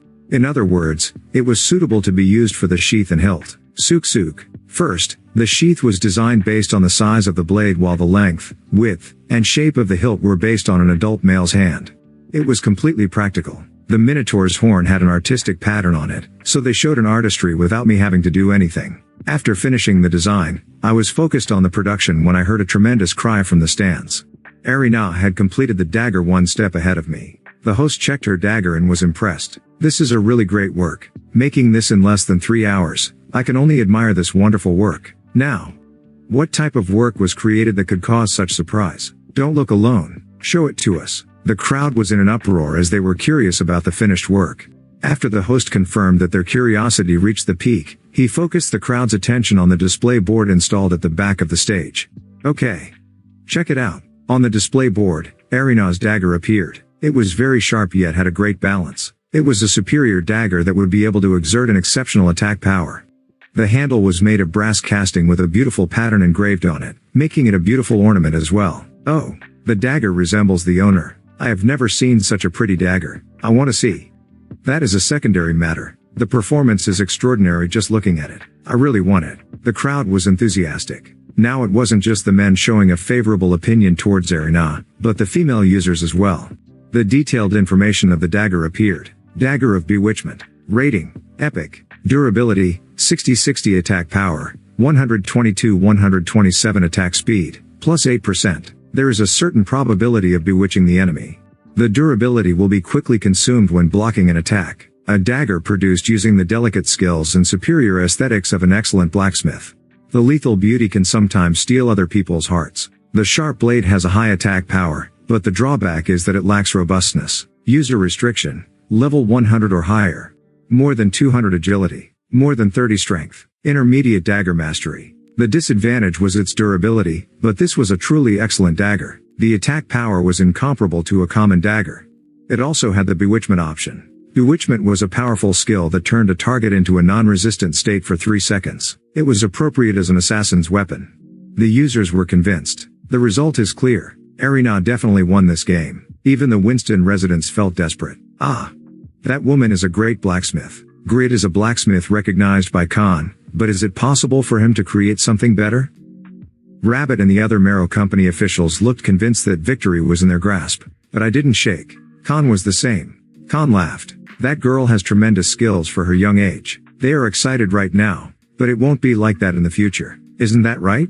The sheath and hilt were finished. I nodded as they were combined with the blade. Of course, I represent the ugly people of the world. I will never stop. Khan frowned. Represent the ugly people? What does that mean? You are fighting on behalf of the smithy. The smithy. Ah, excuse me, I forgot. Now, shall we go and keep the smithy? The dagger was completed. I was thrilled to see the information about the dagger and showed my dagger to the host. The host didn't even look at my dagger properly as he spoke to the crowd. This team spent a lot more time than Erina, despite having 2 people. He can't hide the fact that the result of this game is too obvious. Ha ha ha. Yes, it is shameful for 2 men to go against a woman, but it has come to an end. The crowd agreed. I scoffed at all of them. Look at my work and be careful not to have heart attacks from shock. At that moment, soldiers armed with swords and spears climbed onto the stage. Then they confiscated my dagger. What? As I was confused, a heavily armed knight shouted. I have received information that you are working with a criminal called Heroi, arrested 8 days ago for trying to harm Winston. You'll have to be questioned about this. Heroi? Was he talking about Heroi who received the For the Residents of Winston quest? He was captured and failed the quest? That useless bastard. No. Why am I associated with him? I resisted. What are you saying? I don't know that person. Let me go. The knight pulled out his sword at my defiance and warned me. I suggest that you don't resist. Yes. If I did something, this bastard really would kill me. A sword was pointed at my neck. I was unarmed and forced to follow as the soldiers dragged me down the stage. Khan called out. What are you doing? Why are you unfairly framing a person? The knights and soldiers ignored Khan. Khan eventually ran to where the Marrow officials were sitting. Then he shouted to someone. Valmon, you cowardly wretch. You know that you won't win the game, so you are trying to finish it in this manner. You aren't afraid of the Winston residents? However, Khan's shouting was useless. The middle-aged man didn't respond as if he was just hearing an annoying dog's barks. Thus, I was brought by the armed forces to the castle. This is impossible. Rabbit had spent 20 years as a merchant. In the meantime, he had handled numerous excellent products. That's why he was astonished the moment he checked the dagger made by Grid. This isn't an ordinary item. Erina's dagger can't be compared to it. We lost. I didn't think he would have that much skill. Valmon, sitting beside him, muttered in an angry voice. We lost. Valmon also noticed it right away when he saw Grid's dagger. His eyes were as good as Rabbit's when it came to seeing spectacular items. Rabbit bowed. I'm sorry, I should have been more vigilant. Valmon forgave him for failing this time. There was no choice. It isn't your fault. You hired an amazing blacksmith. But the opponent was too strong. It is different from his appearance. Valmon had declared their victory when he first saw Grid. He guessed Grid was just a lowly blacksmith. But the result was clear and simple. This failure couldn't be blamed on Rabbit. Grid was just an amazing person. He disguised himself as a trash person so that he could make his opponent underestimate him. He really isn't stupid. This competition needs to be properly handled. How can I accept this result? Valmon wanted the smithy. It wasn't acceptable for a merchant to give up on the profit from the smithy because of a game. Rabbit tried to persuade him. But we have already publicly announced this. If we don't accept the result, the public sentiment will be irreversible. Valmon raised his voice. You are speaking nonsense. I will absolutely never give up the smithy. Rabbit could no longer stop Valmon. How could he be so confident in this bad situation? There must be something. Then Valmon smiled wickedly. In the first place, the crowd doesn't know the result yet. Unlike us, they don't have the discerning eye to see that it is a great item. Unless the details are checked, it is impossible to know that Grid's dagger is far superior to Erina's dagger. Sir Philipson. Philipson was the knight of Baron Lowe, the Lord of Winston, and he was here as Valmon's escort. It clearly showed how great Valmon's current position in Winston was. Valmon gave an order to Philipson. Arrest him right away on charges of being the friend of Heroi, who was caught recently. You must confiscate the dagger that he made. This information of that dagger must not be disclosed to the public. I understand. Then Philipson's soldiers intruded on the stage. They quickly seized the dagger and arrested Grid. Chapter 41. A disgraceful person. Trying to beat me like this. Valmon chuckled as he watched Grid being arrested before speaking to the silent rabbit. How is it? He is arrested before the result came out, so there is no concern about losing public sentiment? That's right. Valmon's actions were understandable from the point of view of the leader of the Marrow Company. If it were the usual rabbit, he would have done the same thing as Valmon.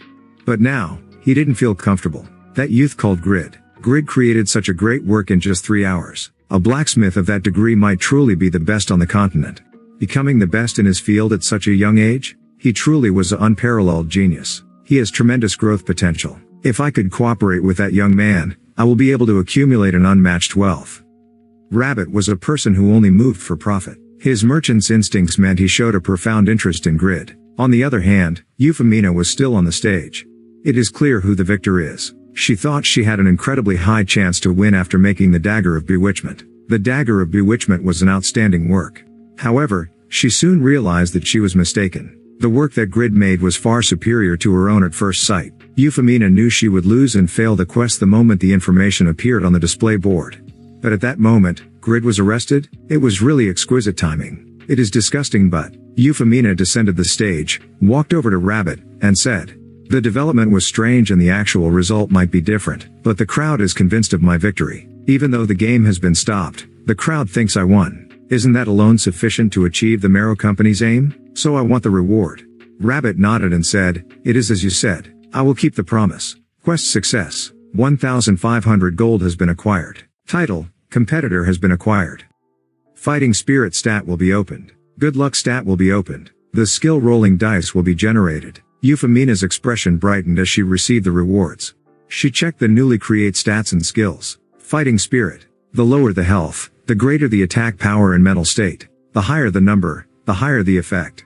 Stat points can't be distributed to this stat. Good luck. The likelihood of lucky phenomenon will increase. The higher the number, the higher the effect. Stat points can't be distributed to this stat. Rolling dice. Roll a dice and a phenomenon will occur, depending on the number that is rolled. If the target is yourself or an ally, there will be a beneficial effect if the number 4 or higher is rolled. There will be a harmful effect if the number rolled is 3 or lower. If the target is an enemy, there will be a beneficial effect if the number 3 or lower is rolled. There will be a harmful effect if the number rolled is 4 or higher. Isn't this a completely random skill? Fighting spirit and good luck. The effects of the two stats were so great that she forgot about the painful agent of revenge quest for a moment. But the rolling dice skill was ambiguous. It would be nice if the good numbers were rolled when she used the skill, but what if the numbers were bad? That would lead to a terrible situation. However, if I increase my good luck stat, the probability of a beneficial number being rolled will rise. I'll be able to use it someday once my good luck stat is higher. Euphemina thought positively and prepared to say goodbye to Rabbit, but she hesitated and asked, by the way, why was that person captured? He was witnessed conversing with an enemy of Winston. They suspect he is an accomplice? Right. Oh. Grid had randomly ridiculed her. If possible, she wanted to beat him, but then he had been arrested. Thanks to that, I managed to clear the quest. It was really lucky, but then she felt regret. I wanted to know his identity. If he really was a unique class, it would be beneficial in many ways to get to know him. No. I don't want to see him again. Isn't his nature too horrible? I will just get more wrinkles if I get close to him. Euphemina shook off the lingering regret and was about to leave, but then Rabbit called out to her, in fact, you aren't a blacksmith, are you? Euphemina panicked and stuttered with confusion. What are you suddenly saying? Didn't I make the dagger? How can I create something like that unless I'm a blacksmith? I noticed that Aria wasn't your real name. In addition, I don't believe you are a blacksmith with those white, fine, delicate hands. Due to the nature of the class, blacksmiths had scorched hands that were full of calluses, but Euphemina looked completely different from a blacksmith. In addition, the way you handled the bellows was very crude. Even a beginner blacksmith would be more skilled. I noticed it more after you brought Khan to the stage, and then confirmed that you moved exactly like Khan. Perhaps you are capable of duplicating the techniques of others. Euphemina could try to refute Rabbit's criticism, but she remained silent. She noticed that it was the prelude to a new quest. So? What are you trying to say? Rabbit cut to the chase. Will you help me? Go and rescue Grid. Huh? Why? Isn't he your enemy? Rabbit shrugged. There is no eternity in front of money. I'm not sure what you're talking about. Euphemina required a detailed explanation. Rabbit led her to an unfamiliar alley. He thoroughly checked that there was no one around and opened his mouth. The Marrow Company is greedy for the maximum benefit from Winston, making it a ticking time bomb. It wouldn't be strange if Earlstein received accusations against the Marrow Company at any moment. In other words, there is a dark cloud in the Marrow Company's future. It is time for me to leave it. Rabbit's eyes shone. As soon as I saw Grid's skills, I realized where my new job would be. Khan's Smithy. I'll take a job at Khan's Smithy. Then I will form a team with Grid. I will distribute Grid's works using my network of contacts and my business skills. If I assist Grid well, I believe that Grid and I alone can generate a revenue that is equal to a small or medium business company. See that much? Euphemia's eyes also shone. One user had the potential to generate top-level profits. It was indeed amazing. Who is the current first-place merchant? Euphemia searched through her memories and recalled the person. That's right, Biga. He became first place 3 months ago. But I heard the scale of his company is so small that he isn't able to make a profit compared to the NPC merchants. In other words, the first-ranked merchant couldn't even operate a small company properly at the moment. However, Grid was able to generate the revenue of a small company just by making items. I know he doesn't have a regular class, but to think it is to this extent. Rabbit explained his plan to Euphemia. These are the prerequisites to get a job at the Khan Smithy. First of all, the fall of the Marrow Company and Winston's Lord. Secondly, make over my image. Finally, the most important thing is to rescue Grid. If I can save Grid and cause the downfall of the Marrow Company and Winston's Lord at the same time, I will be able to appeal myself to Grid and the residents. So you need my help? Yes. I have been watching your abilities. They will be sufficient. Quest Help Rabbit's job-seeking plan has been created. Help Rabbit's job-seeking plan. Difficulty: S. Rabbit is uncertain about the future of the Marrow Company. He predicts that the Marrow Company will soon fall, but he would rather break it with his own hands so that he will get a new image. Help Rabbit rescue Grid and cause the downfall of the Marrow Company and Winston's Lord. Quest clear conditions. Rescue Grid trapped in the dungeon of Winston Castle. The fall of the Marrow Company and Winston's Lord. Quest clear reward: 5,000 gold. Affinity with Rabbit and the Winston residents will rise to the peak. Quest failure, level -2. Rabbit's death. All quests associated with Rabbit will be permanently destroyed. Would you like to accept the quest? I can't believe it. Euphemia was speechless as she confirmed the quest. Quests that gave titles or S-grade quests weren't easy to find, but these type of quests were happening in succession after being linked with Grid. At the very least, this proved that Grid was an incredibly huge person in Winston. Grid. It is true that his nature is bad, but he has great abilities and presence. I think it would be wise to build up a relationship through this matter. Euphemia decided to accept the quest. Okay. I'll do it. The quest has been accepted. Just because a man wanted to switch jobs, the leader of a huge company and the lord of a territory were in trouble. The residents of Winston gathered in Khan's Smithy. The rumor that Heroi was caught while leaving Winston is true. Then the lord already knows what we entrusted to Heroi, right? It is a big deal. The surveillance will tighten and a second Heroi won't appear. We can't do anything now. Winston won't be able to escape from the grasp of the Marrow Company. The residents were agitated. Usually, Khan would be soothing them, but he wasn't in the position to take care of others right now. Grid. Heroi was arrested for trying to reach Earlstein. Unless the Marrow Company and Winston's Lord were idiots, they wouldn't let him out of prison for the rest of his life. Considering how close Grid was to the Winston residents, including Khan, it was likely that Grid would suffer a similar fate to Heroi. I can't let Grid rot in jail for the rest of his life. I must save him. Khan made a decision and shouted, "We can't close our eyes to this injustice. We have to protect our future with our own hands. Grab our weapons. We will drive the Lord and the Marrow Company out of Winston." Chapter 42. The residents freaked out. Are you suggesting a rebellion? A rebellion? It is the Lord who is causing the rebellion. We are the people of Earlstein. We'll go against the demons who joined hands to go against Erlsteim's will. The residents were reminded that they had justification to go against the Lord. Their morale started rising. Okay. I will follow Khan. It is impossible to drive out the Lord with our strength, but with our indignation, we will let the world know that something is wrong in Winston. Then Erlstein will eventually hear the news about Winston. We have to fight for Grid, who is locked up because of us. I am going to fight. The residents decided to change Winston's fate with their own strength. Khan opened the door of the warehouse and checked it. The warehouse was full of battle gear, the very same items that Grid produced while practicing for the game. The performance wasn't excellent due to the limitations of the materials, but they were better than farming equipment. Oh. The residents were excited as they armed themselves under Khan's command. Head towards the Marrow Company right now. Yes. Grab Valmont. Khan restrained them. If we attack the Marrow Company, the news of our uprising will be delivered quickly to the Lord and then the castle will be heavily defended. Then, we should go to the castle first? Correct. We must enter the castle before news of our rebellion is passed on to the Lord. If the Lord is taken as a hostage, the soldiers won't be able to move and we can easily dismiss the Marrow Company. A man came forward and said, "The architect who designed the castle is my great-grandfather. So I have a blueprint of the castle in my home. We can grasp the secret passages through the blueprint, allowing us to easily infiltrate the castle." Oh. They saw hope. The residents weren't helpless. They were confident they could drive out the Lord and Marrow Company. But it only lasted for a moment. Yang-a-rang. The windows of the blacksmith's second floor were shattered and soldiers armed with bows entered. Drop your weapons if you don't want to die. The smithy's second floor was occupied by dozens of archers in an instant, all aiming their bows at the residents on the first floor. The residents were terrified as Valmont entered the smithy. He laughed loudly. "Hey, I just came to take over the smithy, only to earn the chance for a big merit. Ha ha ha." The fat on his chin wobbled as he laughed. Khan cried out to the laughing Valmont. "You framed Grid and had him arrested so that the result of the game wouldn't be revealed." Valmont shrugged. "The result of the game is undetermined? That's ridiculous. It was the Marrow Company's complete victory. Didn't you see the work of the blacksmith we hired? Even if the details of the dagger that you and Grid made were disclosed, you wouldn't be able to beat her work." Ask the crowd. Everybody would agree. The Marrow Company won the game, so the proper owner of this smithy is the Marrow Company.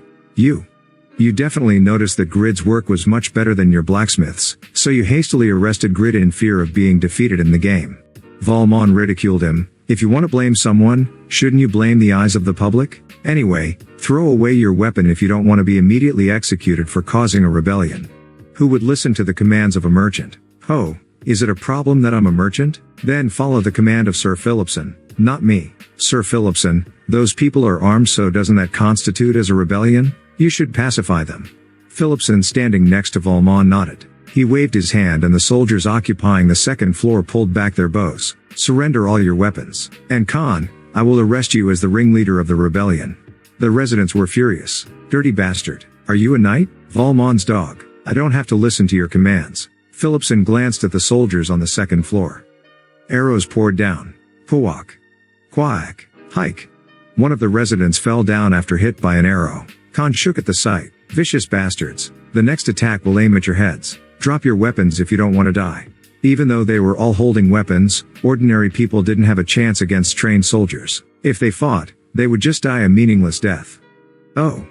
Yang-a-rang. Their weapons fell weakly to the ground. Their determination fell and the helpless people lay down on the ground in fear. Valmont watched the crying people and laughed. "Ha ha ha ha. You fools. In the end, dogs like you will resist uselessly. Clearly understand this. You are meant to be ruled. All you need to do is unconditionally obey. Don't think about rebelling again." Valmont gave an order to Philipson. "Confiscate everything in this smithy," and arrested the ringleader of the rebellion, Khan. "Yes." The soldiers moved in an orderly fashion. Valmont approached Philipson and whispered, "Sir Philipson, the Lord will clearly give a great reward to us, who stopped the rebellion before any damage was done. Why don't we have a drink tonight to celebrate? I will prepare beauties and delicacies. It is appreciated. We can play tonight, but you don't need to prepare separate beauties." Philipson's greedy gaze was fixed on one side. Valmont followed his gaze and saw some elderly people and women standing on one side. Among the females, there was one around 15 years old. When she was an adult, she would be a great beauty. Valmont frowned and spoke to himself, wanting a young girl. "You are worse than me." "Huh? What did you say just now?" "I'm sorry, but I didn't hear it." "No, nothing. You didn't hear anything. I was just talking to myself." While Valmont and Philipson were filled with anticipation at the Lord's reward, the residents were desperate as they saw Khan being dragged. What do we do now? What should we do? This is the end. There is no one else to rely on in Winston. I should have left when I could. Now I can't leave this place. Khan was the last remaining source of hope for the Winston residents. Now he was being dragged to the dungeon, so the residents lost hope. A savior was needed. Winston Castle's dungeon. How many days had passed? Light never entered and Heroi felt despair as he remained trapped in the darkness. Now he couldn't tell as this was reality or virtual reality. Where is this? Why am I doing this? How can I get out of this hell? He would rather die. Meanwhile, in reality, Heroi's ego was showing severe instability. The atmosphere of the SA Mongolian branch was very heavy. The ego is too unstable. We can't guarantee Alunbatar's health. If we don't forcefully log him out right now, he might need to be locked up in a mental hospital. The experts advised to give up on this quest. However, the Mongolian branch director Park Yoon-hyuk's thoughts were different. Alunbatar has endured 48 hours and 10 minutes. It has reached up to here, so it isn't about PR anymore. We can't waste the effort of Alunbatar. There is only 1 hour and 50 minutes remaining. Until then, we will watch Alunbatar until the end. It meant he wouldn't allow the forced logout. The faces of the executives turned white. Satisfy deserves criticism for the existence of a quest that puts the user at risk. If we don't take responsibility for the safety of the user, the company will take a bit hit. The whole world will think Satisfy is dangerous and service will be disrupted. Park Yoon-hyuk didn't back down from the executives. My decision has been made. If anything goes wrong, I will take all responsibility. I will do my best to avoid damaging the company. No, why would you go so far? The current situation isn't that encouraging. The probability of Grid rescuing Heroi is only 9%. Furthermore, Grid was arrested as Heroi's accomplice. Rather than rescuing Heroi, Grid will be stuck in the same dungeon. Isn't it a wise decision to force him to log out, since the quest will fail anyway? Park Yoon-hyuk's thoughts were different. Isn't it a positive thing that Grid was arrested? They are now close to each other in the dungeon. The executives were shocked. Grid is a legendary class, but he is low-leveled. Furthermore, his items and weapons have been seized. How will he get out of the dungeon and rescue Heroi with just his body? It has already been decided, so don't say anything more. Park Yoon-hyuk dismissed them and focused on the monitor again. The first monitor had 48 hours stated on it. That was 192 hours stuck in the game, so Heroi was starting to panic. On the second monitor, the soldiers had just brought Grid into Winston Castle. Obviously, the situation is desperate. Heroi can't be rescued with Grid's strength, but something seems like it will happen. After the wait quest had been triggered, Park Yoon-hyuk watched Grid all the time. Grid was greedy, his tone was rude and his behavior wasn't prudent. He was a figure far from the apostle of justice in the movies. But nevertheless, Park Yoon-hyuk gained more confidence as he watched. Grid always tried hard. He stood in front of a furnace for several hours and repeated hammering. He designed and made different items using the same materials.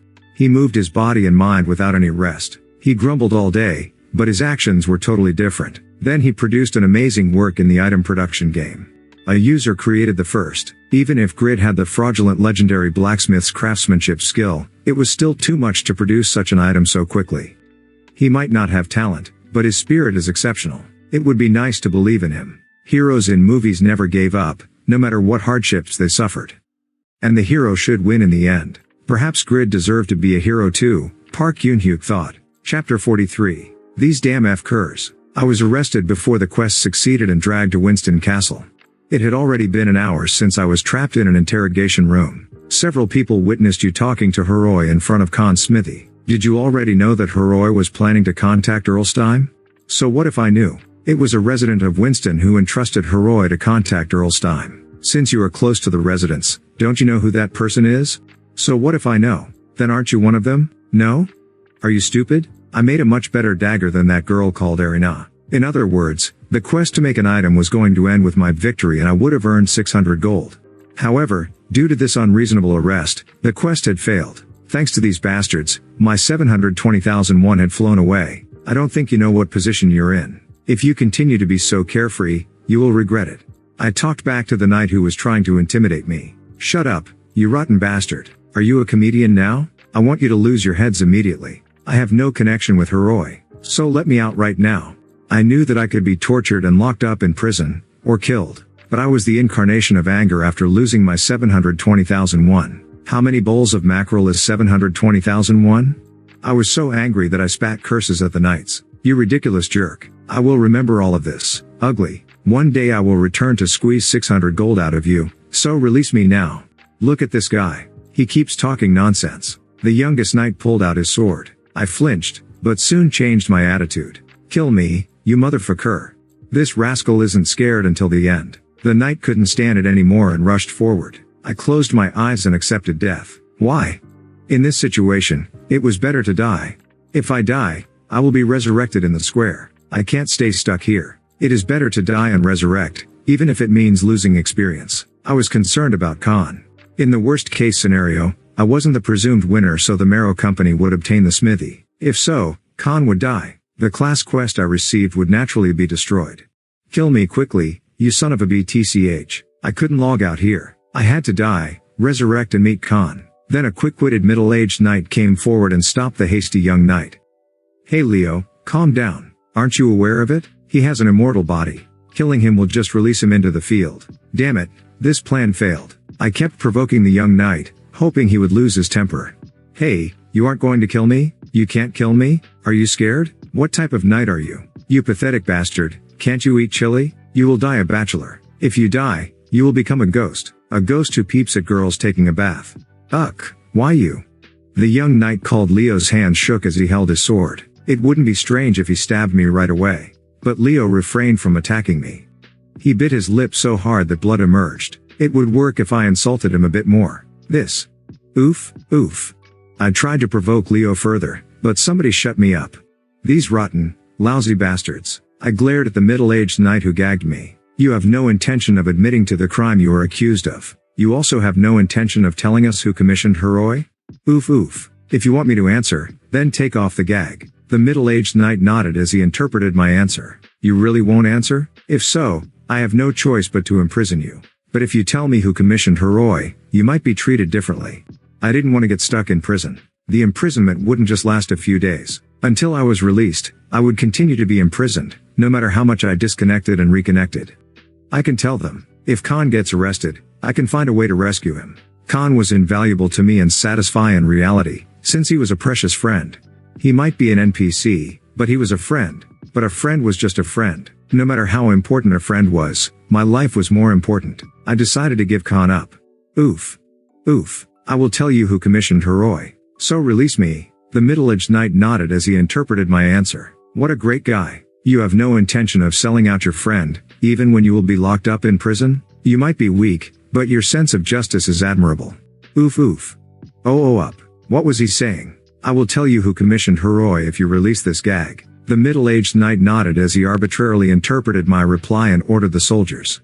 Imprison him. Put him in solitary confinement. Solitary? I couldn't do anything if I was stuck in prison, but solitary confinement as well? I would be trapped alone without any other prisoners. Oof. I panicked and struggled to get rid of the gag. However, the knights ignored my calls. In the end, I was dragged underneath the castle. Damn, what the hell is going on? I have to be imprisoned forever? And what happened with Khan's smithy? Khan absolutely can't die. No, that stupid Heroi, why did you fail your quest and damage me? It happened while I was being dragged by the soldiers. The quest Apostle of Justice has been created. Apostle of Justice. Difficulty, S. Heroi, who was trying to inform Erlstein about the happenings in Winston, failed his mission and was caught. He has been locked in solitary confinement for a long time. You are the only one who knows Heroi's circumstances, so you are the only one who can help. Rescue Heroi for the sake of justice. Quest clear conditions. After being trapped in the deepest dungeon, rescue Heroi within 7 hours. Quest reward, the title Apostle of Justice. Affinity with the Winston residents will rise to the peak. Reputation in Winston will rise to the peak. Create a linked quest with Heroi. Apostle of Justice. The courage stat will be opened. All stats plus 10. The skill Unbreakable Justice will be generated. Quest failure. Level -2. The title Coward will be generated. Coward. Affinity with NPCs will decline. The probability of acquiring quests will decline. You will be despised by NPCs with a positive inclination. The contents of the reward are familiar? This was the same compensation when Heroi shared the information for the residents of Winston with me. A linked quest with Heroi was generated. I am greedy for a new title. I have no intention of accepting the quest. I was going to be stuck in solitary confinement, yet I was expected to rescue Heroi? In addition, it had to be within 7 hours. It was an unconditional quest failure. What fool would be stupid enough to accept this quest? The penalty if I fail the quest. I have goosebumps. My level would drop and I would receive the coward title? It is a junk title. The coward title was just as bad as noble killer. I could never accept this quest. But you can't refuse this quest. Quest is in progress. Why? Why me? Oof. Oh. I was going nuts. I couldn't help cursing despite the gag in my mouth, almost choking me. I drooled and coughed through the gag in my mouth, causing the soldiers escorting me to hit me on the back. This bastard. Can't you be quiet? Bah. Solitary confinement is scary. Stupid guy, you should have talked when the knights gave you a chance. Why are you pretending to be cool when you're just afraid? Oof. I thought it wasn't fair. It was frustrating to see the soldiers misunderstand and talk so arbitrarily. Ouch. I was brought deep underground and pushed by the soldiers into the solitary confinement cell. But they didn't release my gag. The soldiers talked amongst themselves. Hey, should we release the gag? Leo told me to only release it at meals. Apparently he is quite a mouth, so Leo will be tempted to kill him if his mouth is free. I see. What was this? Oof. Release the gag, eh? The soldiers looked at me with terrified expressions. Wow, he is so desperate to talk that saliva is dripping down. If we keep him gagged all day, his blood pressure might rise. This is really a punishment for him. Oof. Then release this rope. The rope was pressing against my body, making it difficult to move my fingers. Quang. The soldiers ignored me and walked away. They really are leaving. My body was tied up and my mouth gagged. Would I be trapped in this smelly place forever? Furthermore, time was running out. The Heroi rescue quest would fail even if I just stood still. What about my level? And why did I have to get the coward title? I had to be called a coward because I couldn't rescue Heroi? Oof. I started shouting again. Please help me. But there was no answer. My moaning echoed in the deep and dismal basement. Time passed with nothing happening. At the top of the screen, there was a window showing that I had 4 hours left in my quest time limit. I had been trapped in jail for 3 hours already. Shit. This rotten. Somehow, both good luck and bad luck followed me recently. All that luck was a precursor to my misfortune today. I forgot how unlucky I am and wasn't vigilant. I was someone who had never found a 10-1 coin on the side of the road in my 26 years of life. Then I managed to obtain a legendary class. I want to hit Lady Luck. Just as I was cursing at Lady Luck, Grid. I heard a woman's voice from upstairs. This voice? It was familiar? Where had I heard it recently? Ah. Erina. Her voice was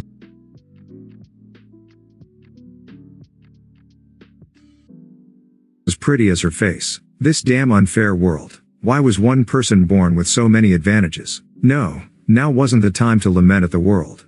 Why is that kid here? No, it doesn't even need questioning. A very surprising person had come, but she was my only hope. I had to accept her help. I started shouting. Oof. Here. I am here. No matter how I shouted, it was hard to make a loud noise with the gag. Erina was still looking for me upstairs. Grid. Where are you? Where is this man? Oof. A hoarse cry emerged from my mouth. But Erina couldn't find me easily. At the top of the screen, the quest display window was pointed at 2 hours.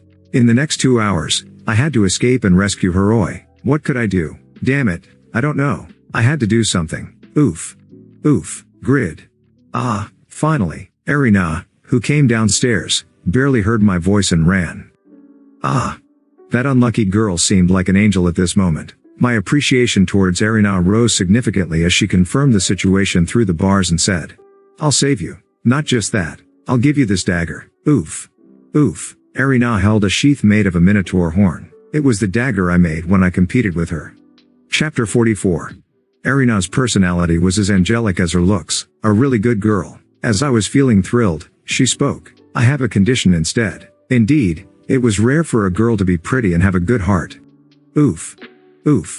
This damn girl. Setting a condition in a situation like this? If she came to rescue me, shouldn't she rescue me? Erina interpreted my expression and laughed. You will listen to any conditions, so talk quickly? It's good that you are so straightforward. You will make an orb for me that contains as much magic as possible. At a minimum, the orb should have the same performance as this dagger. You can do it with your blacksmith skills, right? Orb? I had never created one before. Was an orb a magic item? Why is she asking me, not a magician? No, Now wasn't the time to think about that. I nodded. Erina made a satisfied expression. Okay. The other condition is that you can never call me kid in the future. My name is Euphemina. Just call me Euphemina. Understood? Did she drink alcohol during the day? Earlier she was Erina and now she was Euphemina? Did she forget her name? Or was it a pseudonym in the first place? Anyway, this was good. I nodded again and Erina, no Euphemina took out a key and opened the prison door. Then she released the gag in my mouth. Huok. I finally felt alive again. I wiped the saliva around my mouth and asked Euphemina to release my tied-up body. What is happening? Why did you come here to save me? Euphemina threw the dagger towards me. Isn't it better to talk once we escape? As she finished talking, there was the sound of dozens of soldiers rushing down the stairs. I was dismayed. Hey, kid, no, Euphemina, what is this? Didn't you manage to come here because you took care of the soldiers? There are a lot of soldiers. I took care of over 100 soldiers, but there are still people remaining. You'll have a hard time escaping. FFFF.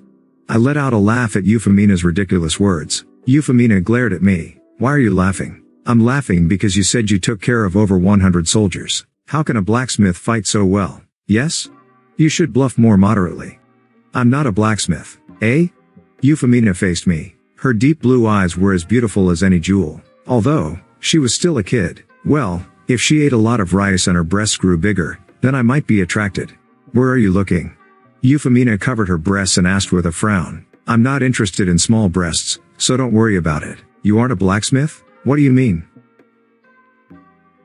I really dislike people like you. Euphemina grumbled, but still explained. I have a special class. My class is a duplicator. I was able to pretend to be a blacksmith by duplicating Khan's blacksmith skill. You are like me, right? You're not an ordinary blacksmith? Duplicator? It was the first time I'd heard of this class. Perhaps a rare class? Euphemina cried out indignantly. It isn't a rare class. It's an epic class. Hyok. One of Satisfy's 3 epic classes belonged to this kid? There was no reason for her to bluff in this situation. So if this was true, didn't you thoroughly hide your identity? Then why bother revealing it to me? And why in this situation? I am saying it now because of this situation. Don't you have a hidden class as well? I know everything. So don't pretend to be an ordinary blacksmith, and fight with all your abilities. Otherwise you'll be killed here. I was already planning on that. I nodded with a convinced expression and held the dagger. Due to your class characteristics, you have equipped the ideal dagger. This is an item you created. Your understanding is 100%. In the case of items made by you, a penalty will be applied if you don't meet the item usage requirements, even if you have full understanding. Attack power of the ideal dagger will decrease by 20%. Only half of the option effects will be applied. Ideal dagger. Rating. Unique. Durability. 168 attack power. 264 attack speed. Plus 11%. There is a rare chance of instantaneously killing the target. Agility plus 20. The skill Wind Blast is generated. The skill Quick Movements is generated. A dagger created by a craftsman with great skills and potential, but lacks experience and reputation. It was made with the renowned blacksmith Khan. There is nothing special about the materials or method used, but the craftsman's skill and the cooperation with Khan has created an ideal dagger. User restriction. Level 180 or higher. More than 450 agility. Advanced dagger mastery. The penalties would be applied even if I had the maximum understanding of the items I created? Damn it. This was truly deplorable.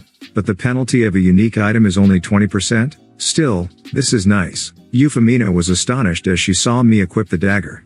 Is your real class part of the Assassin series? It requires 450 agility and advanced dagger mastery. But isn't it strange? How do you have the blacksmith's craftsmanship technique?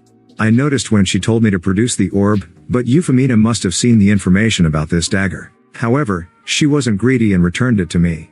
When I looked at her, she was a pretty good person. If it was me, I wouldn't taken it. She's stupid. Truly a little kid who doesn't know the truth of the world. No, she wants me to make an orb that is as good as this dagger? Wait. Will she support the cost of the materials needed to make the orb? Surely she isn't expecting me to make it for free? Wicked girl. No, it was still too early to know. I had time to make a decision about Euphemina. Wind Blast. I used the skill in the direction of the rushing soldiers. A sharp wind emerged from the dagger, causing blood to pour from the soldiers. Euphemina confirmed that 10 soldiers were seriously wounded and whistled. A skill attached to an item manages to display this much destructive power. How incredible. Originally, the destructive power wasn't at this level. If I met the conditions to use this dagger, the power of Wind Blast would have been 2 times stronger. It is a pity that only half of the option's effect is applied. I lamented again before speaking to Euphemina. Hey Euphemina, I have to go rescue a person. Eh? A person? Ah, are you talking about Khan? I already rescued Khan before coming here. Khan was also captured? I'm glad he's safe, but the person I'm talking about isn't Khan. It's Heroi. Who is that? I briefly explained to Euphemina, who made an annoyed expression. I don't know the name. I could read Euphemina's feelings. She seemed to think she had stepped in shit. Well, it didn't matter how she felt. There was only 1 hour and 50 minutes remaining. I had to rescue Heroi during that time period. After I save that bastard, I will tell him off. He was the cause of all of this. I was furious. Wah! The soldiers jumped in unison. There seemed to be around 30 soldiers. I was nervous, but Euphemina didn't show any signs of agitation at all. She didn't change her expression and reached out a hand. Spear of Destruction. Pachichik. A dark red spark jumped from Euphemina's fingertip. A spear was created and the soldiers were hit. Bam bam bam. Quang. The spear pierced the bodies of the soldiers and exploded, causing the 30 soldiers to turn into a gray light. It was an incredibly powerful spell that was used lightly. Maybe Euphemina was comparable to that witch Yura? How could she cast it so easily? Hiccup. I hiccuped from the surprise. What did I say to her before? Didn't I say a lot? Is she angry with me? As I froze with fear, Euphemina said to me, What? Don't you have to go and rescue Heroi? Yes. I was going to speak casually, but suddenly thought that it would be awkward not to use honorifics. Let's never call her a kid again. I will make her orb. She has endured it so far. I won't offend her anymore. I made a decision and headed deeper underground.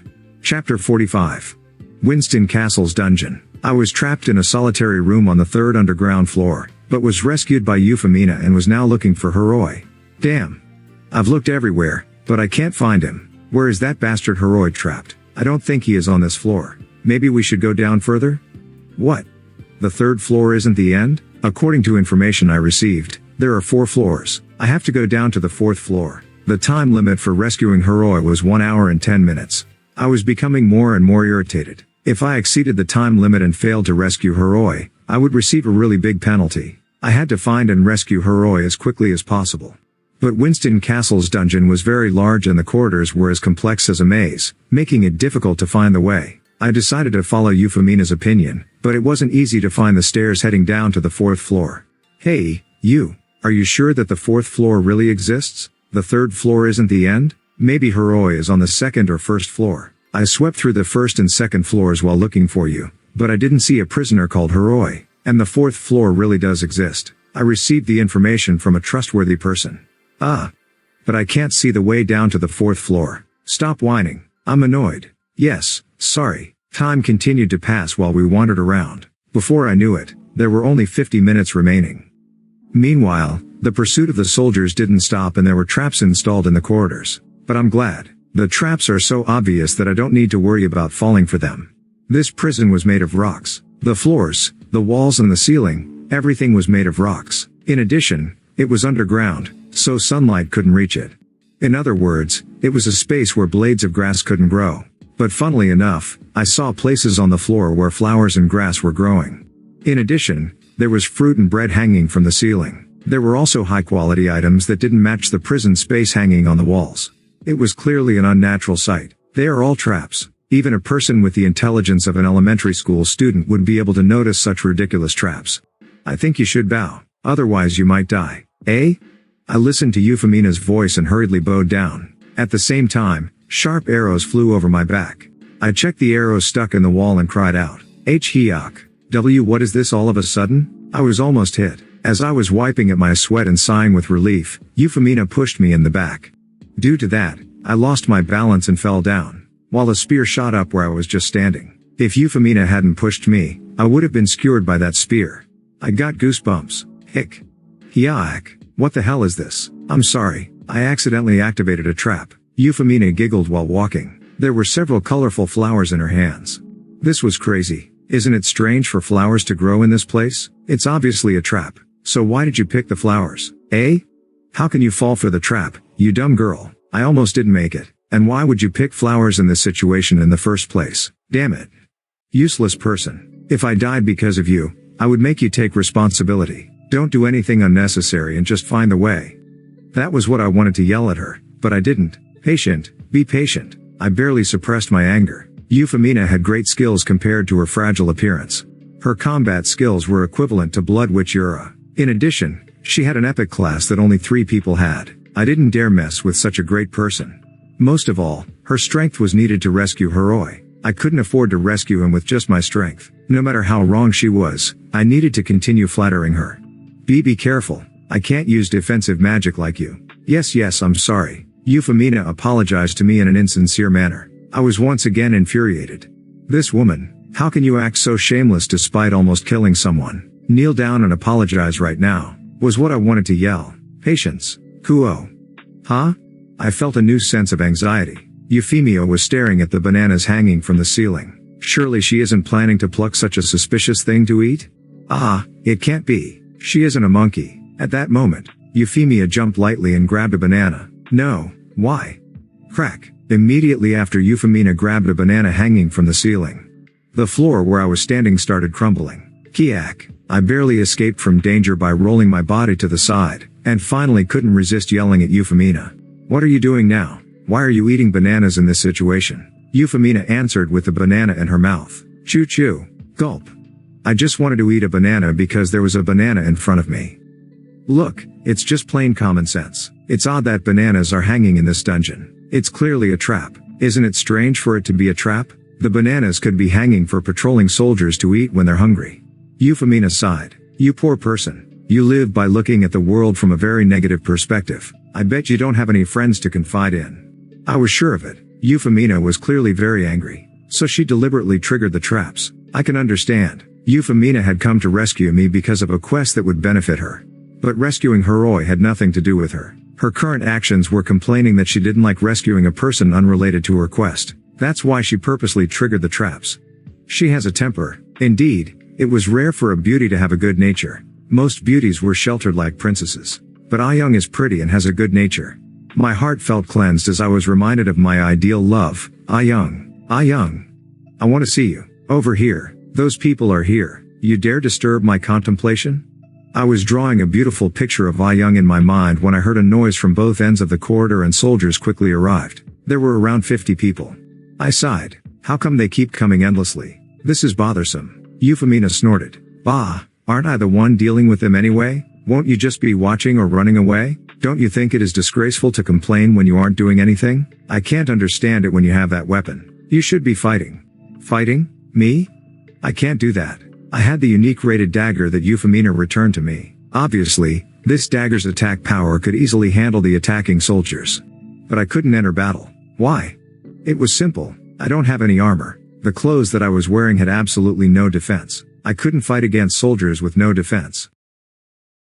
At the end of the day, Euphemina was helping me so I could concentrate on rescuing Heroi without fighting. Even if you don't have armor, isn't it easy for you to handle the soldiers? No. I'm not as strong as you think. Then. I'll leave this to you. Huh? What does that mean? I patted Euphemina's back and headed towards the hole caused by the trap she had triggered earlier. I'll go and find Heroi first. Hold their attention until then. Hey. The confused Euphemina hurriedly tried to catch me, but it was too late. I ignored her and dove into the hole. Ku tang. Wah. You have fallen from a high place and suffered 200 damage. I left the soldiers and Euphemina, falling alone to the 4th floor. Cough. Fortunately, I didn't get significantly hurt. I raised my dusty body and moved my gaze to the dusty ceiling. The battle between Euphemina and the soldiers had already begun, as flashing lights and the soldiers' yells were heard. Good, Euphemia. You're doing very well, Tilda. If she fought as loudly as possible, the enemies would believe that Euphemina and I were on the 3rd floor, pulling all the defensive troops to the 3rd floor. Then the defense on the 4th floor would be relatively poor. I can find and rescue Heroi in this gap. Aren't I surprisingly smart? Did I feel bad for leaving the fighting to Euphemina while I rescued Heroi? Well, no. My conscience didn't exist. I was the type to use others if it would benefit me. Was I worried about Euphemina fighting alone? Of course I wasn't worried. She was the first epic class and so OP that she could use all types of magic spells without chanting first. She would survive even if hundreds of soldiers and dozens of knights were her opponents. Chapter 46 Duplicator. Blood Witch Yura, The first-ranked South Korean and fifth rank on the unified rankings. Even she, who was at the top of 2 billion users, had to chant long spells when using great magic.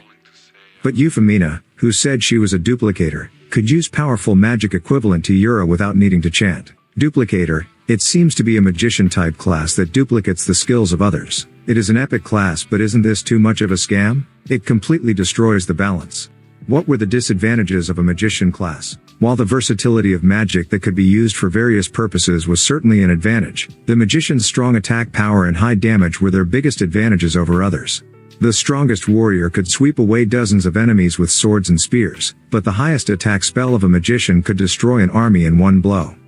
This meant a magician had horrific attack power. However, every time they had to chant a spell, the higher the level of the magic, the longer the chant. And this was a magician's fatal disadvantage. But Euphemina didn't need to chant when using spells. It meant she could use magic in quick succession, and the biggest disadvantage of a magician didn't apply to her. To briefly describe the duplicator class, it was a magician who could duplicate the skills of others and had no disadvantages. She could even learn the advanced blacksmith's craftsmanship skill. So a duplicator can copy all types of skills and use spells without any penalty, then that is, I don't know. Anyway, it is a fraud class. I wanted to guess correctly about the duplicator class, but it was painful when I thought about it, so I just focused on finding Heroi, that shameless human. Because Grid ran away, Euphemina was left alone among the soldiers. Why was she in this smelly and dreary dungeon? Because she had to rescue Grid. The reason for the rescue was to clear the quest received from Rabbit. Why did she retrieve Grid's unique rated dagger and return it to him? Because it was a favor so that their relationship would continue to be good in the future. To be precise, she wanted Grid to make a unique rated orb for her. As such, Euphemia treated Grid nicely, only for him to act like this. He used Euphemia's power to clear his quest and now left her alone with the enemies. I know that it's wise to use one person as bait while the other rescues the quest target. I know that. But Euphemia's anger reached its peak and eventually exploded. That ungrateful person dared to use me as bait? If I hadn't helped him, wouldn't he be trapped in the prison forever and deprived of his unique dagger? Sha. The air around Euphemina became cold. What? She is a magician. Don't give her time to cast a spell. The soldiers surrounding Euphemina felt the danger as their helmets and armor started freezing. They hurried to attack Euphemina, but it was already too late. Frost Queen's breath. Kudididuk. An unbelievable sight unfolded, as suddenly, a blizzard raged and the soldiers' bodies started to freeze from their toes up to their heads. Cack. Hike. Body.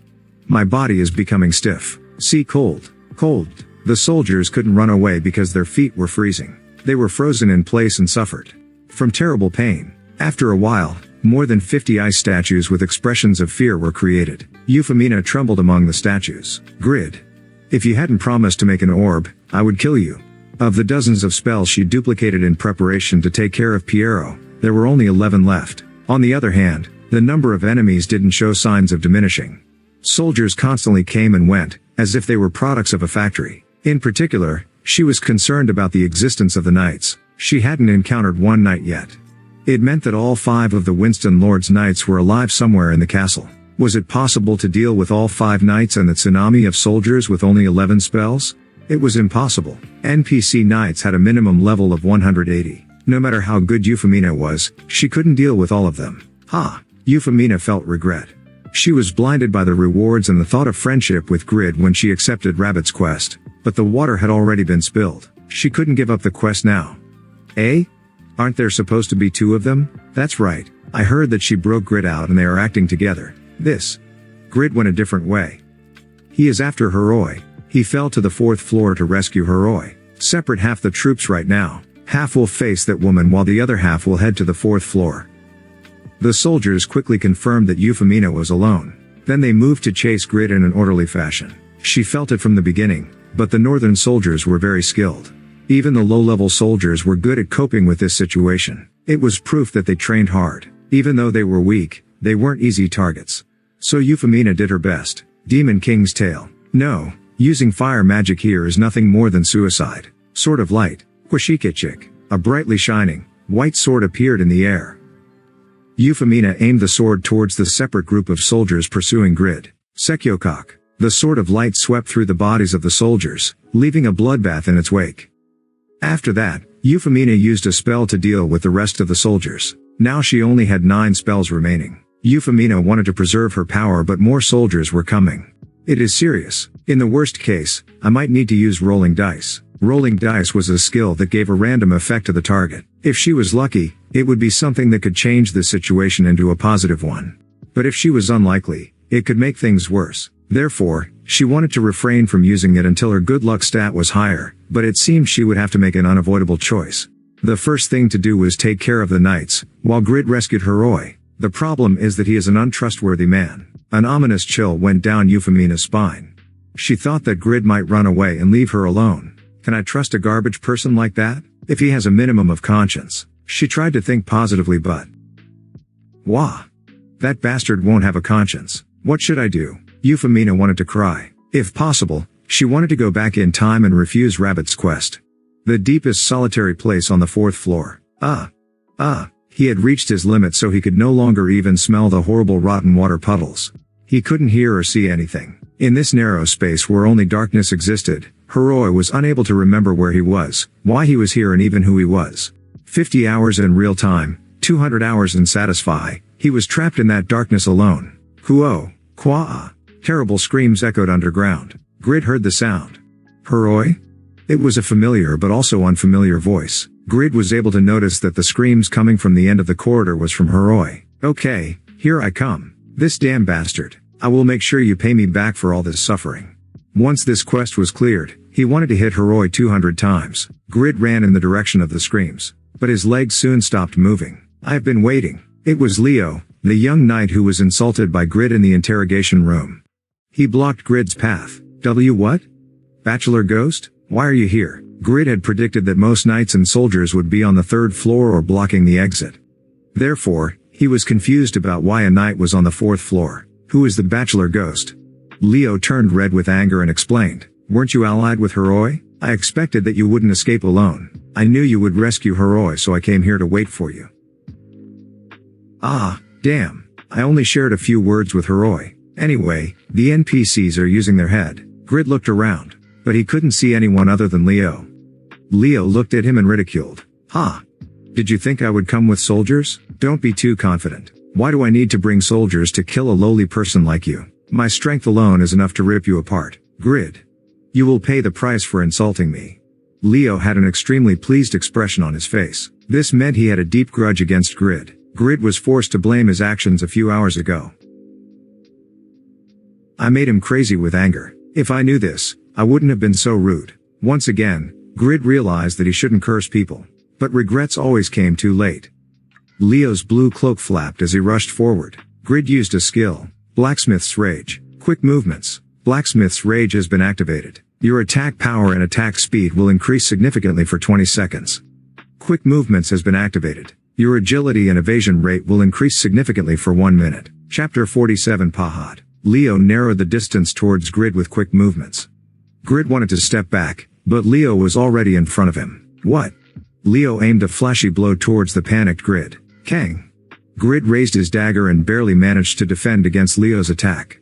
His wrists and shoulders were strained in the aftermath, and his right arm was temporarily disabled, but Grid survived thanks to the successful defense. I wouldn't have caught Leo's movements at all if it weren't for the ideal dagger. This was true. After using the skill quick movements attached to the ideal dagger, his agility doubled. Ideal dagger itself increased the user's agility by 20. In addition to that, all of Grid's stats had increased by 12 points after making a unique item. Grid's combined agility was close to 250 points, making him able to respond to Leo's attacks. Leo frowned with an unpleasant expression and asked, "You avoided my attack? Aren't you a blacksmith?" Leo was one of Winston's most accomplished young talents. He was even called the Northern Nova, and his name was spread throughout the North. It was impossible for an ordinary blacksmith to block his attack, even with a fluke. Thus, Leo started taking the battle seriously. You aren't an ordinary blacksmith? Were you just acting in the interrogation room? Good. I will acknowledge your skills and do my best.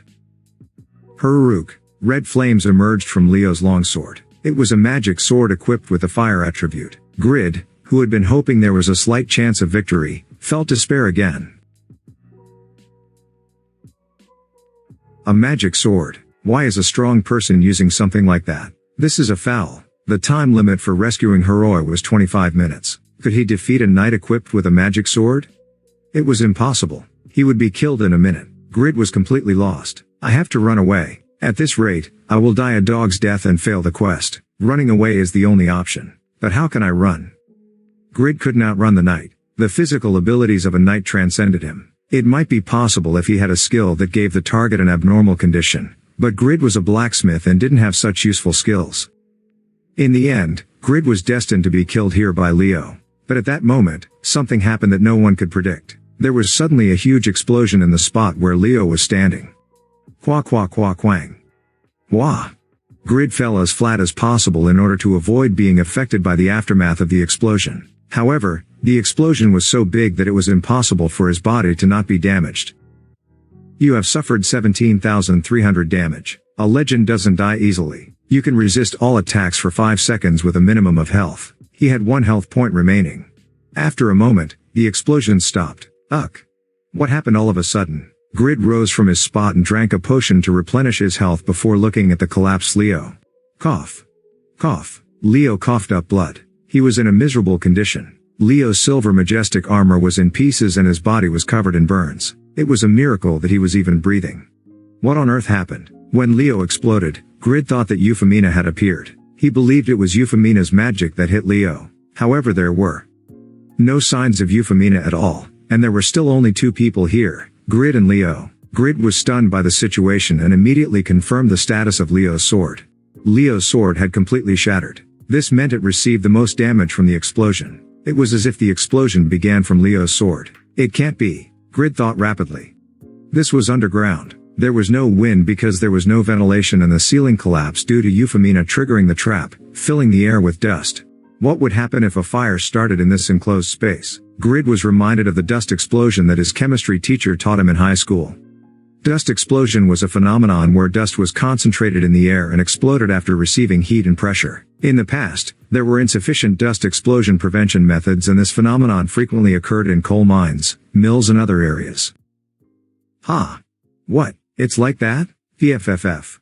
Ha ha ha ha hat. Grid relaxed as he grasped the situation and then laughed like crazy. He was really lucky to be able to succeed in the quest after thinking he would be killed by Leo. You. What did you do? The collapsed Leo could barely open his mouth to ask. Grid stopped laughing and turned to Leo. He tried to look as cool as possible as he declared. This is what you call the difference in skills. In fact, I moved at a tremendous speed that your eyes couldn't follow and made your sword explode. That is why you can't avoid death. What? Such a thing is possible? You. What is your identity? Grid placed the dagger above Leo's heart and replied, I am Pagma's descendant. Now you really are going to be a bachelor ghost. Uck. Grid's dagger pierced Leo's heart. His words came true. Leo really was going to be a bachelor ghost. Quack. Leo turned into a gray light and dozens of notification windows emerged in front of Grid. You have defeated Winston's knight, Leo. The title Knight Slayer has been acquired. 8 gold has been acquired. The prison key has been acquired. 432,000 experience has been acquired. Your level has risen. Your level has risen. Your level has risen. Your level has risen. Your level has risen. Your level has risen. Your level. The level of Northern Nova Leo was exactly 188. Grid's level rose from 21 to 45 in an instant. There was also a bonus title. Knight Slayer. Stamina plus 100. Strength plus 30.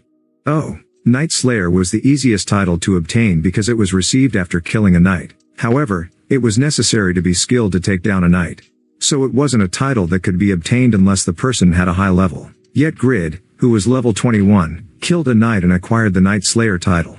I received the title of Knight Slayer, which is one of the indications of a high-level user.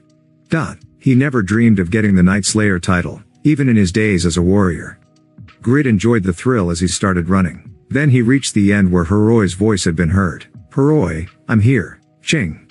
The iron door easily opened due to the key from Leo. Uck. Grid frowned. The solitary cell was filled with a bad stench. And Heroi didn't look the same. It was like touching a skeleton. What?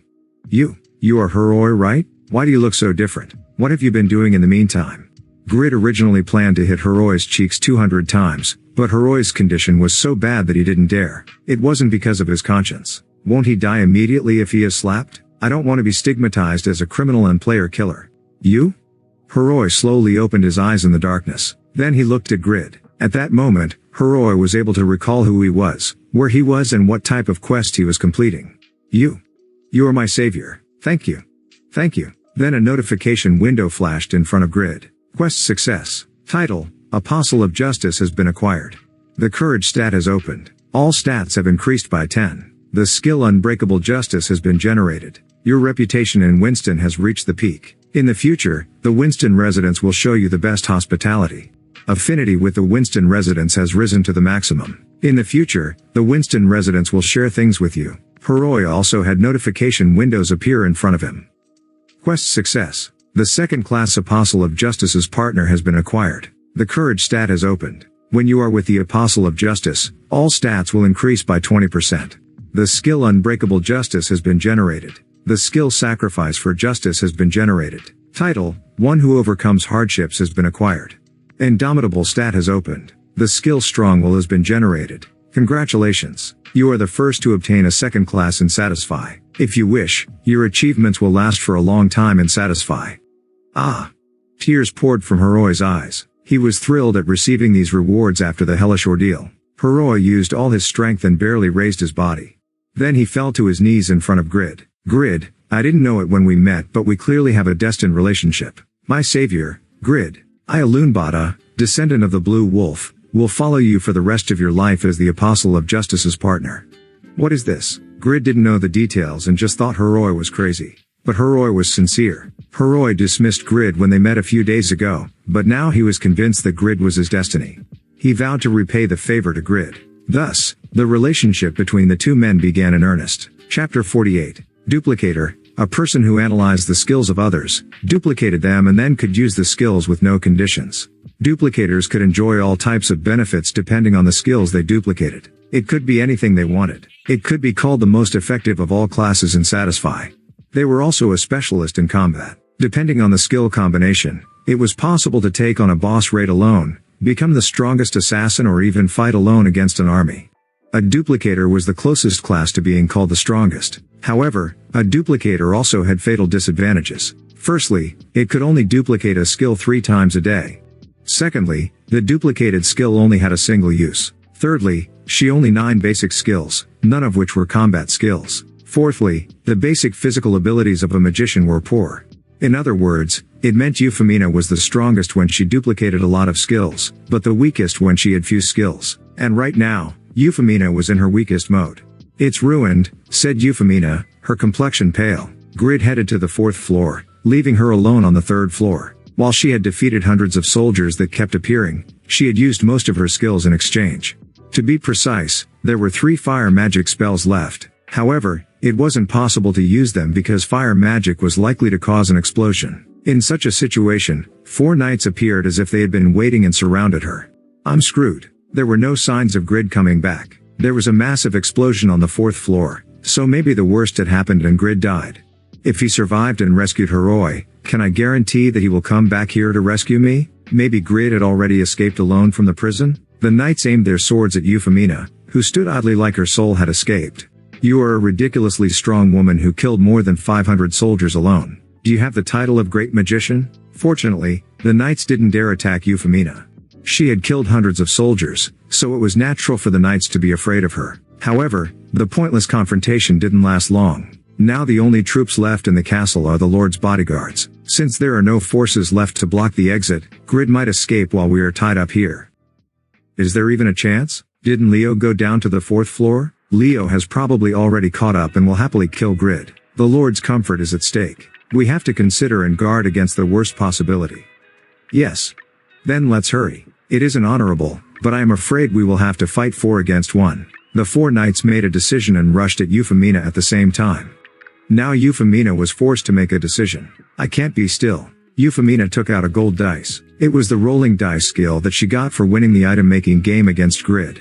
Rolling dice. Roll a dice and a phenomenon will occur, depending on the number that is rolled. If the target is yourself or an ally, there will be a beneficial effect if the number 4 or higher is rolled. There will be a harmful effect if the number rolled is 3 or lower. If the target is an enemy, there will be a beneficial effect if the number 3 or lower is rolled. There will be a harmful effect if the number rolled is 4 or higher. Skill mana cost. 1000. Skill cooldown time, 3000 seconds. What if she rolled the dice and the situation became worse? If the situation becomes too bad, I will use the fire magic. Euphemina didn't intend to die alone. She grumbled, but there were still no signs of Grid returning. She couldn't imagine how, but she would later get revenge on Grid in a terrible way. At that moment, these knights ganging up on a weak.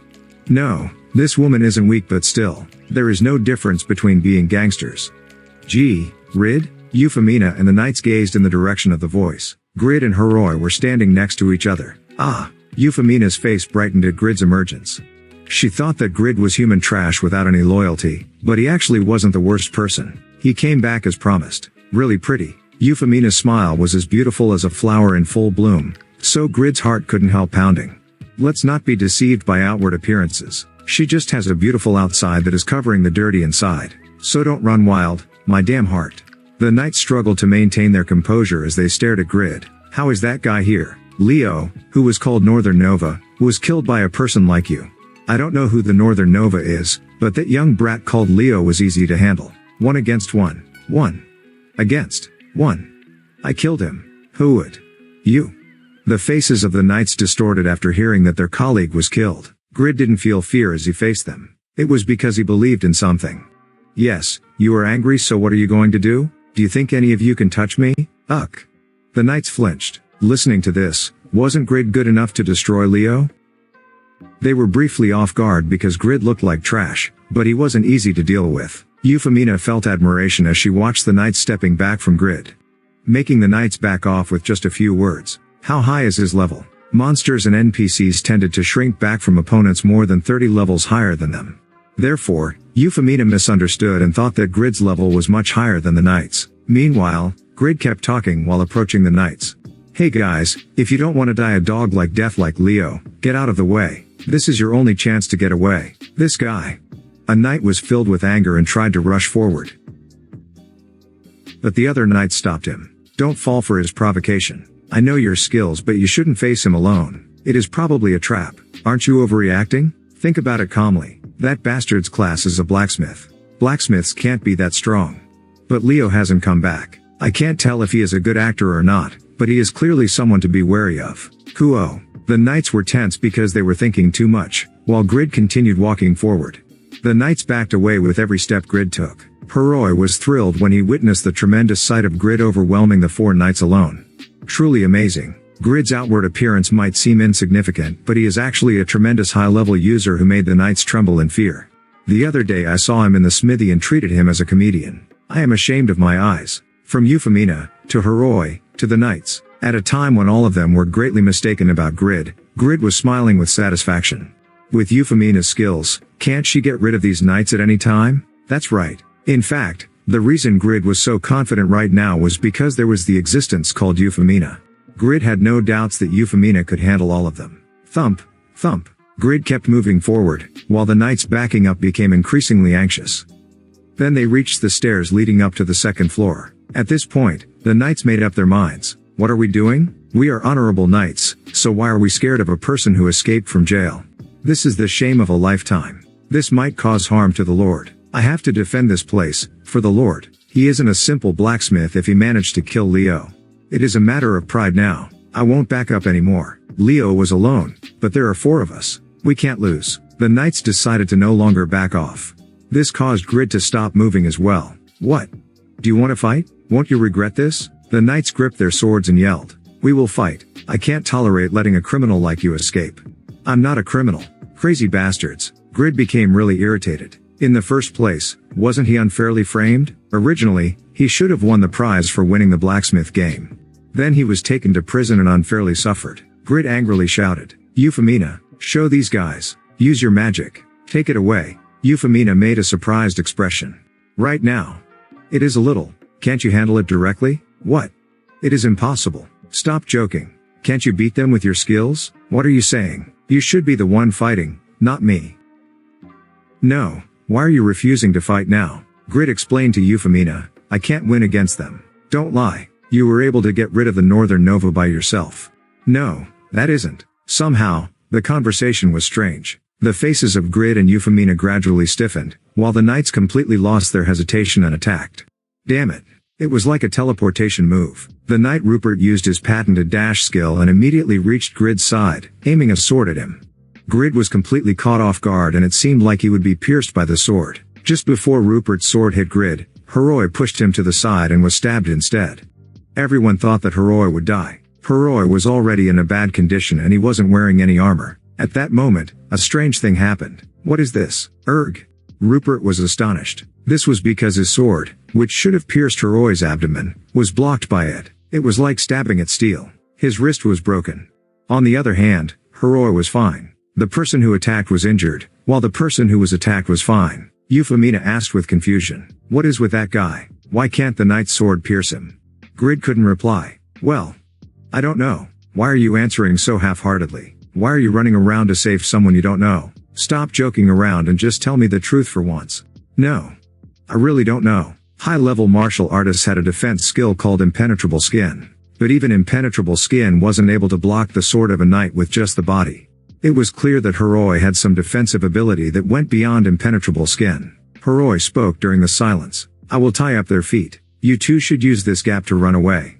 The reason why Heroi was able to block the knight's attack with his body, it was thanks to the skill given by the title one who overcomes hardships.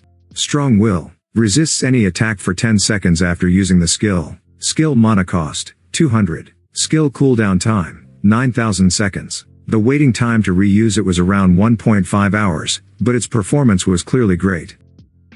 It was a priceless skill acquired after enduring and overcoming a hellish trial. And Grid was the one who saved him from hell. Heroi already vowed to pay back this favor for the rest of my life. After that, Heroi determined that he would sacrifice himself for Grid. He wanted Grid to escape safely through the gap while the knights were unharmed. Heroi, an ordinary person would hesitate to leave a fellow colleague but buy as much time as possible so that we can escape safely. I'll see you next time. Grid and Euphemina weren't emotional people. They immediately left this place and Heroi was left alone. The knights tried to chase Grid but Heroi blocked the way. He opened his mouth with an expression of determination to protect Grid. I have no thoughts of letting you leave, you hash and $@ this damn $#. Heroi was an order so words that couldn't be repeated emerged from his mouth. The knights suffered a profound psychological blow because of Heroi's words, which were more abusive than anything they've heard before. This was Heroi's spiteful tongue skill. Heroi attacked the knights while they were confused and their stats were down. Unbreakable Justice. It was one of the two skills acquired from his second class, Apostle of Justice's partner. It was his ultimate attack skill that dealt damage that was 300% of his attack power. Pyong. After Heroi's fist struck Rupert's face, the shockwave reached the knights standing around Rupert. The sound of a huge blow echoed through the underground prison, causing the knights to reflexively scream in pain. Kick. But it was just a reflexive reaction. Huh? The knights strangely couldn't feel any pain. It was a natural phenomenon. In the first place, an order had poor physical abilities and he currently wasn't equipped with any weapons. A 300% increase in an order's damage still wasn't enough to deal a blow to armored knights. The difference was too big. Heroi accepted it calmly. It is as I expected. This is a useless skill to the current me. It only took a few minutes for Heroi to be captured by the knights and locked in solitary confinement again. But Heroi didn't care. He hadn't been able to log out for 50 hours in reality. Therefore, he was exhausted and wanted to log out and rest. Since the quest was clear, there was no penalty for logging out. Based on this situation, it will soon be over for Winston's lord. I can easily escape from the prison after I get some sleep and log in again. Then Grid, I wish you good fortune. So, Heroi logged out. Chapter 49. Grid and Euphemina hurriedly ran away from the knights. Thanks to Euphemina grasping the layout of the first and second floors of the dungeon, the two people didn't have to wander and managed to reach the surface level.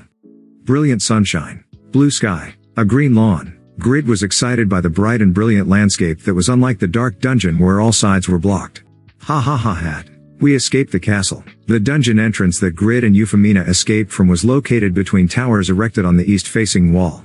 The two of them were exiting the tower, and there was a lookout above them. In other words, there were concerns that the guards in the watchtowers would hear Grid's loud voice. Be quiet, we are still in the middle of enemy territory. Euphemina tried to calm Grid down but he was so excited about escaping that he didn't hear her. Kia. Look at this clean air. The humid air in the dungeon was so bad. I thought my lungs were rotting away. Air is important. I finally understand why city people are so excited about the air in the countryside. Grid made a fuss as he lay down on the lawn and rolled around. He was out of control. Euphemina had a headache. Most of the soldiers were defeated, but the power of the Lord's bodyguards still seemed intact. The bodyguards weren't a match for knights, but their level and skills exceeded that of ordinary soldiers. Euphemina didn't want to face them. In the worst case, they could tie up her feet until the knights arrived from underground. Hey Grid, we need to leave this place as secretly and quietly as possible, so be a bit more quiet. The smell of the grass is so clear and refreshing. The nice scent of pine needles. Euphemina tiredly rubbed her temple, steadily reaching the limits of her patience. In the end, Euphemina took action and approached Grid, who was sniffing the lawn, and grabbed his collar. Then she pushed her mouth towards Grid's ears and yelled, "You! Didn't I tell you to be quiet? Don't you have a brain? We are in the middle of enemy territory. We should be running away from this dangerous territory, so why are you making noise while rolling around? Yes?" Grid felt like his eardrums had ruptured from the shock. The tearful Grid struggled to escape from Euphemina. "You, don't embarrass me anymore but acting like a fool. Don't you want to leave this damn place? So do it properly. If you act so stupidly again, I really will kill you." Euphemina knew that the grade of Grid's class was higher than hers. Grid wasn't a weak person. Nevertheless, she couldn't help becoming angry as she kept scrutinizing Grid.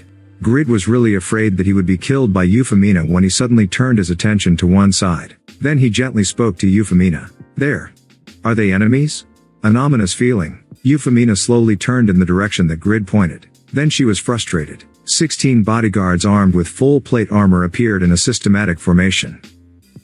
King. Their 16 swords reflected in the sunlight, causing flashes throughout the castle. Grid scowled and snapped at her. "Look what this angry girl did. You caused such a big fuss that the enemies emerged." Euphemina was upset and retorted, "This is because you were loud first." Euphemia's killing intent flared up. Grid trembled with fear as he apologized. Sorry, I was wrong. It was a slip of the tongue." Euphemia's head throbbed as she thought, "This man, what type of concept is he trying on? Why does he keep acting afraid of me?" Grid was the one who defeated the Northern Nova in a one-on-one match. He also overwhelmed 4 knights with just his presence. She didn't have direct knowledge of his skills, but she could make a guess. Grid was strong, a type of man who wouldn't be afraid of anything and satisfy. So, Euphemina started trembling. "This guy is playing with me." Euphemina disliked Grid from the beginning. When the two people first met at the item production game, Grid wasn't misled by Euphemia's beautiful appearance. That fact alone was humiliating for Euphemina. Then she heard all the ridiculing words Grid had spoken. Kid, fox, etc. Now he was blaming her for doing nothing wrong? This man. It was an embarrassing memory that Euphemina wanted to forget for the rest of her life. At that moment, a middle-aged man dressed in silver and gold appeared from among the bodyguards. His identity was Baron Lowe. He was the Lord of Winston, the one who allied with the Marrow Company and allowed the residents of Winston to suffer. To have reached here. Did you get rid of all the soldiers and knights? Ha, ha ha ha, I can't believe it. Baron Lowe laughed like he was insane. It was impossible to maintain his sanity after losing most of his army from one intruder and one prison escapee. The people can't be controlled without the army. Now I have no way of stopping people from going to Erlstein. Thus, Erlstein will find out about my actions and my life is ruined. Baron Lowe was extremely angry after realizing his fate. He couldn't forgive Grid and Euphemina, who took everything away from him. Catch them, tear apart all their limbs and make it so that they can't close their eyes. The 16 bodyguards followed what was possibly the Lord's last command and got into formation. This was a formation that could even compete with a knight. But it was no use in front of Euphemina. Demon King's tail fire. Ack? The bodyguards groaned at the same time. It was because their armor started to heat up. Then the amazing sight unfolded. Haruruk. Blue flames soared from the bodies of the bodyguards.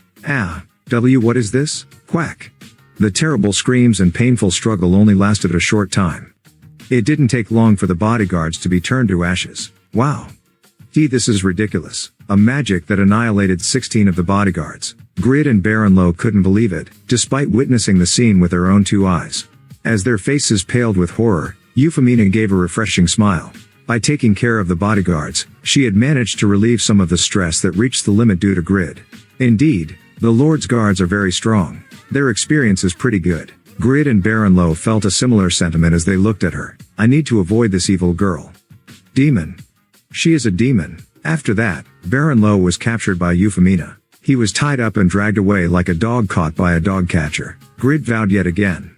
I must never touch this woman again. I won't be able to survive if I do. Maybe Heroi had managed to tie up their feet for a while since the pursuit of the knight still couldn't be felt.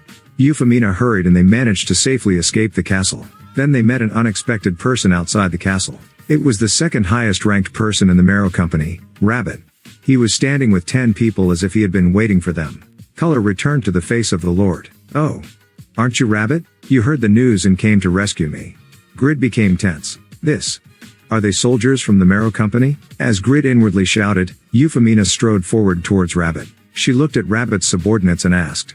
These are the people you mentioned earlier? Rabbit nodded. That's correct. They originally followed Valmont but became disappointed with his brutality. They won't hold you back. They do look strong. Great. I can count on them. The two people were talking like they were friends. Grid felt extreme anxiety. Why are the two of them so close? Wait, wasn't Euphemina hired by the Marrow Company in the first place? Then why? Maybe Euphemina saving me was a trap. Grid's guess was this. Winston's Lord and the Marrow Company had joined hands. Euphemina, who was hired by the Marrow Company, was subsequently the Lord's ally. The conclusion that could be drawn from the first and second fact was that Euphemina was an enemy. If Euphemina really belonged to the Lord, she wouldn't have killed his soldiers. She also wouldn't be dragging the Lord around like a dog. In the first place, why would Euphemina rescue Grid if she was the enemy? She also returned the unique dagger to him instead of selling it. But Grid was so confused that any thinking was impossible. He could only make the simple judgment that Euphemina was the enemy. It is the end. I really can't easily trust a black-bellied animal like her. I showed her some goodwill, only to be duped. Grid thought of some of the historical dramas he watched and decided.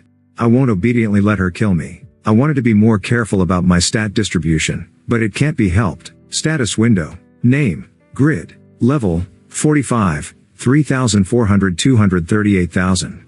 Class. Pagma's descendant. The probability of adding additional options when making items will increase. The probability of item enhancement will increase.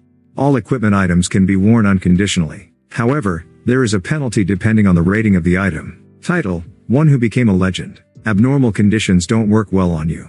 You won't die when health is at the minimum. Easily acknowledged. Title. First unique item maker. Dexterity plus 200. Title. Night Slayer. Stamina plus 100. Strength plus 30. Title. Apostle of Justice. All stats plus 10. The Apostle of Justice's bravery is unmatched. Health. 2. 964 halves. 964 mana. 243. Strength. 166 stamina. 244 agility. 118 intelligence. 91. Dexterity. 391 persistence. 82. Composure. 66 indomitable. 74 dignity. 66 insight. 66. Courage. 10. Stat points. 240. Weight. 842 fourths. 960. Chapter 50. Grid status window was unusually gorgeous. While he was only level 45, his total stats were comparable to a user in the mid-200s. Particularly impressive was that he had 6 rare stats such as persistence, composure, indomitable, dignity, insight, and courage. But was that all? He also owned 4 titles. Originally, titles were very difficult to obtain and those with 4 titles could be among the top rankers. Grid already had 4 titles at level 45. Befitting of a legendary class in Satisfy, the status window was truly overwhelming. But Grid was dissatisfied rather than pleased.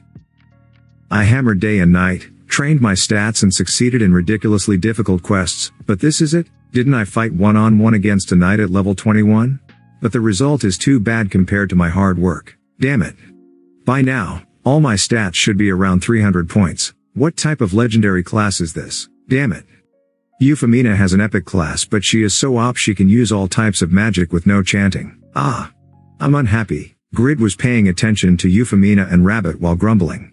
Euphemina was wearing a magician's robe, Rabbit was wearing chain mail and held a one-handed sword that seemed expensive, and his subordinates were holding various weapons such as spears, swords, and bows. They aren't heavily armed so if I increase my attack power, I can easily handle them. I'm not wearing armor right now so I need to increase my stamina and defense. My agility is more than enough with the ideal dagger. This was a desperate situation. Grid made a quick decision without thinking too deeply. 150 points in strength and 90 points in stamina. Since Grid was essentially a blacksmith, it was wise to invest as many points as possible in dexterity. The higher the dexterity, the higher the probability of producing a higher rated item. But Grid was born as a warrior. He had a basic desire to strengthen his combat power, plus it was wise to raise his strength and stamina to avoid the immediate crisis. Anyway, my dexterity stat will naturally increase the more items I make, so there is no need to invest my points in it. Furthermore, he received the title of first unique item maker after making the ideal dagger in the item production game against Euphemina, and this gave him 200 points in dexterity. Thus, Grid didn't feel sorry about not investing in dexterity. You have invested 150 points in strength. Is this correct? Yes. Once the points are invested, it can't be reversed. Do you want to proceed? Yes. You have invested 90 points in stamina. Is this correct? That's right. That is no need to ask, so do it quickly. Your changed stats will be applied. As a result, Grid's strength was at 316 and his stamina was at 334. Considering that the current average of blacksmith users was 80 strength and 100 stamina, Grid's strength and stamina was an unbelievably high number. No, it was possible to explain the greatness of Grid's stats more clearly by comparing it with a combat class, rather than a blacksmith. A level 45 combat class had an average of 210 strength and 100 stamina. The average of a class that emphasized defense was 100 strength and 230 stamina. The average of a combat class that emphasized speed was 120 strength and 80 stamina. More importantly, a level 45 combat class had a total of fewer than 500 stat points. Compared to general users, Grid's stats were really great. It was overwhelming. But Grid wasn't aware that he was strong. Starting with Earl Asher and his knights, to Duran, Yura, Leo, and Euphemina. From the moment he became a legendary class to the present, Grid had encountered strong people in succession and carried out difficult quests. So he thought he was weak when he compared himself to them. But what was the truth? When equipped with the ideal dagger, Grid was stronger than a level 100 combat class. The moment when Grid was about to attack Euphemina and Rabbit. Hey Rabbit, why are you talking to that evil girl? I need you to save me. Baron Lowe shifted Rabbit's gaze towards him. Then Rabbit spoke with an expressionless face. You still haven't grasped the situation? I didn't come here to help you. I am the one who hired Euphemina to break into your castle in the first place. What? Eh? Baron Lowe and Grid spoke at the same time. Rabbit dropped a bombshell remark. I don't belong to the Marrow Company anymore. What does that? Valmont is becoming increasingly oppressive. It has become noticeable ever since he took control of Winston's trade with your help. It's pretty obvious that he can't read the mood in the village and will soon fall. Therefore, I have decided to leave because a dark cloud is hanging over the Marrow Company's future. And today, I am prepared to punish you and Valmont. Baron Lowe's face turned red as he yelled, You are just a traitor. What right do you have to punish us? You are a merchant, not an apostle of justice. As you said, I am a merchant. That's why I only move for profit. I have no sense of justice. He is why I want to kill you and Valmont. Rabbit pointed to Grid. Grid found it strange. Eh? Me?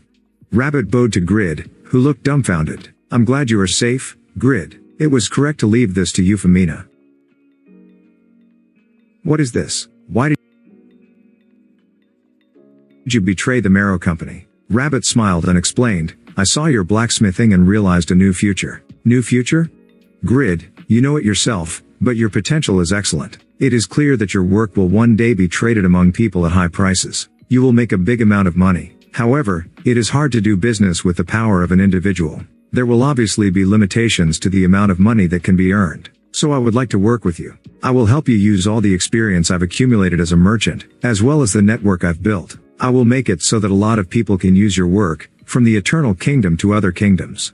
Rabbit spoke his aspirations. We will make the best smithy, which will have profits comparable to a small and medium-sized company. If you and I join forces, we can clearly succeed. However, in order for me to work with you, I need to reform my image and appeal to you and the residents of Winston. That is why I rescued you, and also prepared a means to take down the Marrow Company and Winston's lord. Yes. So you betrayed the Marrow Company because you want to work with me? That's why you sent Euphemina to rescue me? That's right. It is appreciated. But why are you trying to obtain the liking of the Winston residents? Our business will be starting at Khan's Smithy. It has geographical advantages, so Khan's Smithy is the most ideal place to act as a base. In other words, I need to get a job at Khan's Smithy. But how can I get a job when I am blamed by Winston's residents? Ah, I understand. How exactly do you plan to do business? Euphemina urged Rabbit to explain quickly. Do you have enough time to spare? We are in a hurry. Yes, I understand. Mr. Grid, I'm afraid the detailed explanation needs to be left for the next time we meet. First, you only need to know one thing. I will make you rich. Then I'm going now. Rabbit bowed politely to Grid and turned around. The man who was an enemy was now talking about becoming a business partner. Grid couldn't adapt to the sudden development and was confused. It can't be helped. I'm tired so my head isn't working properly. Let's log out and take a break. Euphemina called out to Grid who was about to leave. Hey Grid, did you forget something? This girl, she only saved me because of a quest, so why is she acting so condescending? But well, she did rescue me and gave me back my unique dagger. If it hadn't been for Euphemina, Grid would have failed his quest to rescue Heroi. Grid greeted Euphemina genuinely after thinking this. Thank you again. Euphemina frowned. Did you think I called you just to hear that? Surely you haven't forgotten? What? You promised to make me a unique rated orb. How could I forget? Of course I remember. He had actually forgotten. The thought of forgetting and then Euphemina killing him because he didn't keep his promise sent a chill through him. I will make it for you. Instead, I need a method of making orbs. Naturally, I'll also need the materials for it. Grid was sincere. He intended to make the orb to fulfill his promise to Euphemina. Was it to repay Euphemina after being helped be her? No. Grid was trying to keep his promise with Euphemina for another reason. This is a great chance to learn another production method for free. But was that all? Every time he made an item, the level of his skills related to production would increase. Wasn't it good to raise his skill level using free materials? I understand. I will contact you again when I obtain them. Euphemina said goodbye to Grid. Grid fell into deep thoughts once he was alone. If I join hands with Rabbit, can I really become a blacksmith who earns the equivalent of a small business company? Grid was already aware that his class was lucrative. If he tried hard, he would be able to get rid of his debt someday. Maybe he could even buy a foreign car. But the future that Rabbit spoke about was different in scale. The revenue from converting a small amount of gold into cash was nothing compared to the revenue of a small business company. If he could earn an equivalent amount as a blacksmith, Grid would definitely be able to buy the car. No, a foreign car is nothing. I can live in a mansion with many foreign cars. If I have that much financial power, Young will be attracted to me. Grid shook with excitement. On the other hand, Rabbit asked Euphemina after they left Grid. Grid seems afraid of you. Did something happen? What? Does it make sense that he is afraid of me? Euphemina laughed. Grid is the one who defeated the knight called the Northern Nova. In addition, he overwhelmed 4 knights with just his presence. Does such a mighty person fear anything in this world? That guy is just playing with me. He isn't actually afraid. Oh, wait, what did you say just now? Rabbit doubted his ears. Grid has the power to overcome a knight? Yes. Isn't Grid a blacksmith? Yes, he certainly is a blacksmith. But he is also strong. I don't know what his identity is. A blacksmith who could create a unique item and was strong? Rabbit was able to get a vague hint about Grid's identity. Perhaps he is the legendary blacksmith. His name was Pagma. Maybe people only knew him as a great blacksmith, but Rabbit searched through related documents and found out that Pagma wasn't exactly a blacksmith. If he has inherited Pagma's skills, not only is he an excellent blacksmith, he also has excellent combat skills. Is Grid Pagma's descendant? That's right. It is the most likely option. He never thought that the person he decided to be his business partner would have been a legend's descendant. Rabbit felt an enormous joy that was beyond words. I am lucky. This is an opportunity to sell works that contain Pagma's soul. If he worked with Pagma's descendant, he could earn a profit that was equivalent to a huge business company. Rabbit was exuberant. He hastened his steps towards the Marrow Company. Our Rabbit, you bastard! Valmont and Philipson, who hadn't yet noticed that the castle had collapsed from intruders, was caught by surprise by the attack. Philipson was murdered by a furious Euphemina after she discovered he had kidnapped a young girl. Then Valmont and Baron Lowe were sent to Frontier and executed by Erlstein. But there was a variable. It is obvious that Rabbit saved the Winston residents from the crisis, but he has noticeably been the Marrow Company's second-hand man for a long time. Rabbit could be considered a felon for persecuting the residents of Winston, so I will sentence him to 10 years in prison. Rabbit's mistake was to overlook that Erlstein was a stern figure. Rabbit had expected his sins to be forgiven in recognition of his contribution to the downfall of the Marrow Company and Baron Lowe, but he was unexpectedly sentenced to prison. Rabbit was unhappy, but he had to accept it because it was the Earl's decision. I have formed a relationship with Mr. Grid. It is regretful, but he recognizes my merits, so I should just be glad about that. Rabbit smiled as he went to prison. He was satisfied at just decorating one page of the biography of a future legend. Winston entered a new era. The village was upgraded to a city and the new Lord of Winston, dispatched by Erlstein, distributed exclusive merchandise to the residents and reimbursed the heavy debts of the residents. The residents of Winston started talking about the heroes who freed them from their nightmare. Do you know the person called Rabbit? Originally, he was the second highest ranked person of the Marrow Company, but he was unable to tolerate Valmont and Baron Lowe's evil, leading to their downfall. He is currently in prison, but he is the reason we can live like this now. Do you know the most beautiful woman in the world? Her heart is as beautiful as her face, and she ran alone into the castle to save the residents of Winston. She is the protagonist who caused Winston's peace.